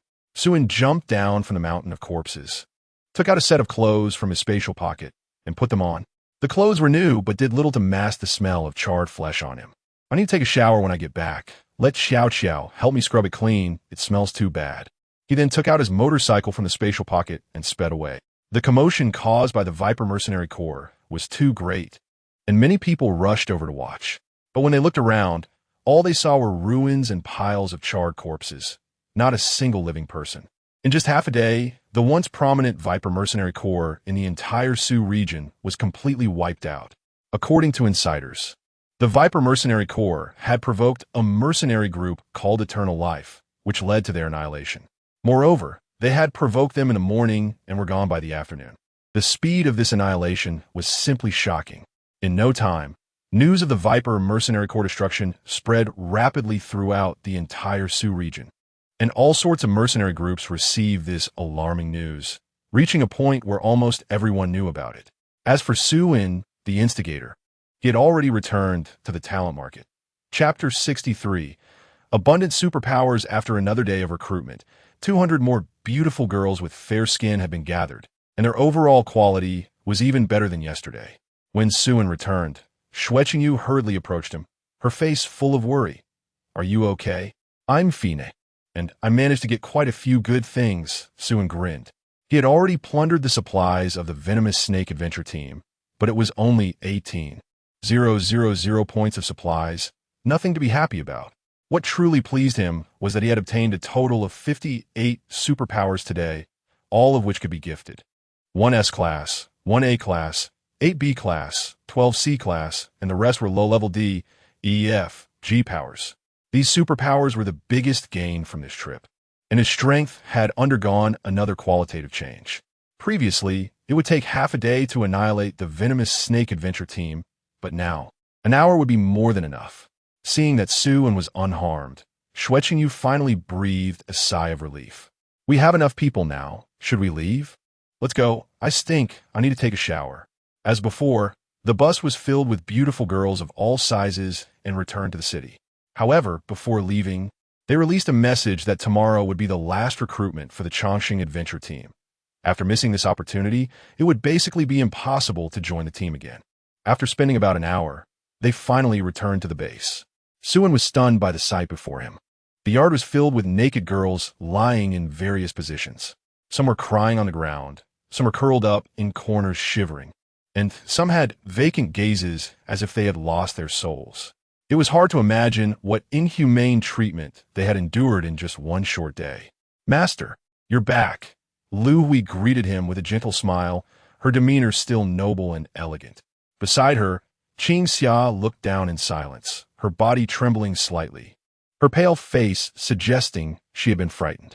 Sue-In glanced at the different states of the girls and asked in confusion, "What happened to them?" "Master need not worry. Just a bit of punishment to make them more obedient," Lu Hui replied with a smile. Sue-In wanted to say something, but hesitated. "This is just a bit of punishment? They look like they've been broken." However, he ultimately didn't want to inquire further. Lu Hui had a maxed-out favorability towards him and an extremely high loyalty, so she wouldn't do anything harmful to him. Let her do as she pleased. The goal had been achieved. After all, the treatment in the Chongqing Adventure Team was not easy to obtain. Since they had chosen to stay, they needed to be mentally prepared. "Master, we've selected 20 qualified ones, including 2 who are very pretty and clean. Would you like to take a look?" Sue-In waved his hand repeatedly. No, I need to take a shower first." After saying that, he quickly ran back to the villa's bathroom. Lu Hui's high loyalty was indeed a good thing, but sometimes it was too loyal, bordering on madness. The reason he recruited these people back was not for his own enjoyment, but for future planning. Besides, with so many girls, how could he handle it? He didn't have any kidney enhancement abilities that would allow him to survive such a situation. However, everyone except Sue-In felt that these girls were brought in for his enjoyment. Even Xueqingyu thought so. Perhaps there were other reasons involved, but this was undeniable. Otherwise, why not recruit stronger and more practical men? If Sue-In knew, he would definitely cry out in injustice. What could he do? He couldn't just bring in some men and then try to increase their favorability, right? The condition for gifting superpowers was over 60, meaning at least reaching admiration level. If a large group of men had special brotherhood feelings towards him, just thinking about it was enough to make him shudder. Being ambushed by girls could be tolerated, but being ambushed by good brothers would genuinely make him want to kill someone. Recalling his middle school days, when he was a boarder and most of his roommates went home for the holidays, leaving him and 2 others in the dormitory overnight. Those 2 roommates. That scene left an indelible mark on his young heart, scaring him so much that he applied to change dorms the next day. However, he always felt that those 2 guys looked at him strangely, so even during holidays when he went to an internet CAF to stay overnight, He didn't dare to stay in the dorm. Sword fighting was a complete childhood trauma for him, filled with disgust and fear. After preparing the bath water, Suin comfortably lay back in it. Since there were no crows, the solar water heater was working again, so he was using hot water. Of course, only the Chongqing adventure team could take a shower now. Most water resources outside had dried up, and they could only dig wells for underground water. But underground water was not unlimited. There were more people than water, and they had to be frugal even when drinking, let alone bathing. Just then, the bathroom door was pushed open, and the little maid Xiao Xiao walked in with a flushed face. "Master, I can help you scrub your back." Suin did not refuse, lying on the bathtub and enjoying Xiao Xiao's back scrubbing service. He was indeed exhausted from the day. If it weren't for having previously replicated Qing Xia's recovery ability, he would have collapsed long ago. Killing was a physically demanding task, especially when the targets were awakened ones. While enjoying, Suin quietly organized all the superpowers he could gift, which amounted to around 60. However, most were subpar. Powers below C class were not worth considering. He had recruited these people to enhance his combat strength. Powers below C class were truly not worthy of consideration and had very limited combat effectiveness. After roughly calculating, he now had about 20 superpowers that could be gifted, while the target was 200 or even more. He had only just barely gathered 1/10 of the required amount. This meant he needed to annihilate at least 10 more venomous snake adventure teams to meet the quota. Just the thought of it was quite troublesome. The only good news was that his proficiency in plundering superpowers had reached 75, and with another 25, he could level up to level 3. Level 1 to level 2 required plundering 10 superpowers, while level 2 to level 3 required 100 superpowers. This meant he was only 25 superpowers away from leveling up. He wondered if reaching level 3 would unlock new functions. While Suin sighed and lamented, Xue Qingyu, who was standing outside the bathroom, tiptoed away. Although he really wanted to go in, when it came down to it, he still lacked the courage just a tiny bit. Chapter 64, the 3 stages of the first apocalypse. After taking a shower, Suin wrapped himself in a bathrobe and entered his exclusive office. This was a workspace specially designed for him by Lu Hui.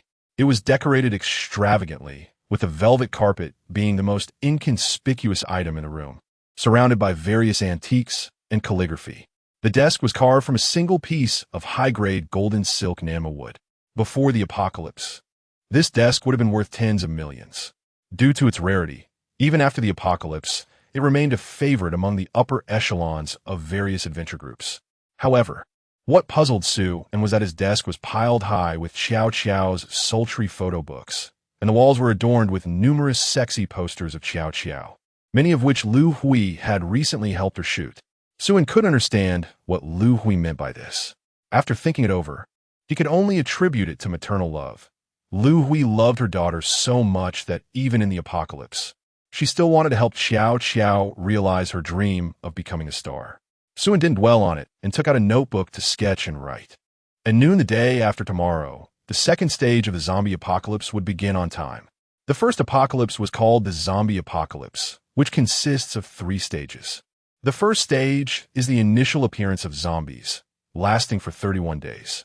The first 7 days of this stage are the most ordinary, with only a few zombies and at most some mutated ones.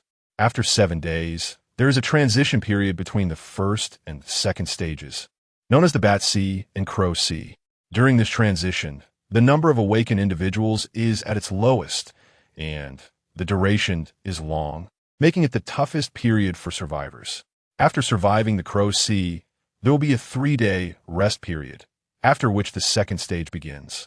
The second stage is an upgraded version of the first stage. The zombies now are naturally evolved types, but in the second stage, bows, commonly known as biological weapons, will appear.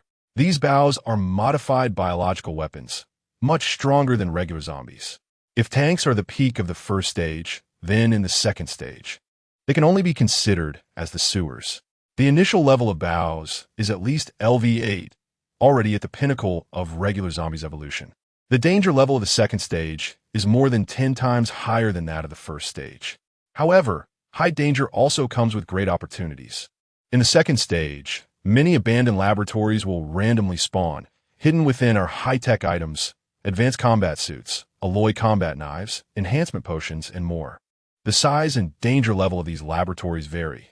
The larger the laboratory, the better the items inside, but the bows lurking within are also more numerous and powerful. Moreover, after the second stage, more supply boxes will spawn, with quantities far exceeding those in the first stage, most of which are hidden in laboratories. If the purpose of the first stage is survival, then the purpose of the second stage is combat. Only by continuously conquering laboratories and obtaining high-tech supplies can one qualify to face the final stage of the zombie apocalypse. The third stage is called Zombie Rampage. In this stage, all zombies and bows will attack humans frantically. Wherever there are living people, there will be a tide of corpses that can never be completely eliminated. The relentless attacks will continue for a week before ending. Those who cannot hold their ground will be completely consumed by the tide of corpses, while those who survive will qualify for the second apocalypse. What Suen needed to do now was to rely on his experience from his previous life to outline the locations of the upcoming laboratories, their sizes, and their resource richness, to conquer the most cost-effective laboratories at the first opportunity and obtain what he wanted. Among them, several laboratories had unique and precious outputs. It was essential to occupy these best laboratories and collect everything inside. After recalling, he estimated that around 200 laboratories of various sizes would spawn in the Sud region. They are categorized into 6 levels based on their safety coefficients.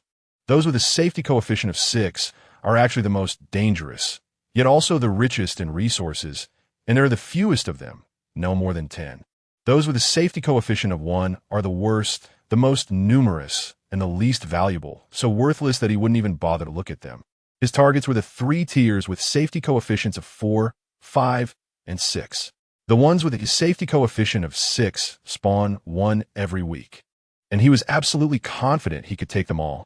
However, the ones with safety coefficients of 4 and 5 spawn all at once. Speed is crucial. Without enough manpower and abilities, Suen sighed helplessly. The new members had just been recruited, and there weren't many he could use. Moreover, he hadn't yet built rapport with the girls, so he couldn't grant them abilities. Time was too tight, and there was too little preparation time.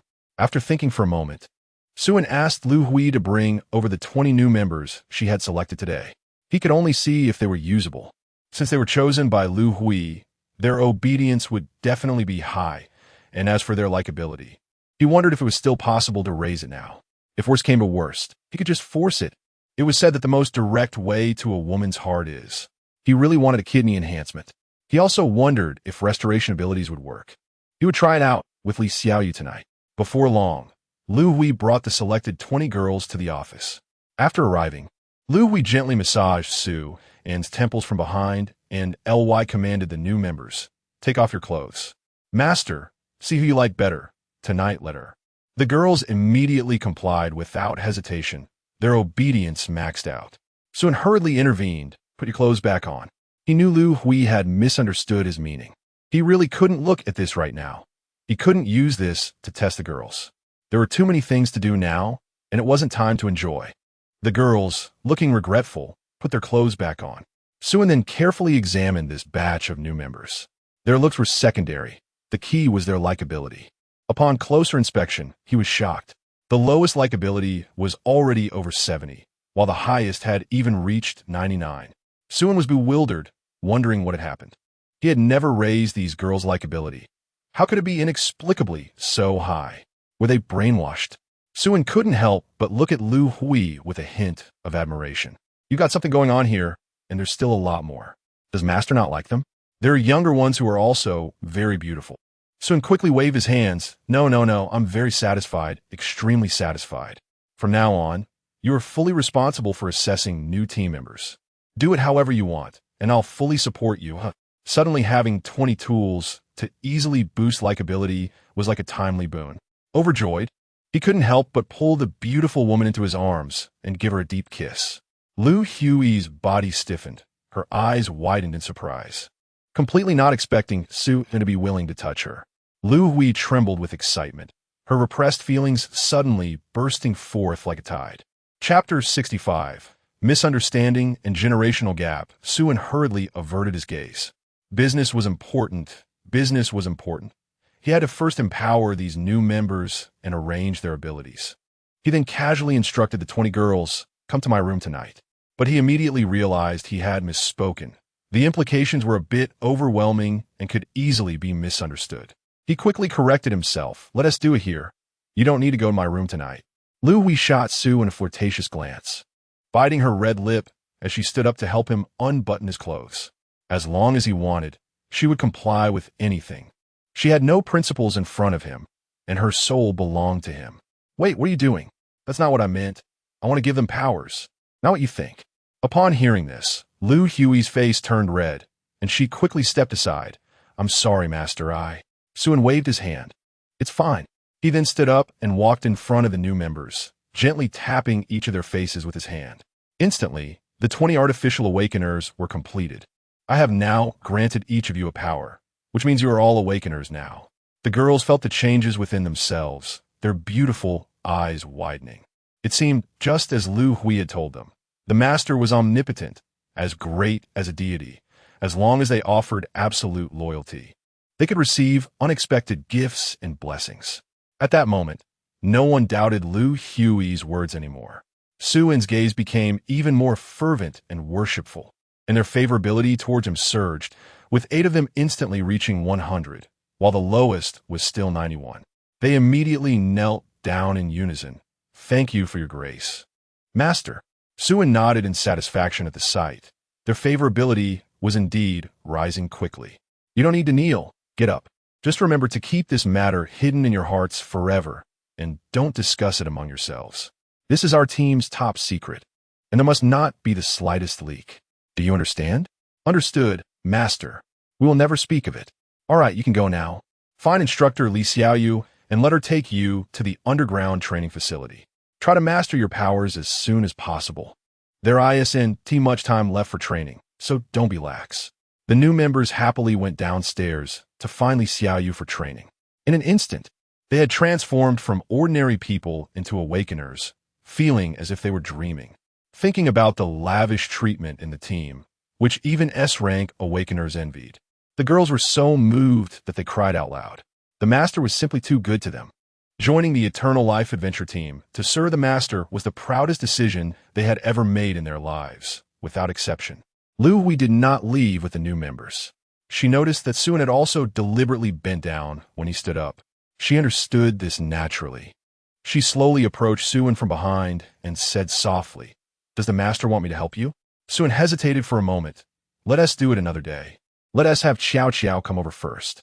"You want Xiao Xiao?" Lu Hui bit her lip, hesitating for a moment. "Okay, I'll call Xiao Xiao over."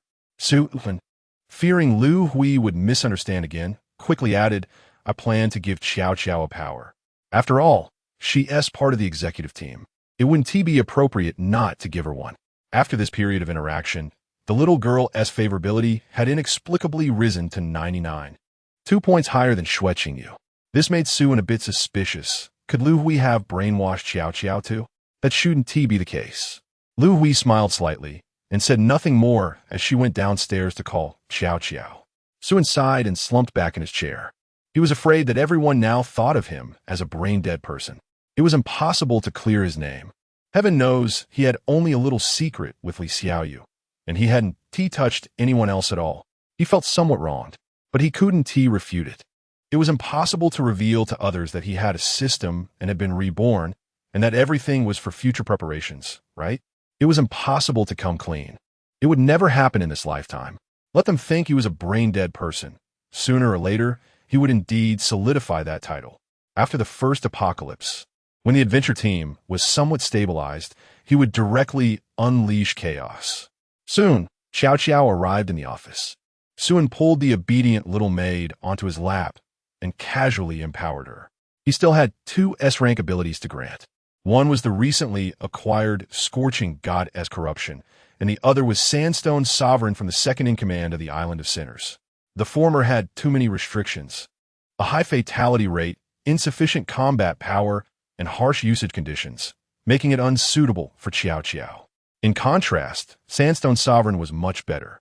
Xiao Xiao was also the logistics supervisor of the team. Sandstone Sovereign had high combat power and could temporarily build strongholds and transfer supplies, making it a good fit for her. Thus, Suan bestowed the Sandstone Sovereign upon Xiao Xiao. Here, SA power for you. See if you like it. Suan pinched Xiao Xiao's little nose and smiled. As Xiao Xiao felt the new power she had gained, she simply raised her hand lightly, and the dust in the room began to float gently. She then dove directly into Suan's arms. Thank you, Master. You are the best. Suan gently stroked Xiao Xiao's hair, his expression tender. Although Xiao Xiao was young, she was exceptionally well-behaved and understanding. Every time he saw her innocent smile, free of any gloom, he felt a sense of relaxation wash over him. In this dark apocalypse, she was like a delicate and pure little flower, so precious. Unknowingly, he had begun to regard this thoughtful little maid as if she were a neighbor's little sister. Master, can I call you something else when it's just the two of us? Of course, you can call me whatever you want. Xiao Xiao snuggled into his embrace and muttered softly, Suan. It seemed that the sibling bond was changing right out of the factory. Something feels off. Chapter 66. Li Xiaoyu requests support to share damage at night. Suan lay on his bed with his legs crossed, reading a book while waiting for Li Xiaoyu to return. What else could he do? Of course, it was time for routine assignment submission. The stimulation he received during the day was a bit overwhelming, so for the sake of his physical and mental health, it was necessary to occasionally tone down the atmosphere. However, after waiting for a long time, Li Xiaoyu still hadn't come back, and Suan had no choice but to lie down and sleep. In the past 2 days, there had been quite a few new recruits. With today's edition, there were already over 400, all needing to be assessed and screened one by one. As the head coach of the team, Li Xiaoyu must have a lot on her plate. However, what Suan didn't expect was that at this moment, Li Xiaoyu was not busy with the new members, but was instead trying to persuade Xue Qingyu. Qingyu, I'll be straightforward, save the child. Xue Qingyu's face turned crimson at her words. You were the one who wanted to go. I didn't know his attack power was so high. Every hit is a critical strike, more frightening than facing the endless, Li Xiaoyu said, still haunted by the experience. I don't understand anything. I can't help you.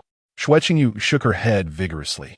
Seeing Xue Qingyu's consistent reluctance, Li Xiaoyu couldn't help but feel frustrated.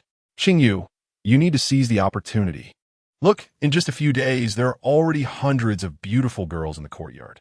Then look at Sister Lu Hui and Xiao Xiao. They're practically glued to Suan's bed. If you wait any longer, you'll miss the last train. That shouldn't be the case, Xue Qingyu's gaze faltered. How could it not be? I'm telling you, in a while, you might not even have a chance. Look at those new girls, which one of them trying to get in his bed. Just wait and regret it. Those girls in the courtyard are not worse than you know. Who knows how long Suan can endure? If it were me, I couldn't stand it. I'd have to switch partners every day. Oh no, 3 different partners a day, with your shy demeanor. How long do you think it would take for you to be remembered? Forgetting is normal. Xue Qingyu was momentarily speechless. She knew she was timid. Or else she wouldn't have secretly had a crush on Suan throughout college, not even daring to ask for his phone number. After 2 years of secret admiration, she had hardly spoken to him a few times. But when it came to matters like this, she didn't understand anything. And she couldn't tell if what Li Xiaoyu said was true or false. Seeing Xue Qingyu hesitate, Li Xiaoyu immediately began to encourage her.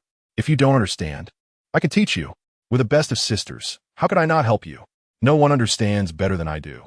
I'm an expert at this. Come on, let us go tonight. See, could we go tomorrow instead? I promise I'll go next time. All right, it's a deal. Just don't chicken out again when the time comes. Li Xiaoyu could only return in frustration to face the storm alone.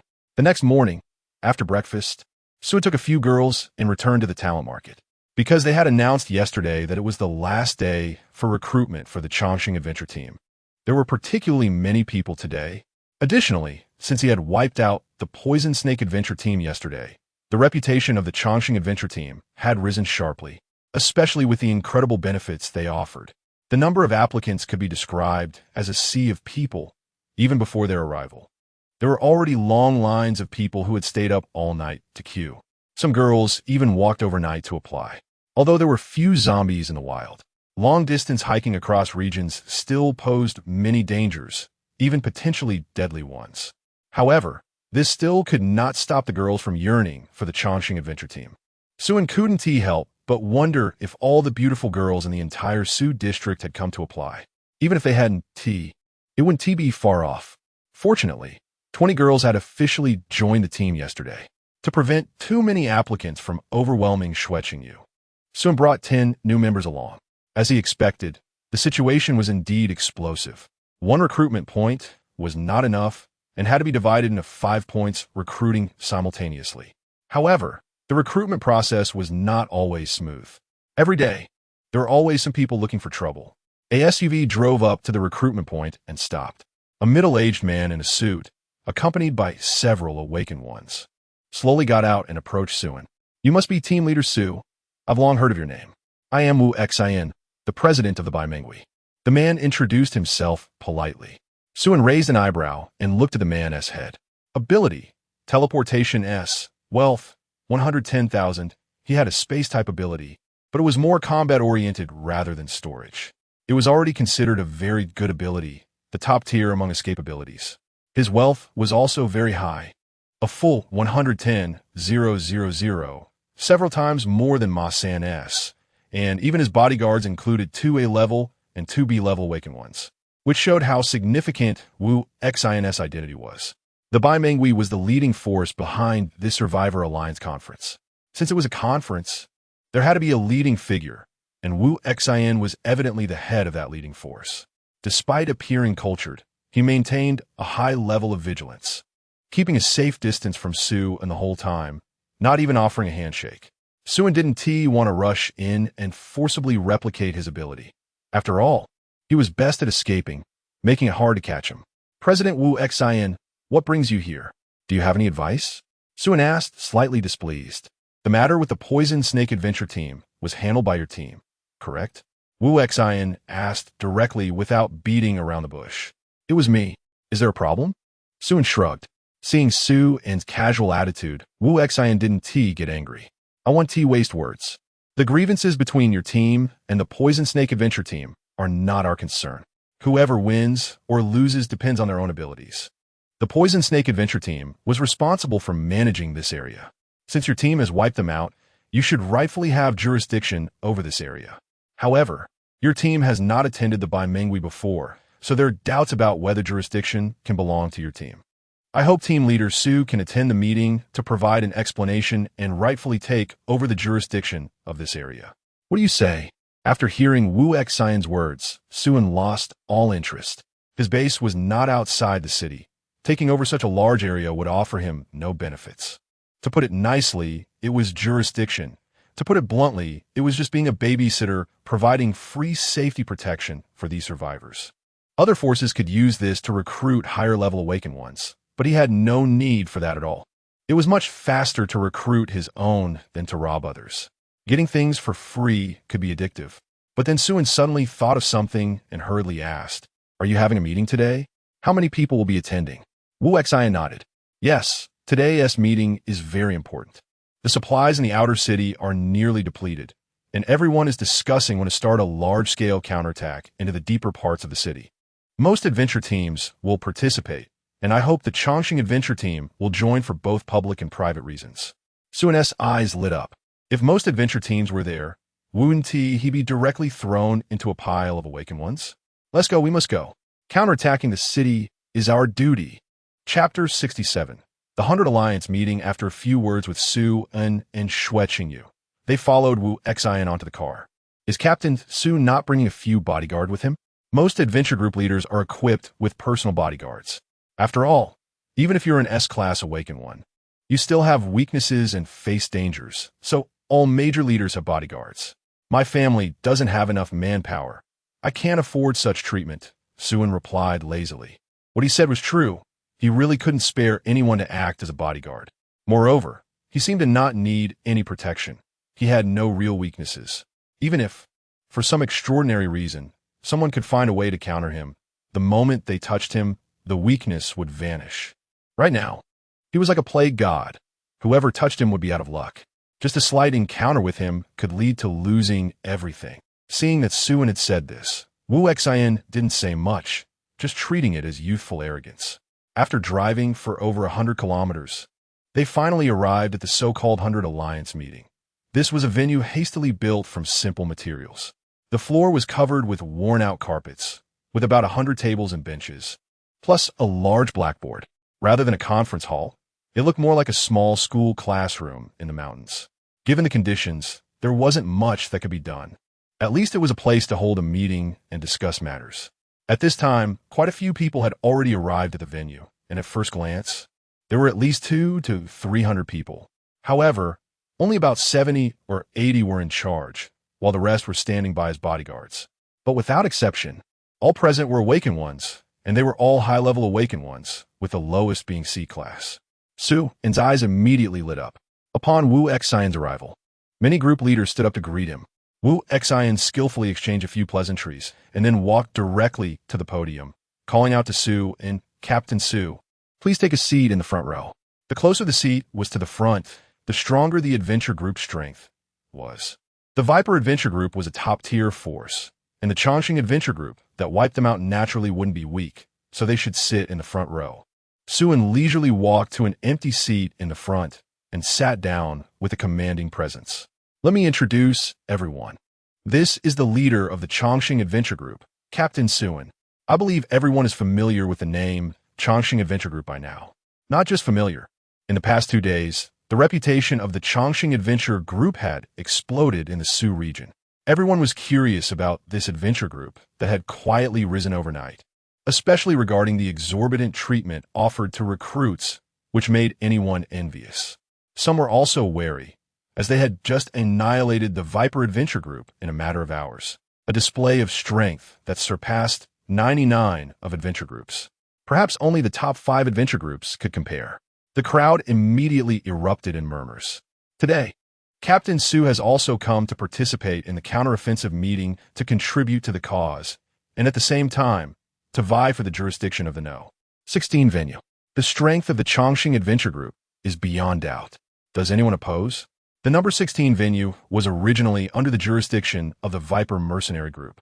Upon hearing Wu Xian's words, the venue quieted down, and everyone looked at each other, choosing to remain silent.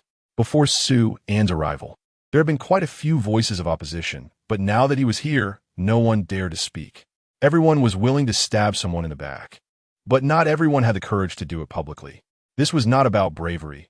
It was directly linked to strength. No one wanted to become the next Viper Adventure Group. Mad Wolf, do not agree. Just then, a scar-faced man propped his legs up on the table and provocatively looked at Suin. "I thought the leader of the Chongqing Adventure Group would be some kind of figure, but it turns out you're just a young punk." The scar-faced man stretched his neck towards Suin. "Kid, I heard you like to use some sky-high treatment to trick little girls into coming back to play with you. Scamming hundreds every day. Can your little chicken body handle that?" "Ha ha!" Upon hearing the scar-faced man's words, Wu Xian on the podium shook his head helplessly. Truly, what one feared would come.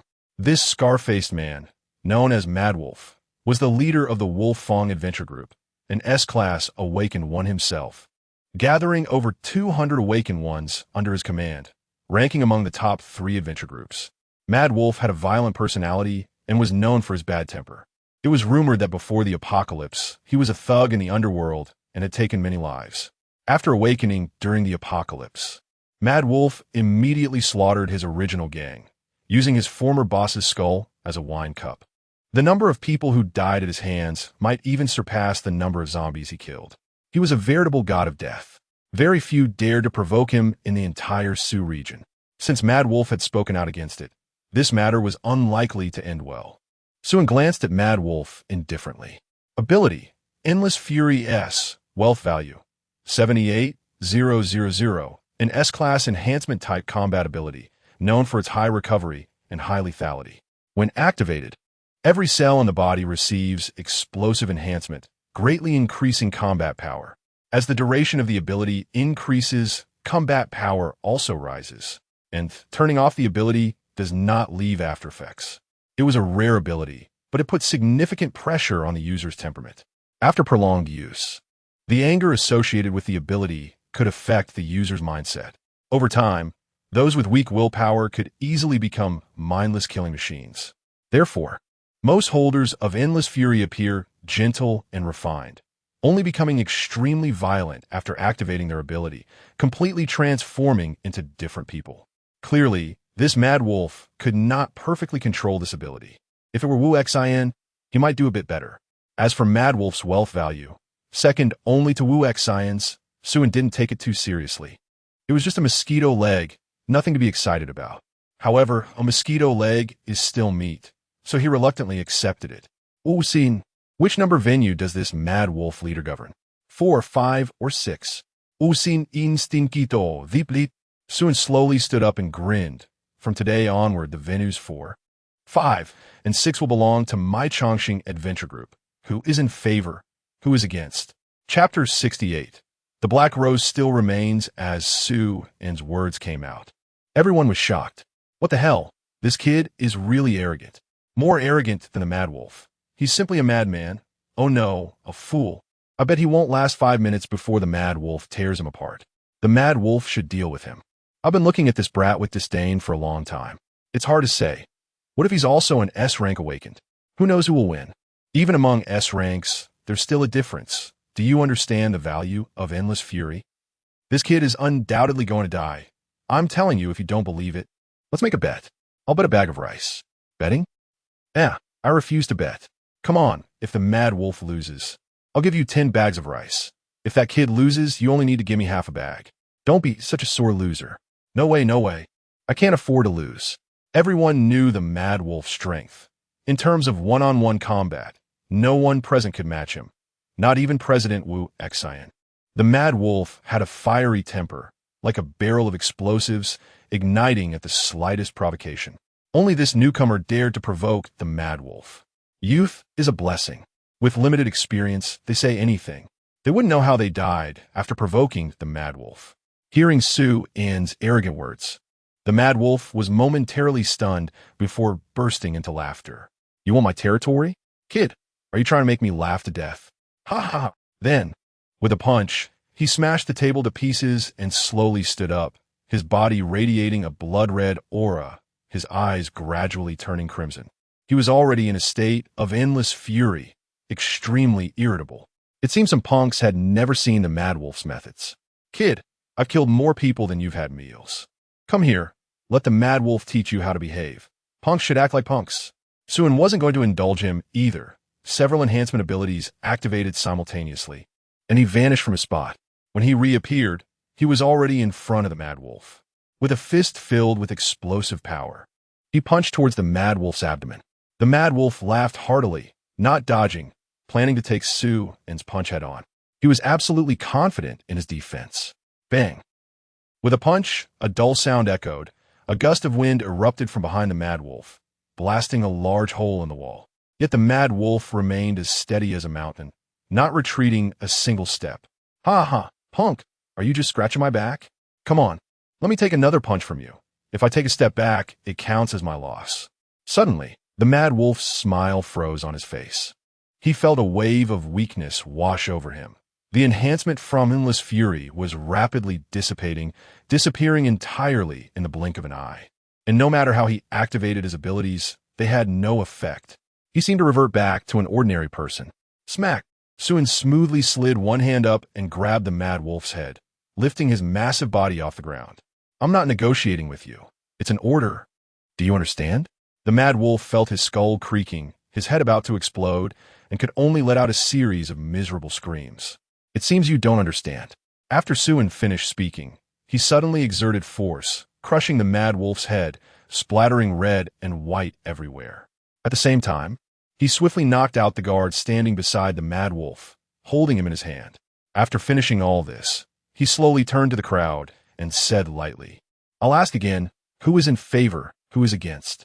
In an instant, the venue fell silent. The sound of a pin drop could be heard. Everyone gaped in shock. Even a usually gentle Wu Xian was the same. One punch, just one punch, and the Mad Wolf was taken down? His brain was crushed. What kind of freak is this? This was absurd to the point of not being human. Now, who would dare to oppose? Even Wu Xian, the president, didn't have the courage to say a word against it, let alone anyone else. Those with small hearts felt like they were committing a crime just by looking at Suin and were eager to slip away at the first opportunity. Since no one opposed, then the 4, 5, 6, and 16 venues will all belong to the Black Rose Mercenary Corps from now on. Suin didn't intend to take over these 4 venues, but instead handed them over to the Black Rose. Yes, the Black Rose had also arrived. He was a bit surprised. He originally thought that without Yu, the Black Rose wouldn't exist, but it had still appeared. At this moment, leading the Black Rose was the so-called Ice Witch Bai Li Bing. She was a cold woman dressed in black, holding a black umbrella, seemingly in her 20s. Her delicate face showed little emotional color, making her seem more like a work of ice sculpture than a person, with her abilities, personality, and style all extremely cold. Originally, when the Black Rose was first established, there were 2 S-rank awakened. One was Yu, and the other was Bai Li Bing in front of him. Yu's ability was his rank Lightning Control, while Bai Li Bing's was his rank Eternal Moment, a top-tier ice ability. With 2 S-rank awakened securing the Black Rose, it quickly became a superpower in Su-D. Although Yu was no longer there, the Black Rose still had Bai Li Bing backing them up, maintaining their strength among many adventure groups in Su-D. When Suin first arrived, he noticed Bai Li Bing, leading him to deduce that the Black Rose still existed in this world. Even though he didn't know why the Black Rose helped him in his previous life, it was still a debt he owed. In this life, he didn't mind lending a hand to the Black Rose as a way to repay his past debt and also to compensate for taking Yu away. Hearing Su-In's words, Bai Li Bing frowned slightly. In her impression, she had no connection with the man in front of her. There had been none before the apocalypse and none after. Today was just their first meeting. She couldn't understand why he would give her so much territory for no reason. She instinctively thought to refuse.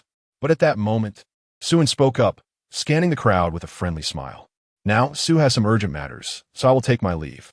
I sincerely apologize for interrupting your enjoyment. Once I've dealt with my affairs, I will visit you all to express my apologies, especially to the friend who quietly spoke ill of me earlier. I will definitely listen carefully then. After saying that, Suin coldly chuckled, lifting the person in his hand and turning to leave. The Mad Wolf was already dead, and he had to hurry to the Mad Wolf's house to take over. If even one awakened escaped, it would be a significant loss. As for the others, they could be dealt with slowly.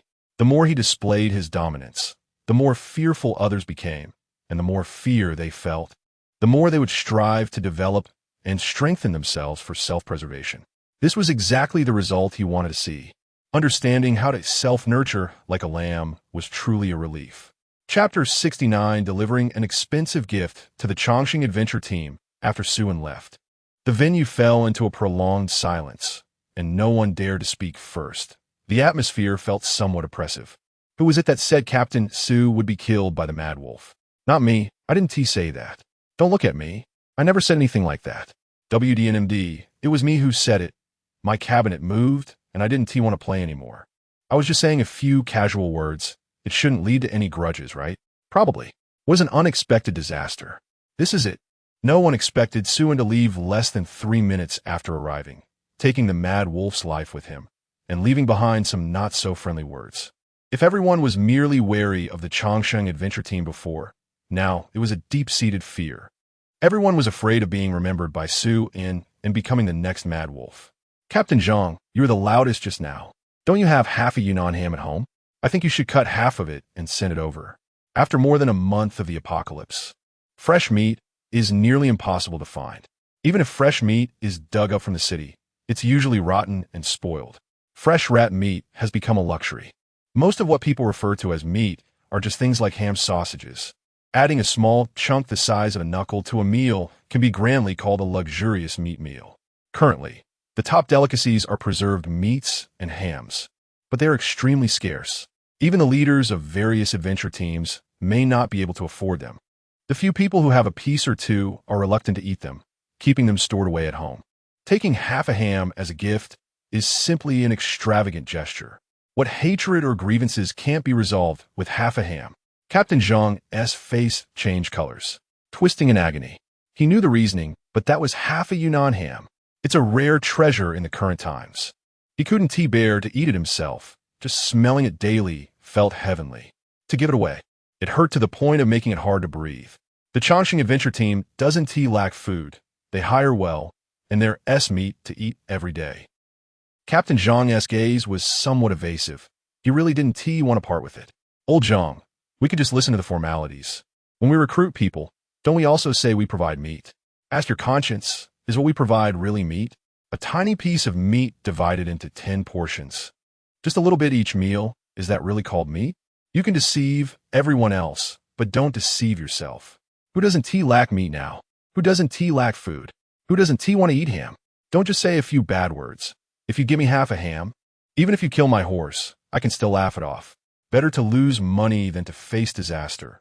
Otherwise, if they wipe you out, you won't even be able to keep the ham. Captain Zhang slumped in his chair like a deflated balloon. I'll think about it. No one thought Captain Zhang was out of line. Anyone would feel pity in his situation, and many would rather die than give up their ham. On the podium, Wu Xian fell into deep thought. He saw more than others.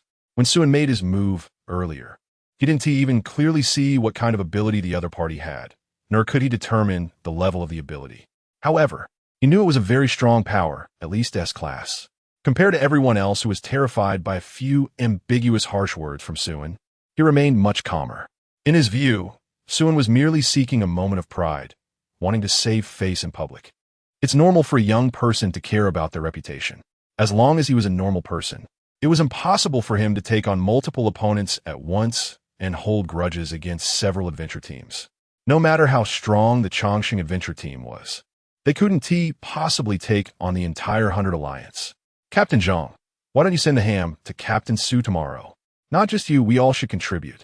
Let us pool together and send Captain Su about half a ton of rice and flour. As soon as Wu Xian said this, everyone was dumbfounded. We're sending ham. And rice and flour too? And this much? Half a ton of rice and flour? 99% of the people present wouldn't have that much even if they emptied their homes. That's rice and flour. Even gathering several adventure teams together wouldn't be an easy task. Wu Xian noticed everyone's confusion. Everyone should have seen Captain Su's strength. He is stronger than the Mad Wolf. The most important thing now is to get the Chongqing adventure team into the 100 Alliance. In the upcoming counteroffensive against the city, the Chongqing adventure team will play a significant role. Moreover, this expensive gift isn't easy to come by. The more you give, the more effort you'll need to put in. Otherwise, as Wu Xian spoke, he sneered. Everyone's eyes brightened at the mention of his words. Wu Xian was planning to force their hand. Sending so much food over was indeed an exorbitant gift. Anyone would be tempted and would find it hard to refuse. But once they accepted it, they'd be in a bind. They'd either have to obediently act as the vanguard in the upcoming counteroffensive or face the wrath of the 100 Alliance. Half a ton of rice and flour was indeed a lot, but compared to the vast resources hidden in the city, it wasn't much at all. Suen was strong, but in the end, he was just one person, and against the 100 Alliance, he would still be nothing more than a chicken or a dog. President, that's a good strategy. I agree. I agree too. Let us go for it. Count me in. Soon, all the adventure teams unanimously agreed to Wu Xian's proposal, with the exception of the Black Rose refusing to participate. A hint of a sneer on her lips. Those who could survive in this apocalypse and establish their own power were not to be underestimated. Wu Xian appeared to want the Chongqing adventure team to take the lead, but in reality, he aimed to swallow the entire Chongqing adventure team. Everyone present knew this well. The counteroffensive against the city would undoubtedly be extremely dangerous. No one was quite sure what the city center looked like now, but danger was certain. As the vanguard, the Chongqing adventure team would be fighting on unfamiliar ground, facing the unknown and terrifying mutated zombie army, and would undoubtedly suffer fatal blows. Unless the Chongqing adventure team lived in the city center and knew it inside and out. But was that possible? Is the city center even a place where humans can live? The severely weakened Chongqing adventure team will be quickly devoured by everyone. Wu Xian looked cultured and refined, but his mind was darker than ink. Otherwise, he wouldn't have been able to sit in the position of president. Bali didn't say anything, stood up, and left the venue with her guards.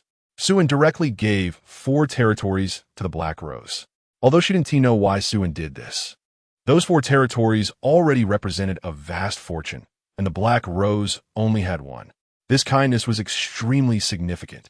She couldn't repay it with virtue. Moreover, The Black Rose was a women's adventure team, and in this chaotic world, they were already struggling to survive. Staying out of it was the best choice. Seeing Bailey leave without a word, Wu Exin narrowed his eyes slightly and instructed a subordinate beside him. Find out the relationship between the Chongqing Adventure Team and the Black Rose. Also, send someone to locate the Chongqing Adventure Team as stronghold and have a portion of people lay in ambush nearby. As Wu Xian said this, he tightened his bow tie, and a hint of a sinister smile crept onto his lips. Chapter 70 New Feature, Ability Fusion. At this moment, Suen had already left the base of the Wolf Fong Adventure Group and returned to the recruitment point. He greeted a few women before directly getting onto the bus. Suen had spent less than an hour in the Wolf Fong Adventure Group, and in such a short time, he had slaughtered the entire Wolf Fong mercenary group. He had already forgotten how many people he had killed in that brief hour. The screams and cries still echoed in his ears. There was not a shred of pity or sympathy in his heart, only a flicker of anger still burning in his chest. This was the aftereffect of endless fury.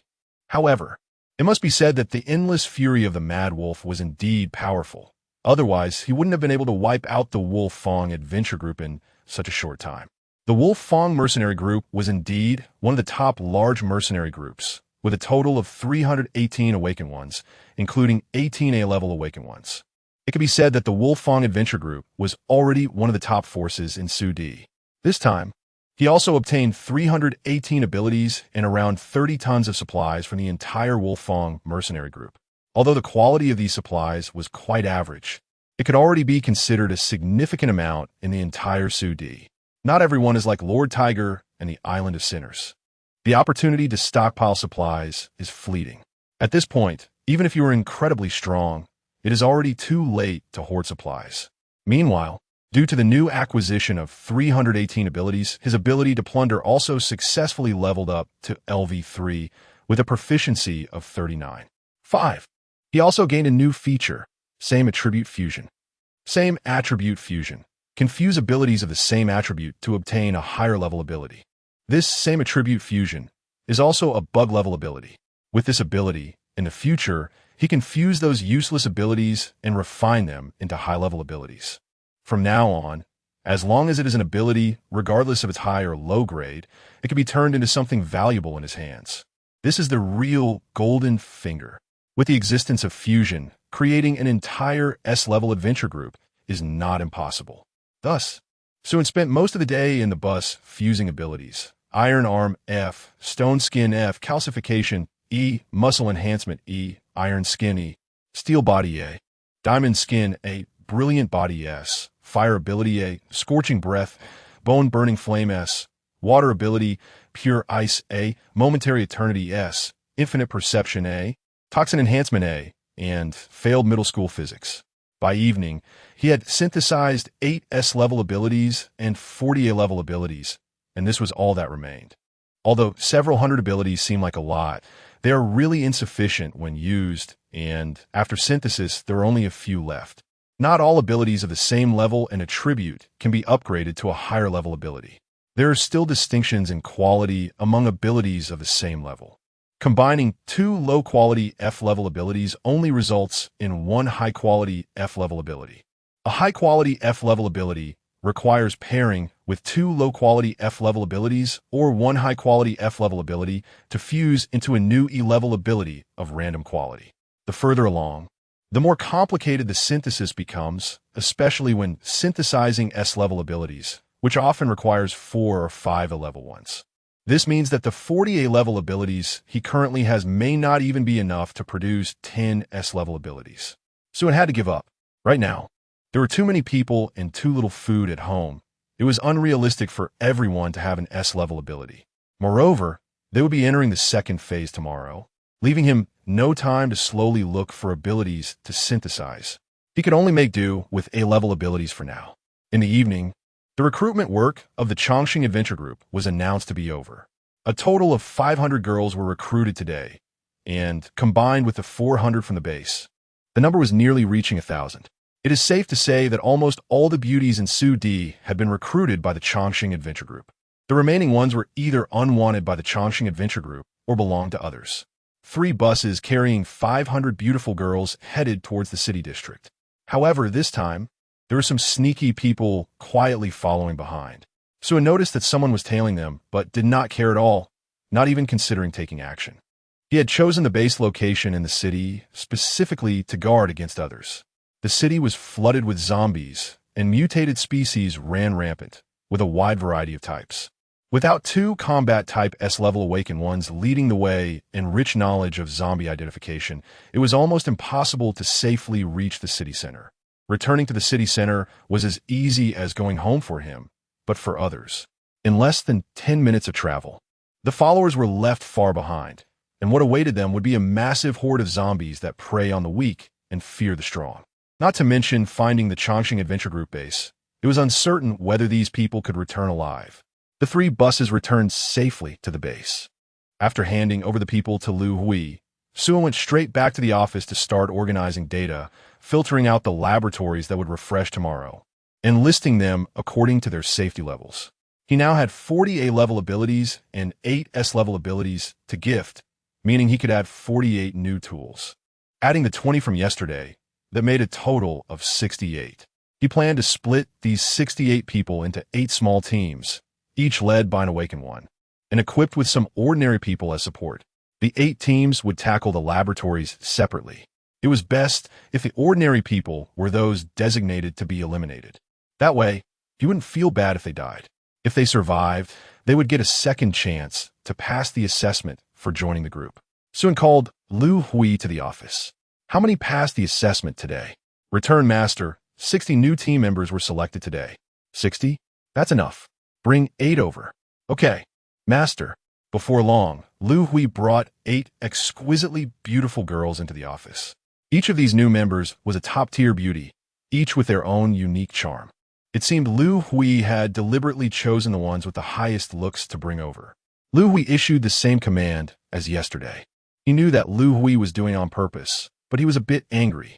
He was already trying hard to restrain himself, not wanting to mess things up. But Lu Hui's repeated provocations, combined with the residual anger from overusing endless fury today, made him lose his temper. He casually said, "Are you using this to test the cadres?" Chapter 71, 8 small teams. Lu Hui behaved very humbly in front of Suen, as humble as a speck of dust. The long-term, twisted emotions had made her seem like a different person. She did her utmost to please Sue and lay on the chair, feeling a bit of a headache. He had been observing Lu Hui's gradual changes. He knew her feelings for him were like a 7-shaped curve, but he had never corrected her, nor had he tried to guide her or comfort her. Perhaps Lu Hui's loyalty to him, to the point of madness, was what he most wanted to see. He had always been a coward, selfish to the extreme. He feared betrayal, like the people on Sin Island. He too was a coward who loved to control the fates of others, an evildoer. If there were slave abilities, he would not hesitate to shackle everyone around him. He was equally twisted, harboring malice and cowardice toward the world deep within. Even though he had an external advantage, he was still himself. A wild grass withered in a stinking ditch during the cold winter. Born ordinary, his only drive to grow upward was the fear of the future. He didn't know how long it had been when Xiao Xiao pushed the door and entered the office. She was a bit flustered, panicked, scared, or perhaps filled with an indescribable expectation. Xiao Xiao walked over like a puppet on strings. The night was slightly cool. Suen leaned against the balcony with the maids nearby. He felt no entanglement, but rather a sense of relief, his body and mind inexplicably relaxed. All 48 abilities had been distributed, along with the 20 from yesterday, making a total of 68 awakened ones. Tomorrow, they would be divided into 8 teams to simultaneously attack 8 different laboratories. 6 of these teams would each be led by an S-rank awakener, plus 8 awakened ones as support, along with 20 ordinary people. These 6 teams would mainly be responsible for attacking laboratories with a safety coefficient of 4. The remaining 2 teams, led by Li Xiaoyu and Xue Qingyu, would attack laboratories with a safety coefficient of 5. The safety coefficient of 6 will be tackled by himself alone. Lu Hui, Xiao Xiao, and Qing Xiao were responsible for logistical support and treating the injured. They needed to capture as many high-quality laboratories as possible before the main force reacted. That night, everyone did not sleep well. The girls who had just gained new abilities were busy familiarizing themselves with them. Yu, however, was sleepless because there was a new occupant in Su-in's room. Early the next morning, before dawn, 17 large trucks rumbled out of the base, heading toward the outskirts of the city. Su-in rode Wang-Kai at the front of the convoy. It had been a long time since he had been out in the open, and Wang-Kai was very excited, jumping around. After Su-in gave him a few light taps, he finally settled down, looking a bit wronged. As the convoy exited the city, the sky began to brighten. Look, so many cars are coming out of the city. How impressive. It looks like the people from the Chongqing Adventure Group. No wonder. Only they dare to drive in and out of the city. They have the capital for it. I heard even the Wolfang Adventure Group was wiped out by the Chongqing Adventure Group just yesterday. Wow, are they really that strong? It's a pity my daughter didn't get the job and couldn't join the Chongqing Adventure Group. Where are they going? Why are they heading toward the wilderness? Who knows? Maybe Captain Su is taking the girls on an outing. I heard that in the Chongqing Adventure Group, there's only Captain Su and all the others are beautiful women. Just thinking about it makes me envious. Envy won't help. We can't even support ourselves, let alone so many beauties. We should dig for roots while we can. They're getting rarer by the day. Under the watchful eyes of the survivors, the 17 buses drove through the densely packed survivor camps toward the wilderness. At first, some people curiously followed behind, but humans couldn't keep up with vehicles, and they were soon left behind, having to return in disappointment. After driving for about half an hour, the convoy slowly stopped in a stretch of wilderness. Let's set up camp here, Su-in commanded.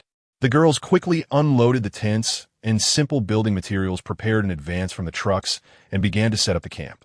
Lu Hui and Qiao Qiao led the logistical team to start a fire and cook. Li Xiaoyu took a group of awakened ones to clear the area of wandering zombies. This would be the Chongqing Adventure Group's base for a long time.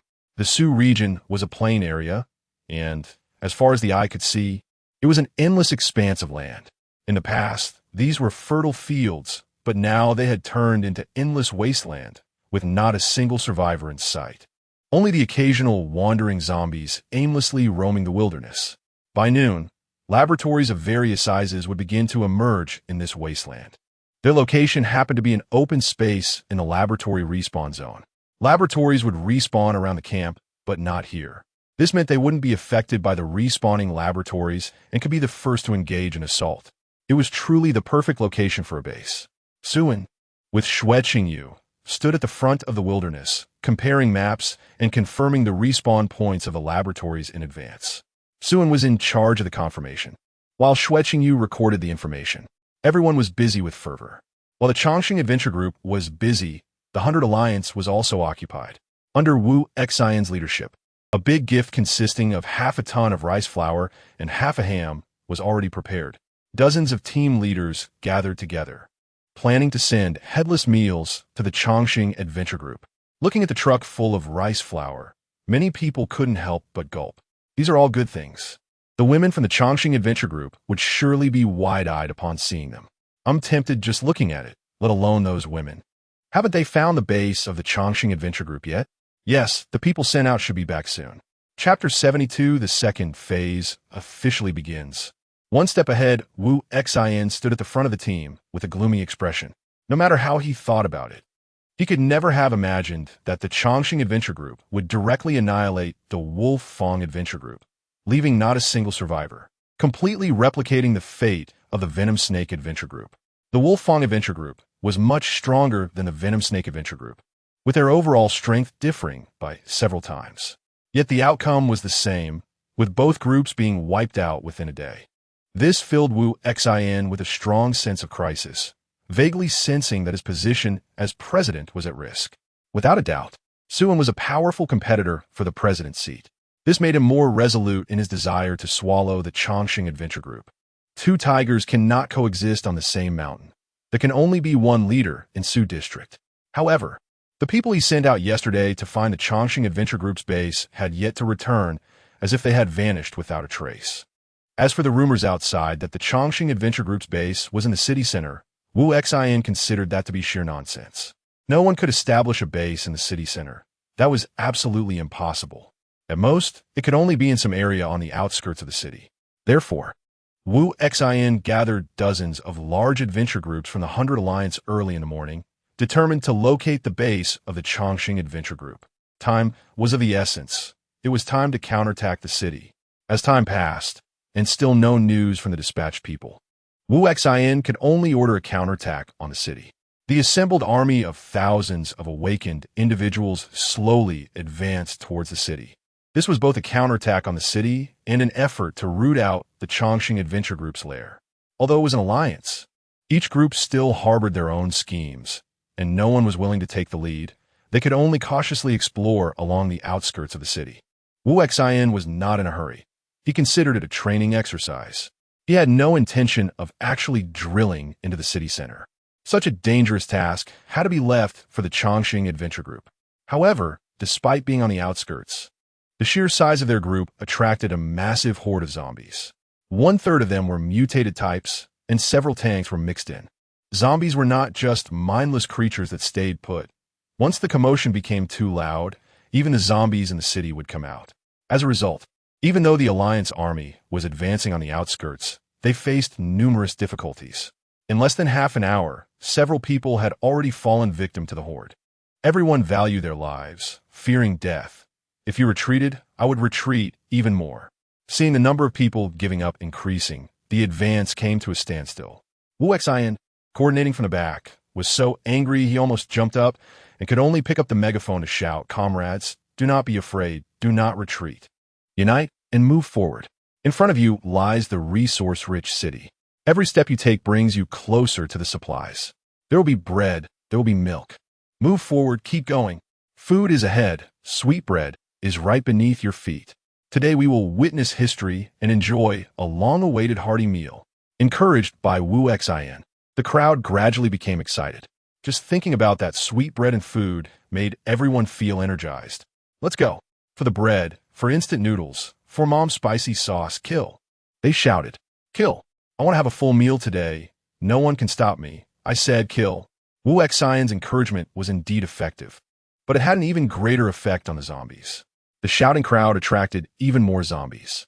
Although they were still only on the outskirts of the city, the number of zombies was no less than that in the deeper parts of the city. Looking at the dense horde rushing towards them, Wu Xian felt his scalp tingle.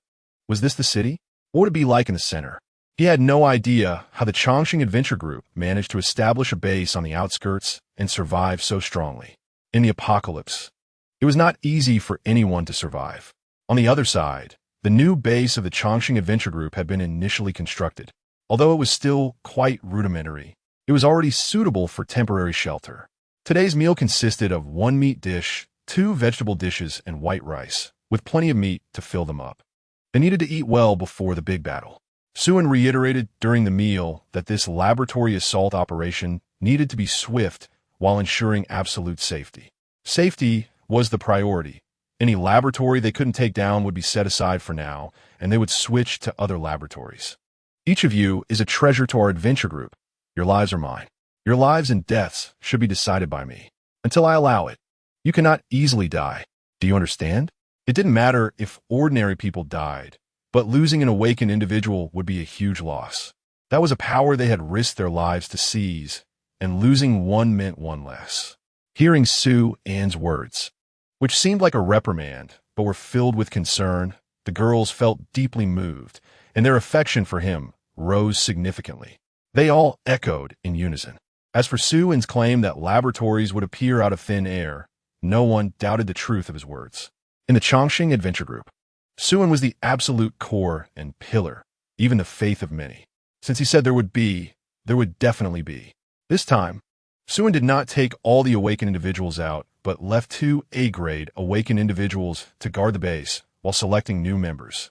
For safety reasons, he had already built a wall several dozen meters high around the base using sand and stone abilities, with multiple traps set on the wall. Additionally, the high-level zombies around the base had been almost completely driven away, ensuring 100 safety. As for human disasters, one would need the capability to reach the city center, find the base's location within the city center, and break through that thick wall, all without zombies coming to backstab them during the wall breach.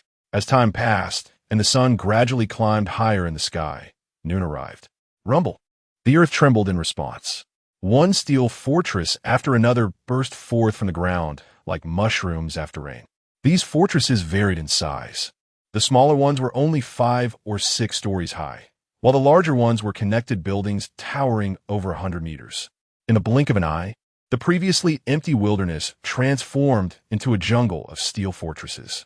The girls of the Chongqing Adventure Group looked around at the massive buildings that had emerged from the ground. Their shock was beyond words. These fortresses were almost uniformly dark blue-black, covered on the surface with unknown vines and fungi, looking like monstrous creatures that had emerged from the earth, both majestic and eerie. Remember what I said? Do not attempt to pick any of the plants here. All the flowers here are poisonous, and the fungi contain deadly viruses. Once poisoned or infected, there is no doubt you will die. There are many monsters inside, with various types and weaknesses. I have already compiled detailed information on how to kill them for you. Remember it well. Bring back any supplies you gather from inside. The squad leader will teach you how to use them. This is your final test. For those who failed the previous assessment, as long as you can return alive, there will be a second chance. I hope you will cherish this last opportunity to join the group. As Suin spoke, he leapt on Wang-Sai's back. All right, I've said what needed to be said. Let's go. Chapter 73. The 100 Alliance meeting tomorrow. I'm heading back to the city. A small team will stay behind at the base, while the remaining 7 teams set off according to the previously planned routes. Before leaving, the girls each gave Suin a big hug, some of them already teary-eyed.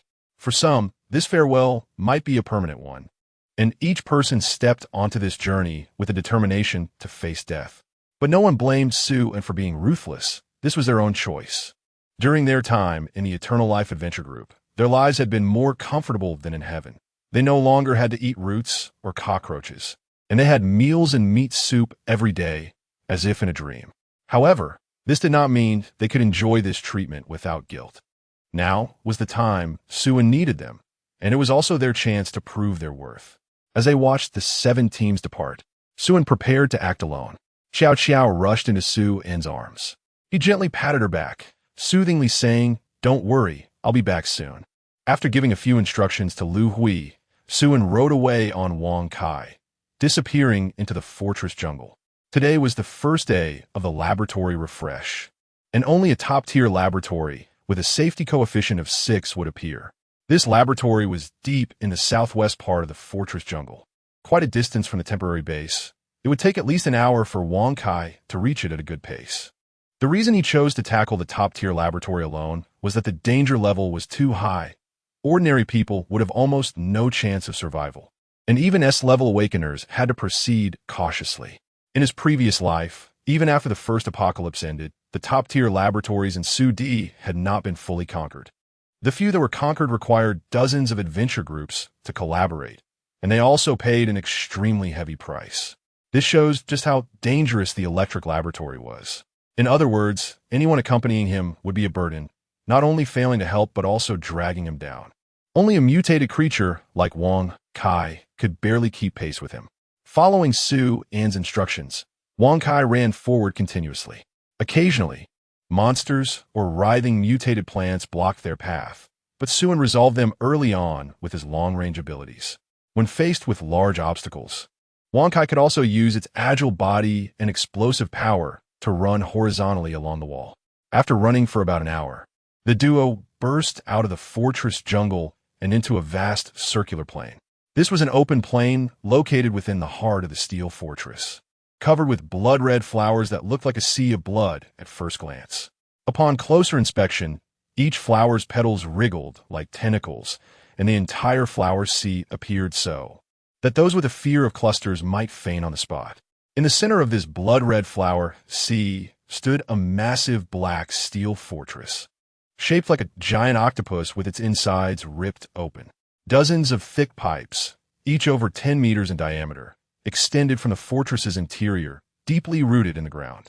This fortress was the destination of their journey, the laboratory with a safety coefficient of 6. Suin took out a piece of beef brisket from his spatial storage and threw it to Wang Kai as a reward. He then tossed a piece of pork into the flower sea. Before the pork hit the ground, the flower sea became agitated, with countless red petals shooting out like tentacles, instantly devouring the meat and then slowly retracting as if nothing had happened. These blood-colored flowers were the first line of defense for the laboratory. Their attack range was extremely long, flexible, and very hard, with a rapid recovery ability. Once cut, they could grow back a new flower in the blink of an eye. They only feared flames. After being burned, their recovery speed significantly decreased. Other than A-level and above fire-type awakeners, no one could cross this flower sea. "Keep close, idiot!"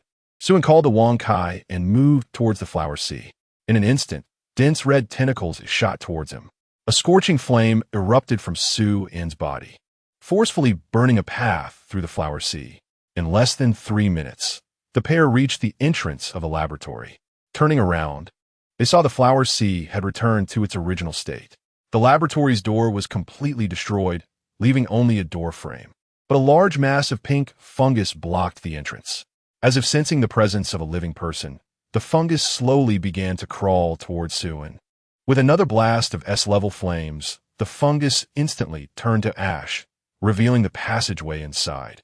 The duo boldly walked into the laboratory. Outside the city, at this moment, the 100 Alliance army had been fighting in the urban area for 4 to 5 hours, with slow progress. Wu Xin commanded the army to scour the outskirts, taking anything that could be used. Unfortunately, the resources on the outskirts were limited, and after several hours, the supplies gained were less than the losses incurred. The seemingly massive army of 1,000 Awakeners appeared exceptionally small in the face of the relentless tide of corpses, with casualties increasing. What frustrated Wu Xin even more was that they still hadn't found the hideout of the Eternal Life Adventure Group. It didn't end there. A sudden earthquake caused the ground to tremble. It lasted less than a minute, but caused the already unstable high-rise buildings in the urban area to collapse. The awakened army was thrown into disarray, their formations scattered. The zombie horde took advantage of the chaos, becoming even more aggressive. Even with Wu Xion's good temperament, he was starting to lose his composure. He had no choice but to order a retreat. "We'll fight again tomorrow." Chapter 74. Artificial Organic Controllable Biochemical Weapons. Suen had already entered the interior of a laboratory. As expected of a laboratory with a safety coefficient of 6, he encountered various mutated monsters every few steps. There were mutated spiders as large as grinding wheels, wasps the size of basketballs, and cockroaches the size of dirt dogs, with the lowest level being LV4. Moreover, these were just the most ordinary creatures infected by the virus, not bows. Just then, a red figure slowly crawled out from around the corner. It was a humanoid creature without skin, its muscles exposed to the air, with swollen brain tissue that had blown off its skull, leaving its brain matter exposed. Its long limbs ended in sharp claws. Liquor, LV7. This was also not a BOW, but an evolved zombie infected by the virus. Its brain tissue had proliferated, causing its vision to degrade and disappear, but its hearing was extremely sharp, and it had a high jumping ability. It had evolved a retractable tongue with spikes and claws, possessing the hunting instincts of a beast and a strong desire to attack. It had completely surpassed human capabilities, evolving into an entirely new species. Suen waved his hand lightly, and a steel lightning rod flew out, exploding its head.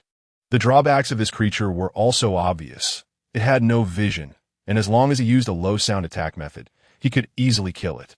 After eliminating the liquor, Suen continued deeper into the laboratory. It was not hard to see that these laboratories were also of Earth-like civilization. Although the surrounding facilities were quite dilapidated, they still bore a resemblance to tools found on Earth. As for why these laboratories suddenly appeared here and whether they were indeed of Earth civilization, it remained a mystery. Every apocalypse was bizarre, and no one could clearly explain where these things that appeared during the apocalypse came from or why they suddenly appeared on Earth. Perhaps only those who reached the end of the apocalypse could find the answers.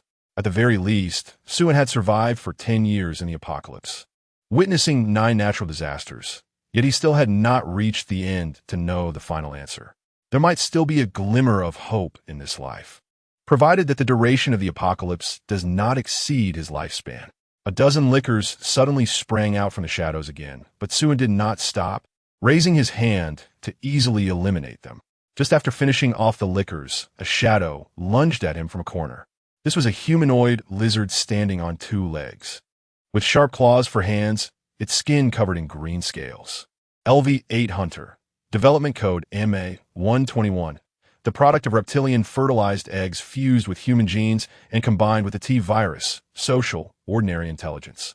With many weaknesses, this lizard-like humanoid monster was a BOW, controllable organic biological weapon, a specialty of the laboratory. With high defense and speed, as well as lethality, ordinary awakeners found it challenging to handle alone. Suin did not retreat, but advanced instead, his fist transforming into dazzling diamonds, smashing it directly into the wall. More than 10 hunters suddenly lunged out from the corners around him. Suin snorted coldly, flames erupting around him like a hurricane, incinerating all the boughs in sight. As Suin delved deeper, the number of boughs increased sharply. Almost every 100 meters, he would encounter a small group. Each of these boughs was a terrifying existence, akin to a tank-level boss in the outside world, but here they were merely reduced to small monsters. This highlighted the value of a safety coefficient 6 laboratory. A slight misstep could leave one trapped here forever. The laboratory had 3 floors and over 100 rooms. Suin did not skip a single room, entering one after another. Soon, he discovered a golden treasure chest in a corner of one room. Luckily, it was a golden-level chest. Inside the chest were 3 items: intermediate alloy shock-resistant armor, intermediate alloy battle knife, low-level limited-time strength enhancement potion, 2 pieces of equipment, and 1 limited-time enhancement potion. Suin felt a bit disappointed. For a golden treasure chest, the items inside were rather meager. He stored the potion and the armor in his wide area space, while the battle knife was held in his hand. Although it was just an intermediate alloy battle knife, its strength and sharpness far exceeded the weapons he forged with his flame ability, capable of slicing through iron like mud. He currently had no suitable weapon, so he could only make do with this one for now, as ordinary metal items were already difficult to inflict fatal damage on boughs. To save time and effort, it was best to equip a suitable weapon. After spending nearly 2 to 3 hours, Suin had thoroughly scavenged all the rooms in the laboratory. He found 46 silver treasure chests, 21 golden treasure chests, 8 platinum treasure chests, and a total of 168 pieces of alloy equipment, including 18 advanced alloy weapons, 268 bottles of various enhancement potions, 1,800 bottles of catalytic liquid, 100 bottles of nutrient solution, 12 elemental ability enhancement devices, 8 pairs of strength enhancement gloves, and 6 pairs of speed enhancement boots. There were also 3 design blueprints for intermediate and low-level alloy equipment. The nutrient solution was the main food source for lazy humans in the second stage. 1 bottle could generally meet the nutritional needs of an adult male for 2 days. However, the taste was hard to describe, extremely foul-smelling. The equipment was fine, but the design blueprints were particularly rare. Such items could only be found in platinum-level treasure chests, which were exceedingly scarce. In laboratories with a safety coefficient below 4, it was nearly impossible to find them, making them rarer than advanced alloy equipment. However, they were practically useless. Even if you had the blueprints, you lacked the manufacturing equipment. At least in his past life, he had never seen anyone find manufacturing equipment, rendering these theoretically valuable blueprints nothing more than scrap paper. Suin didn't mind and stored them all in his wide area space. What if he found it someday? Additionally, not only were the blueprints useless, but so were the 1,800 bottles of catalytic liquid. This substance was a specialty found in treasure chests after the second stage opened. If humans drank it, they would die instantly. If animals consumed it, they would explode. It could only be poured onto plants to hasten their ripening. Crops that would normally take 6 months to mature could be ready in just 3 days. They would ripen, but over-ripened. Plants treated with the catalyst would be highly toxic. Whoever ate them would die, and some would even mutate and rise to chase after people, becoming man-eating monsters. At this stage, these catalytic liquids were utterly useless. Even harmful garbage, despised by everyone. The key issue was their large production, but that was only for the current stage. The true value of the catalyst would shine during the second apocalypse, transforming from yesterday's trash into golden nuggets. By then, a bottle of catalyst would be worth more than a sack of meat. This inevitably led Suin to consider a large-scale acquisition of catalysts. At this stage, the acquisition price for catalysts would likely be shockingly low. How many catalysts could 1 loaf of bread buy? A sack or a truckload? How about 1 grain of rice for 1 bottle? No, 2 bottles. Chapter 75. The treasure chests were piled up like small mountains. After circling the entire laboratory, Suen still chose not to leave. There was too little, too few items. Was this really the output expected from a danger level 6 laboratory? Although there were hundreds of bows and thousands of mutated creatures, a typical large adventure team would either be wiped out or severely injured if they came here. But to Suen, the danger level still felt far from sufficient. There were too few types of bows, and the only specific item expected from a danger level 6 laboratory had yet to be discovered. After wandering around for several rounds, he finally found a straight downward passage under a collapsed metal plate. Got it. Suen casually tossed a fireball down the passage. The flames flickered as they fell to the bottom. Countless dark shadows immediately rushed towards the light, and in the blink of an eye, they consumed the flames, plunging the passage back into darkness. Using the dim light before the flames extinguished, Suen could clearly see the form of the monster. It was a humanoid giant toad, with a back covered in dense, gray-green protruding scales. LV9 Hunter, development code MA-124, product of the fusion of amphibian fertilized eggs and human genes, combined with the T-virus, social, cunning, and brutal, fears the cold. This was also a new model of BOW, with superior attack, defense, and speed compared to Hunter. However, it also shared most of the disadvantages of amphibious creatures, namely a fear of cold and a requirement to live in dark and damp places. Otherwise, the mucous membrane on its surface would evaporate quickly, leading to dehydration and death. Due to the incorporation of amphibian genes, Hunter did not have sharp claws. Instead, it had a massive mouth with 4 fangs and highly corrosive gastric acid. Hunter preferred to swallow its prey whole and then use strong acids to corrode it, while its highly resilient stomach wall kept the prey firmly trapped, allowing them to enjoy the slow process of being digested. It also possessed the jumping ability and explosive power typical of amphibians. After a moment of thought, Suen directly released his water-based ability into the passage. Hearing the sound of flowing water, the giant toads rushed towards the entrance of the passage in a frenzy. Taking the opportunity, Suen unleashed electric arcs to paralyze the giant toads in place. He then used his ice-based ability to freeze the damp toads into ice sculptures. After that, he activated Brilliant Body and jumped down, thud, crash, an ice sculpture shattered into chunks of meat. Suen waved his hand to conjure a fireball, illuminating the surrounding dark environment. This place resembled a sewer. At this moment, the accumulated water on the ground had completely turned into solid ice, surrounded by dozens of ice-encased toad sculptures. These hunters appeared immobile, but in reality, they were not completely dead. They were just temporarily dormant. Suen controlled his advanced alloy combat knife to slice them into pieces. Meow! Wang Kai jumped down and, without hesitation, picked up a piece of toad meat to eat. Suen twitched his mouth. Aren't you afraid of getting yourself killed? Meow. It's delicious. This creature was hopeless, willing to eat anything. It had already consumed quite a bit of the previous bows. Only a mutated creature like Wang Kai could have such good fortune. If it were an ordinary person or a cat or dog, just a lick would lead to T-virus infection and turn them into a zombie. Suen couldn't be bothered to care. Wang Kai was a bit foolish, but it still knew what was edible and what wasn't. He turned and walked deeper into the sewer. Wang Kai hurriedly followed, clutching a toad leg. It could only swim along behind Sue in looking for scraps. LV8 mutated creatures really weren't much of a challenge in this environment filled with bows. The sewer was an intricate web of paths, with intersections one after another, making it impossible to know where the end was. The number of hunters was increasing.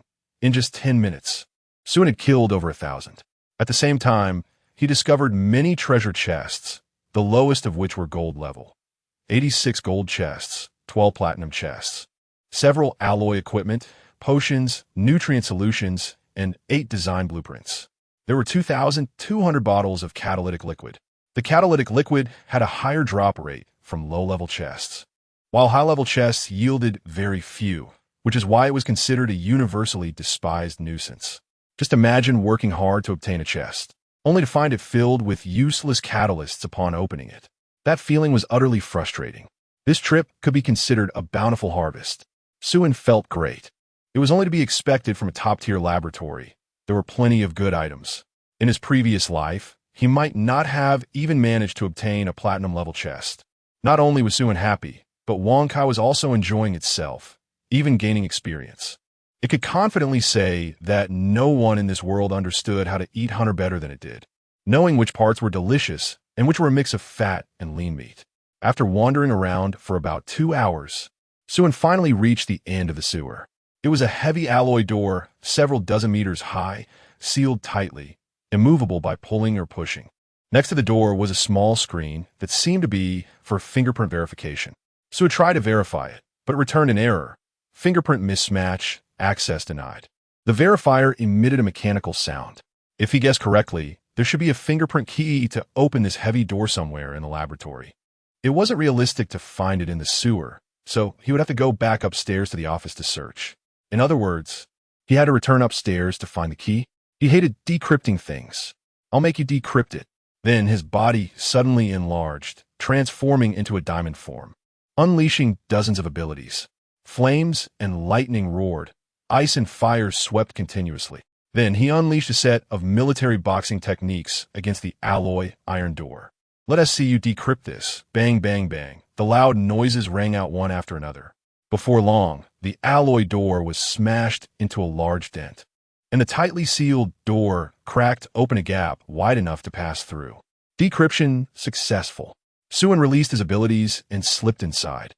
As soon as he entered, a blinding light hit him. Before him was an underground plaza about 100 feet wide, filled with dazzling treasure chests piled up like a small mountain. The lowest were platinum level, and there were even dozens of diamond level chests. In 2 lifetimes, this was his first time seeing diamond level chests, and he was seeing so many at once. He had struck it rich. Chapter 76, Catastrophic Level Creature.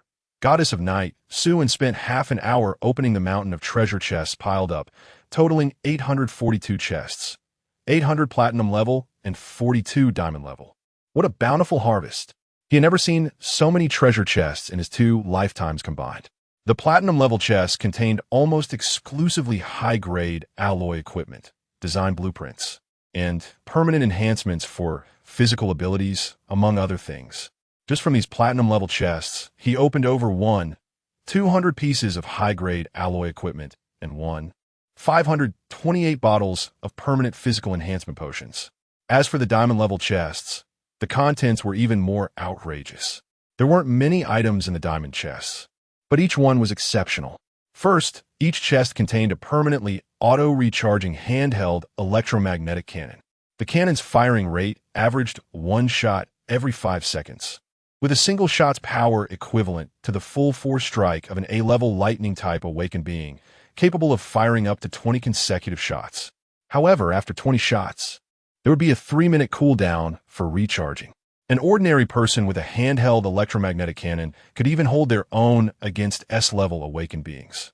Only in diamond chests could such a bug-level high-tech weapon be found. Besides the electromagnetic cannon, there were other great items. 16 sets of high-tech exoskeleton mechs. These exoskeletons were bulletproof, explosion-proof, and impact-resistant, equipped with 8 small electromagnetic cannons and a nano high-grade alloy combat knife, capable of automatic targeting and also had flight capabilities. Wearing it, you would be like a weaker version of Iron Man. The only drawback was its poor endurance. It could last less than an hour and could not use the electromagnetic cannon and flight functions simultaneously. With full firepower, it could only operate for less than half an hour before shutting down. Even so, an ordinary person wearing it would be equivalent to 0. A berserker. If a combat-type S-level awakened being wore it, they could easily dominate in a one-on-one fight. High-tech battle armor was just that overpowered. Not only did it have explosive combat power, but it also featured a thoughtful self-regulation function that could adjust its size according to the wearer's physique, maintaining the most comfortable body temperature in external environments. The material was lightweight and moisture-wicking, making it convenient and practical. It was essential gear for home travel or committing crimes. In his previous life, Suin had only seen such a high-tech exoskeleton mech from a distance after the second apocalypse. A set of high-tech exoskeleton armor could almost be described as priceless. not something that could be exchanged for any amount of food. Yet now, he had obtained 16 sets. Without hesitation, Suen took out a set and put it on. The material was very lightweight, more like silk underwear, and felt very smooth against the skin. Once worn, it automatically adjusted to fit Suen's size. The only downside was that it turned into a tight-fitting suit, clinging closely to his body. Although the flexibility was excellent and did not feel constrictive, it was just too tight. If he wore it out to meet people, it would be somewhat inappropriate. Aside from the high-tech battle armor, there is also a very special blueprint, electromagnetic tower automatic defense turret.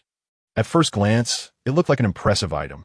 Unfortunately, like other blueprints, it lacked the manufacturing equipment, so it could only be admired but not utilized. Finally, there were 9 top-tier nano-cold weapons left. When not in use, they could transform into accessories for easy carrying, and when needed, could turn into the weapon of choice. Suen happened to need a reliable weapon, and these 9 nano-weapons came at just the right time. Satisfied, he stored the items and looked around again to see if he had missed anything. A large alloy canister by the edge of the square caught his attention. There was also a big one. This canister was over 10 meters tall, about 7 or 8 meters wide, and was entirely made of high-grade alloy. Just the canister itself was already quite valuable. It was obvious that it contained good things inside. There was a barely noticeable fine line on the side of the canister, which should be the opening. Thus, Suen activated his abilities again, preparing to tear it open. However, this time with a high-tech battle armor. He wouldn't explode out of his clothes. Crack, crack, crack. Under Suen's brute force, the alloy canister emitted a series of piercing friction sounds as the gap widened. It opened, and suddenly, a giant fist shot out from within the canister, sending Suen flying, crashing into the wall, and getting stuck. A massive figure slowly emerged from the canister, prying open the gap. It was a humanoid creature over 9 meters tall, its body covered in swollen, writhing flesh, with 2 large hands protruding from its sides. Its neck was empty, and no head could be seen.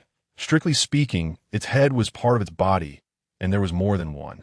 Dozens of different faces, like tumors, were scattered across its body, their mouths opening and closing incessantly. At first glance, it looked like a huge mass of tumors fused from many corpses, twisted, ugly, and repulsive. Goddess of Night, LV-29, Catastrophic Level Creature, Civilization Destruction Threat Index, LV 6-foot high threat to level 1 and below civilizations. Intelligence Assessment, 5 low. Possesses basic biological instincts, vital weakness, energy accumulation pathogen core. Skills, infinite proliferation, organic fusion, infinite recovery. Superpathogenesis, infinite proliferation. Cells have no division limit. Organic fusion, can devour and fuse all organic matter. Infinite recovery, enhanced repair speed for damaged cells.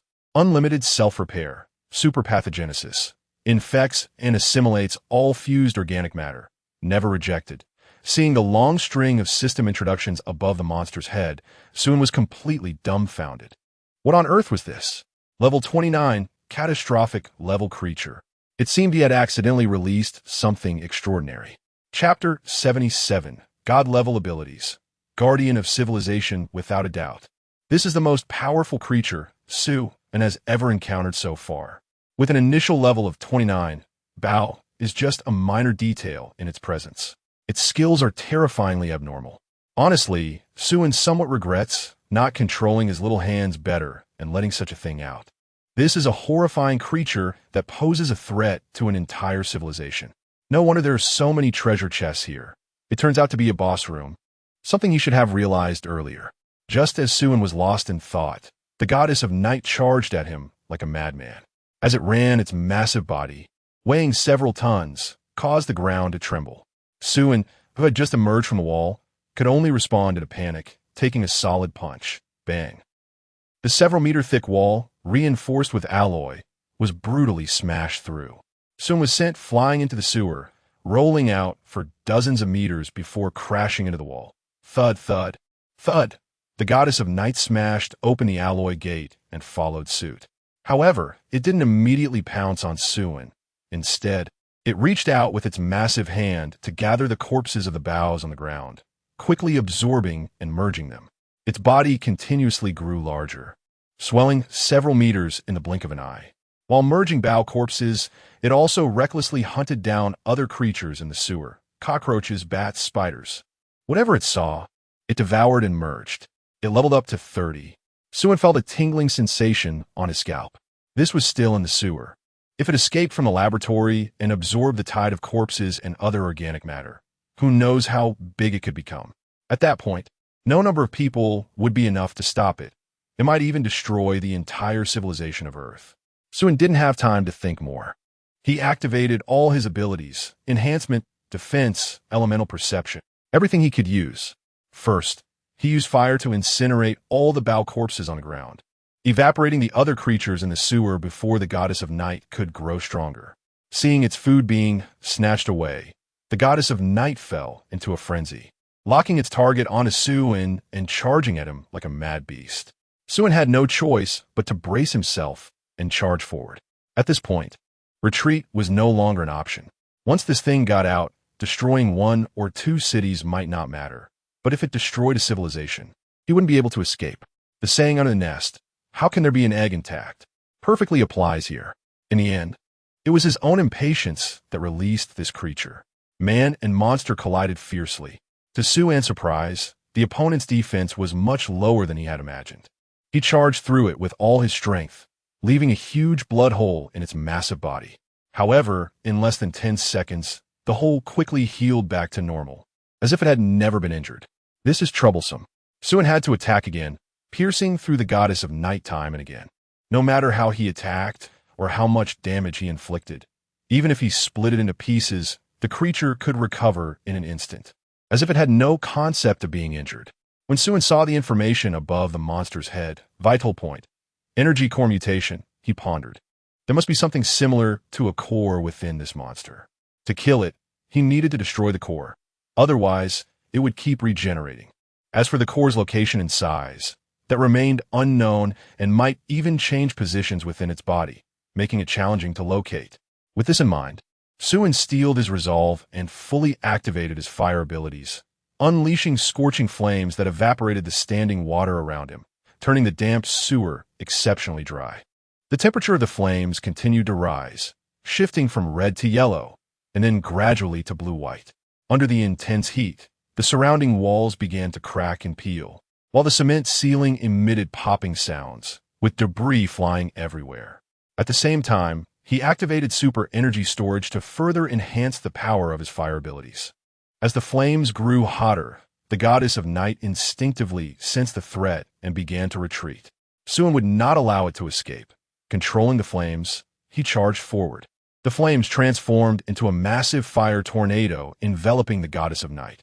Under the onslaught of blue-white flames, the goddess of night let out a heart-wrenching scream. Its bloated body began to carbonize and evaporate continuously. But that wasn't the end. Suen used his wind abilities once more. Fire and wind merged, creating a scorching blade of wind that continuously shredded the goddess of night. The combination of 3 S-level abilities, with super energy storage maximizing the fire's power and the wind enhancing the flames, formed a fire tornado capable of tearing through steel, increasing its power by more than 10 times compared to releasing them individually. In less than half a minute, the massive body of the goddess of night was cut into countless small pieces. These chunks of flesh didn't even have time to merge before being burned to carbon ash by the flames. Moments later, the goddess of night was reduced to a pile of ashes, leaving only a blood red orb the size of a fist on the ground. Suen quickly extinguished the flames and took out a nano-weapon, transforming it into a tang knife, and sliced the blood-red orb in half. With that, this disaster-level monster was considered eliminated. It took him a full 5 minutes. Too strong. So far, no creature has been able to withstand his attacks for this long. Of course, the main reason is that the goddess of night was limited by the environment and hadn't merged with too much organic matter. Otherwise, whether he could kill it would be another question. Beep. Host has killed a disaster-level creature. Obtained title, Guardian of Civilization. Obtained God-level ability, Civilization. Seed of Fire unique, Civilization. Seed of Fire can randomly draw 10-1-2 level civilization items every day. Upon hearing the system's notification, Suen couldn't help but freeze for a moment, his heart racing. Another god-level ability? He made his fortune by plundering this god-level ability. He understood the power of god-level abilities very well. What S-level abilities were in front of it? They were just younger siblings. Unexpectedly, killing a boss yielded unexpected rewards. Civilization Seed of Fire and Plunder are both non-combat abilities, but functional ones. Its effect is straightforward, a lottery. He could do a 10 consecutive draw once a day, randomly drawing items of civilization level 1 to 2. Earth civilization is probably around level 1, not even 0, 7. This means he has the chance to obtain technology creations beyond Earth civilization. Controlled nuclear fusion, artificial intelligence, or gravity vehicles. With his limited knowledge, he couldn't even imagine. Let's do a 10 consecutive draw first. Bring me the gold light. Here we go. Thinking too much isn't as practical as directly drawing the lottery. Whether it's good or bad, one trial will reveal all. Beep. Obtained level 1 civilization items. Pressure cooker, stainless steel frying pan, bicycle, tractor, rice cooker, lemon-flavored ultra-thin TT. 9-section battery. Suin. Indeed, I couldn't have imagined it. So disappointing. Beep. Obtained level 2 civilization item. Autonomous energy storage faucet. Nice. Chapter 78 level 2 civilization item. Lucky wealth evolution. Although his face was a bit dark, he still managed to draw a level 2 civilization item. It was just a faucet. The appearance wasn't much different from an ordinary faucet. It resembled the kind found in public restrooms, being automatic and sensing when hands were placed near it to release water.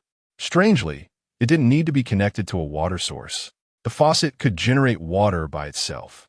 Unfortunately, the water flow wasn't very strong, just a stream the thickness of a pinky finger, which wouldn't amount to much throughout the day. However, Sun was still very satisfied and put away. In the second apocalypse, water resources were precious, even more so than food. Eventually, this faucet would be flowing not with water, but with gold. With this faucet, there would be at least a basic guarantee of water resources in the second apocalypse. Just as Su and was imagining the future, Wang Kai suddenly appeared out of nowhere and ran up to the blood-red core left by the goddess of night. Looking at the shattered core, Wang Kai's mouth watered uncontrollably.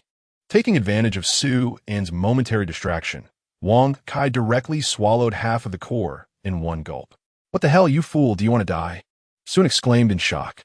Although the core was damaged, who knew if Wang Kai would still be revived after eating it? If the goddess of night came back to life, then they would have to kill her again, and then receive a god-level superpower from the system. Su An's eyes lit up at the thought, and he immediately showed Wang Kai a spoiling smile. "There's still half left. Don't waste it. Eat it all." Wang Kai, who thought she would be beaten up, was deeply moved. The master is really too good to her. Not only did she get delicious leftovers every day, but now she was also allowed to eat such a precious treasure.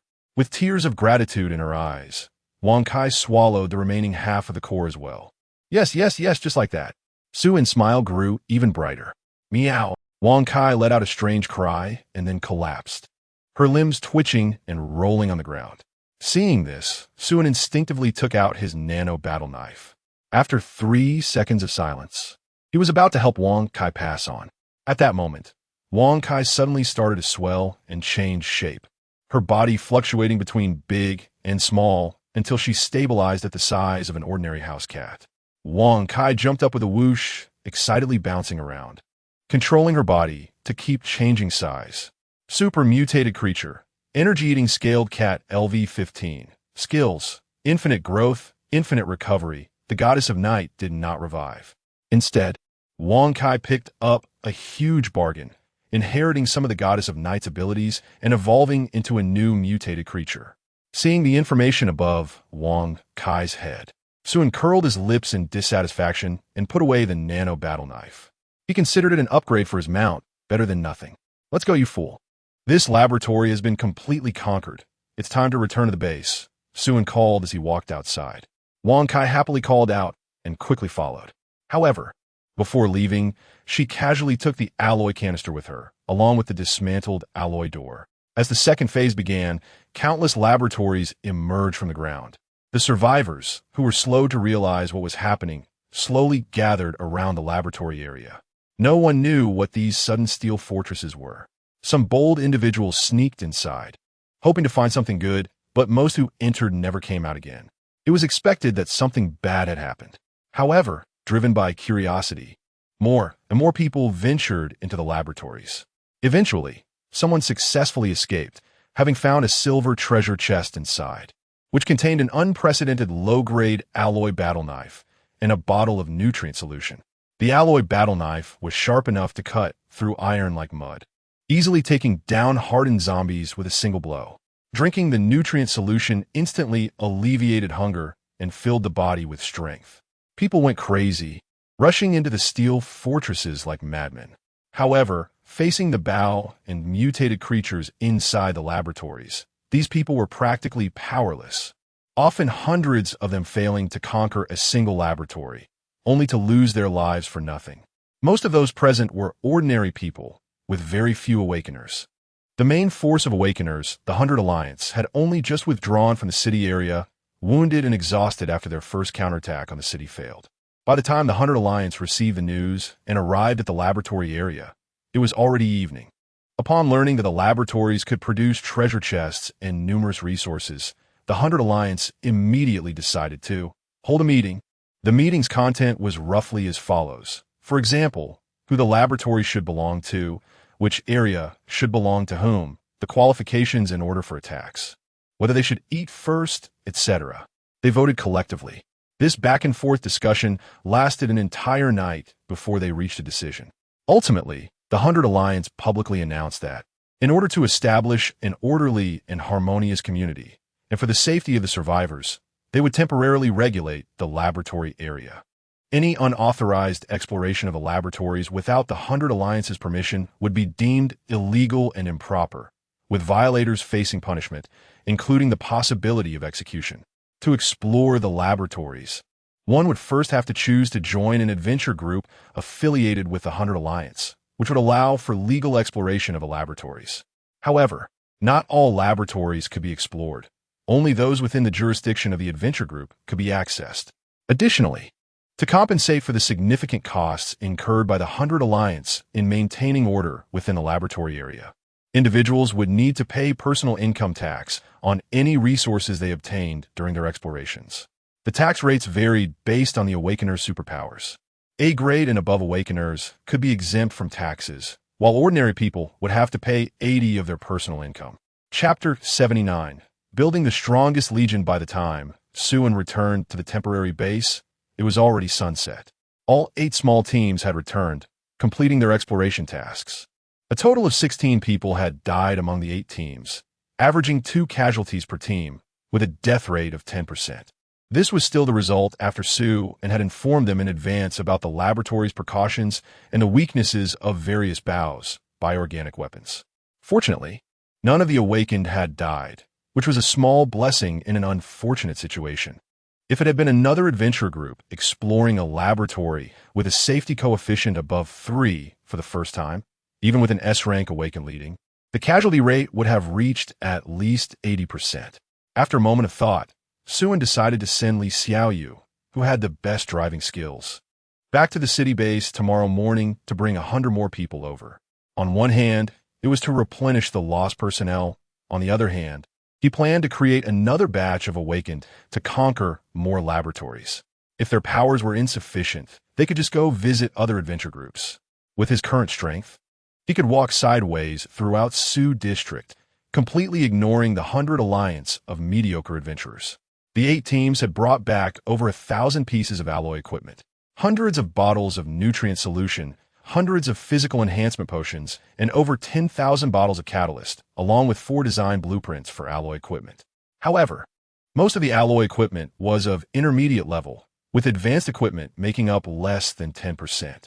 Among them were 3 samples of antiviral serum, including one Suin had obtained at the beginning of the apocalypse. He now had a total of 4 antiviral serums. This item was extremely scarce, with a very low production rate and high demand. Both awakened and ordinary people could be infected by the zombie virus. Although awakened individuals had slightly higher resistance than ordinary people, but they were still not immune. Therefore, the serum was in great shortage.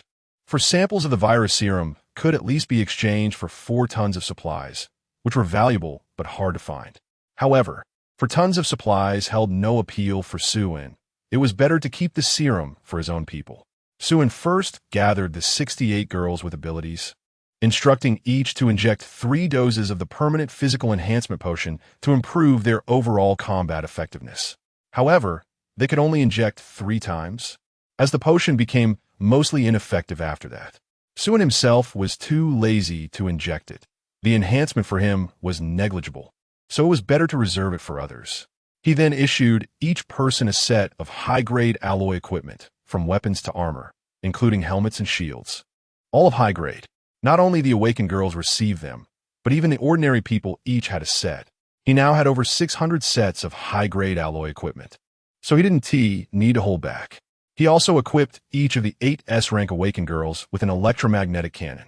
With these enhancements, the laboratory assault could proceed more swiftly, yielding greater rewards. Now, the equipment reserves of the Chongqing Adventurer Group were nothing short of luxurious.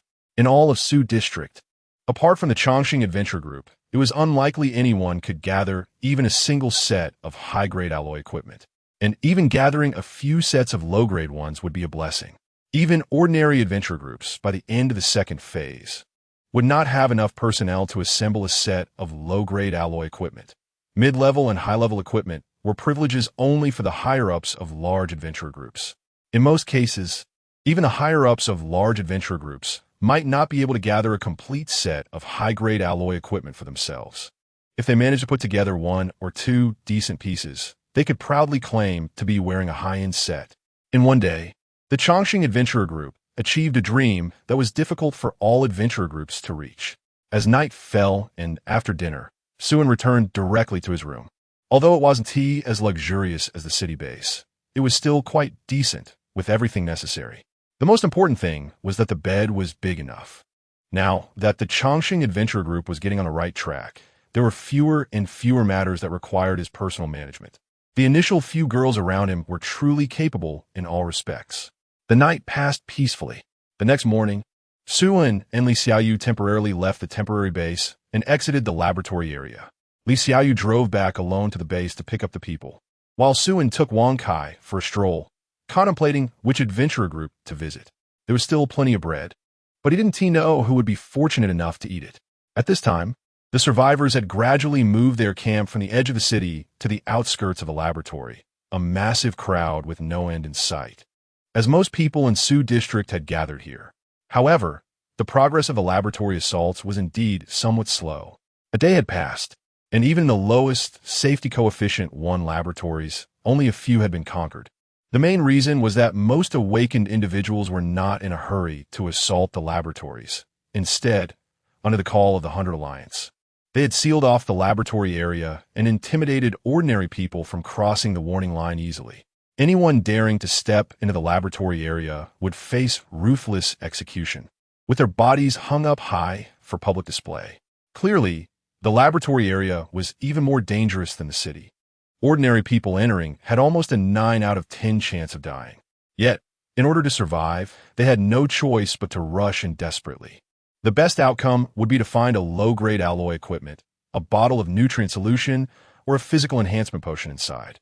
With these items to ensure their survival, they would qualify to continue exploring the laboratory or return to the city to scavenge for supplies. The laboratory not only concealed dangers, but also held their hope for survival. Yet the reality was that even if one wanted to fight desperately, there might not even be a chance. Their lives were essentially worthless. Only by presenting a certain amount of supplies as entry fees could they join the Hoarder Alliance and have the qualification to die. This world had long since changed, becoming unrecognizable, yet it felt as if nothing had changed at all. Chapter 80. Suin, are you trying to extort me? Suin swayed as he approached the outer area of the laboratory, with Wang Kai, now the size of an ordinary house cat, bouncing along behind him.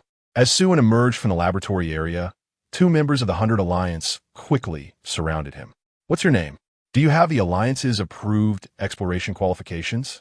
If you found anything, please present it. You'll be taxed according to your search qualification level. Suin was bewildered by this series of questions. Are you trying to extort me? I, Su, have never encountered anyone trying to rob me when my hands are dirty. Stop talking nonsense. Show us your alliance search permit quickly. Can't produce it? You got a lot of nerve. Kneel down, hands on your head. We suspect you're illegally exploring the laboratory area, and we'll punish you. You better cooperate, or we have the right to execute you on the spot. Suin couldn't help but gasp in shock at their arrogance. What great authority! Is this still the apocalypse? Do they really think they are the government? Without needing to signal, Wang Kai suddenly grew to several meters tall and swallowed the two small thugs whole in just 2 bites. After casually chewing a few times, Wang Kai spat them out. Not tasty at all. Human flesh has lost its childhood flavor. The 2 thugs were not dead yet, so Wang Kai kindly dug a pit for them to be buried. Seeing the miserable deaths of the 2 thugs, the members of the 100 Alliance, maintaining order outside, were horrified. This is rebellion. Anyone who dares to kill our 100 Alliance members will be executed and displayed. And that strange tiger, kill it too. 2 awakened ones, come with me and take this kid down. Immediately, 2 awakened ones charged at Suin Kid. I don't care if you're awakened or some kind of monster. If you provoke our 100 Alliance, be ready to die. Before Suin could act, Wang Kai darted forward like lightning, taking one bite after another, bringing back the injured ones to Suin. After Suin looted them 3 times, he stopped looking. Wang Kai swallowed the 2 screaming awakened ones, crunching them down. They were a bit difficult to eat, but after all, they were awakened ones providing a great boost. Seeing the 2 awakened ones dead, their companions became even angrier and charged at Suin, making it look like there were 3 or 4 dozen awakened ones. However, the highest ability level among them was only C rank. Faced with these inferior opponents, Suin couldn't be bothered to fight. He let Wang Kai jump in and bite them one by one, while he looted them 3 times. With Wang Kai's current strength, awakened ones below S rank could basically be ignored. Even if there were 2 or 3 S rank awakened ones attacking simultaneously, they couldn't hurt it. Moreover, even if it was injured, it wouldn't die. Wang Kai inherited the infinite recovery skill from the Goddess of Night. As long as its core wasn't destroyed, it wouldn't die. At this stage, it was a bug-level existence. In less than 5 minutes, dozens of awakened ones had fallen, and they didn't even have time to escape. The other members of the 100 Alliance who were not awakened didn't dare to rush in. You're dead for sure. Someone has already gone to notify the president. Just wait. You will definitely be hanged and whipped. A member of the 100 Alliance trembled as he pointed at Suin, threatening him. Wang Kai didn't tolerate him, delivering a swift paw that sent him on his way. To be honest, Suin was already very dissatisfied with the 100 Alliance. After living his second life, the 100 Alliance hadn't changed at all. In his previous life, because of the 100 Alliance, he couldn't even conquer 1/10 of the laboratory by the end of the second phase. And many people desperately wanted to enter the laboratory area, but had no opportunity to do so. Originally, the awakened ones were the main force, but they were hiding outside every day, waiting for ordinary people to go in and desperately bring back supplies for them. In the end, many people died of starvation without ever getting the chance to enter the laboratory area and look for a glimmer of hope. He didn't care much about the lives and deaths of ordinary people, but now he hoped to see everyone desperately trying to enter the laboratory. The Chongqing adventure team mainly attacked high-level laboratories and wouldn't touch the low-level ones because they were too low in value. However, the catalyst output in low-level laboratories was the highest, and that was also something he needed. If no one wanted to conquer the low-level laboratories, how could he buy catalysts? He couldn't possibly lead people to search every laboratory himself. It was easy, but there wasn't enough time. The second phase also had a time limit. The best way was to let all survivors fight for their lives in the low-level laboratories, desperately collecting catalysts. Then he could buy them at a discounted price. With this in mind, Suin kicked down all the fences surrounding the laboratory area and shouted to the crowd.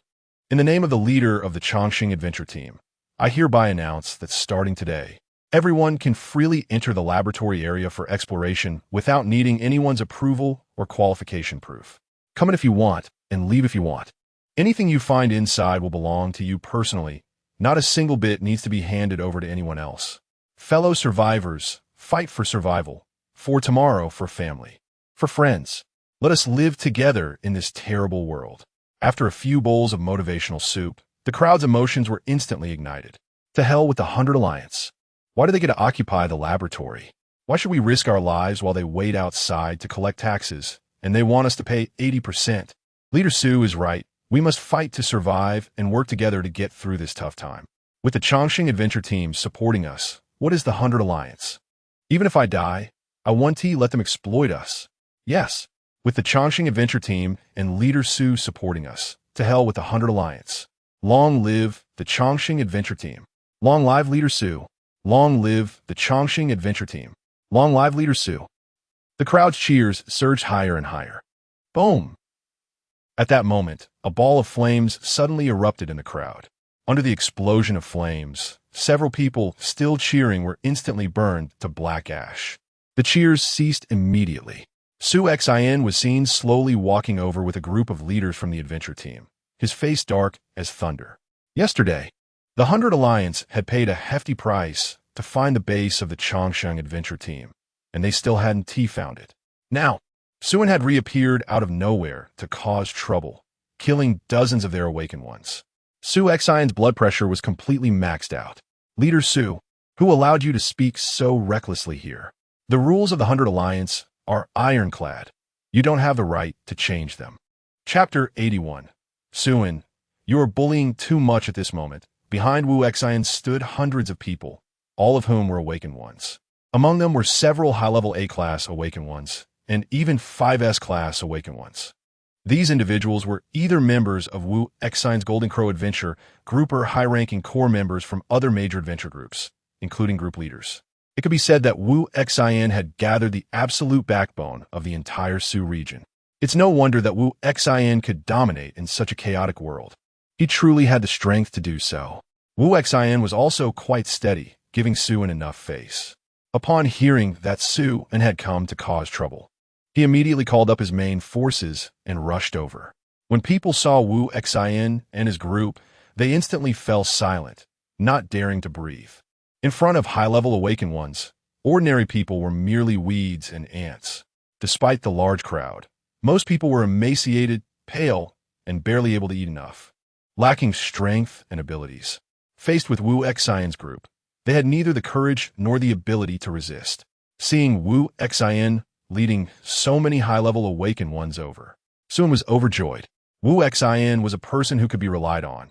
He was just what Suin needed, and Wu Xian personally brought people to deliver assistance.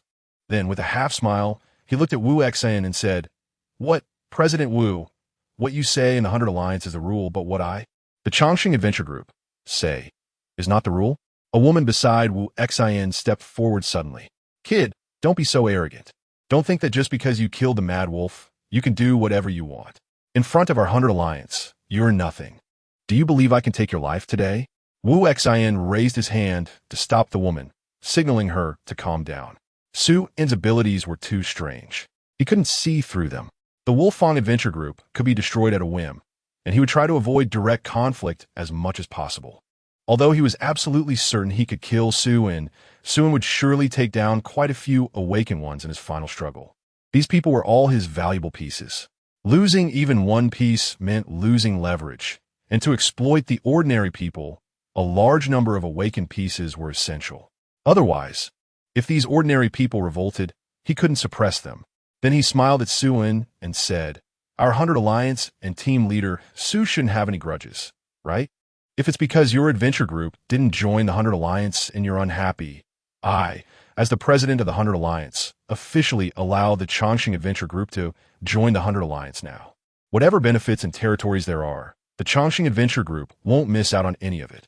To express our apologies, we are willing to offer your group half a ton of rice and flour and half a ham as compensation. What does team leader Su think?" The reason Wu Xian would compromise like this was solely to temporarily stabilize Suin. When Suin killed the Mad Wolf with a single punch, Wu Xian had already developed a killing intent towards him.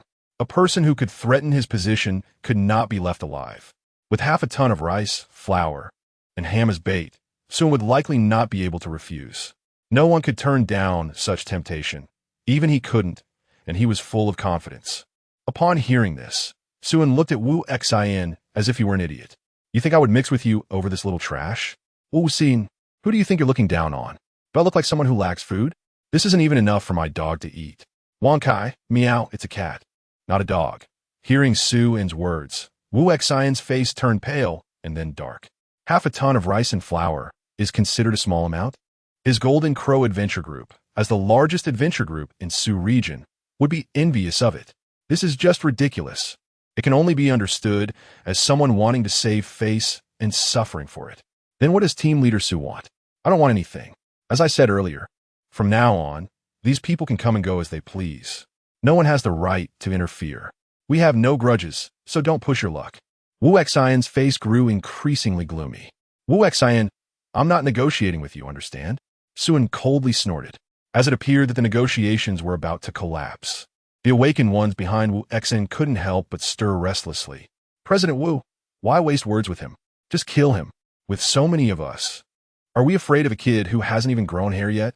At that moment, a woman in black by Li Bing slowly walked out with a black umbrella. I also support Team Leader Su's opinion. Bai Li Bing calmly glanced at Suan. It was not that she wanted to take sides. It was a matter of necessity. Because Suan had previously sent the jurisdiction to the Black Rose, Wu Xian suspected that the Black Rose and the Chongqing Adventure Group had private dealings.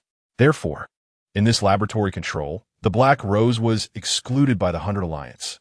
Members of the Black Rose also had no qualifications to enter the laboratory area for exploration and received no share. To gain qualification, they could only choose to be vassals of Wu Xian's Golden Crow Adventure Group to become a subordinate group. Bali Bing naturally was unwilling. She was well aware of what it meant for a women's legion to be a vassal under other adventure groups. Moreover, Wu Xian had already developed designs on her. Everyone was aware of it. To be honest, she had little affection for Suan either. She had investigated privately. The Chongqing Adventure Group had only recruited people 3 times. And they only recruited beautiful women, none of whom were awakened. It was easy to guess that Suan must have brought them back as playthings. They were no better than those men she despised. None of them were good people. It was one thing to be a plaything, but in this chaotic world, being able to eat a full meal was the wish of most people.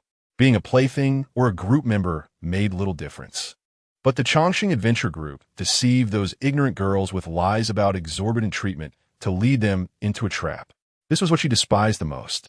In her view, Suan was merely eyeing the Black Rose Women's Legion, which was why he was trying to curry favor.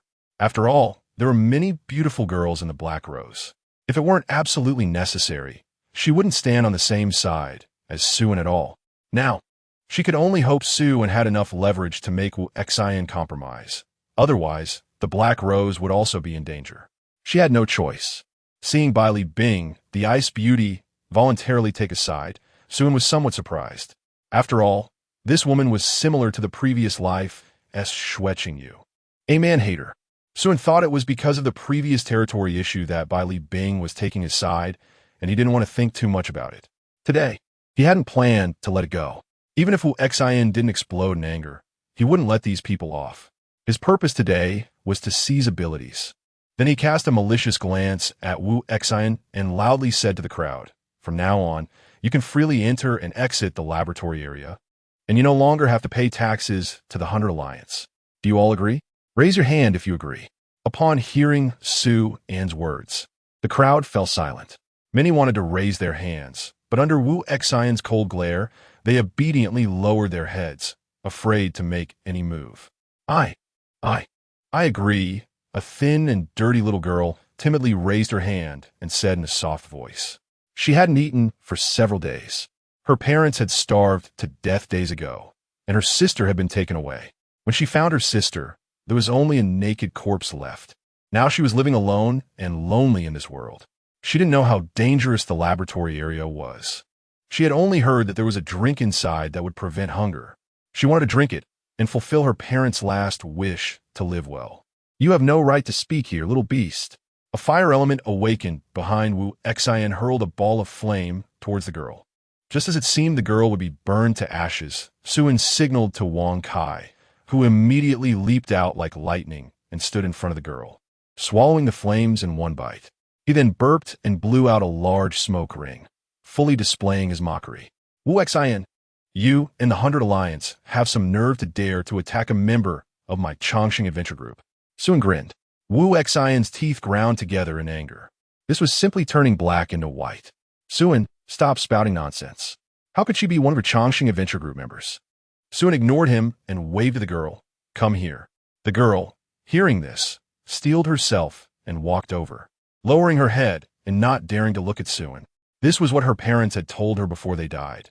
Never look up at men, and avoid them if possible. Suin didn't mind. He placed his hand on top of the girl's head and patted it. From now on, she is a member of my Chongqing adventure group. He then looked at Wu Xin and said, the 100 Alliance should give me an explanation now. Why did you attack my team member? This is too much. You're going too far. Chapter 82. One-on-one with the 100 Alliance, seeing Suin being so unreasonable. Wu Xin also got angry and completely abandoned the plan to temporarily appease Suin. He then said to the people behind him in a calm tone, kill him. Be quick about it. This kid is very strange. As soon as Wu Xin finished speaking, the crowd, who had been holding back their anger, charged towards Suin. Damn it, I wanted to kill this kid for a long time. Just hearing him makes my blood pressure rise. We should have acted sooner. Why waste words with him? Don't break him. He looks pretty decent. Leave a whole corpse for me to play with, ha ha ha. Suin remained calm and stood still without any movement. The crowd thought he was scared silly and continued to mock him. Meow. Wang Kai suddenly jumped into the crowd, biting one awakened person after another, either severely injuring them or tearing off their limbs and tossing them in front of Suin. In an instant, blood splattered everywhere and screams echoed. Suin nodded in satisfaction. This is how a pet should behave. It should come out and block the knife for its master at the right moment. Under Wang Kai's rampage, dozens of awakened individuals were wiped out in the blink of an eye. Suin was responsible for looting, while Wang Kai caught people, working together in perfect harmony. Wu Xin didn't expect the big cat Suin brought to be so fierce. He originally thought it was just an ordinary mutated creature. A B-level awakened was injured in a single encounter, losing its ability to move, while A-level ones couldn't withstand a few claws. His gaze towards Suin grew colder, filled with deep jealousy. Such a divine pet was only worthy of him. Why could a young brat command such a powerful mutated creature? He had also tried to tame mutated creatures, but had failed every time. Most mutated creatures were vicious and bloodthirsty, seeing humans as food and would never listen to humans, let alone be tamed. Let us go all together. Some of you hold back that big cat, while the rest go kill that kid. Seeing the number of lost awakened individuals increasing, Wu Xin became uneasy. This kind of loss was something he couldn't bear. The other 5S level awakened looked dissatisfied and clicked their tongues. All right, you're the boss now, but I want 20 of the resources from the Chongqing Adventure Group. Don't forget, I'm still here.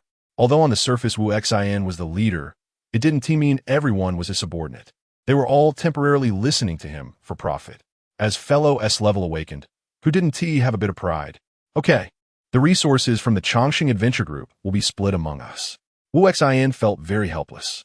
He originally wanted to slowly scheme to monopolize the Chongqing Adventure Group, but now he could only give up a portion of the benefits. The other 5S level awakened were satisfied and began to take action. 3 of them were close combat abilities, quickly rushing towards Suin, while the remaining 2 were elemental abilities, responsible for providing long-range fire support from the back. Seeing the 5S level awakened attacking at the same time, Suin grinned and instead of retreating, activated Brilliant Body, transforming into a dazzling diamond-like figure. As for other abilities, none were of use. The 6 of them were instantly locked in battle. The spectacle of 6S levels fighting was truly grand. The roaring explosions shook the ground, creating massive craters everywhere. The onlookers had already retreated far away to avoid being caught in the crossfire, watching from a distance, horrified, while also worrying about Suin. They all hoped Suin could win, but facing 5 opponents, especially 5S level awakened, it seemed impossible to win. Sigh. Captain Su is in this situation for our sake. Some felt ashamed, some angry, some worried, and some disappointed. Bai Li Bing neither helped nor ran away, but watched calmly as Suin was besieged. However, she was not merely watching. She was waiting for an opportunity. If Suin lost, she would step in to save him. If he won but was severely injured, she would also act to eliminate the remnants of the 100 Alliance. Previously, she would never have intervened regardless of who won or lost. Once she intervened, there would be no chance of staying out of it. However, Suin's selfless act of monopolizing the massive 100 Alliance to bring firewood for the people changed her view of this man a little. Foolish yet somewhat heroic, if it were her. She would never risk herself for strangers. Moreover, Suin could take on 5S level awakened without immediately retreating. His strength was already formidable. Bailey Bing believed she could not accomplish that. Perhaps this man was worth taking a gamble on. As long as Suin didn't die today, everything was still uncertain. Given time to recuperate, he might not be unable to challenge the 100 Alliance. The Black Rose could also develop better and go further. The battle lasted less than 3 minutes, and Suin appeared to be suppressed on all fronts, clearly falling into a disadvantage, prompting gasps from the survivors. Some quietly cheered Suin, which gradually turned into a wave of supportive shouts. Seeing the excited crowd, Wu Xian snorted disdainfully. Bastards! Then his body swayed and disappeared from his spot. When Wu Xian reappeared, he was already behind Suin. He could see that under the onslaught of the 5S level awakened, Suin was starting to falter. Brilliant body was showing gaps, and his back was no longer covered in diamonds, leaving a defensive opening. Only then did Wu Xian teleport behind Su and pulled out a dagger for a fatal strike. Despicable! Captain Su, be careful behind you. Many shouted in alarm upon seeing Wu Xian's sneak attack. Those with smaller hearts closed their eyes, unable to bear watching Su and being stabbed to death by the dagger. Got you, ha ha ha. Suin, who initially looked defeated, suddenly smiled strangely. With lightning speed, he reached back and accurately grabbed Wu Xian's throat. What? Wu Xian was shocked, realizing he had fallen into Suin's trap. He immediately attempted to teleport away, but to his horror, he found that his powers were ineffective. He couldn't break free from the hand gripping his throat at all. You've already died with great face. I never needed an excuse to kill. You are the first and will be the last, Suin said as he directly crushed Wu Xian to death in his grip. Wu Xian died without understanding why his powers failed, his eyes wide open in disbelief. He held a high position and a bright future ahead of him. He truly wasn't willing to accept it. Why could someone be this strong? It wasn't fair. Wu Xian took his last breath. Chapter 83, Killing Frenzy. Have you heard of the True God Sect? Isn't it unfair? Suin casually tossed away Wu Xian's corpse. No, this is quite fair. To Wu Xian and his companions, Suin was extraordinarily powerful, but to ordinary people, wasn't Wu Xian also an unreachable existence? If we had to say, this world has never been fair, whether before or after the apocalypse. The reason he willingly took a beating from 5S class awakened ones was entirely to deliberately expose a flaw, waiting for Wu Xian to come and ambush him. Otherwise, with that old man's ability to teleport, he would have run away, and Suin wouldn't have been able to catch him. With Wu Xian dead, he had no more worries, and his downer was swept away with a single punch that pierced through one of the S-class awakened ones, simultaneously activating his triple plunder. Suin pulled out his bloodied hand, twisted his sore shoulder, and heard his bones crackle. Feeling good, right? Now it's my turn. In the blink of an eye, 2 companions were killed, including Wu Xian, the S-class teleporting awakened one. The remaining 4 immediately felt a chill of dread. This is bad. We need to retreat. There was no need to think much about it. Even a fool knew they had encountered a tough opponent today. No, they should say they had run into a grim reaper. If the opponent could instantly kill 2 companions, they could certainly kill them too. Without further discussion, the 4 turned and ran, fearing they would be slower than the enemy, even using their abilities to attack each other. When fleeing, it wasn't necessary to run faster than the enemy. Just faster than your companions would suffice. What brotherhood? What alliance? Hell with it. If you're my brother, at least help me block a knife first. You can't escape. Suin's grim words fell, and he activated his teleportation. In the blink of an eye, he appeared behind one of them and effortlessly took him down with a single strike. His swordsmanship had become increasingly exquisite. With one stroke, only a tiny breath remained, just enough to activate the triple plunder. After plundering, he didn't even need to deliver a finishing blow. The opponent left peacefully. With his swordsmanship, no one would believe he hadn't trained in the West for several months. 1. Teleport again. 1 shot KO. Triple plunder. 2. Teleport. 3. Teleport. 3 for 1. You guys are too weak. Suin flicked his nano sword, splattering blood everywhere. Thus, all 6 S-class awakened ones of the 100 Alliance were transcended by Suin. 6 S-class abilities were securely in hand. Of course, being a good person to the end, he would help the others transcend one by one. Rather than suffer in this apocalypse, it's better to be reborn sooner.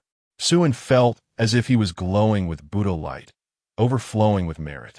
Suin turned back to see Wang Kai surrounded by hundreds of awakened ones. It was no longer a matter of retreating gradually. The entire cat was torn apart in a physical sense, with guts spilled everywhere. How tragic it was, yet it continued to fight strongly. Its stubborn and unyielding figure in a blood-soaked battle made one's heart tremble. Suin helplessly covered his head. This fool was simply a drama queen.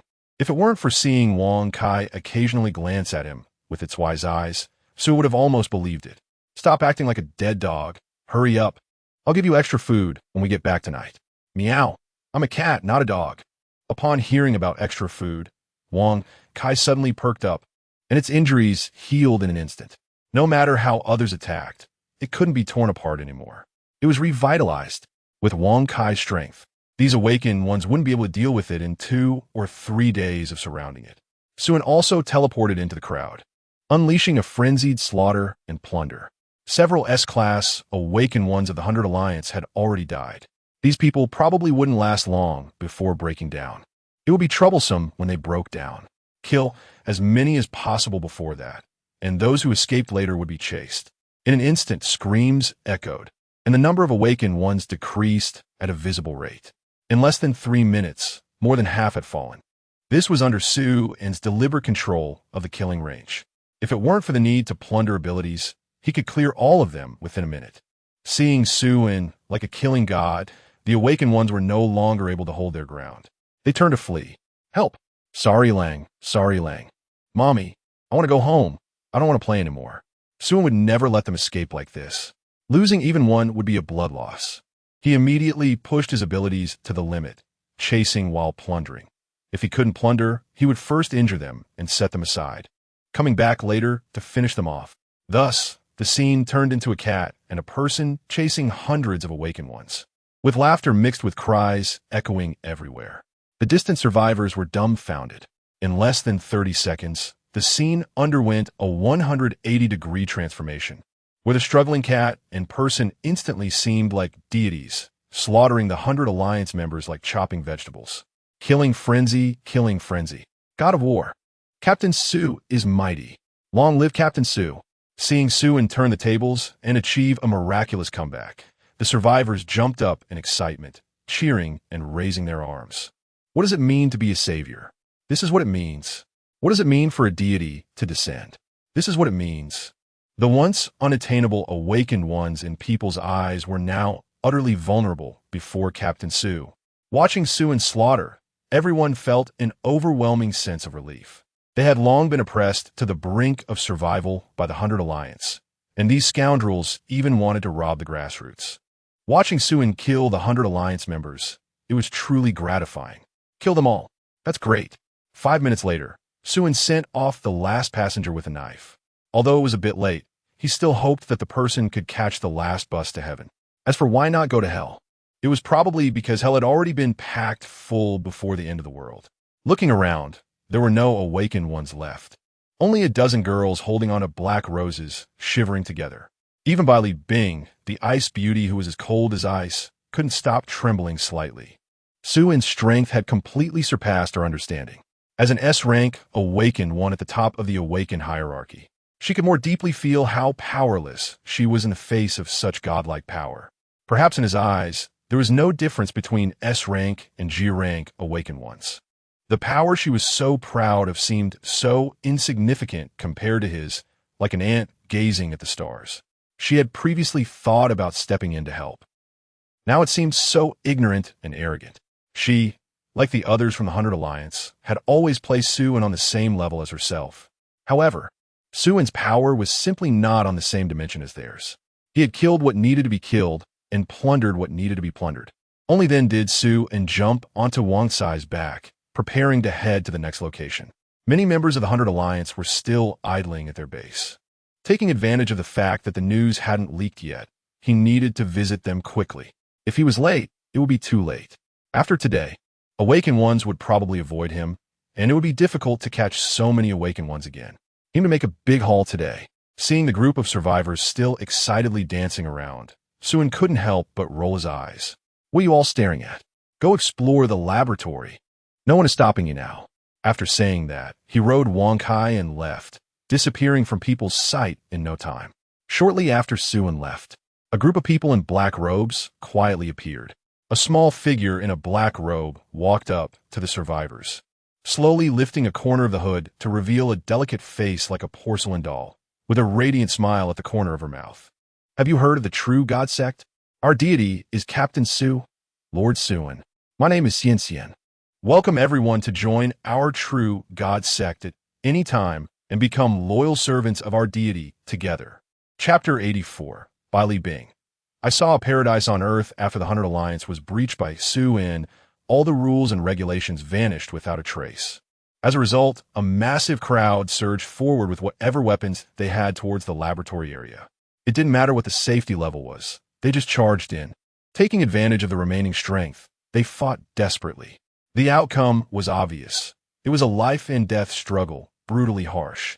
But even so, it was better than the hopelessness of starving to death.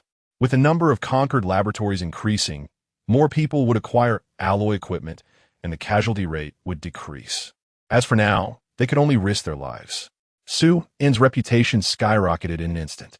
Whenever people mentioned the name Captain Su, admiration and reverence shone on their faces. After all, it was thanks to Su In that they had the opportunity to explore the laboratories, and most importantly, they didn't have to pay high taxes. All the treasures they found were theirs. Some even brought their families to join the so-called True God Sect, rumored to be a cult that exclusively worships Captain Su. As long as you sincerely worship Captain Su, you become a family member of the True God Sect. The sect would not abandon any believer. They would face challenges together.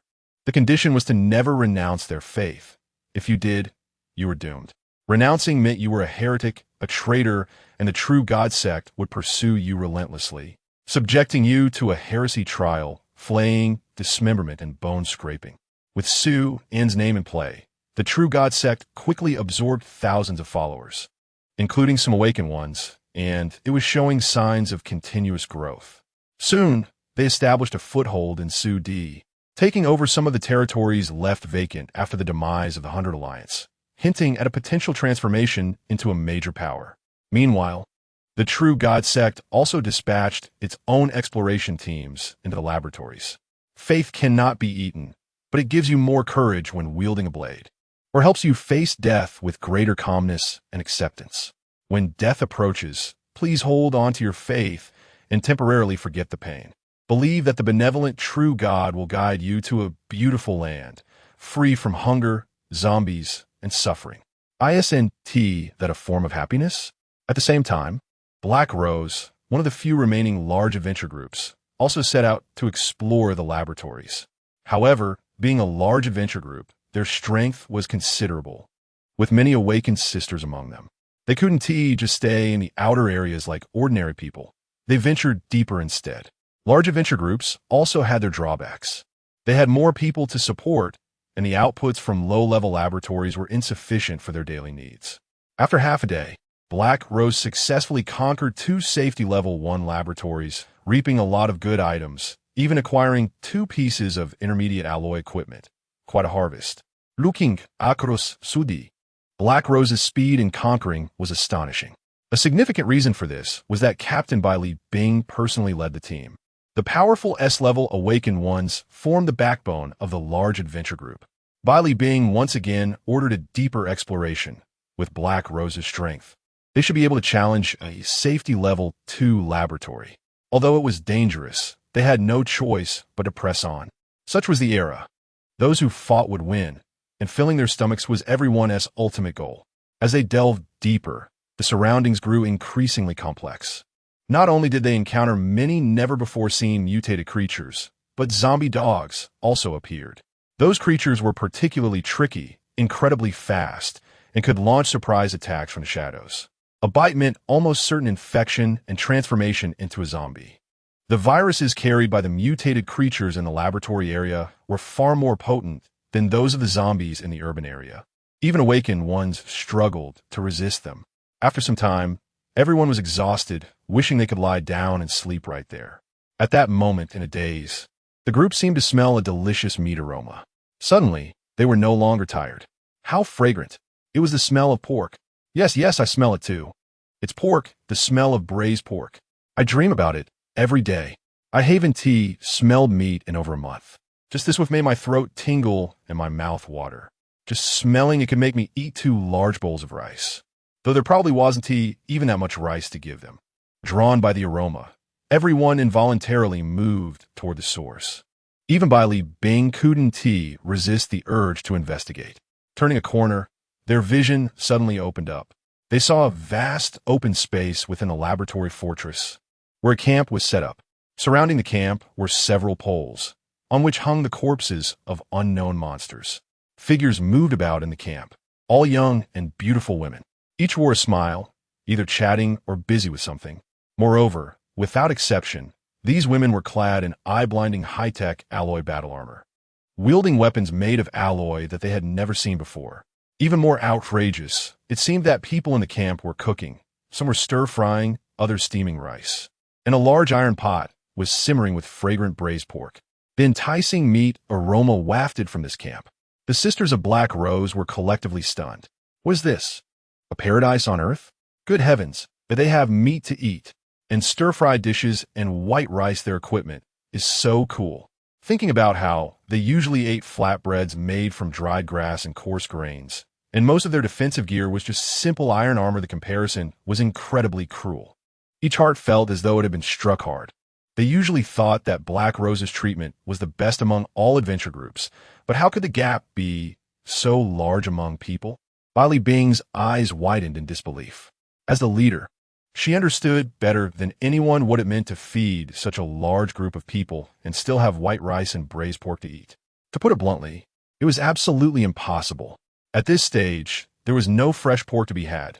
No matter how many resources were spent, it couldn't be obtained. Even getting some cured meat would be enough to bring tears of joy. Not only was there no fresh meat, but there were also no fresh vegetables to eat for vitamin supplementation. They had to gnaw on wild vegetables and grasses. Yet the people in this camp were genuinely cooking braised pork and stir-frying fresh vegetables. Who are these people? The camp's inhabitants also noticed the Black Rose members and instantly formed a well-trained stance, ready to take action.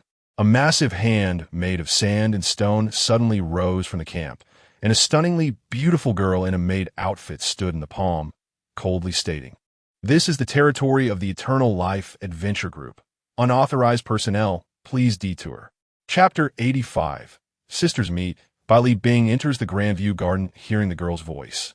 Bailey Bing was momentarily stunned. Is this the Chongqing Adventure Team? This was her first time seeing them. For a long time, the Chongqing Adventure Team had been a legendary existence. No one had ever seen their true appearance. Her understanding of the team was limited to the rumors that they were treated very well, or that their leader, Suen, was extraordinarily powerful. Upon seeing them today, it was clear that the rumors were not trustworthy. The rumors claimed that the Chongqing Adventure Team had ham sausages to eat every day. But what was this? They were serving braised pork. This is what they call good treatment? It's clearly a paradise. Was a leader Suen really that powerful? He was nothing short of inhuman. In a daze, Bailey Bing felt an overwhelming sense of defeat. She suddenly realized that Suen was not lying. Not only was he not lying, but the conditions and treatment when recruiting for the Chongqing Adventure Team might have been understated. At that moment, a team of equally luxurious-looking beauties walked out from another direction. Upon seeing the Black Rose members, they immediately assumed a defensive posture. "We're the Black Rose Adventure Team. We mean no harm. We're just passing through," Bailey Bing hurriedly explained. Not to mention that the girl standing on the giant hand of sand and gravel was also an S-ranked awakened. Even these ordinary team members with their extravagant weapons were not something they could handle. "Cousin, what are you doing here?" Shui Qingyu ran out from the crowd, jogging towards Bailey Bing. "Qingyu?" Bailey Bing widened her eyes in surprise. She never expected to encounter Shui Qingyu here. The two sisters excitedly embraced each other. They were close cousins, but they didn't attend the same university. They just lived in the same city and kept in touch regularly, gathering on weekends. They were very close. After the apocalypse began, they lost contact. Bailey Bing had tried to find Shui Qingyu, but ultimately her abilities were limited, and she had been unable to locate her. "Xiao Qiao, she is my cousin. So don't worry." Shui Qingyu waved to Xiao Qiao as she explained. Xiao Xiao nodded. Okay, Sister Qingyu. Then, the giant hand of sand and gravel slowly retracted and landed on ground. The girls in the camp relaxed their guard and resumed their activities. Cousin, let's go inside and talk. Okay. Under Shui Qingyu's lead, they all entered the camp. When Bai Li Bing observed the Chongqing adventure team up close, she realized what true luxury looked like. The people here were wearing brand new clothes and shoes, unlike them, who were all tattered. Moreover, everyone smelled nice. Just a whiff revealed they used shampoo and soap, and even wore perfume. It was a tea that they didn't care about cleanliness. After all, who would want to smell like sweat all day? Due to limited conditions, let alone perfume, they could barely afford soap, and the water resources were limited. Even drinking water was a bit tight. So how could they bathe every day? Not only were their clothes new, but their equipment was also new. Several rooms even had brand new carpets outside their doors. Some girls were even more excessive, actually putting on makeup. What time was it for makeup? Wait, where did the cosmetics come from? Bai Li Bing, known for her resilience and reluctance to express herself, was starting to break down. Qingyu, is this how you usually live? Shui Qingyu smiled shyly. Not really. We just station here. The conditions are slightly worse compared to the headquarters. Bai Li Bing. This is called worse? She was at a loss for words.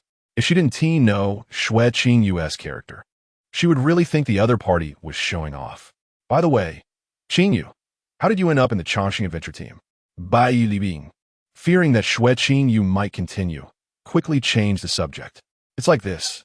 Shui Qingyu took Bai Li Bing to a table and briefly explained what happened after meeting Su, and Bai Li Bing listened in astonishment. Her expression strange as she looked at Shui Qingyu.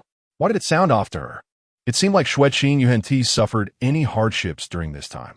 She looked more like she was on vacation, eating well and sleeping well, without any worries about safety or supplies. Was this what life in a world filled with despair was like? The only concern was that she had gained several pounds and was troubled about how to lose weight. Listen, is this how people talk? Wait, Qingyu, are you saying you are now the vice leader of the Chongqing adventure team? Yeah, Sun appointed me. Bai Li Bing frowned upon hearing this. He didn't force you to do anything, did he? Shui Qingyu quickly shook her head. No, he is very good to me. Deep down, Shui Qingyu actually hoped that Suan would force her to do something. Bai Li Bing raised an eyebrow, feeling puzzled. However, she still trusted Shui Qingyu's words. From her understanding of Shui Qingyu, she was the type of woman who appeared gentle on the outside, but was strong-willed inside. She definitely wouldn't be easily coerced or manipulated. Compared to being coerced or sullied, with Shui Qingyu's strong character, she would rather choose to end her own life than live in humiliation. This was strange. Why would Suan entrust such an important position to Shui Qingyu? There had to be something between them. She couldn't believe otherwise. At that moment, Xiao Xiao approached with 2 cups of juice. Here you go, sisters, enjoy. If you prefer soda or cold beer, just let me know. I'll get it for you. Thank you, Xiao Xiao. Shui Qingyu nodded in gratitude. Bai Li Bing's mouth twitched slightly. She felt like a beggar. This was what life was like, while theirs was merely survival. Cousin, let me introduce you. This is Xiao Xiao. You should have seen her on TV. She is very famous and is now our adventure team's logistics minister. Bai Li Bing nudda, ayu. She had thought Xiao Xiao looked somewhat familiar. And after Shui Qingyu's mention, she remembered that she indeed often saw her on TV. Xiao Xiao, what is your relationship with Suan? Bai Li Bing asked with a hint of meaning. Xiao Xiao smiled brightly, tilting her head. I'm his maid. Is there a problem? Right? Most people call him master like that. Bai Li Bing turned to Shui Qingyu. Qingyu, don't you think that is a bit inappropriate? Bai Li Bing thought Shui Qingyu usually referred to Su in the same way. Casually calling a man master? Was this still her strong-willed cousin? Shui Qingyu fell silent for a moment. It is indeed a bit inappropriate. To this day, she still called Suan by his full name. She was the only one in the entire team who addressed him that way. She actually wanted to change how she addressed him. If possible, it would be best to call him husband like Li Xiaoyu. Other terms were forgettable, and she wouldn't call him something like Lu Hui did. She had always maintained her principles firmly. Chapter 86. Equality under Plunder. At this moment, Suan was rampaging through the adventure group base under the Bai Menghui, killing indiscriminately. Regardless of the abilities, he replicated and stripped them all. He plundered wealth points, leaving no stone unturned to extract every last bit. Every point of wealth was to be squeezed dry. Not just the ability wealth points, but anything useful was taken without hesitation. Chairs and benches? Taken away. Beds and bedding? Taken to use as a dog bed for Wonkai. Steel bars and iron plates? Who knows when they might come in handy. Refrigerators, TVs, washing machines? Perfect, take them all. Although he already had thousands in his wide area space. Skin the beast, pluck the goose. Every adventurer base he visited was left in ruins. Not even the ground was intact. One adventurer group after another fell to his plundering. And one awakened after another boarded the high-speed train to heaven. In just half a day, dozens of adventure groups had been completely annihilated, especially some large groups at the forefront, nearly all wiped out. The remaining adventure groups, regardless of any grievances with the Chongqing adventurer group, all fled in panic. Some clever awakened ones even buried themselves in advance, leaving just their heads exposed, covered with some camouflage, simply to avoid Su, the harbinger of death. This truly illustrated what it meant to be half-buried in the ground automatically. In an instant, there was an eerie scene where all adventurer bases were deserted. Su could only curse and give up. He could only blame himself for not killing fast enough, having only dealt with about 1,000 awakened ones in half a day. His business capabilities and professionalism needed improvement. Even so, between this and that, the awakened ones he had killed probably accounted for more than half of the entire Su region. The high-level awakened ones at the forefront were nearly all gone. Perhaps from the perspective of the awakened, Su seemed more like the end of the world, if compared to other regions. The number of awakened in Su region was certainly much lower, but the overall strength was hard to say because this harbinger of death resided in Su region, inherently possessing awakened special attack. No matter how many awakened came, they were just food for the slaughter. After this day of ability plundering, Su's plundering ability proficiency had also reached its peak. Level 1 to Level 2 required 10 abilities, with each ability corresponding to 10 proficiency. Level 2 to Level 3 required 100 abilities, with each ability corresponding to 1 proficiency. Level 3 to Level 4 required 1,000 abilities, with each ability corresponding to 0. 1 proficiency.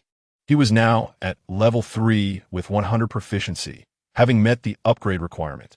Beep, congratulations to the host for upgrading the plundering ability level, with an additional new feature added. Under Plunder, all beings are equal. All beings are equal, a fundamental skill that allows the plundering of all carbon-based life forms. Hearing the system prompt, Su twitched the corner of his mouth. Well, now he could plunder not just human things, but anything that wasn't human. He was walking further down the path of not being human. So the question arose, could skills plundered from mutated creatures or zombies be used by humans? Should it be said that they can be used? For example, the Night Goddess's infinite proliferation, once activated, it directly turned him into a Cthulhu Ancient One, becoming an infinitely swelling mass of flesh. Just thinking about that scene made his scalp tingle. He had so many beautiful girls at home waiting for him. He definitely didn't want to become that kind of indescribable thing. Plundering was fine, but using it himself was another matter. He decided to give it a try. Su immediately slapped Wonkai on the head. Wonkai, meow, meow, meow. Hand it over. Detected plunderable target. Please select plunder direction. Replicate skill, plunder wealth. Skill replication successful. Obtain the mutated creature skill. Infinite growth, infinite recovery. Wealth plunder successful. Obtained 1024 wealth points, stored in wide area space. Please check in time. Both of Wongsai's main abilities have been replicated, and even the wealth points have been plundered. The wide area space now had a few boxes of dried fish and mini cat cans, along with a book titled Complete Guide to Breeding and Reproduction of Pet Cats. It was indeed possible, incredible. The food was understandable, but that book, this cat is not serious. At the same time, Su discovered he could now see the affection level above Wongsai's head. 100 surprisingly high. But thinking about it carefully, it wasn't strange. He was Wongsai's provider. To this foodie, he was like a god. Since he could plunder skills from mutated creatures, he should try on zombies next. Su then took out the dried fish and cat cans he had just plundered from Wonkai and placed them on the ground. He instructed Wonkai, go fetch me 2 zombies, one weak and one a bit stronger. These will be yours. seeing so many dried fish and cat cans. Wang Kai immediately drooled and began nodding eagerly. Then, in a flash, he dashed toward the city. Before long, he returned with 2 zombies in his mouth. One was just an ordinary zombie, while the other was a witch. Both zombies had lost their capacity for movement. The ordinary zombie was barely breathing, while the witch was still screaming shrilly with her mouth wide open. Suan was annoyed by the noise and casually grabbed one of Wang Kai's cat cans, stuffing it into the witch's mouth to silence her. Wang Kai hurriedly gathered the remaining cat cans and dried fish into his arms, watching Suan's not-so-clean hands warily. Suan first went for a plunder on the ordinary zombie, but there was no response at all. It seemed that he couldn't plunder anything from those without skills. Then he went for a 3 in a row on the witch. While plundering, he specifically instructed the system plunder hard. Immediately, he obtained 2 skills from the witch, tear and tracking. At the same time, a dirty piece of clothing appeared in his hand. Damn! Suan quickly threw it away. Now his hands were definitely not clean. Chapter 87. Suan. No, this isn't punishment. There's a judge. Things were almost done, and it was around 4 or 5 in the afternoon. It was about time to head home for dinner. He then rode on Wang Kai towards the temporary base. When Suan rode Wang Kai to the outskirts of the laboratory area, survivors were pouring in large numbers, many of them returning with full loads. Upon seeing Suan riding in, everyone couldn't help but stop and stare, their eyes filled with admiration and gratitude. Some even quietly bowed their heads in respect, expressing their silent thanks. Suan didn't pay much attention to the others, but focused on a girl huddled in a corner. The girl looked about 11 or 12 years old, her face dirty, and her big eyes were searching for something. When she saw Suan, her eyes lit up, and she wanted to run over, but after glancing at her own dirty and torn clothes and shoes, she shyly lowered her head, her little finger unconsciously picking at a stain on her pants. He almost forgot about her. Earlier, he had casually taken in a new member under the pretense of dealing with Wu Xin. He waved at the little girl and smiled slightly. Come here, I'll take you home. Hearing this, the girl happily lifted her head, running over to Wang Kai and gazing up at Suan with hopeful eyes. Get on, Suan said, turning sideways to reach for her. The girl hurriedly wiped her dirty little hands on her clothes before daring to grab Suan's hand. Thank you, she said shyly. Suan smiled slightly and didn't refuse. Wang Kai then jumped high into the laboratory area, disappearing from the crowd's sight in a few leaps. The people nearby watched as the little girl was taken away by Suan, all revealing envious expressions. Everyone wanted to join the Chongqing adventure team, but unfortunately, they weren't recruiting anymore, leaving no opportunity to join. This little girl was really lucky. However, it couldn't all be luck, right? Earlier, when Captain Su and the 100 Alliance were at odds and asked for the public's opinion, only this naive little girl dared to raise her hand in support. It was only reasonable that she was accepted by Captain Su. Everyone couldn't help but curse themselves for not being more assertive. If they had raised their hands back then, they might have joined the Chongqing adventure team by now. It didn't matter what the treatment was. With Captain Su as a big tree, wherever they went, they would walk tall, and who wouldn't have to give some respect? In less than 10 minutes, Suan returned to the temporary base. Seeing Suan back, the girls all stood up to greet him, calling out, Captain, welcome home. Welcome back. Master, Lu Hui also came forward. Suan nodded and brought the little girl in front of him. This is my new team member. You take care of her. Let her do some chores or something. Such a small girl could only do chores. It wasn't feasible to let her explore the laboratory. Lu Hui looked at the little girl, and then at Suan. Do you like this kind of girl, Master? Suan was immediately startled. No, don't say that. There's a judge. I would suffer heavenly punishment. Lu Hui covered her mouth and chuckled, her charming eyes sparkling. She then turned to the little girl. Little sister, what's your name? Hello, sister. My name is Bing Tang. Like the kind of rock candy you can eat, the girl replied. Lu Hui smiled in amusement, her gaze towards the little girl becoming even more fond. Generally, kids this age would call her Andy. True to her name, the little girl's mouth was really sweet. Come on, sister will take you to wash up and change into clean clothes. Then, Bing Tang followed Lu Hui, looking back every few steps. Suddenly, in this unfamiliar environment, the little girl felt a bit scared and would need a few days to adjust. Suan, are you hurt? I heard from my cousin about your situation with the 100 Alliance. Shueqing Yu hurriedly approached, her face full of worry. Li Bing followed behind. Seeing Li Bing surprised Su, and he didn't expect the two sisters to come together.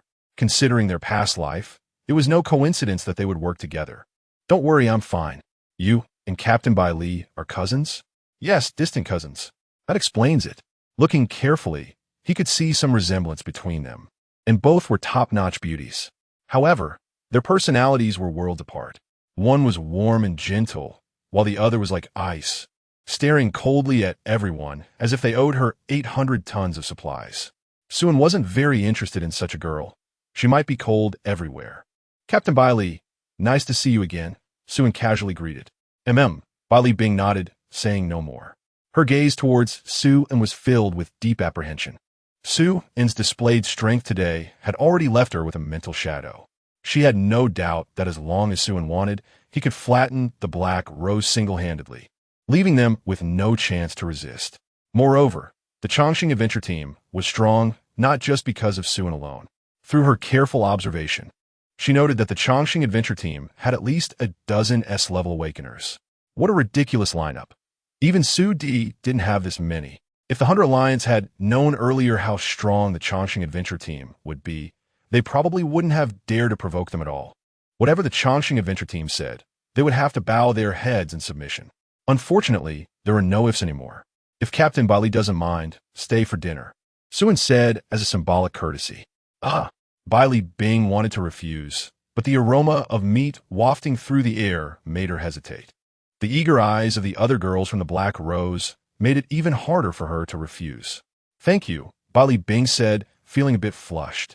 She wasn't someone who liked to take advantage, but she really couldn't turn down this meal. The temptation was just too great. You are Qing Yu's cousin. It's just a meal. No need to be polite. After saying this, Suan turned and returned to his room. He still had many things to do. He had over 1,000 abilities to integrate. Li Xiaoyu had already brought the people from the headquarters. He needed to hurry up and merge the abilities to create another batch of awakeners. The girls from the Black Rose were excited to hear they could have a meal in the Chongqing adventure team, jumping up in excitement. Yay, we get to eat meat. This isn't a dream, right? Long live the captain. Long live Captain Su. Xueqingyu looked at Suan's departing figure, feeling somewhat moved. Although it was just a meal, she also knew how precious a meal in the Chongqing adventure team was. Maybe she should go find him tonight to express her gratitude properly, she thought, her little face suddenly feeling warm. Chapter 88 Thank You from Snow Whisper. With artist Li Xiaoyu after dinner, Bai Li Bing hurriedly took her people away.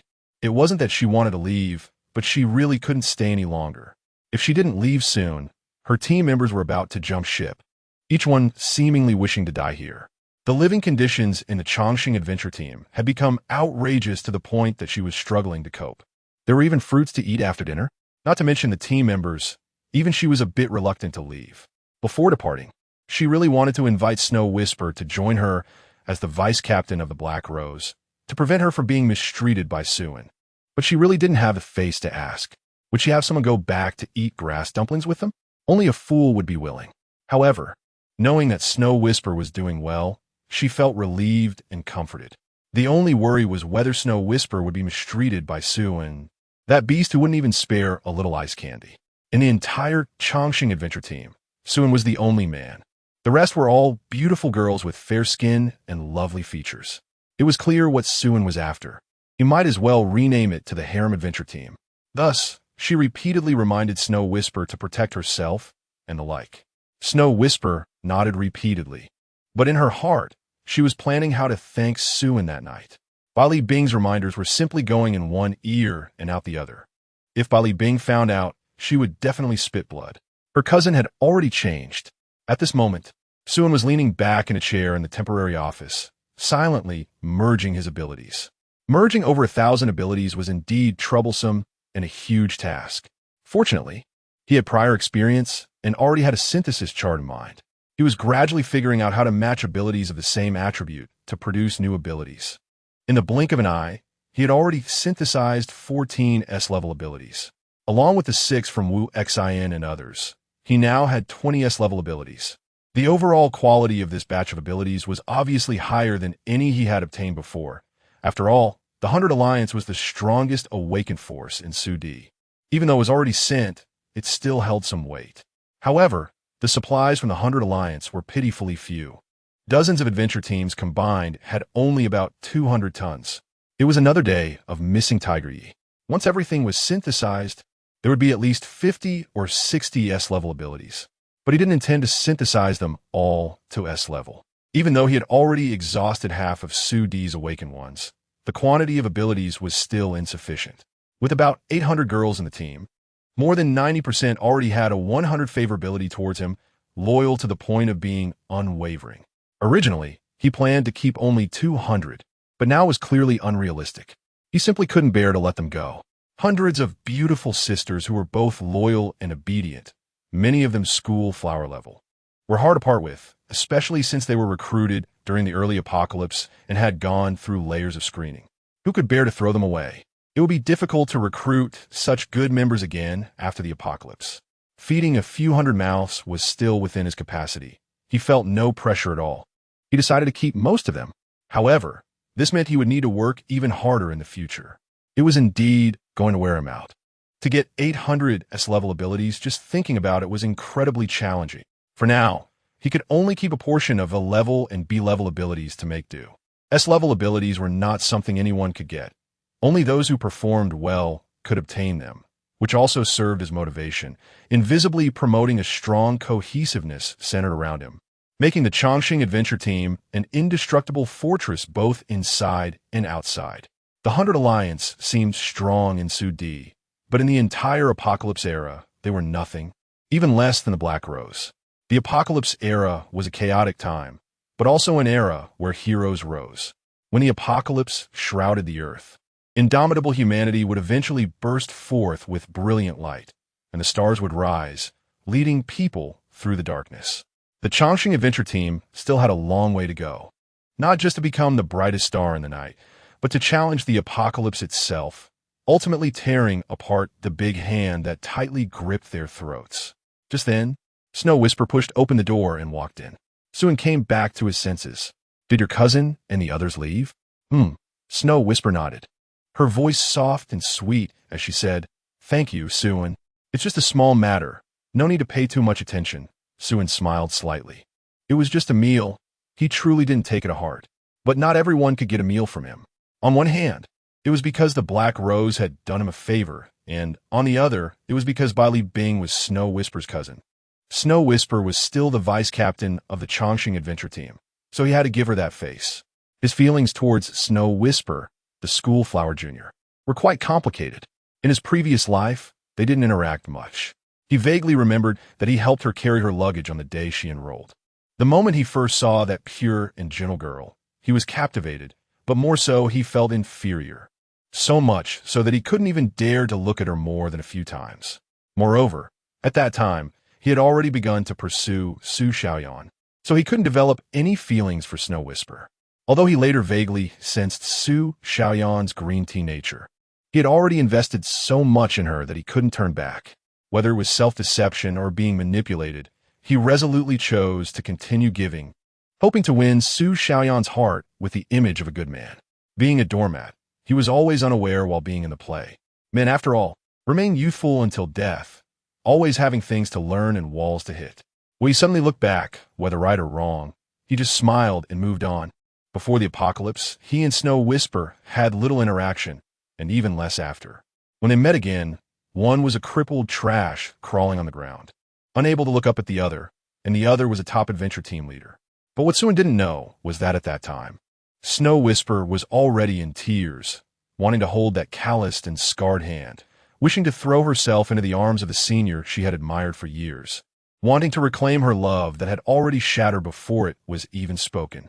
Yet she felt so powerless and inferior. She was a noble S-level awakened one, feared by all as the Black Widow, but she was still her, deep down still the snow, so from Li Xiaoyu's mouth, not brave at all.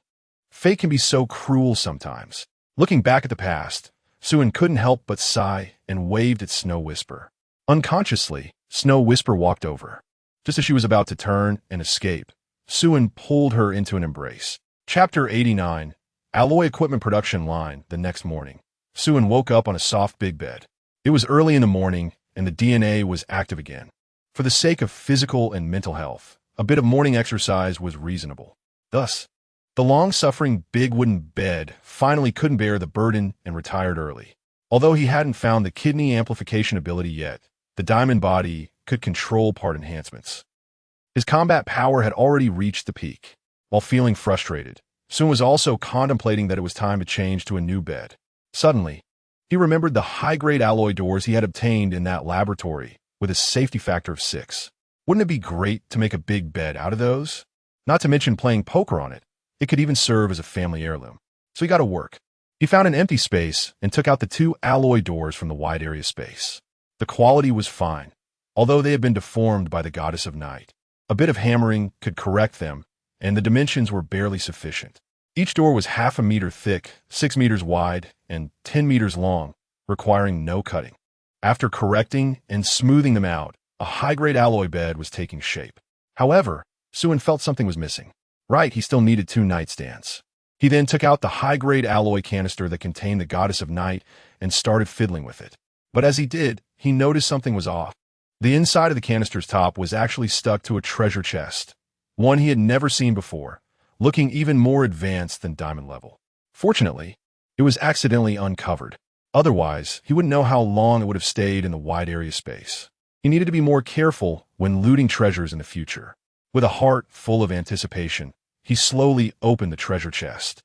A dazzling red light flashed, revealing its contents. There was only one item inside, an iron ball the size of a basketball with a dark hole in the center. Standard alloy equipment production line core. Current charging 0. Charging material. High-grade alloy dam. Sun's eyes widened in disbelief. He actually obtained alloy equipment manufacturing equipment. This was a bit outrageous. With this, he could leap from being a demand side to a production side, creating equipment for himself without a middleman taking a cut. Moreover, he had quite a few design blueprints that could be used right away. However, this was the first time he had seen such a thing. He had never heard of anyone obtaining it in his previous life, and he didn't know how to use it. Thinking about it, it was quite normal. The initial level of the Goddess of Night was as high as level 29. Generally, S-class awakened beings could only handle around level 9 bows, even if they maxed out their skill proficiency. To defeat the Goddess of Night, it would take at least a dozen S-class awakened beings working together.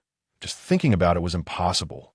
Moreover, the Goddess of Night was located at the deepest part of the Safety Factor 6 laboratory, with thousands of bows along the way. Even if a dozen S-class awakened beings were willing to collaborate, it would take at least a month to reach the deepest part. Clearly, the claim by the 100 Alliance that they had conquered 2 top laboratories was not very credible. Conquering even half would be a remarkable feat. Perhaps the difficulty of conquering top laboratories was not set according to individual strength, but rather the overall strength of the area. Only when all S-class awakened beings in the region worked together could they conquer it. But obviously, that was impossible. Thus, top laboratories became a theoretically conquerable yet practically insurmountable embarrassment. However, this was quite reasonable. The final output of a top laboratory was indeed too overpowered. With the alloy equipment manufacturing equipment, the demand for equipment would be met, and the difficulty of the second phase would be reduced significantly. The apocalypse was indeed fraught with challenges, with the environment worsening day by day. It seemed hopeless, but there was still a glimmer of hope for survival. If people could work together, even ordinary individuals could have a chance to live. High-level awakened beings would lead the charge, low-level awakened beings would follow, and ordinary people would scavenge for usable supplies and provide logistical support. Once the overall equipment level increased, even ordinary people would have the ability to conquer low-level laboratories. High-level awakened beings would then tackle higher-level laboratories, continuing this cycle until they reached the pinnacle laboratory and obtained the alloy equipment manufacturing equipment. From then on, with liberated equipment, everyone would have combat power sufficient to resist the third phase of the zombie tide. If that were the case, the population of Su-D surviving the second apocalypse would exceed 3 million, with casualties not surpassing 1/3. But this was merely a fantasy. In reality, the second phase of the first apocalypse had just begun, and about 100,000 of the remaining 4 million had already died. These individuals either perished searching for supplies in the city, starved, killed each other, or succumbed to disease. People died every day. By the second apocalypse, the number of survivors would definitely not exceed 1 million, and it might only be a few 100,000. In the midst of it all, Suin had a moment of insight. Perhaps this sudden apocalypse was not a test of individual survival abilities, but rather a test of whether all humanity could unite to find possibilities in the impossible. Of course, he only thought about it casually and sighed. He was not a savior, just a person filled with desires and flaws, hoping to survive with his group of girls and have enough to eat every day. Thinking too much was pointless. He then continued to study the standard alloy equipment production line core. It displayed a charging status of 0, suggesting it needed to be manually charged to start.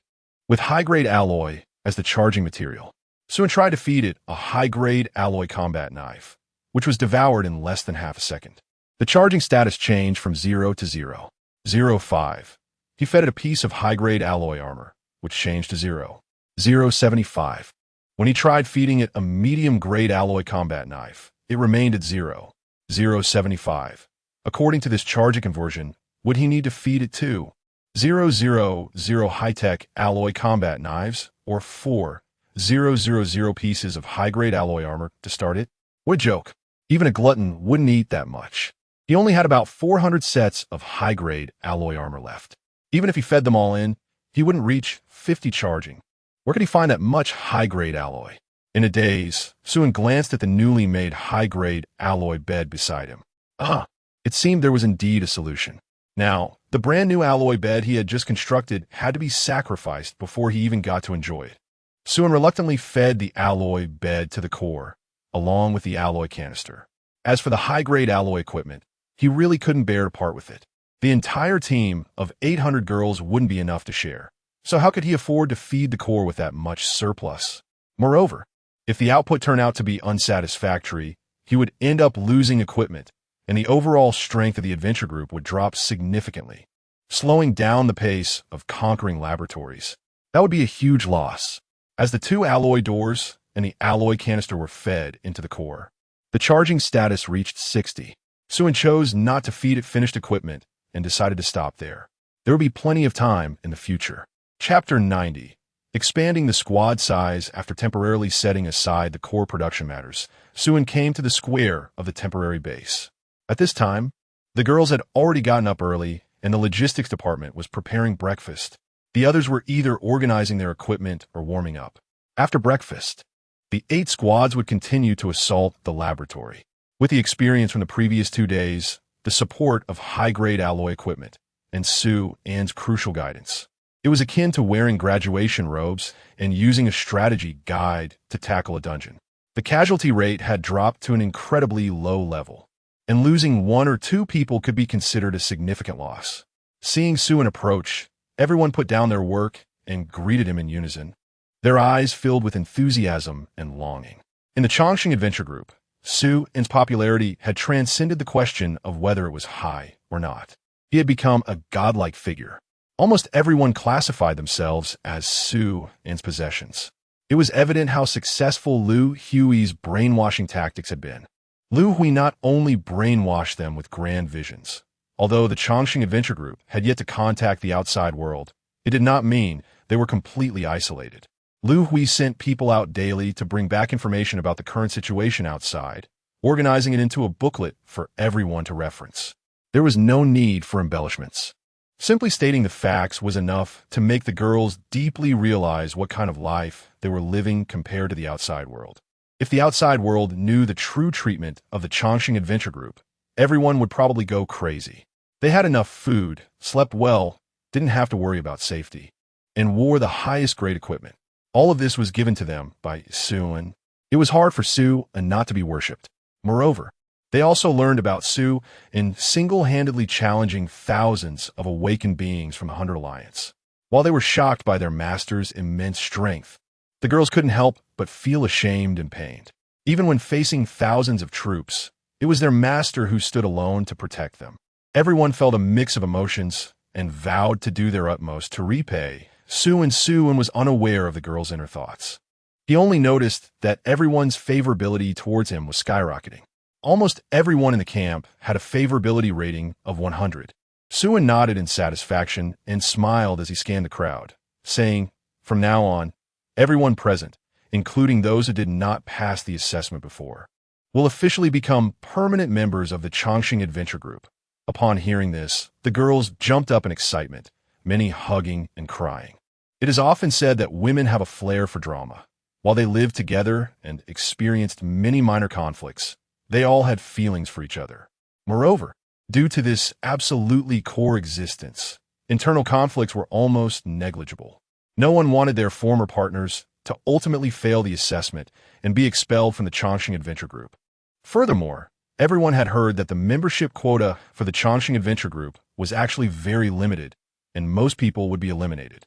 Thus, although life was good, the better it got, the more everyone worried they would be the one eliminated. Once they left the Chongqing Adventure Group, everything they had would turn to nothing. If that happened, many people would have their faith in Suen collapse, leading them to do extreme things. And walking towards the end of the road would become a matter of course. Suen's words were undoubtedly like a calming pill, allowing the girls to fully relax. Their wavering fate finally returned to the long-anticipated destination. Suen then selected 10 girls without abilities from the 8 squads to bring back to the office. He still had 20 S-grade abilities to gift. It was time to cultivate another batch of awakened beings to expand the number of assault teams in the laboratory. These 10 girls were members of the previous 8 assault squads and had participated in the laboratory operations. He would give each of them an S-grade ability to serve as team leaders, expanding to 10 more squads. Now, that high-grade alloy was in short supply. To start the core production of alloy equipment as soon as possible, the assault scale needed to be expanded. As soon as the girls entered the office, they immediately began to strip. Well, it had unknowingly turned into a bad habit of the Chongqing Adventure Group. Anyone who entered Suen's office tacitly accepted the need to strip. Suen was too lazy to correct this bad habit. Since he owned these girls, why not enjoy it? The awakening process was simple and easy, and 10 S-grade awakened beings were born just like that. Before letting the girls leave, Suen specially kept one girl, a very proud, twin-tailed sister. He wanted to see if there would be any difference in obedience between a regular member and the few girls around him, given that they all had a 100 favorability. 1 hour later, the proud sister left the office with a flushed face and a slightly swollen mouth. It turned out that a 100 favorability rating was indeed powerful. Not only was her obedience not lower than the few girls around her, but it was even higher. She was extremely proud verbally, but her actions were honest. Not worse than Lu Hui. The S-grade team leader was successfully created, and next were the other A-grade and B-grade awakened members. Suen directly produced 100 awakened beings, dividing them into 10 squads led by the previous 10 team leaders. Although there were still many abilities left, he did not intend to distribute them one by one. This was a special period and required special treatment. In the future, obtaining abilities would require certain conditions and rules. As for what the rules and conditions were, Lu Hui would handle that. She was much better at personnel management. Thus, the strategy teams expanded to 18, and everyone at the temporary base was fully engaged in the laboratory operations.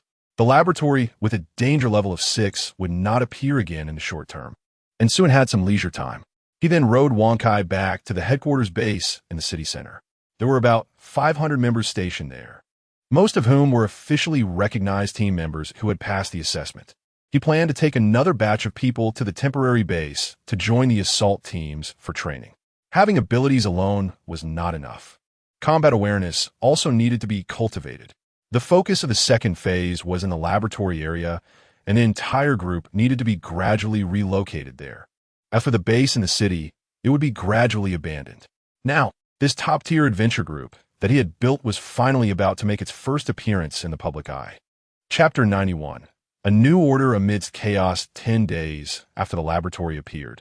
It has been almost 2 months since the apocalypse began, and now it is the end of December with winter approaching. Although Su District is in the southern region, temperatures can still drop to single digits in winter. As the weather gradually turns cold, people in the camp have set up iron barrels, adding some combustible materials to start fires for warmth. Survivors can be seen huddling around campfires along the roadsides. With the absence of the 100 Alliance control, everyone can explore the laboratory area. Over the past 10 days, many have brought out high-tech alloy gear from the laboratories. Even when facing the most basic laboratories, they have gained some self-protection capabilities. Most people are aware of their own limitations and only venture into the lowest-tier laboratories. Although the output consists of low-level equipment and nutrient solutions, these are more than enough for ordinary people, aren't they? Now, Sioux District has formed a tripartite structure. The urban area is a paradise for zombies. The wilderness in the middle is a gathering place for humans, and the other side is the laboratory area, each with its own territory. Zombies rarely come out of the urban area, and mutated creatures from the laboratories do not emerge either. Life is tough, but without the intrusion of zombies and mutated creatures, it can be considered a precious period of peace. At the same time, Sioux District has welcomed its dominant force, the Eternal Life Adventure Group, which has stepped into the spotlight overnight. Dozens of S-level awakeners appeared together, backed by hundreds of high-level awakeners, and even ordinary members wore advanced alloy gear. The powerful debut of the Eternal Life Adventure Group caught other adventure groups off guard. Now, even if all the forces in Sioux District combined, they would likely not be a match for the Eternal Life Adventure Group, especially with that man among them. After the incident with the 100 Alliance, that man was given a new title. Everyone calls him the Fourth Calamity, an uncontrollable, irreversible, and unreachable existence. However, most people regard this calamity with admiration and respect. His presence seems to serve as a stabilizing force, providing everyone with a sense of security. Moreover, the Eternal Life Adventure Group does not exploit survivors like the 100 Alliance did. Not only do they not exploit survivors, but they also established a free trade zone at the entrance of the laboratory, referred to as the trade zone. In the trade zone, people can freely conduct transactions. And due to the presence of the Eternal Life Adventure Group, all forms of private fights and coercive buying and selling are prohibited, with violators facing immediate execution. However, entry to the trade zone is not free. It requires a ticket fee. But the ticket demanded by the Eternal Life Adventure Group is neither supplies nor resources produced by the laboratories, but rather useless catalysts, specifically 100 bottles of them. These catalysts are not only useless, but can also be deadly if ingested, and if dropped on the ground, they can cause plants to mutate and attack humans. Yet they often yield the highest output. They are considered a cancer in treasure chests, with many people treating them as garbage and discarding them. People once thought that the Eternal Life Adventure Group was engaging in charity. The low ticket price made the trade zone crowded daily, with people lining up to enter the large trade zone, which can accommodate tens of thousands, and even waiting outside until nightfall. The main draw is the sense of safety and security it provides. As long as the ticket fee is paid, personal safety within the trade zone is absolutely guaranteed. No one dares to provoke the authority of the Eternal Life Adventure Group. However, the only regret is that one cannot stay overnight in the trade zone. Otherwise, many would have wanted to move in and settle down. Nevertheless, the trade zone has become the absolute core area of Sioux District, with over 80 of the population settling nearby. With the influx of people and initial trade activity, Sioux District has regained new vitality. Even the frequent occurrences of burning, killing, and looting have decreased significantly. This is largely due to the leader of the Eternal Life Adventure Group, who despises such infighting. In his words, people should use their strength to explore the laboratories instead. As long as they have a breath left, they should be exploring the laboratories. Thus, in the residential areas surrounding the trade zone, few dare to openly commit acts of burning, killing, and looting. Those who do can expect to be hanged and publicly executed by other adventure groups without the need for the Eternal Life Adventure Group to intervene. Suin sat on the balcony of a makeshift 5-story building, overlooking the bustling trade zone below. The little maid, Chow Chow, was thoughtfully serving tea beside him, while the junior maid, Bing Tang, was watering the flowers with a watering can.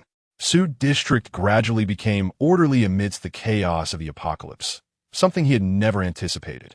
Establishing the trade zone was merely to collect ticket fees and lay the groundwork for the subsequent large-scale acquisition of catalysts.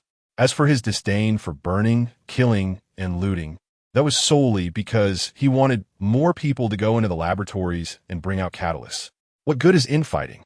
They might as well die in the laboratories. However, all these changes are progressing in a positive direction. The latest Safety Level 6 laboratory will refresh in 4 days, and he hardly needs to manage the internal matters of the adventure group.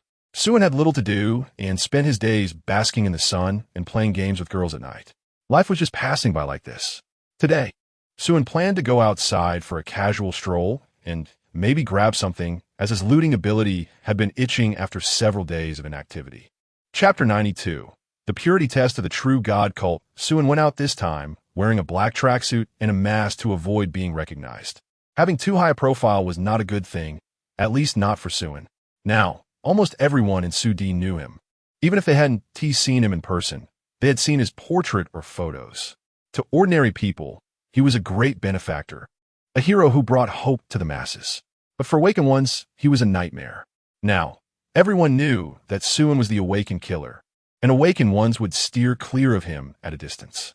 This undoubtedly put a halt to Suin's plundering endeavors.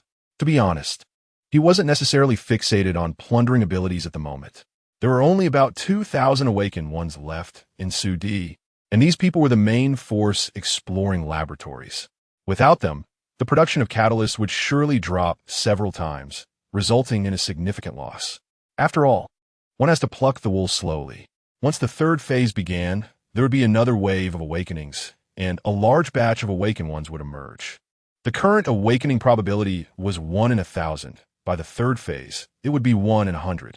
By then, Sudi would see tens of thousands of awakened ones, plenty for him to exploit. The only regret was that the number of S-level awakened ones had always been very few. During each awakening wave, at most only a dozen would appear.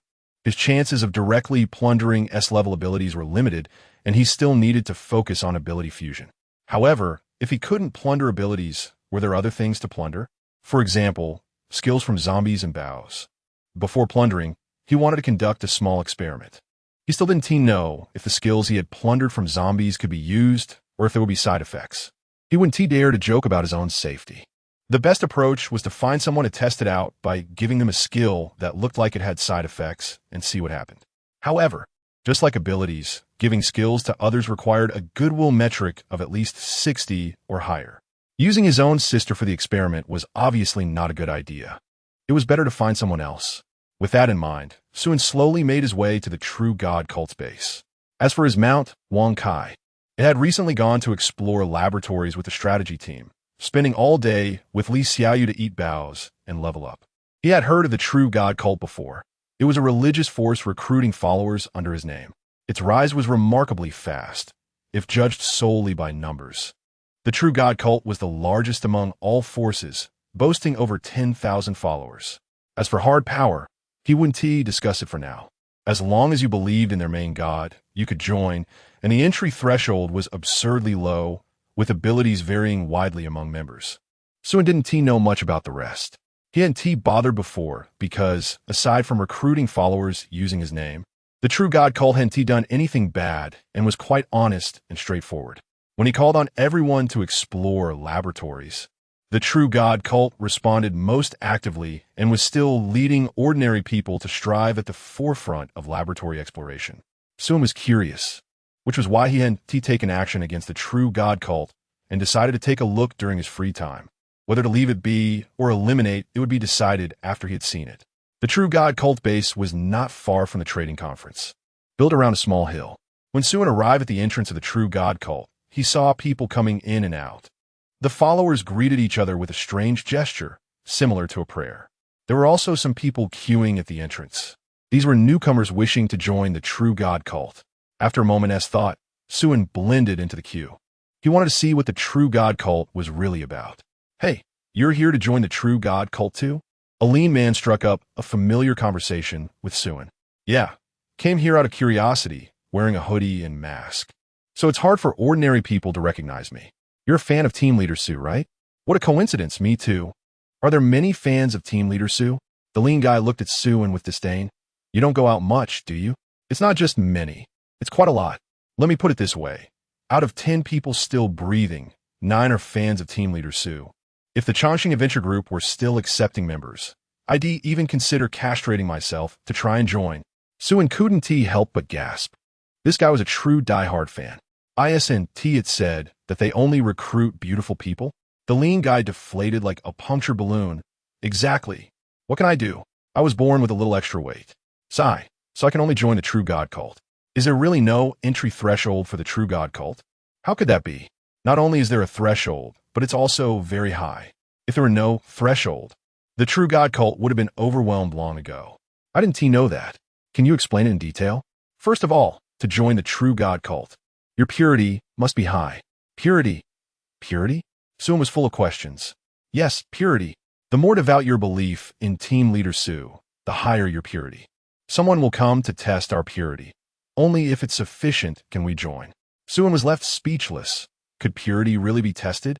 Even he could only gauge it based on others' goodwill towards him. What right did this true God cult have? Before long, the queue reached its end, and it was Sue and S' turn. A person in a black robe recorded some basic information before leading Sue into the true God cult S base. Along the way, most of the people were ordinary survivors similar to those outside. There were men and women of all ages, with makeshift houses lining the sides of the road. Although not particularly nice, they were at least livable. Moreover, Sue noticed that these people shared a common trait. Their goodwill towards him was remarkably uniform, mostly between 60 and 70. There wasn't a single person below 60, nor one above 70. Sue couldn't help but frown slightly. Could it be that the true God cult could really test purity and then classify followers according to their purity levels? This was getting interesting. Seeing Sue looking around, the man in the black robe slowly said, "There is no need to be too nervous. Next, I will take you to the Hall of Truth to accept the trial from the goddess. As long as you are a devout follower of the true God, you will definitely pass the trial. May the supreme true God be with you." Chapter 93. Since you've seen the true God, why not worship? Sue was brought into a hall that resembled a church. In the center of the church stood a reclining chair, and at the end was a statue about 4 to 5 meters tall, depicting a young man riding a giant cat, looking down on everything from a height. Upon seeing the statue clearly, Sue couldn't help but twitch his mouth. Wasn't this just how he looked riding Wonkai? Creak. The church door was slowly closed, and 6 figures in black robes, their faces obscured, emerged from the shadows. They all held a burning candle in their hands. "Please take a seat on the chair and accept the trial of the God Master," one of them said. Sue scanned the 6 black-robed figures. Among them, 4 ordinary people, while the 2 standing in front, one large and one small, were awakened. Ability, dream creation, wealth value, 1,000. Ability, hypnosis, wealth value, 300. Both had psychic abilities. Seeing the information of the 2 ability users, Sue roughly guessed how the true God sect purified its followers. It was likely that they hypnotized the followers first, then created dreams, using the fabricated dreams to conduct trials. Since those in the dream would not realize they were dreaming, all the actions they took within the dream stemmed from their true thoughts, making it impossible to deceive anyone. The purification efficiency was incredibly accurate. Sue couldn't help but mutter to himself, this true God sect really was a talented bunch. Sue did not refuse, but instead leisurely lay down on the large bed. Waiting to be hypnotized, he was curious to see what kind of dream the dream creator would use to test the followers. He now possessed 2 S-level psychic abilities, one being Great Dream Master and the other Mind Control, both newly synthesized S-level abilities. His mental power had far surpassed that of ordinary people. He could instantly plunge S-level and below awakened into dreams. These 2 awakened posed no threat to him at all. If they tried to put him to sleep, they would suffer mental backlash. Sue had to perform self-hypnosis, entering a half-dream, half-awake state, while experiencing the dream woven by the other party. He remained alert to his surroundings. To his surprise, the dream crafted by the other party turned out to be a 9-layer dream within a dream, one layer nested within another. It seemed that the dream creator's ability had reached a level 20 proficiency, and it was quite talented to be able to create such a complex 9-layer dream. In the first layer of the dream, it was a magnificent and solemn grand hall. The floor was covered with a soft red carpet, and fierce cat-faced banners hung on the walls. At the end of the hall, on a throne, sat a handsome young man in silver armor, with a blood-red cape draped behind him. A giant black cat lay beside the throne, its green eyes reflecting an imposing fierceness. At first glance, it appeared both majestic and sacred. The young man slowly spread his arms and said loudly, "Since you've seen the true God, why not worship? Suin, worship you, damn it. A fake who loves to show off. It's all effects, no reality.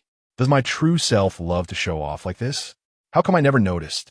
With that, he crushed the first layer of the dream and moved on to the next layers.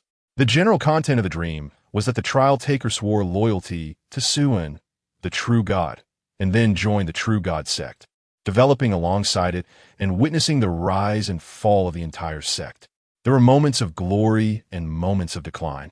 In the ninth layer of the dream, true God Suin directly lost all his divine power, fell from the altar, and became a despised outcast, even regarded as a heretic by the true God sect, which issued a hunting order against him. If the trial taker successfully passed the previous 8 layers of the dream, at this point, they would have followed True God Suin for nearly decades and would already be high-ranking members of the True God sect. As long as they captured the fleeing True God Suin, they could become the new leader of the True God sect. Moreover, they had the great fortune of discovering the hiding place of True God Suin, and at this moment, if they managed to capture the already despised True God Suin, the dream would collapse, and the trial would end in failure. If they were truly loyal to True God Suin, then the dream would continue, determining the level of loyalty based on future actions. Having gained an understanding of the True God sect's method of purifying followers, Suin couldn't help but feel a bit puzzled. Was the True God sect really helping him build a congregation of followers? That shouldn't be the case.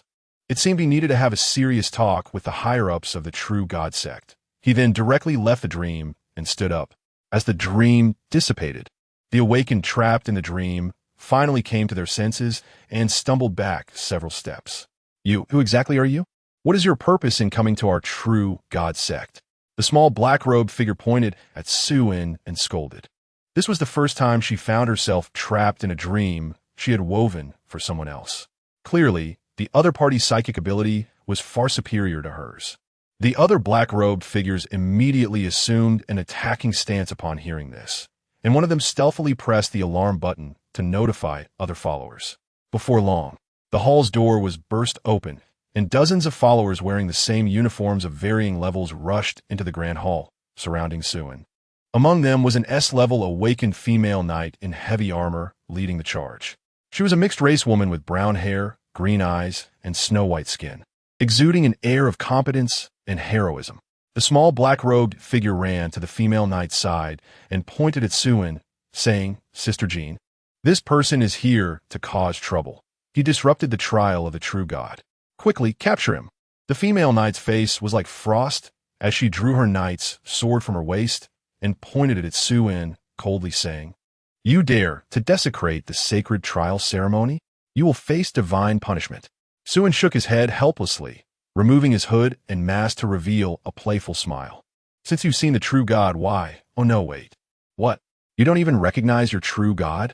Chapter 94: The Origin of the True God Church. After seeing Suin's appearance, the followers were initially stunned, then they all knelt down in unison. "It is truly the great true God. The true God has descended. Supreme true God, your devoted servants are willing to offer you their loyalty. We pay our respects to the supreme true God." The female knight also knelt down, her gaze towards Suin filled with fervor and excitement. Although Suin was the true God worshipped by the True God Church, he had never made an appearance before. This was the first time. Seeing everyone kneeling and bowing, Suin waved his hand. "All right, get up. Call your person in charge here." He still couldn't understand what the True God Church was really about, so he decided to directly talk to the person in charge of the church. If they wanted to use his name to swindle people, that was fine too. They still had to pay for protection, right? Soon, the group of followers was dismissed, leaving only the female knight and 2 other individuals in black robes. A short while later, a middle-aged couple hurriedly ran in. Upon seeing Suin, they immediately knelt down. The middle-aged man, with tears streaming down his face, said, "Great true God, you have finally come to see us." Suin. He felt that the man looked somewhat familiar, as if he had seen him somewhere, but he couldn't recall where. The man patted his own face. "You don't remember me? I'm Egoism. Oh, it seems you don't even know my name. Back when the apocalypse just started, I wanted my wife to, do something with you." As the middle-aged man spoke, he pulled over the small black-robed person, revealing a delicate doll-like face. This is my daughter, Xian. You even gave her a big cake. Don't you remember? Upon hearing this, Suin finally recalled. This family of 3 was indeed the one he encountered at a small survivor camp on his way to Sinner Island during the early days of the apocalypse. The man was trying to solicit customers for his wife at that time. It was from this girl that he replicated the A-level ability Dream Maker. To thank them, he had left some supplies behind. I remember now. I didn't expect you all to still be alive. The day after he returned from Sinner Island, the flocks of crows and bats gradually increased, lasting for over half a month. That period was also the hardest time for the survivors, with half of them dying under the crows. He didn't expect this family of 3 to survive without any losses. Seeing that Suin remembered them, the middle-aged man laughed. We owe it all to the supplies you left for us and your advice. Otherwise, our family would have died long ago. On the day you left, we followed your suggestion and immediately hid in a cellar with my wife and child. The next day, the swarm of crows swept through the entire camp for over half a month. Thanks to the supplies you left behind, we were able to survive and were the only 3 left in that small camp. This true God church was created by you? The man nodded and then shook his head. Here's what happened. The man then recounted the whole story. After their family emerged from the cellar, they began to wander around. Because of Suin's hints, they learned that their daughter was an awakened, able to control others' dreams. Thus, they relied on their daughter's abilities to make a living in various survivor camps, creating beautiful dreams for others in exchange for food, until they encountered a small cult called the True God Church. This cult was a small church that swindled people under the guise of the true God. Its leader was a fortune teller draped in a white sheet, who deceived followers into joining the True God Church, offering food to the true God and praying for guidance to escape the apocalypse, while she pocketed the offerings and squandered them, moving from one camp to the next after deceiving each one. Xian immediately recognized the image of the true God and realized that this person had helped their family avoid the crows. Then, he made up his mind and brought his wife and daughter to join the True God Church and had his daughter use her powers to make the fortune teller disappear. They declared that their family of 3 were the chosen ones sent by the true God to uphold the doctrine. At first, he just didn't want to see the fortune teller using the image of their benefactor to swindle people, wanting to destroy the True God Church. But as he took control of the church, new ideas began to emerge. Instead of wandering around with his family, it would be better to develop and strengthen the foundation of the True God Church. Not only would they have a secure life, but they could also build their own influence. And when they encountered their benefactor in the future, they would have the means to repay their kindness. They also rescued a very beautiful female slave from the old fortune teller. This female slave was captured by the fortune teller. With her exceptional looks and being of mixed heritage, she could fetch a high price in those large adventure groups. Unfortunately, before the old fortune teller had a chance to sell her, Xian killed her in a dream. The rescued female slave naturally became a member of the new True God Church. To put it simply, this family of 3 was truly fortunate. Just 3 days after rescuing this female slave, she unexpectedly awakened her powers and became an awakened. Moreover, she possessed the top-tier S-level combat ability angelic transformation. This S-level awakened had long been fascinated with Western mythological stories before the apocalypse, deeply influenced, and believed wholeheartedly in their family's identity as divine messengers, convinced that the true God was guiding her destiny. Her awakening was seen as guidance from the true God, and strengthening the True God Church became her mission, a test from the true God. She even discarded her real name and took on the name Saint Joan of Arc, signifying her embarkment on a campaign in the name of God to cleanse the chaotic world. Joan of Arc was truly dedicated to the development of the True God Church. With the presence of this S-level awakened, the church grew rapidly, quickly expanding into a congregation of hundreds of followers. However, due to the dream trial set by the True God Church, it was difficult for some insincere people to join. In a short time, the development of the True God Church came to a standstill. After all, Suin had not yet appeared in the public eye, and his reputation was rather average. Most who joined did so seeking protection based on Joan of Arc's S-level status. It wasn't until Suin confronted the 100 Alliance and single-handedly defeated them that he became like a deity descending to the world, gaining immense fame. The True God Church that worshipped Suin took the opportunity to expand, quickly becoming a top-tier force. The reason they didn't immediately reach out to the Eternal Life Adventure Group to find Sue and was that St. Joan of Arc firmly believed that as long as they did their part to strengthen the true God Church, the omnipotent true God would surely descend at the right moment to guide them. Chapter 95. The future of the true God sect looks promising after listening to the man's brief explanation. Suen understood the origin of the true God sect. He never expected it to be this way. When he subdued Wong Kai was being worshipped by a group of people as a divine beast, and the leader was precisely a shaman draped in a white sheet. It seems that was the initial origin of the true God sect. Looking back, the true God sect could be considered a creation born out of his unintentional influence, and it had developed smoothly along the way. Suen couldn't help but chuckle. Moreover, he noticed that the guards who rushed in earlier, as well as St. Joan, and even this family of 3, all had a 100 approval rating for him. What was this? Brainwashing oneself? For Suen, this could be considered a good thing. At the very least, he no longer had to worry about lacking subject for experiments, having skills detached from zombies. Subsequently, Suen entered a spacious room decorated extravagantly. There was a goose feather carpet, a clean and soft large bed, neatly trimmed greenery, and the walls were adorned with his portraits. This was a specially prepared residence for him, the most confidential and sacred place in the true God sect. Even the sanitation was personally cleaned by St. Joan every day. Sometimes St. Joan would often sit with her knees hugged, leaning against the door, daydreaming for a whole night, seemingly waiting for the true God to descend and bestow her with a mission. Just as Joan had hoped, Suen truly arrived. This room, which had never been inhabited before, finally welcomed its long-awaited master. Not just Joan, the entire true God sect was stirred into a frenzy due to Suen's arrival. Most of the believers had only seen Suen's portrait and heard of his deeds, but very few had seen him in person, most only having glimpsed him from afar.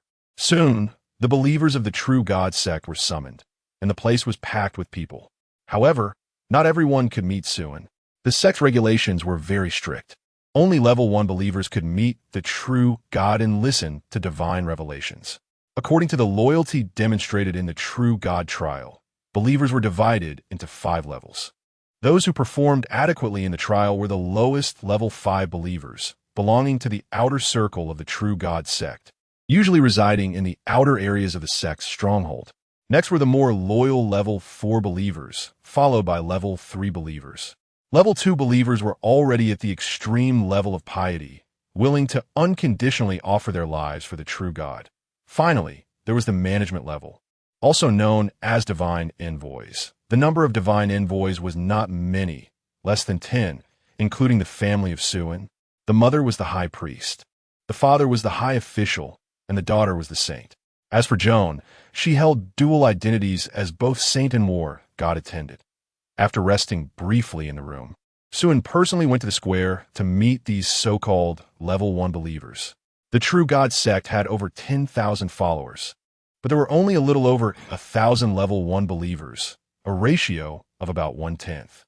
There were men and women, young and old, and as they looked up at Sue and standing on the platform, their eyes were filled with fervor. It's really the true God. This is my first time seeing the true God. Is the true God here to guide us? Many believers were so moved that tears filled their eyes, kneeling down, hands clasped in front of their chests, forming the prayer gesture invented by the true God sect. Suen leaned down to take a look and found that most of these level 1 believers were ordinary people, with very few awakeners. It made sense when he thought about it. Awakeners were mostly people with power. Even in the apocalypse, they had the ability to survive. And to some extent, they had a bit of pride. However, ordinary people were different. They were the true powerless ones. In chaotic times, they could only go with the flow, and even getting a meal was extremely difficult. Therefore, these people were even more devout. They longed for peace and protection, hoping to gain powerful abilities like St. Joan. At the same time, Suen couldn't help but view the doctrine of the true God sect with new eyes. They only had true God as their belief. Once you joined the sect, you became family. As long as you contributed labor, you would receive corresponding rewards. Even the weakest child, as long as they held faith and did their best, had hope for survival here. However, this meant that the material accumulation of the true God sect was not very rich. The treatment for the upper management was the worst among all factions, even worse than that of some small and medium-sized adventure groups. In exchange, the majority of ordinary people received just enough food to survive. They might not be able to fill their stomachs, but they wouldn't starve to death. However, with the increasing proficiency in exploring the laboratory area, the true God sect was gradually showing signs of improvement. At least the lives of the believers were being sustained. Suen glanced at the smiling family of Chu Lao San nearby. It had to be said that this management model was unique in the entire apocalypse. Without his name, it would have been impossible to maintain. But if these people survived the second apocalypse, they would become a force not to be ignored.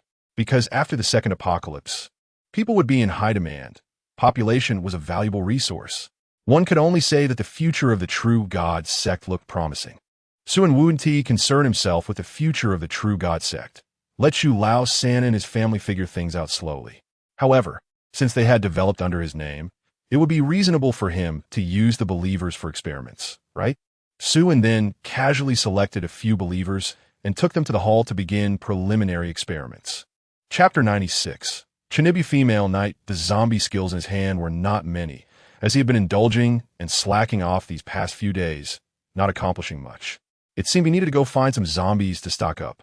The selected followers were all level 1 believers with 100 favorability, 3 women and 2 men. The 5 of them appeared somewhat flattered by Suen's attention, kneeling on the ground awaiting the divine revelation. Suen first gifted one of the female believers a rending skill from a witch to see if there were any changes or if she could sense any supernatural abilities. With excitement, the female believer followed Suen's instructions to feel the changes in her body. I felt it. I also have supernatural powers now, she exclaimed, standing up excitedly, her hands waving as blood red, sharp claws sprouted from her fingertips, identical to a witch's claws. Suen retrieved a large log from a spatial area and threw it on the ground, commanding, "Try out the power." Yes, the female believer complied, scratching at the log with her claws. The sharp claws immediately sliced the log, which was as thick as a person's embrace, into several pieces, leaving the cut surfaces very smooth. "Can the claws retract?" Suen asked. "Yes," she replied, retracting her claws back into her flesh, disappearing from sight. Suen nodded in satisfaction, indicating that the rending skill was indeed functional. Next, he tried the skill Frenzy, which he had obtained from a tank when he returned to the old base in the city a few days ago. He gifted Frenzy to a male believer. The moment the skill was activated, the believer's eyes turned red, veins bulging, and he fell into a state of rage. His bodily functions surged several times over in an instant, his body expanding by half, and his strength significantly increasing. However, the drawbacks were also evident. Activating the Frenzy skill made his personality extremely irritable, showing great battle intent even in front of Suen, the true God. Fortunately, he was still able to restrain himself and did not descend into madness, resembling a simplified version of endless fury. The aftereffects remained unknown, but for now, he could control it freely. Suen continued to experiment with several skills, all of which were within acceptable limits. However, these skills were all collected casually while passing through the city, so their quality was average, and the power exhibited by the users was quite limited.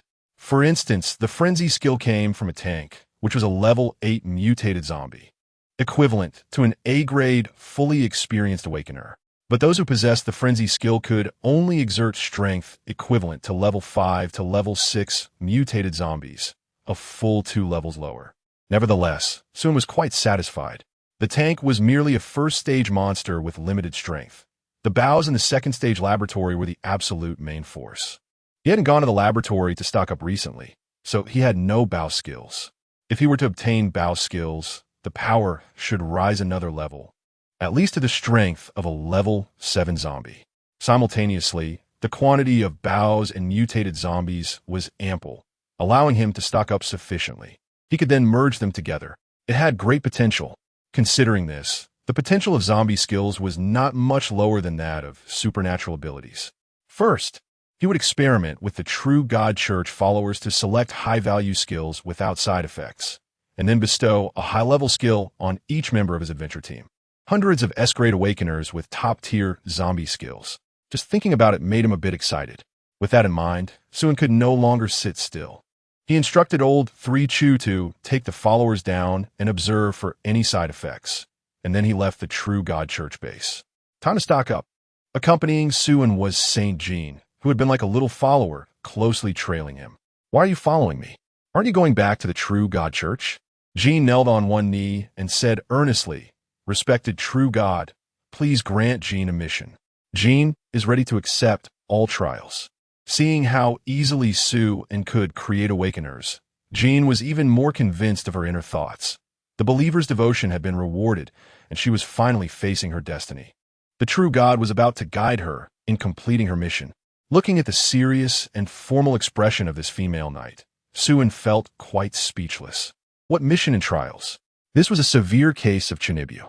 He could only cough a couple of times to lower his voice and try to cooperate with her performance. Suin was also a second-rate fool after all. "Jean, do you know that the path you are about to tread is filled with slaughter and blood? Have you thought this through?" Jean took a deep breath, her azure eyes filled with determination. "Great true God, Jean is fully prepared." Suin feigned a look of satisfaction. "As expected of the person I chose. I have been watching your performance, Jean. You are my most proud believer." Saying this, Suin took out an alloy battle blade from his spatial area, transforming it into the appearance of a knight's sword, and placed it on her shoulder. "In the name of the true God, I bestow upon my most loyal knight, Saint Jean, the title of War God's Servant. I grant her humility, honor, sacrifice, bravery, compassion, spirit, honesty, justice, and virtue. She will fear no darkness, fear no strong enemies. Courage and valor will always accompany her." Suin felt that he had scored full marks for this impromptu speech. Hearing Suin's words, Jean trembled with excitement and hurriedly responded, "I swear to treat the weak kindly. I swear to bravely resist violence. I swear to fight against all wrongs. I swear to battle for the defenseless. I swear to help anyone who seeks my aid. I swear not to harm any woman. I swear to assist my brother knights. I swear to treat my friends sincerely. I swear to love unconditionally until death." Jean recited her oath of knighthood with great proficiency, indicating that she had practiced extensively in private. In this round of Chinibu clash, Suin had lost. "Ahem, that's enough. Go, follow the guidance of your heart, and embark on your path." Jean paused for a moment and hurriedly asked compassionate true God, "Please tell the ignorant Jean what to do next." Suin rolled his eyes helplessly. "Who should I ask if you ask me?" He waved his hand casually to dismiss her. "Even if I don't say it, you should understand. If you don't understand, saying it won't help. If you understand, you'll naturally know. My beloved knight, you are special, and the answer is already in your heart, isn't it? Just follow your heart." After saying this, Suin slipped away. He couldn't stand Jean, a Chinibu patient, any longer. Watching the direction Suin disappeared, Jean's heart began to race violently as she murmured, "I am special. The true God said I am special." Chapter 97, The Correct Way to Open a Laboratory After Leaving the True God Cult. Suin immediately plunged into the laboratory area. Now, a large part of the outer low-level laboratories had been conquered, and ordinary people could be seen everywhere. At this time, it was quite a friendly period for the survivors. Zombies wouldn't come out of the city, and the bows in the laboratory wouldn't come out either. The scattered mutated creatures outside had long been cleared by adventure teams exploring deeper into the laboratories. As long as they didn't recklessly invade the laboratories, it was still very safe. Survivors could completely rely on the human sea tactics, cooperating with each other to conquer the low-level laboratories. Teams led by those with equipment and experience could easily kill a zombie, open a treasure chest, and then run away, only to go back in and kill another. Repeating this, they could conquer a low-level laboratory in just a few days. Moreover, low-level treasure chests were more abundant than high-level ones. The equipment might be a bit inferior, but the nutrient solution was guaranteed. For 99 of people, conquering laboratories was all about this stuff. Body enhancement potions could be considered a lucky bonus. It was normal not to get rich. A survivor even opened a virus immunity serum from a silver treasure chest, which caused quite a stir in the trading market and was ultimately traded for 500 pounds of food plus a management position by a large adventure team. Suin didn't waste time in the outer low-level laboratories, but headed deeper instead. Almost no bows would respawn in the low-level laboratories. Lick-eaters and raging zombies were the ceiling. His goal today was just those high-level bows. After walking for about 40 minutes into the depths, Suin finally stopped. The area he was in consisted mostly of laboratories with a safety rating of around 3, and he could hardly see any survivors nearby. He randomly picked a laboratory with a safety rating of 3 and dove right in. With his current combat power, entering these safety rating 3 laboratories was easier than going to kindergarten. Large adventure teams needed 2 to 3 days to conquer them, but he only needed less than 20 minutes.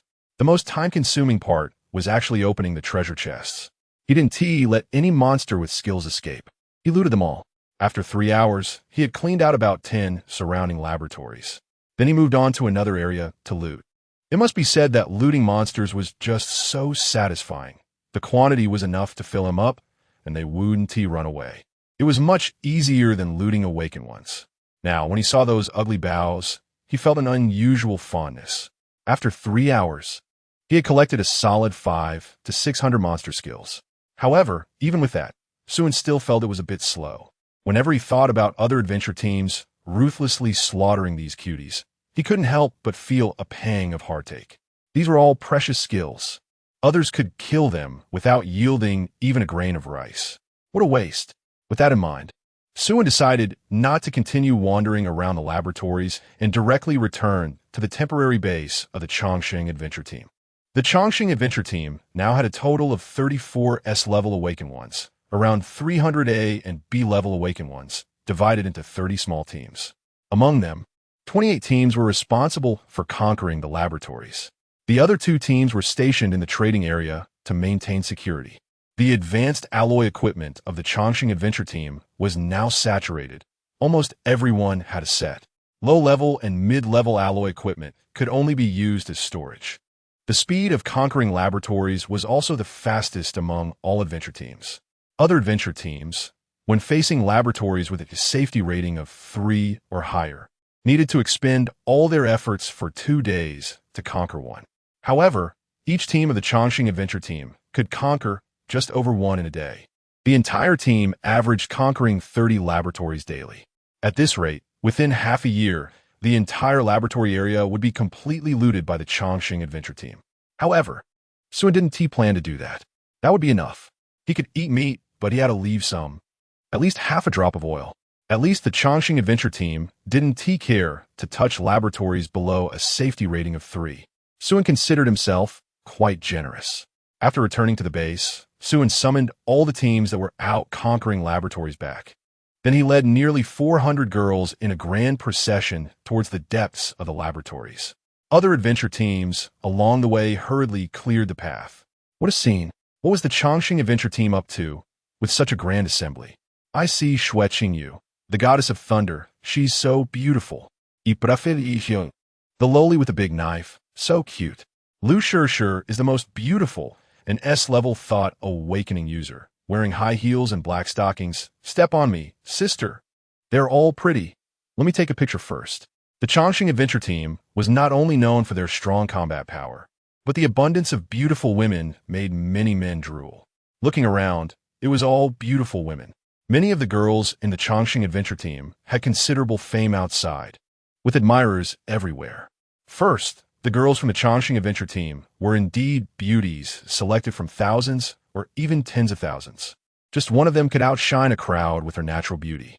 Second, the treatment of the Chongqing Adventure Team was extraordinary. The girls wore new clothes and pants, and those with leisure time could even wear light makeup. They ate balanced nutrition, all looking rosy and healthy, in stark contrast to other survivors who looked like ragged refugees with sallow complexions. One couldn't say there was a huge difference. It was more like comparing heaven and earth, as if they were from 2 different worlds. In such a stark contrast, not feeling inferior was already a testament to one's resilience, making it easy to say that any girl from the Chongqing Adventure Team was seen as an unattainable fairy by outsiders. As for the evaluation of the team leader Suin, they all called him the 4th disaster. What more could be said? There was no evaluation. He had already transcended humanity. Seeing the large-scale gathering of the Chongqing adventure team, more and more adventure teams gathered around, waiting to watch the excitement. Not to mention the hundreds of eye-catching fairies. Just the terrifying lineup of around 30 S-level awakened ones was enough to captivate attention. A beautiful and powerful female army was worth looking at again and again. After receiving the news, Li Bing from the Black Rose also brought her team to join in the fun. Based on her understanding of Suin, he was definitely going to make some big moves. Upon arriving at a high-level laboratory area, Suin gave the order for all 28 teams to stand in front of 28 laboratory doors simultaneously. However, instead of starting the conquest immediately, they stood at the door waiting for Suin's next instructions. Suin jumped down from Wang Kai's back, stretching his joints. Conquering laboratories alone was too slow. He spent 90 of his time opening treasure chests. He wanted to rush in alone and take out all the monsters inside, leaving the treasure chests for his team members to open slowly. This was the correct way to open a laboratory. Chapter 98. Li Bing's guess is too crazy. Since it was the first time acting with Suin, the girls of the Chongqing adventure team were equally excited. They all straightened their backs, fully energized, wanting to perform well in front of Suin. If they happened to catch the team leader's eye and got whisked into the office, they could immediately get promoted and receive a raise. Suin waved at a girl with long legs and black stockings. The girl quickly jogged to Suin and bent down to greet him. Team leader. This girl is Lu Shi, one of the 8 S-level awakeners that Suin initially promoted. Her status in the team is only second to high-ranking members like Xue Qingyu and Li Xiaoyu, making her a direct subordinate of Su and with much better treatment than other team members. At the same time, these 8 girls are also among the top in terms of looks and figure in the adventure team. As Suin's personal guards, they pay great attention to their attire and daily skin and body care, gradually becoming the face of the Chongqing adventure team. Thus, these 8 personal guards have gained considerable fame in the outside world, with countless fans. Lu Shi has a mature, dominatrix style, especially her long and well-proportioned, beautiful legs that provoke endless fantasies. Many people fantasize daily about being stepped on a few times by Lu Shi's high heels. Lu Shi is intelligent, meticulous, and very personable. She usually helps Xue Qingyu and seems to have a subtle trend towards rising in management. So I took out a mechanical watch and threw it to Lu Shi. When I go in later, help me keep track of the time and see how long I spend from entering to exiting. Okay, team leader. Lu Shi smiled and nodded, her eyes already brimming with anticipation. Suin planned to use all his strength to conquer a laboratory with a safety factor of 4 and see how much time it would take. Having a specific time as a reference would also help arrange the team members to enter in an orderly manner to open treasure chests and transport supplies. Otherwise, no matter how fast he conquered, if the team members hadn't planned their time in advance, it would lead to chaos and slow down the progress. After Suin finished speaking, he walked toward the laboratory door. Several S-level abilities were unleashed, causing the ground to tremble and sink into a pit about 4 to 5 meters wide and half a meter deep. The massive elemental power of the abilities intertwined, creating waves of psychic energy, with the roaring sounds of abilities colliding, echoing endlessly. At the same time, Suin also activated the infinite growth skill he obtained from Wang Kai. He noticed that Wang Kai had been growing nonstop over the past few days, with its level rising from 15 to 17. This growth rate had surpassed all current zombies and mutated creatures. Moreover, there were no adverse effects, likely due to infinite growth. This skill was inherited by Wang Kai from the Goddess of Night. As a disaster-level creature, the Goddess of Night had the potential to destroy a civilization, so her skills were naturally exceptional. To be honest, Suin's growth and abilities had started to slow down, as the number of abilities gradually increased. The growth in combat power shifted from multiplication to addition, with significant dilution issues for combat power within the same attribute. To dramatically increase his strength in a short time, he needed to add a new multiplication zone for combat power. It's clear that the skills of zombies and mutated creatures represented this new multiplication zone. If used correctly, it could lead to a qualitative change in strength. Thinking of this, Suin pushed off the ground with 1 foot and charged directly at the laboratory door. In a speed as fast as lightning, he created a deafening sonic boom. The tightly closed metal door was directly smashed through, causing the entire laboratory to tremble. The surrounding members of the adventure team couldn't help but shiver in unison. Suin unleashed dozens of S-level abilities simultaneously, and the destructive power was incredibly shocking. Even the strongest S-level awakeners couldn't help but feel horrified. This is the power of the fourth disaster, so frightening that one could fear that a mere touch would lead to their demise. It has been said that he is the fourth disaster, and he's no longer human. Didn't you see how the true God sect worships him as a deity? TCH, what god or ghost? He's just an awakener with many abilities, just like us. Shoo, keep your voice down.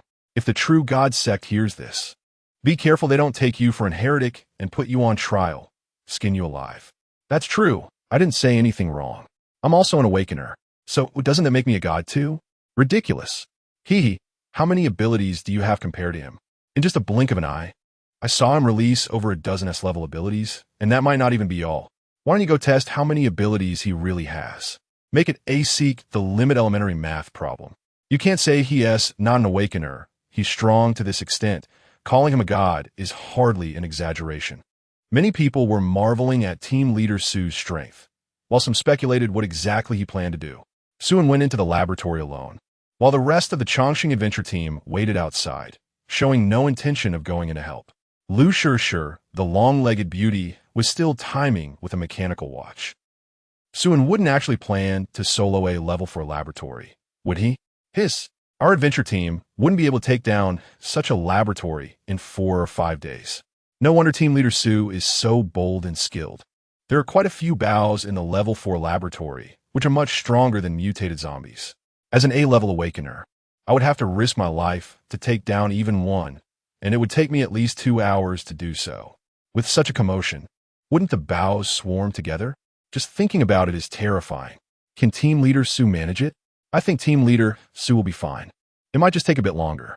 At most, it should take 7 or 8 hours to conquer this laboratory. Impossible. It would take at least 10 hours. Do you think a level 4 laboratory is a marketplace you can just stroll through? Human effort has its limits. The crowd expressed their opinions, and other large adventure teams were also discussing among themselves. Bailey team leader, I heard you know team leader Su. You should have a better understanding of his strength than we do. How long do you think it will take him? Bailey Bing shook her head slightly. She wasn't very clear about Su and specific strength.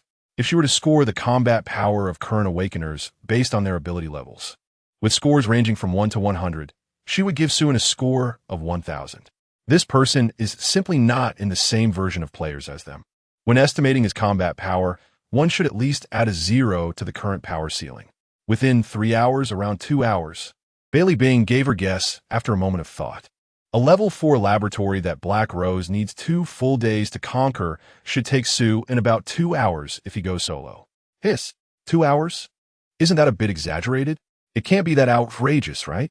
The adventure team leaders collectively gasped. Bailey Bing didn't elaborate further. She was naturally a person of few words. She just had her subordinates take out a clock to time. Bailey Bing had a faint sense of absurdity. She felt that Suin could conquer the level 4 laboratory in an hour and a half. But this guess was too crazy. Even she couldn't believe it. Chapter 99. Oh no, I've become a future warrior.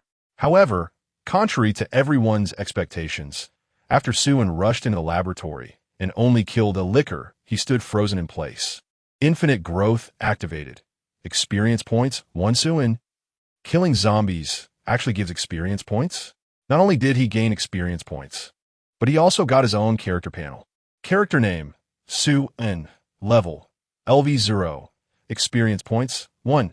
Estimated wealth, 380 million, including human resources, territory, and abilities, Plunder God level, Civilization Guardian God level, Lightning Control, S Sandstone Master, S Wide Area Space, S Dream Master, S Mind Control, S Burning God Corruption, S Brilliant Body, S Titan's Power, S Eternal Moment, S Burning Bone Flame, S Super Energy Storage, S Crazy Growth, S Raging Tide, S Teleportation, S God Speed, S Revitalizing.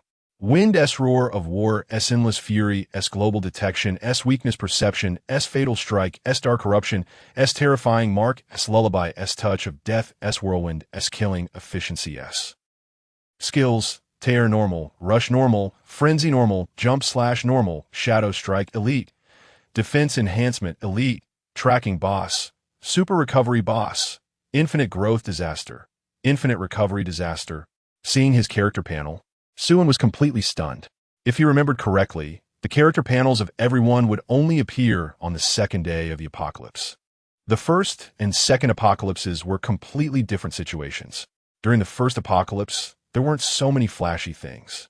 It was a hellish start, with zombies rampant, and the only goal was to survive. Killing zombies yielded no benefits? None. Want a mutation package? Survivors chased zombies to kill them and get loot? Wrong. It was the zombies chasing people to kill them, dropping fresh meat. If it weren't for digging for supplies to survive, only a fool would provoke zombies. The only ways to improve combat power were to increase ability proficiency and use the alloy equipment produced in a laboratory. Just surviving to the next apocalypse was considered a success. It was only in the second apocalypse that the situation of survivors would completely change. At that time, regardless of whether you were an awakener or not, you could increase your character level by killing monsters. Each level up would double the initial combat power, with a maximum level of 10. This meant that even if you were an ordinary person, just leveling up to 10 would multiply your combat power by 10, giving you decent combat ability, not much worse than the current awakened ones. As for the awakened, their abilities would also increase tenfold. An A-level awakener at level 10 would be stronger than the current S-level awakeners from the first apocalypse. Once killing monsters had positive rewards. Survivors would actively provoke monsters instead of avoiding zombies, as they did now. But the problem was, that was a matter for the second apocalypse. What did it have to do with the first apocalypse? He was clearly still in the first apocalypse, but half a foot had already stepped into the second apocalypse, quickly ahead of others by a large portion of the apocalypse version, while everyone else was avoiding the overwhelming number of zombies. He could already gain a large amount of positive feedback by killing monsters, getting skills, and grinding experience. Oh no, I'd become a future warrior. Fortunately, he wouldn't get banned. A moment of cheating was exhilarating, and continued cheating would be even more enjoyable.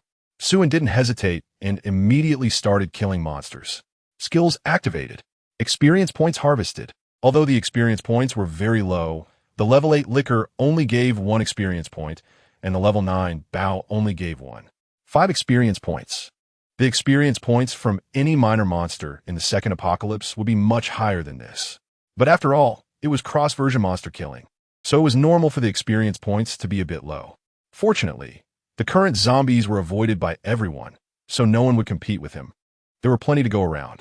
Not to mention the massive number of bows in the laboratory area, there were still millions of zombies in the city, enough for him to kill.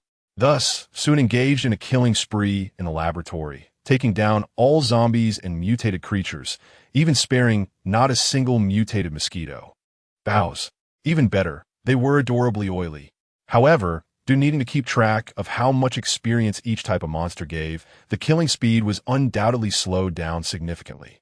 After crawling for more than half an hour, close to 40 minutes, he barely completed the conquest of the laboratory. Suin kicked a hole in the wall of the top floor of the laboratory. Ignoring the 40 to 50 meter drop, he jumped down. His body smashed into the ground like a cannonball, creating a large pit. Seeing Suin emerge, a crowd of onlookers gaped. How long had he been inside? He just came out. Could it be that he had already conquered this laboratory? Impossible. This was a level 4 laboratory with hundreds of rooms. Even a quick run around would take at least an hour, not to mention killing those mutated monsters. Could it be that he came out to catch his breath and would continue later? That made sense. From a distance, Bailey Bing trembled slightly when she saw Suin come out. Suin jumped down from the top floor of the laboratory, which meant the laboratory had already been conquered. 40 minutes. He had conquered a level 4 laboratory in just 40 minutes. This was several times shorter than her earlier estimate of an hour and a half. She couldn't help but wonder if Suin just wanted to take a look and then came out. On the other side, Suin had already reached Lu Shirshir's side, casually asking how long it took. Lu Shirshir's excited little face turned red. 37 minutes and 25 seconds. This was a level 4 laboratory. The captain had conquered it in just over half an hour. What an astonishing feat. As the captain's belongings, she felt genuine excitement and pride. Glory shared is glory multiplied. The other girls smiled joyfully, clearly delighted. Truly their master, invincible. About 40 minutes time, Suin calculated in his heart. Most of the time was spent recording the experience points from the monsters, wasting too much time. If he did it again, he should be able to shorten the time by several times, keeping it under 10 minutes without issue. With the conquest time parameter set, the next step was to collect the time parameter for resources. Suin waved at Lu Sure, I've cleared out the zombies inside. You take a small team in a search for supplies. Gather as quickly as you can. Yes. Lu Sure immediately led a small team into the laboratory. Suin then took out a mechanical watch to time it. You've worked hard, master. Sit down and rest for a bit. The little maid, Chi Chiao, obediently brought over a stool for Suin to sit and rest. She took the mechanical watch and looked at the time. Chapter 100. Solo rush? No. It's a race after a long time. Lu Sure finally led the team members out of the laboratory, everyone carrying large and small bags of supplies, returning with their arms full. At this moment, the crowd of onlookers finally realized what had happened. It turned out that Suin had indeed conquered a level 4 laboratory in just half an hour. The members of the Eternal Life Adventure Group had gone in directly to transport supplies. How else could they come out so quickly? This is outrageous. Completely ridiculous. My God, I was scared out of my wits. Half an hour to conquer a level 4 laboratory. Fourth catastrophe. This is the fourth catastrophe. Suin ignored the exclamations around him. Too slow. Way too slow. The speed of collecting supplies was too slow. Due to the lack of space abilities, a team had to collect supplies, open treasure chests, and transport them out. Back and forth, it took over an hour. Moreover, he had to conquer the laboratory with these supplies. There was no time to collect them one by one into the wide area space. He had to send some people to transport them back to the base. If this continued, the speed at which the team members scavenged supplies would gradually fall behind his speed in conquering the laboratory. Once the team members couldn't free up their hands, the laboratory he conquered would be exposed to the other survivors.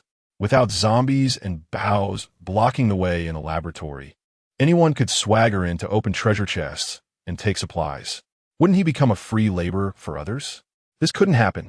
Thinking of this, Suin first instructed Li Xiaoyu to lead a team back to the base to bring over the dozen large trucks parked there, forming a transport team. Li Xiaoyu and Xiao Qiao were responsible for escorting the transport team to deliver the supplies.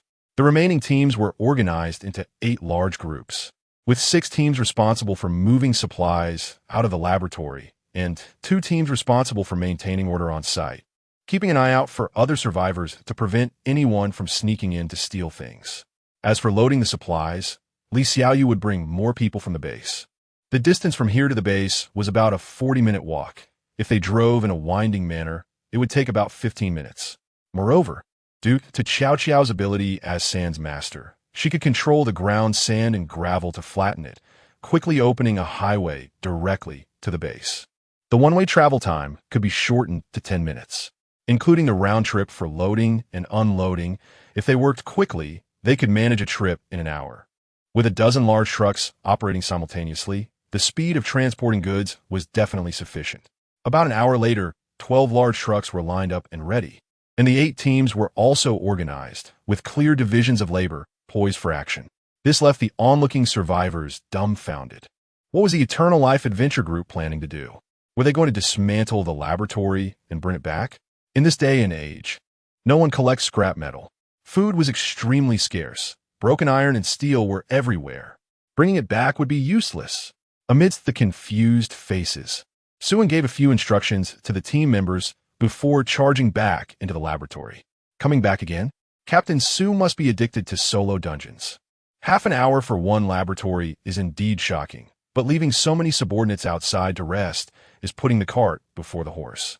If it were me, I would let everyone conquer the laboratory together.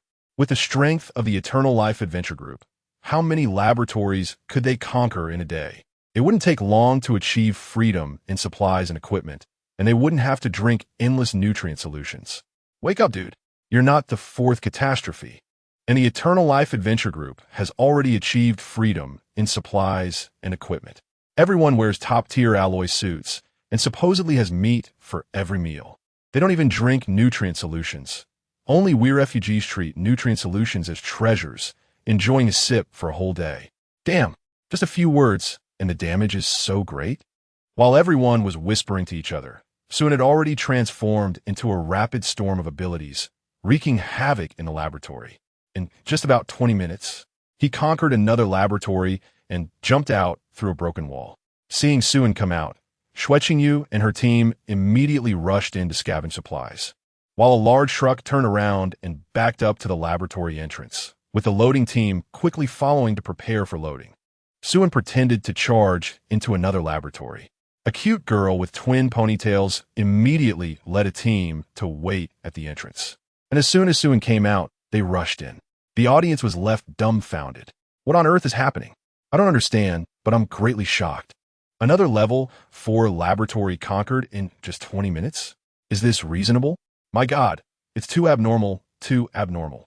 Just as people were confused, within 15 minutes, Suan broke through the wall again and headed to the next laboratory. The ponytailed girl issued a command, leading her team to rush in and quickly scavenge supplies, while another large truck also backed up to load supplies. 14.5 minutes? Everyone stood frozen in place. Terrifying, too terrifying. This guy isn't just racing, is he? For an ordinary person, entering a level 4 laboratory alone is like stepping into a grave, once in, never out. But Captain Su is directly racing. However, this was just the beginning. 12 minutes later, Suan broke through the wall again, heading to the next laboratory. 10 minutes later, he came out to switch to the next one. 10 minutes later again. 9.5. 8 minutes flat. 7 minutes. Ultimately, the time stabilized between 4 and 5 minutes. Not only ordinary people were frozen, even the leaders of those large adventure groups were stunned. Li Bing's slightly parted red lips showed a dazed expression as she murmured, "He really is racing." Chapter 101. Racing? No, it's stocking up soon. 2 hours had passed. Suan had already conquered nearly 30 laboratories of various sizes, with the lowest being level 3 and the highest being 4 level 5 laboratories, regardless of whether they were level 3 or level 5. The time taken to conquer them was not much different. One level 5 laboratory was even completed in less than 4 minutes. Suan's figure had almost transformed into a lightning bolt wrapped in a storm of supernatural abilities, leaving no mutated creatures alive in his wake. Later, when faced with 2 closely spaced laboratories, Suan simply attacked both simultaneously, weaving back and forth in a frenzy. While Suan was rapidly conquering the laboratories, the women of the Chongqing Adventure Group were busy transporting supplies. Most of the time, they didn't even have the chance to open the treasure chests and simply carried the boxes back first. Some were moving things, others were stocking up, all busy and excited. Hundreds of people strained to keep up with Suan's pace of conquest. 12 large trucks continuously transported supplies back and forth to the base, resembling a production line for materials. The onlookers were completely confused. So many high-level laboratories, so many treasure chests. The women of the Chongqing Adventure Group rushed in to grab them, encountering no danger at all. This was not an exploration of laboratories. It was a zero-cost shopping spree. The golden treasure chests and supplies were being pulled out in large quantities without stopping. At this point, people finally began to grasp the situation. Captain Su didn't seem to be racing. He was stocking up, boldly stocking up in the high-level experimental area, seeing truck after truck loaded with treasure chests and supplies. The eyes of the onlookers nearly bulged out. Each person was bloodshot with jealousy, almost ready to burst. Each truck was loaded with at least the total supplies of 1.5 high-level laboratories. These items represented a massive fortune in any large adventure group. And for small to medium-sized adventure groups, it was unthinkable. High-level laboratories were beyond their reach. Moreover, this was all obtained by the Chongqing Adventure Group without losing a single soldier or suffering any casualties. Jealousy and greed spread wildly among the crowd. Many people were already restless, contemplating whether to make a move to seize the supplies. In the face of absolute profit, human greed ignited like hay soaked in gasoline, ready to explode. If the Chongqing Adventure Group has taken all the experimental resources, what will we eat in the future? Once they've conquered everything, won't we have nothing left to explore? That's really unfair. They should at least leave us some scraps. Exactly, they should leave a few trucks for us to share. This made sense. Those who witness should share in the spoils. In this apocalypse, everyone was struggling, and especially in times like these, they should work together in hardship. The greater the ability, the greater the responsibility. Captain Sue should lead by example and set a good precedent, right? Well said. The greater the ability, the greater the responsibility. Many awakened individuals quickly responded, shouting phrases like the greater the ability, the greater the responsibility, and those who witness should share. Moreover, those daring to say such things were primarily awakened individuals, with very few ordinary people participating. 99% of ordinary people quickly distanced themselves, not wanting to get involved. For ordinary people, Sue had done them a great favor. Without him eliminating the 100 alliances, they would still be getting exploited and might have starved to death by now. They wouldn't have had the opportunity to explore laboratories so freely. 99% of ordinary people revered Sue like a deity, and the Chongqing Adventure Group under him naturally held him in immense respect. Nobody would dare to take Sue's things, even if given 1,000 chances. Who would want to risk their life? As for the excited, awakened individuals, they were blinded by greed, believing their superior status allowed them to pressure the Chongqing Adventure Group into yielding. Sue's actions of eliminating the 100 alliances for the benefit of ordinary people and his selfless establishment of trading in residential areas led many to believe he was a benevolent ruler concerned for the welfare of all. They thought that simply using public opinion could coerce him into concessions. What nonsense it was to say that once the Chongqing Adventure Group has consumed all the high-level laboratories, there will be nothing left for everyone else. How many adventure groups present had the capability to conquer high-level laboratories? There were hardly 2 capable adventure groups in the entire Sioux region. The crowd's agitation intensified, with many eager to try their luck, and several even crossed the red line previously drawn by the Chongqing Adventure Group. Clearly, Sue's decision to leave 2 teams to maintain order was incredibly wise. The 2 teams of the Chongqing Adventure Group immediately pounced on those who crossed the line, eliminating them. With the equipment and abilities of the Chongqing Adventure Group, these awakened individuals were no threat at all. Don't kill them all. Leave them a breath for my husband's use. Originally in charge of transportation, Li Xiaoyu shouted loudly, wielding a giant broadsword as she joined the fight. She also ordered not to kill everyone, wanting to leave some alive for Sue and when he returned. The women understood and held back. If they couldn't kill, they could disable legs and arms. In an instant, the awakened individuals were screaming in agony, begging for mercy. Blood splattered everywhere, with severed limbs visible in abundance.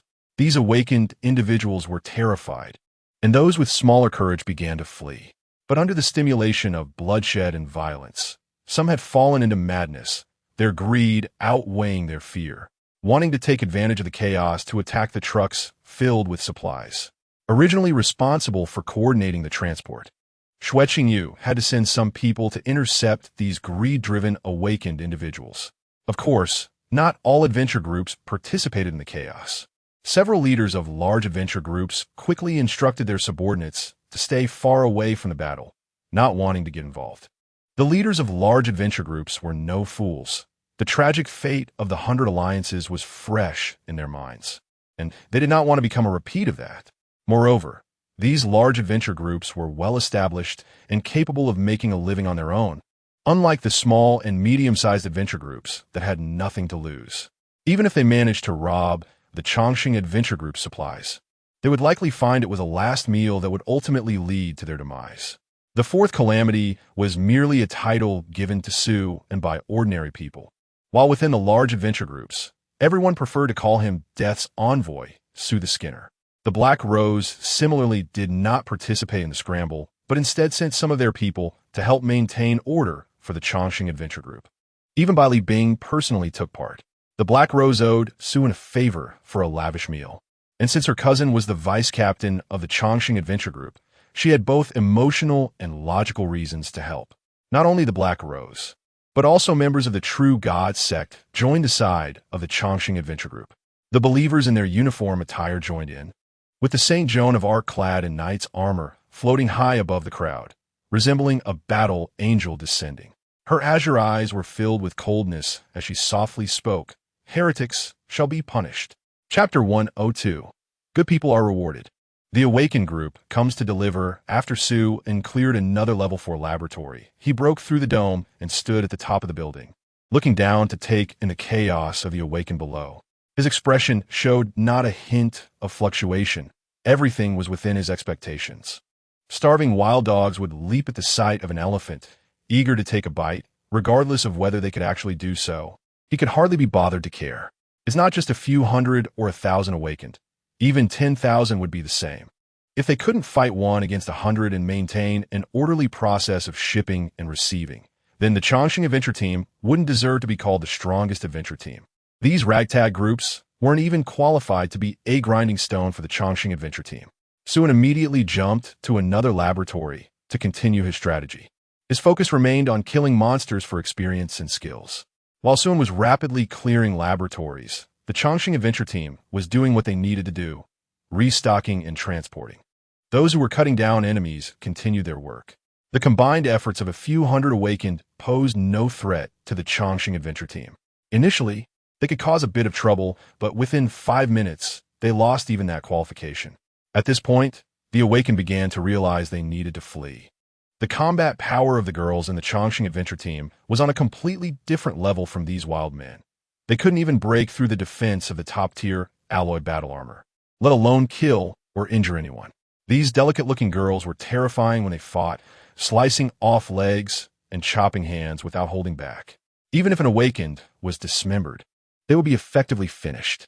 Seeing the Awakened start to escape, the girls wouldn't let them go so easily.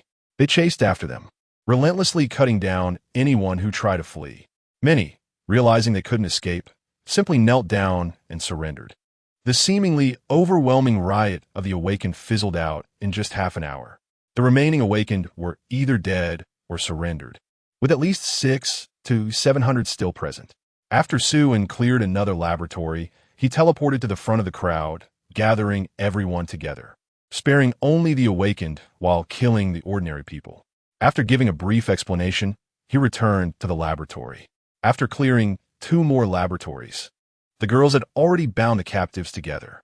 Suin teleported to stand before these prisoners. "Captain Su, please spare us. We won't dare again. We didn't take anything. We were just speaking casually. You're our leader in Su D. You can't be so petty." "Yes, Captain Su, with great power comes great responsibility. You should consider us ordinary people more. We just want to survive." "Captain Su, please don't be angry. What I'm saying is the truth. Since you have such strength, you should take on the great responsibility of saving the people. You have only a few hundred in the Chongqing Adventure Team, each with a set of top-tier alloy battle armor and plenty of supplies. Please pity us and give us some of that mid-tier and low-tier equipment. Yes, keeping in a warehouse to gather dust is too selfish. This won't win you respect. If you give it to us, that would be a great deed. Everyone would praise you as selfless and virtuous. If you don't, it would be too selfish, even if you have the courage of 1,000 men. That would be the behavior of a small-minded person, unworthy of your status." Suin raised his hand to signal for silence and smiled broadly. "Honestly, I'm really quite pleased that you all came together to deliver your heads today. During this time, the Awakened have been avoiding me like the plague. I haven't stolen abilities in a long time. I thought everyone would avoid me like a snake or scorpion. It seems my reputation is still quite good. Perhaps this is what they call good people being rewarded. I should do more good deeds in the future." As Suin spoke, he took out a nano battle knife and held it in his hand, a warm smile on his face. "Don't worry, my knife skills are exquisite. There won't be too much pain. Give me 5 minutes, and I'll try to send you all to heaven to enjoy your blessings." Hearing Suin's words, the Awakened panicked, some even crying from fear. Even those with broken arms and legs tried to endure the pain, screaming and attempting to crawl away. Suin quickly raised his hand to stop them. "Don't move, you'll bleed more. Don't worry, you're already beyond saving." Upon hearing this, the people became even more terrified, desperately trying to escape. However, in the face of teleportation, any escape attempt seemed utterly futile. Suin moved like a ghost, rampaging through the crowd and harvesting one life after another. The crowd felt like wheat being cut down, with screams and blood intertwining, roars and cries ringing out together. In less than 5 minutes, the ground in front of Suin was already piled high with corpses. A single slash took down the last awakened, and Suin casually stated a number, 718. A total of 718 awakened, which meant 718 abilities. Although the quality was generally mediocre, the quantity was sufficient to fuse many high-level abilities. The wealth value was basically negligible. Each was poorer than the last. Unfortunately, such large-scale ability harvesting would probably not happen again in the first apocalypse. The thousands of awakened in Su-D had already been halved by him, from 4,000 to 2,000. Now, with another half gone, it would soon drop to 1,000. If it continued, they would face extinction, and no one would come to deliver abilities to him anymore. Life would have to tighten its belt and endure slowly. However, what surprised Su and was that killing awakened also yielded experience points, though not much, 2 or 3 points as low as 0. 1 points. At this moment, his level had risen from the initial LV0 to the current LV2, with the experience bar increasing to 12. 68, his strength had doubled, and the power of his abilities had also doubled. The character level and combat power new multiplication zone was indeed so outrageous. However, the level growth was incredibly slow. He had to clear dozens of high-level laboratories and deal with hundreds of awakened just to reach level 2. Moreover, the experience required for leveling up increased with each level. From level 0 to 1, only 1,000 experience points were needed. From level 1 to 2, it required 2,000 points. From level 2 to 3, it was 4,000 points. From level 3 to 4, it was 8,000 points. From level 4 to 5, it was 16,000. From level 5 to 6, it was 32,000, and so on. To advance from level 9 to 10, a whopping 512,000 experience points were needed. Each high-level bow only provided 2 experience points. He would need to kill 250,006 of them. Without eating or sleeping, if he killed one every minute, it would take him over half a year. The second phase of the first apocalypse lasted less than half a year. He simply did not have enough time to slowly grind for experience. Reaching level 10 was out of the question. Reaching level 6 or 7 still had some hope. The difficulty of cross-version upgrades was truly enormous. In the second apocalypse, even a little scorpion could yield dozens of experience points. Being a future warrior was no easy task. Chapter 103, The Struggles and Nurturing of Chives. Cakes and dreams. After dealing with these awakened ones, Suin planned to continue raiding the laboratories. However, because his speed was simply too fast, the girls could only barely keep up with his pace. As a result, it was impossible to ensure that every laboratory was thoroughly looted, managing to collect about 90 of the resources, leaving about 10 behind. Suin decided to directly hand over these incomplete laboratories to the True God Cult and Black Rose. There is no need to say much about the Black Rose. Although the True God Cult isn't a direct, subordinate force of his, it's not much different. They're considered half-allies. Moreover, the True God Cult is also his experimental field, so it's reasonable to give them some benefits. It's better to gift them than to let other survivors take advantage of it for free. Upon learning that Suin had given them the leftover resources from the laboratories, the True God Cult and Black Rose were overjoyed. Although they were merely picking up the trash that the Everlasting Adventure Group didn't want, it was still a substantial fortune. The combined resources left in dozens of laboratories amounted to at least the equivalent of 3 to 4 complete high-level laboratories worth of materials. They would spend all their effort for 2 days to take down one, incurring considerable casualties and resource consumption. After conquering a high-level laboratory, they couldn't immediately continue attacking the next one. They needed several days of recovery time. For large adventure groups, conquering high-level laboratories was equally challenging. However, now they could effortlessly collect resources from several high-level laboratories. How could that not be enticing? After expressing their immense gratitude, the True God Cult and Black Rose immediately dispatched people to scavenge the laboratories. The large adventure groups that had been watching were left dumbfounded. Is this really possible? They wished they had also helped suppress the uprising earlier. Because they hadn't participated in the riot, they were indeed on the sidelines.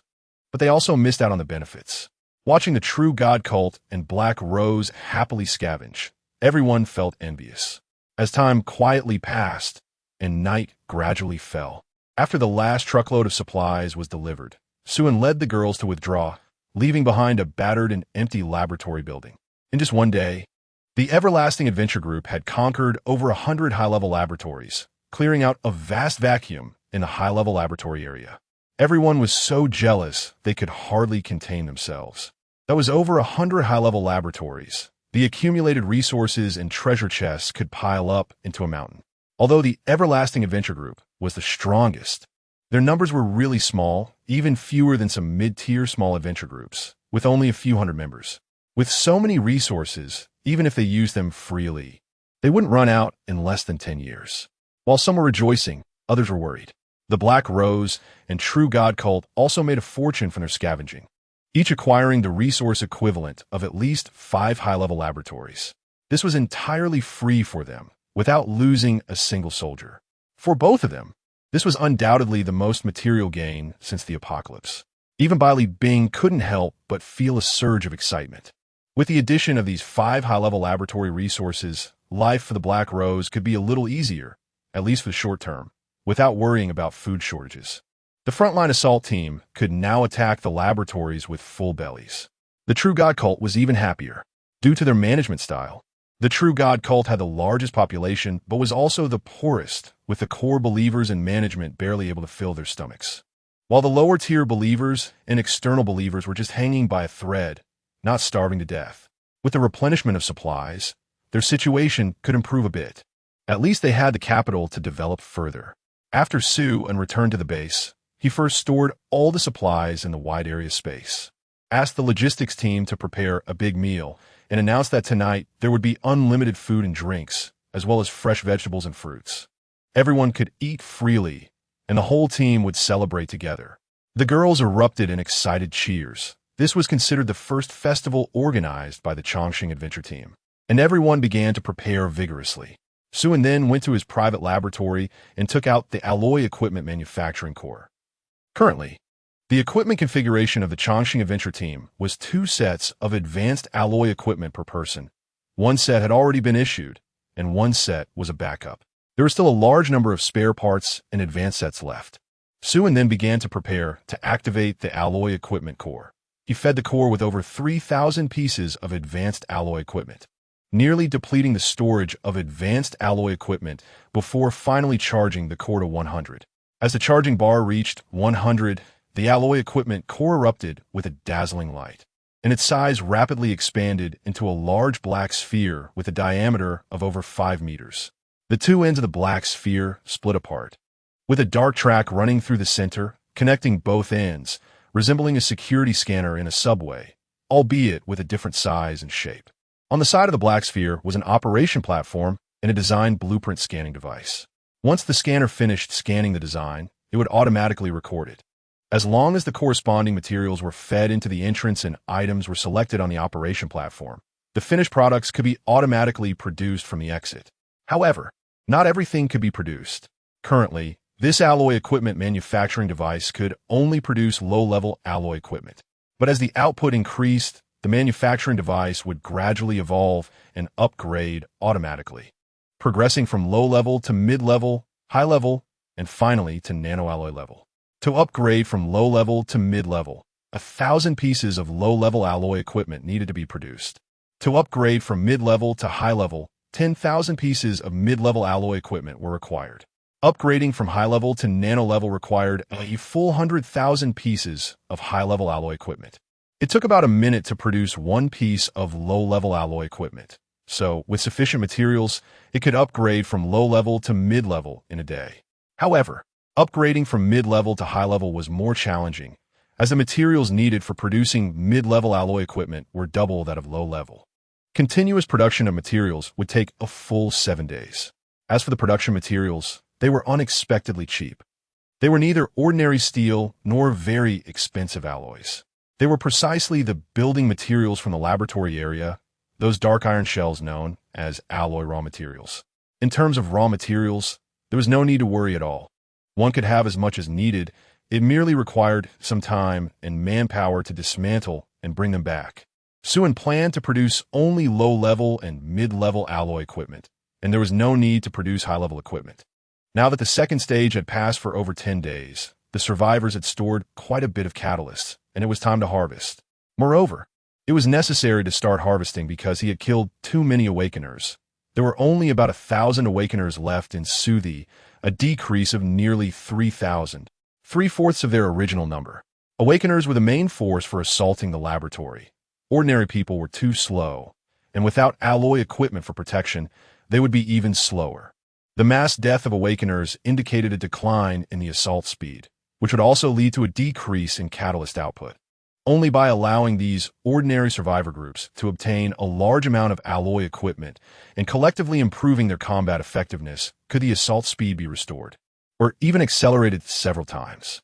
The best approach was to let the survivors use the catalysts they had to buy low-level alloy equipment. For those who couldn't afford it, they could pay a down payment, with the rest paid in installments.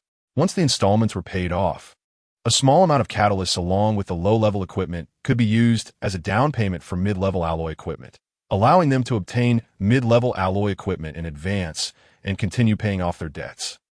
The price had to be high enough that most people could only afford the down payment for low-level alloy equipment. In reality, the price of the down payment had already exceeded the value of the equipment itself, while the remaining installments were actually the total value of the mid-level alloy equipment that had not yet been received. Once they obtained the mid-level equipment, the installments they paid were actually money for high-level equipment. With the support of alloy equipment, the survivors would naturally go to the assault laboratory diligently, continuously producing catalysts. They wouldn't even need to be asked to deliver them willingly while paying their installments, eagerly anticipating the day when they could exchange for even higher-level alloy equipment after paying off their debts. The chives would always strive towards the sun, rushing upwards when they saw a glimmer of hope. In reality, every time they grew, they would be cut down again. No matter how much they grew, they could never reach the coveted sun. Theoretically, as long as they worked hard enough, gradually paying off the installments to exchange for higher-level equipment and continuing to repay their debts, they would one day be able to trade with Sue and for the top-tier alloy equipment. Unfortunately, this was impossible. The end of the world would not grant them that much time. What seemed like a pie was, in fact, just a dream. Chapter 104. Taking a break for a festival. Short words and long feelings to confess to the whole team. Soothed and did not rush to produce the Metal Gear, but instead left the Metal Gear manufacturing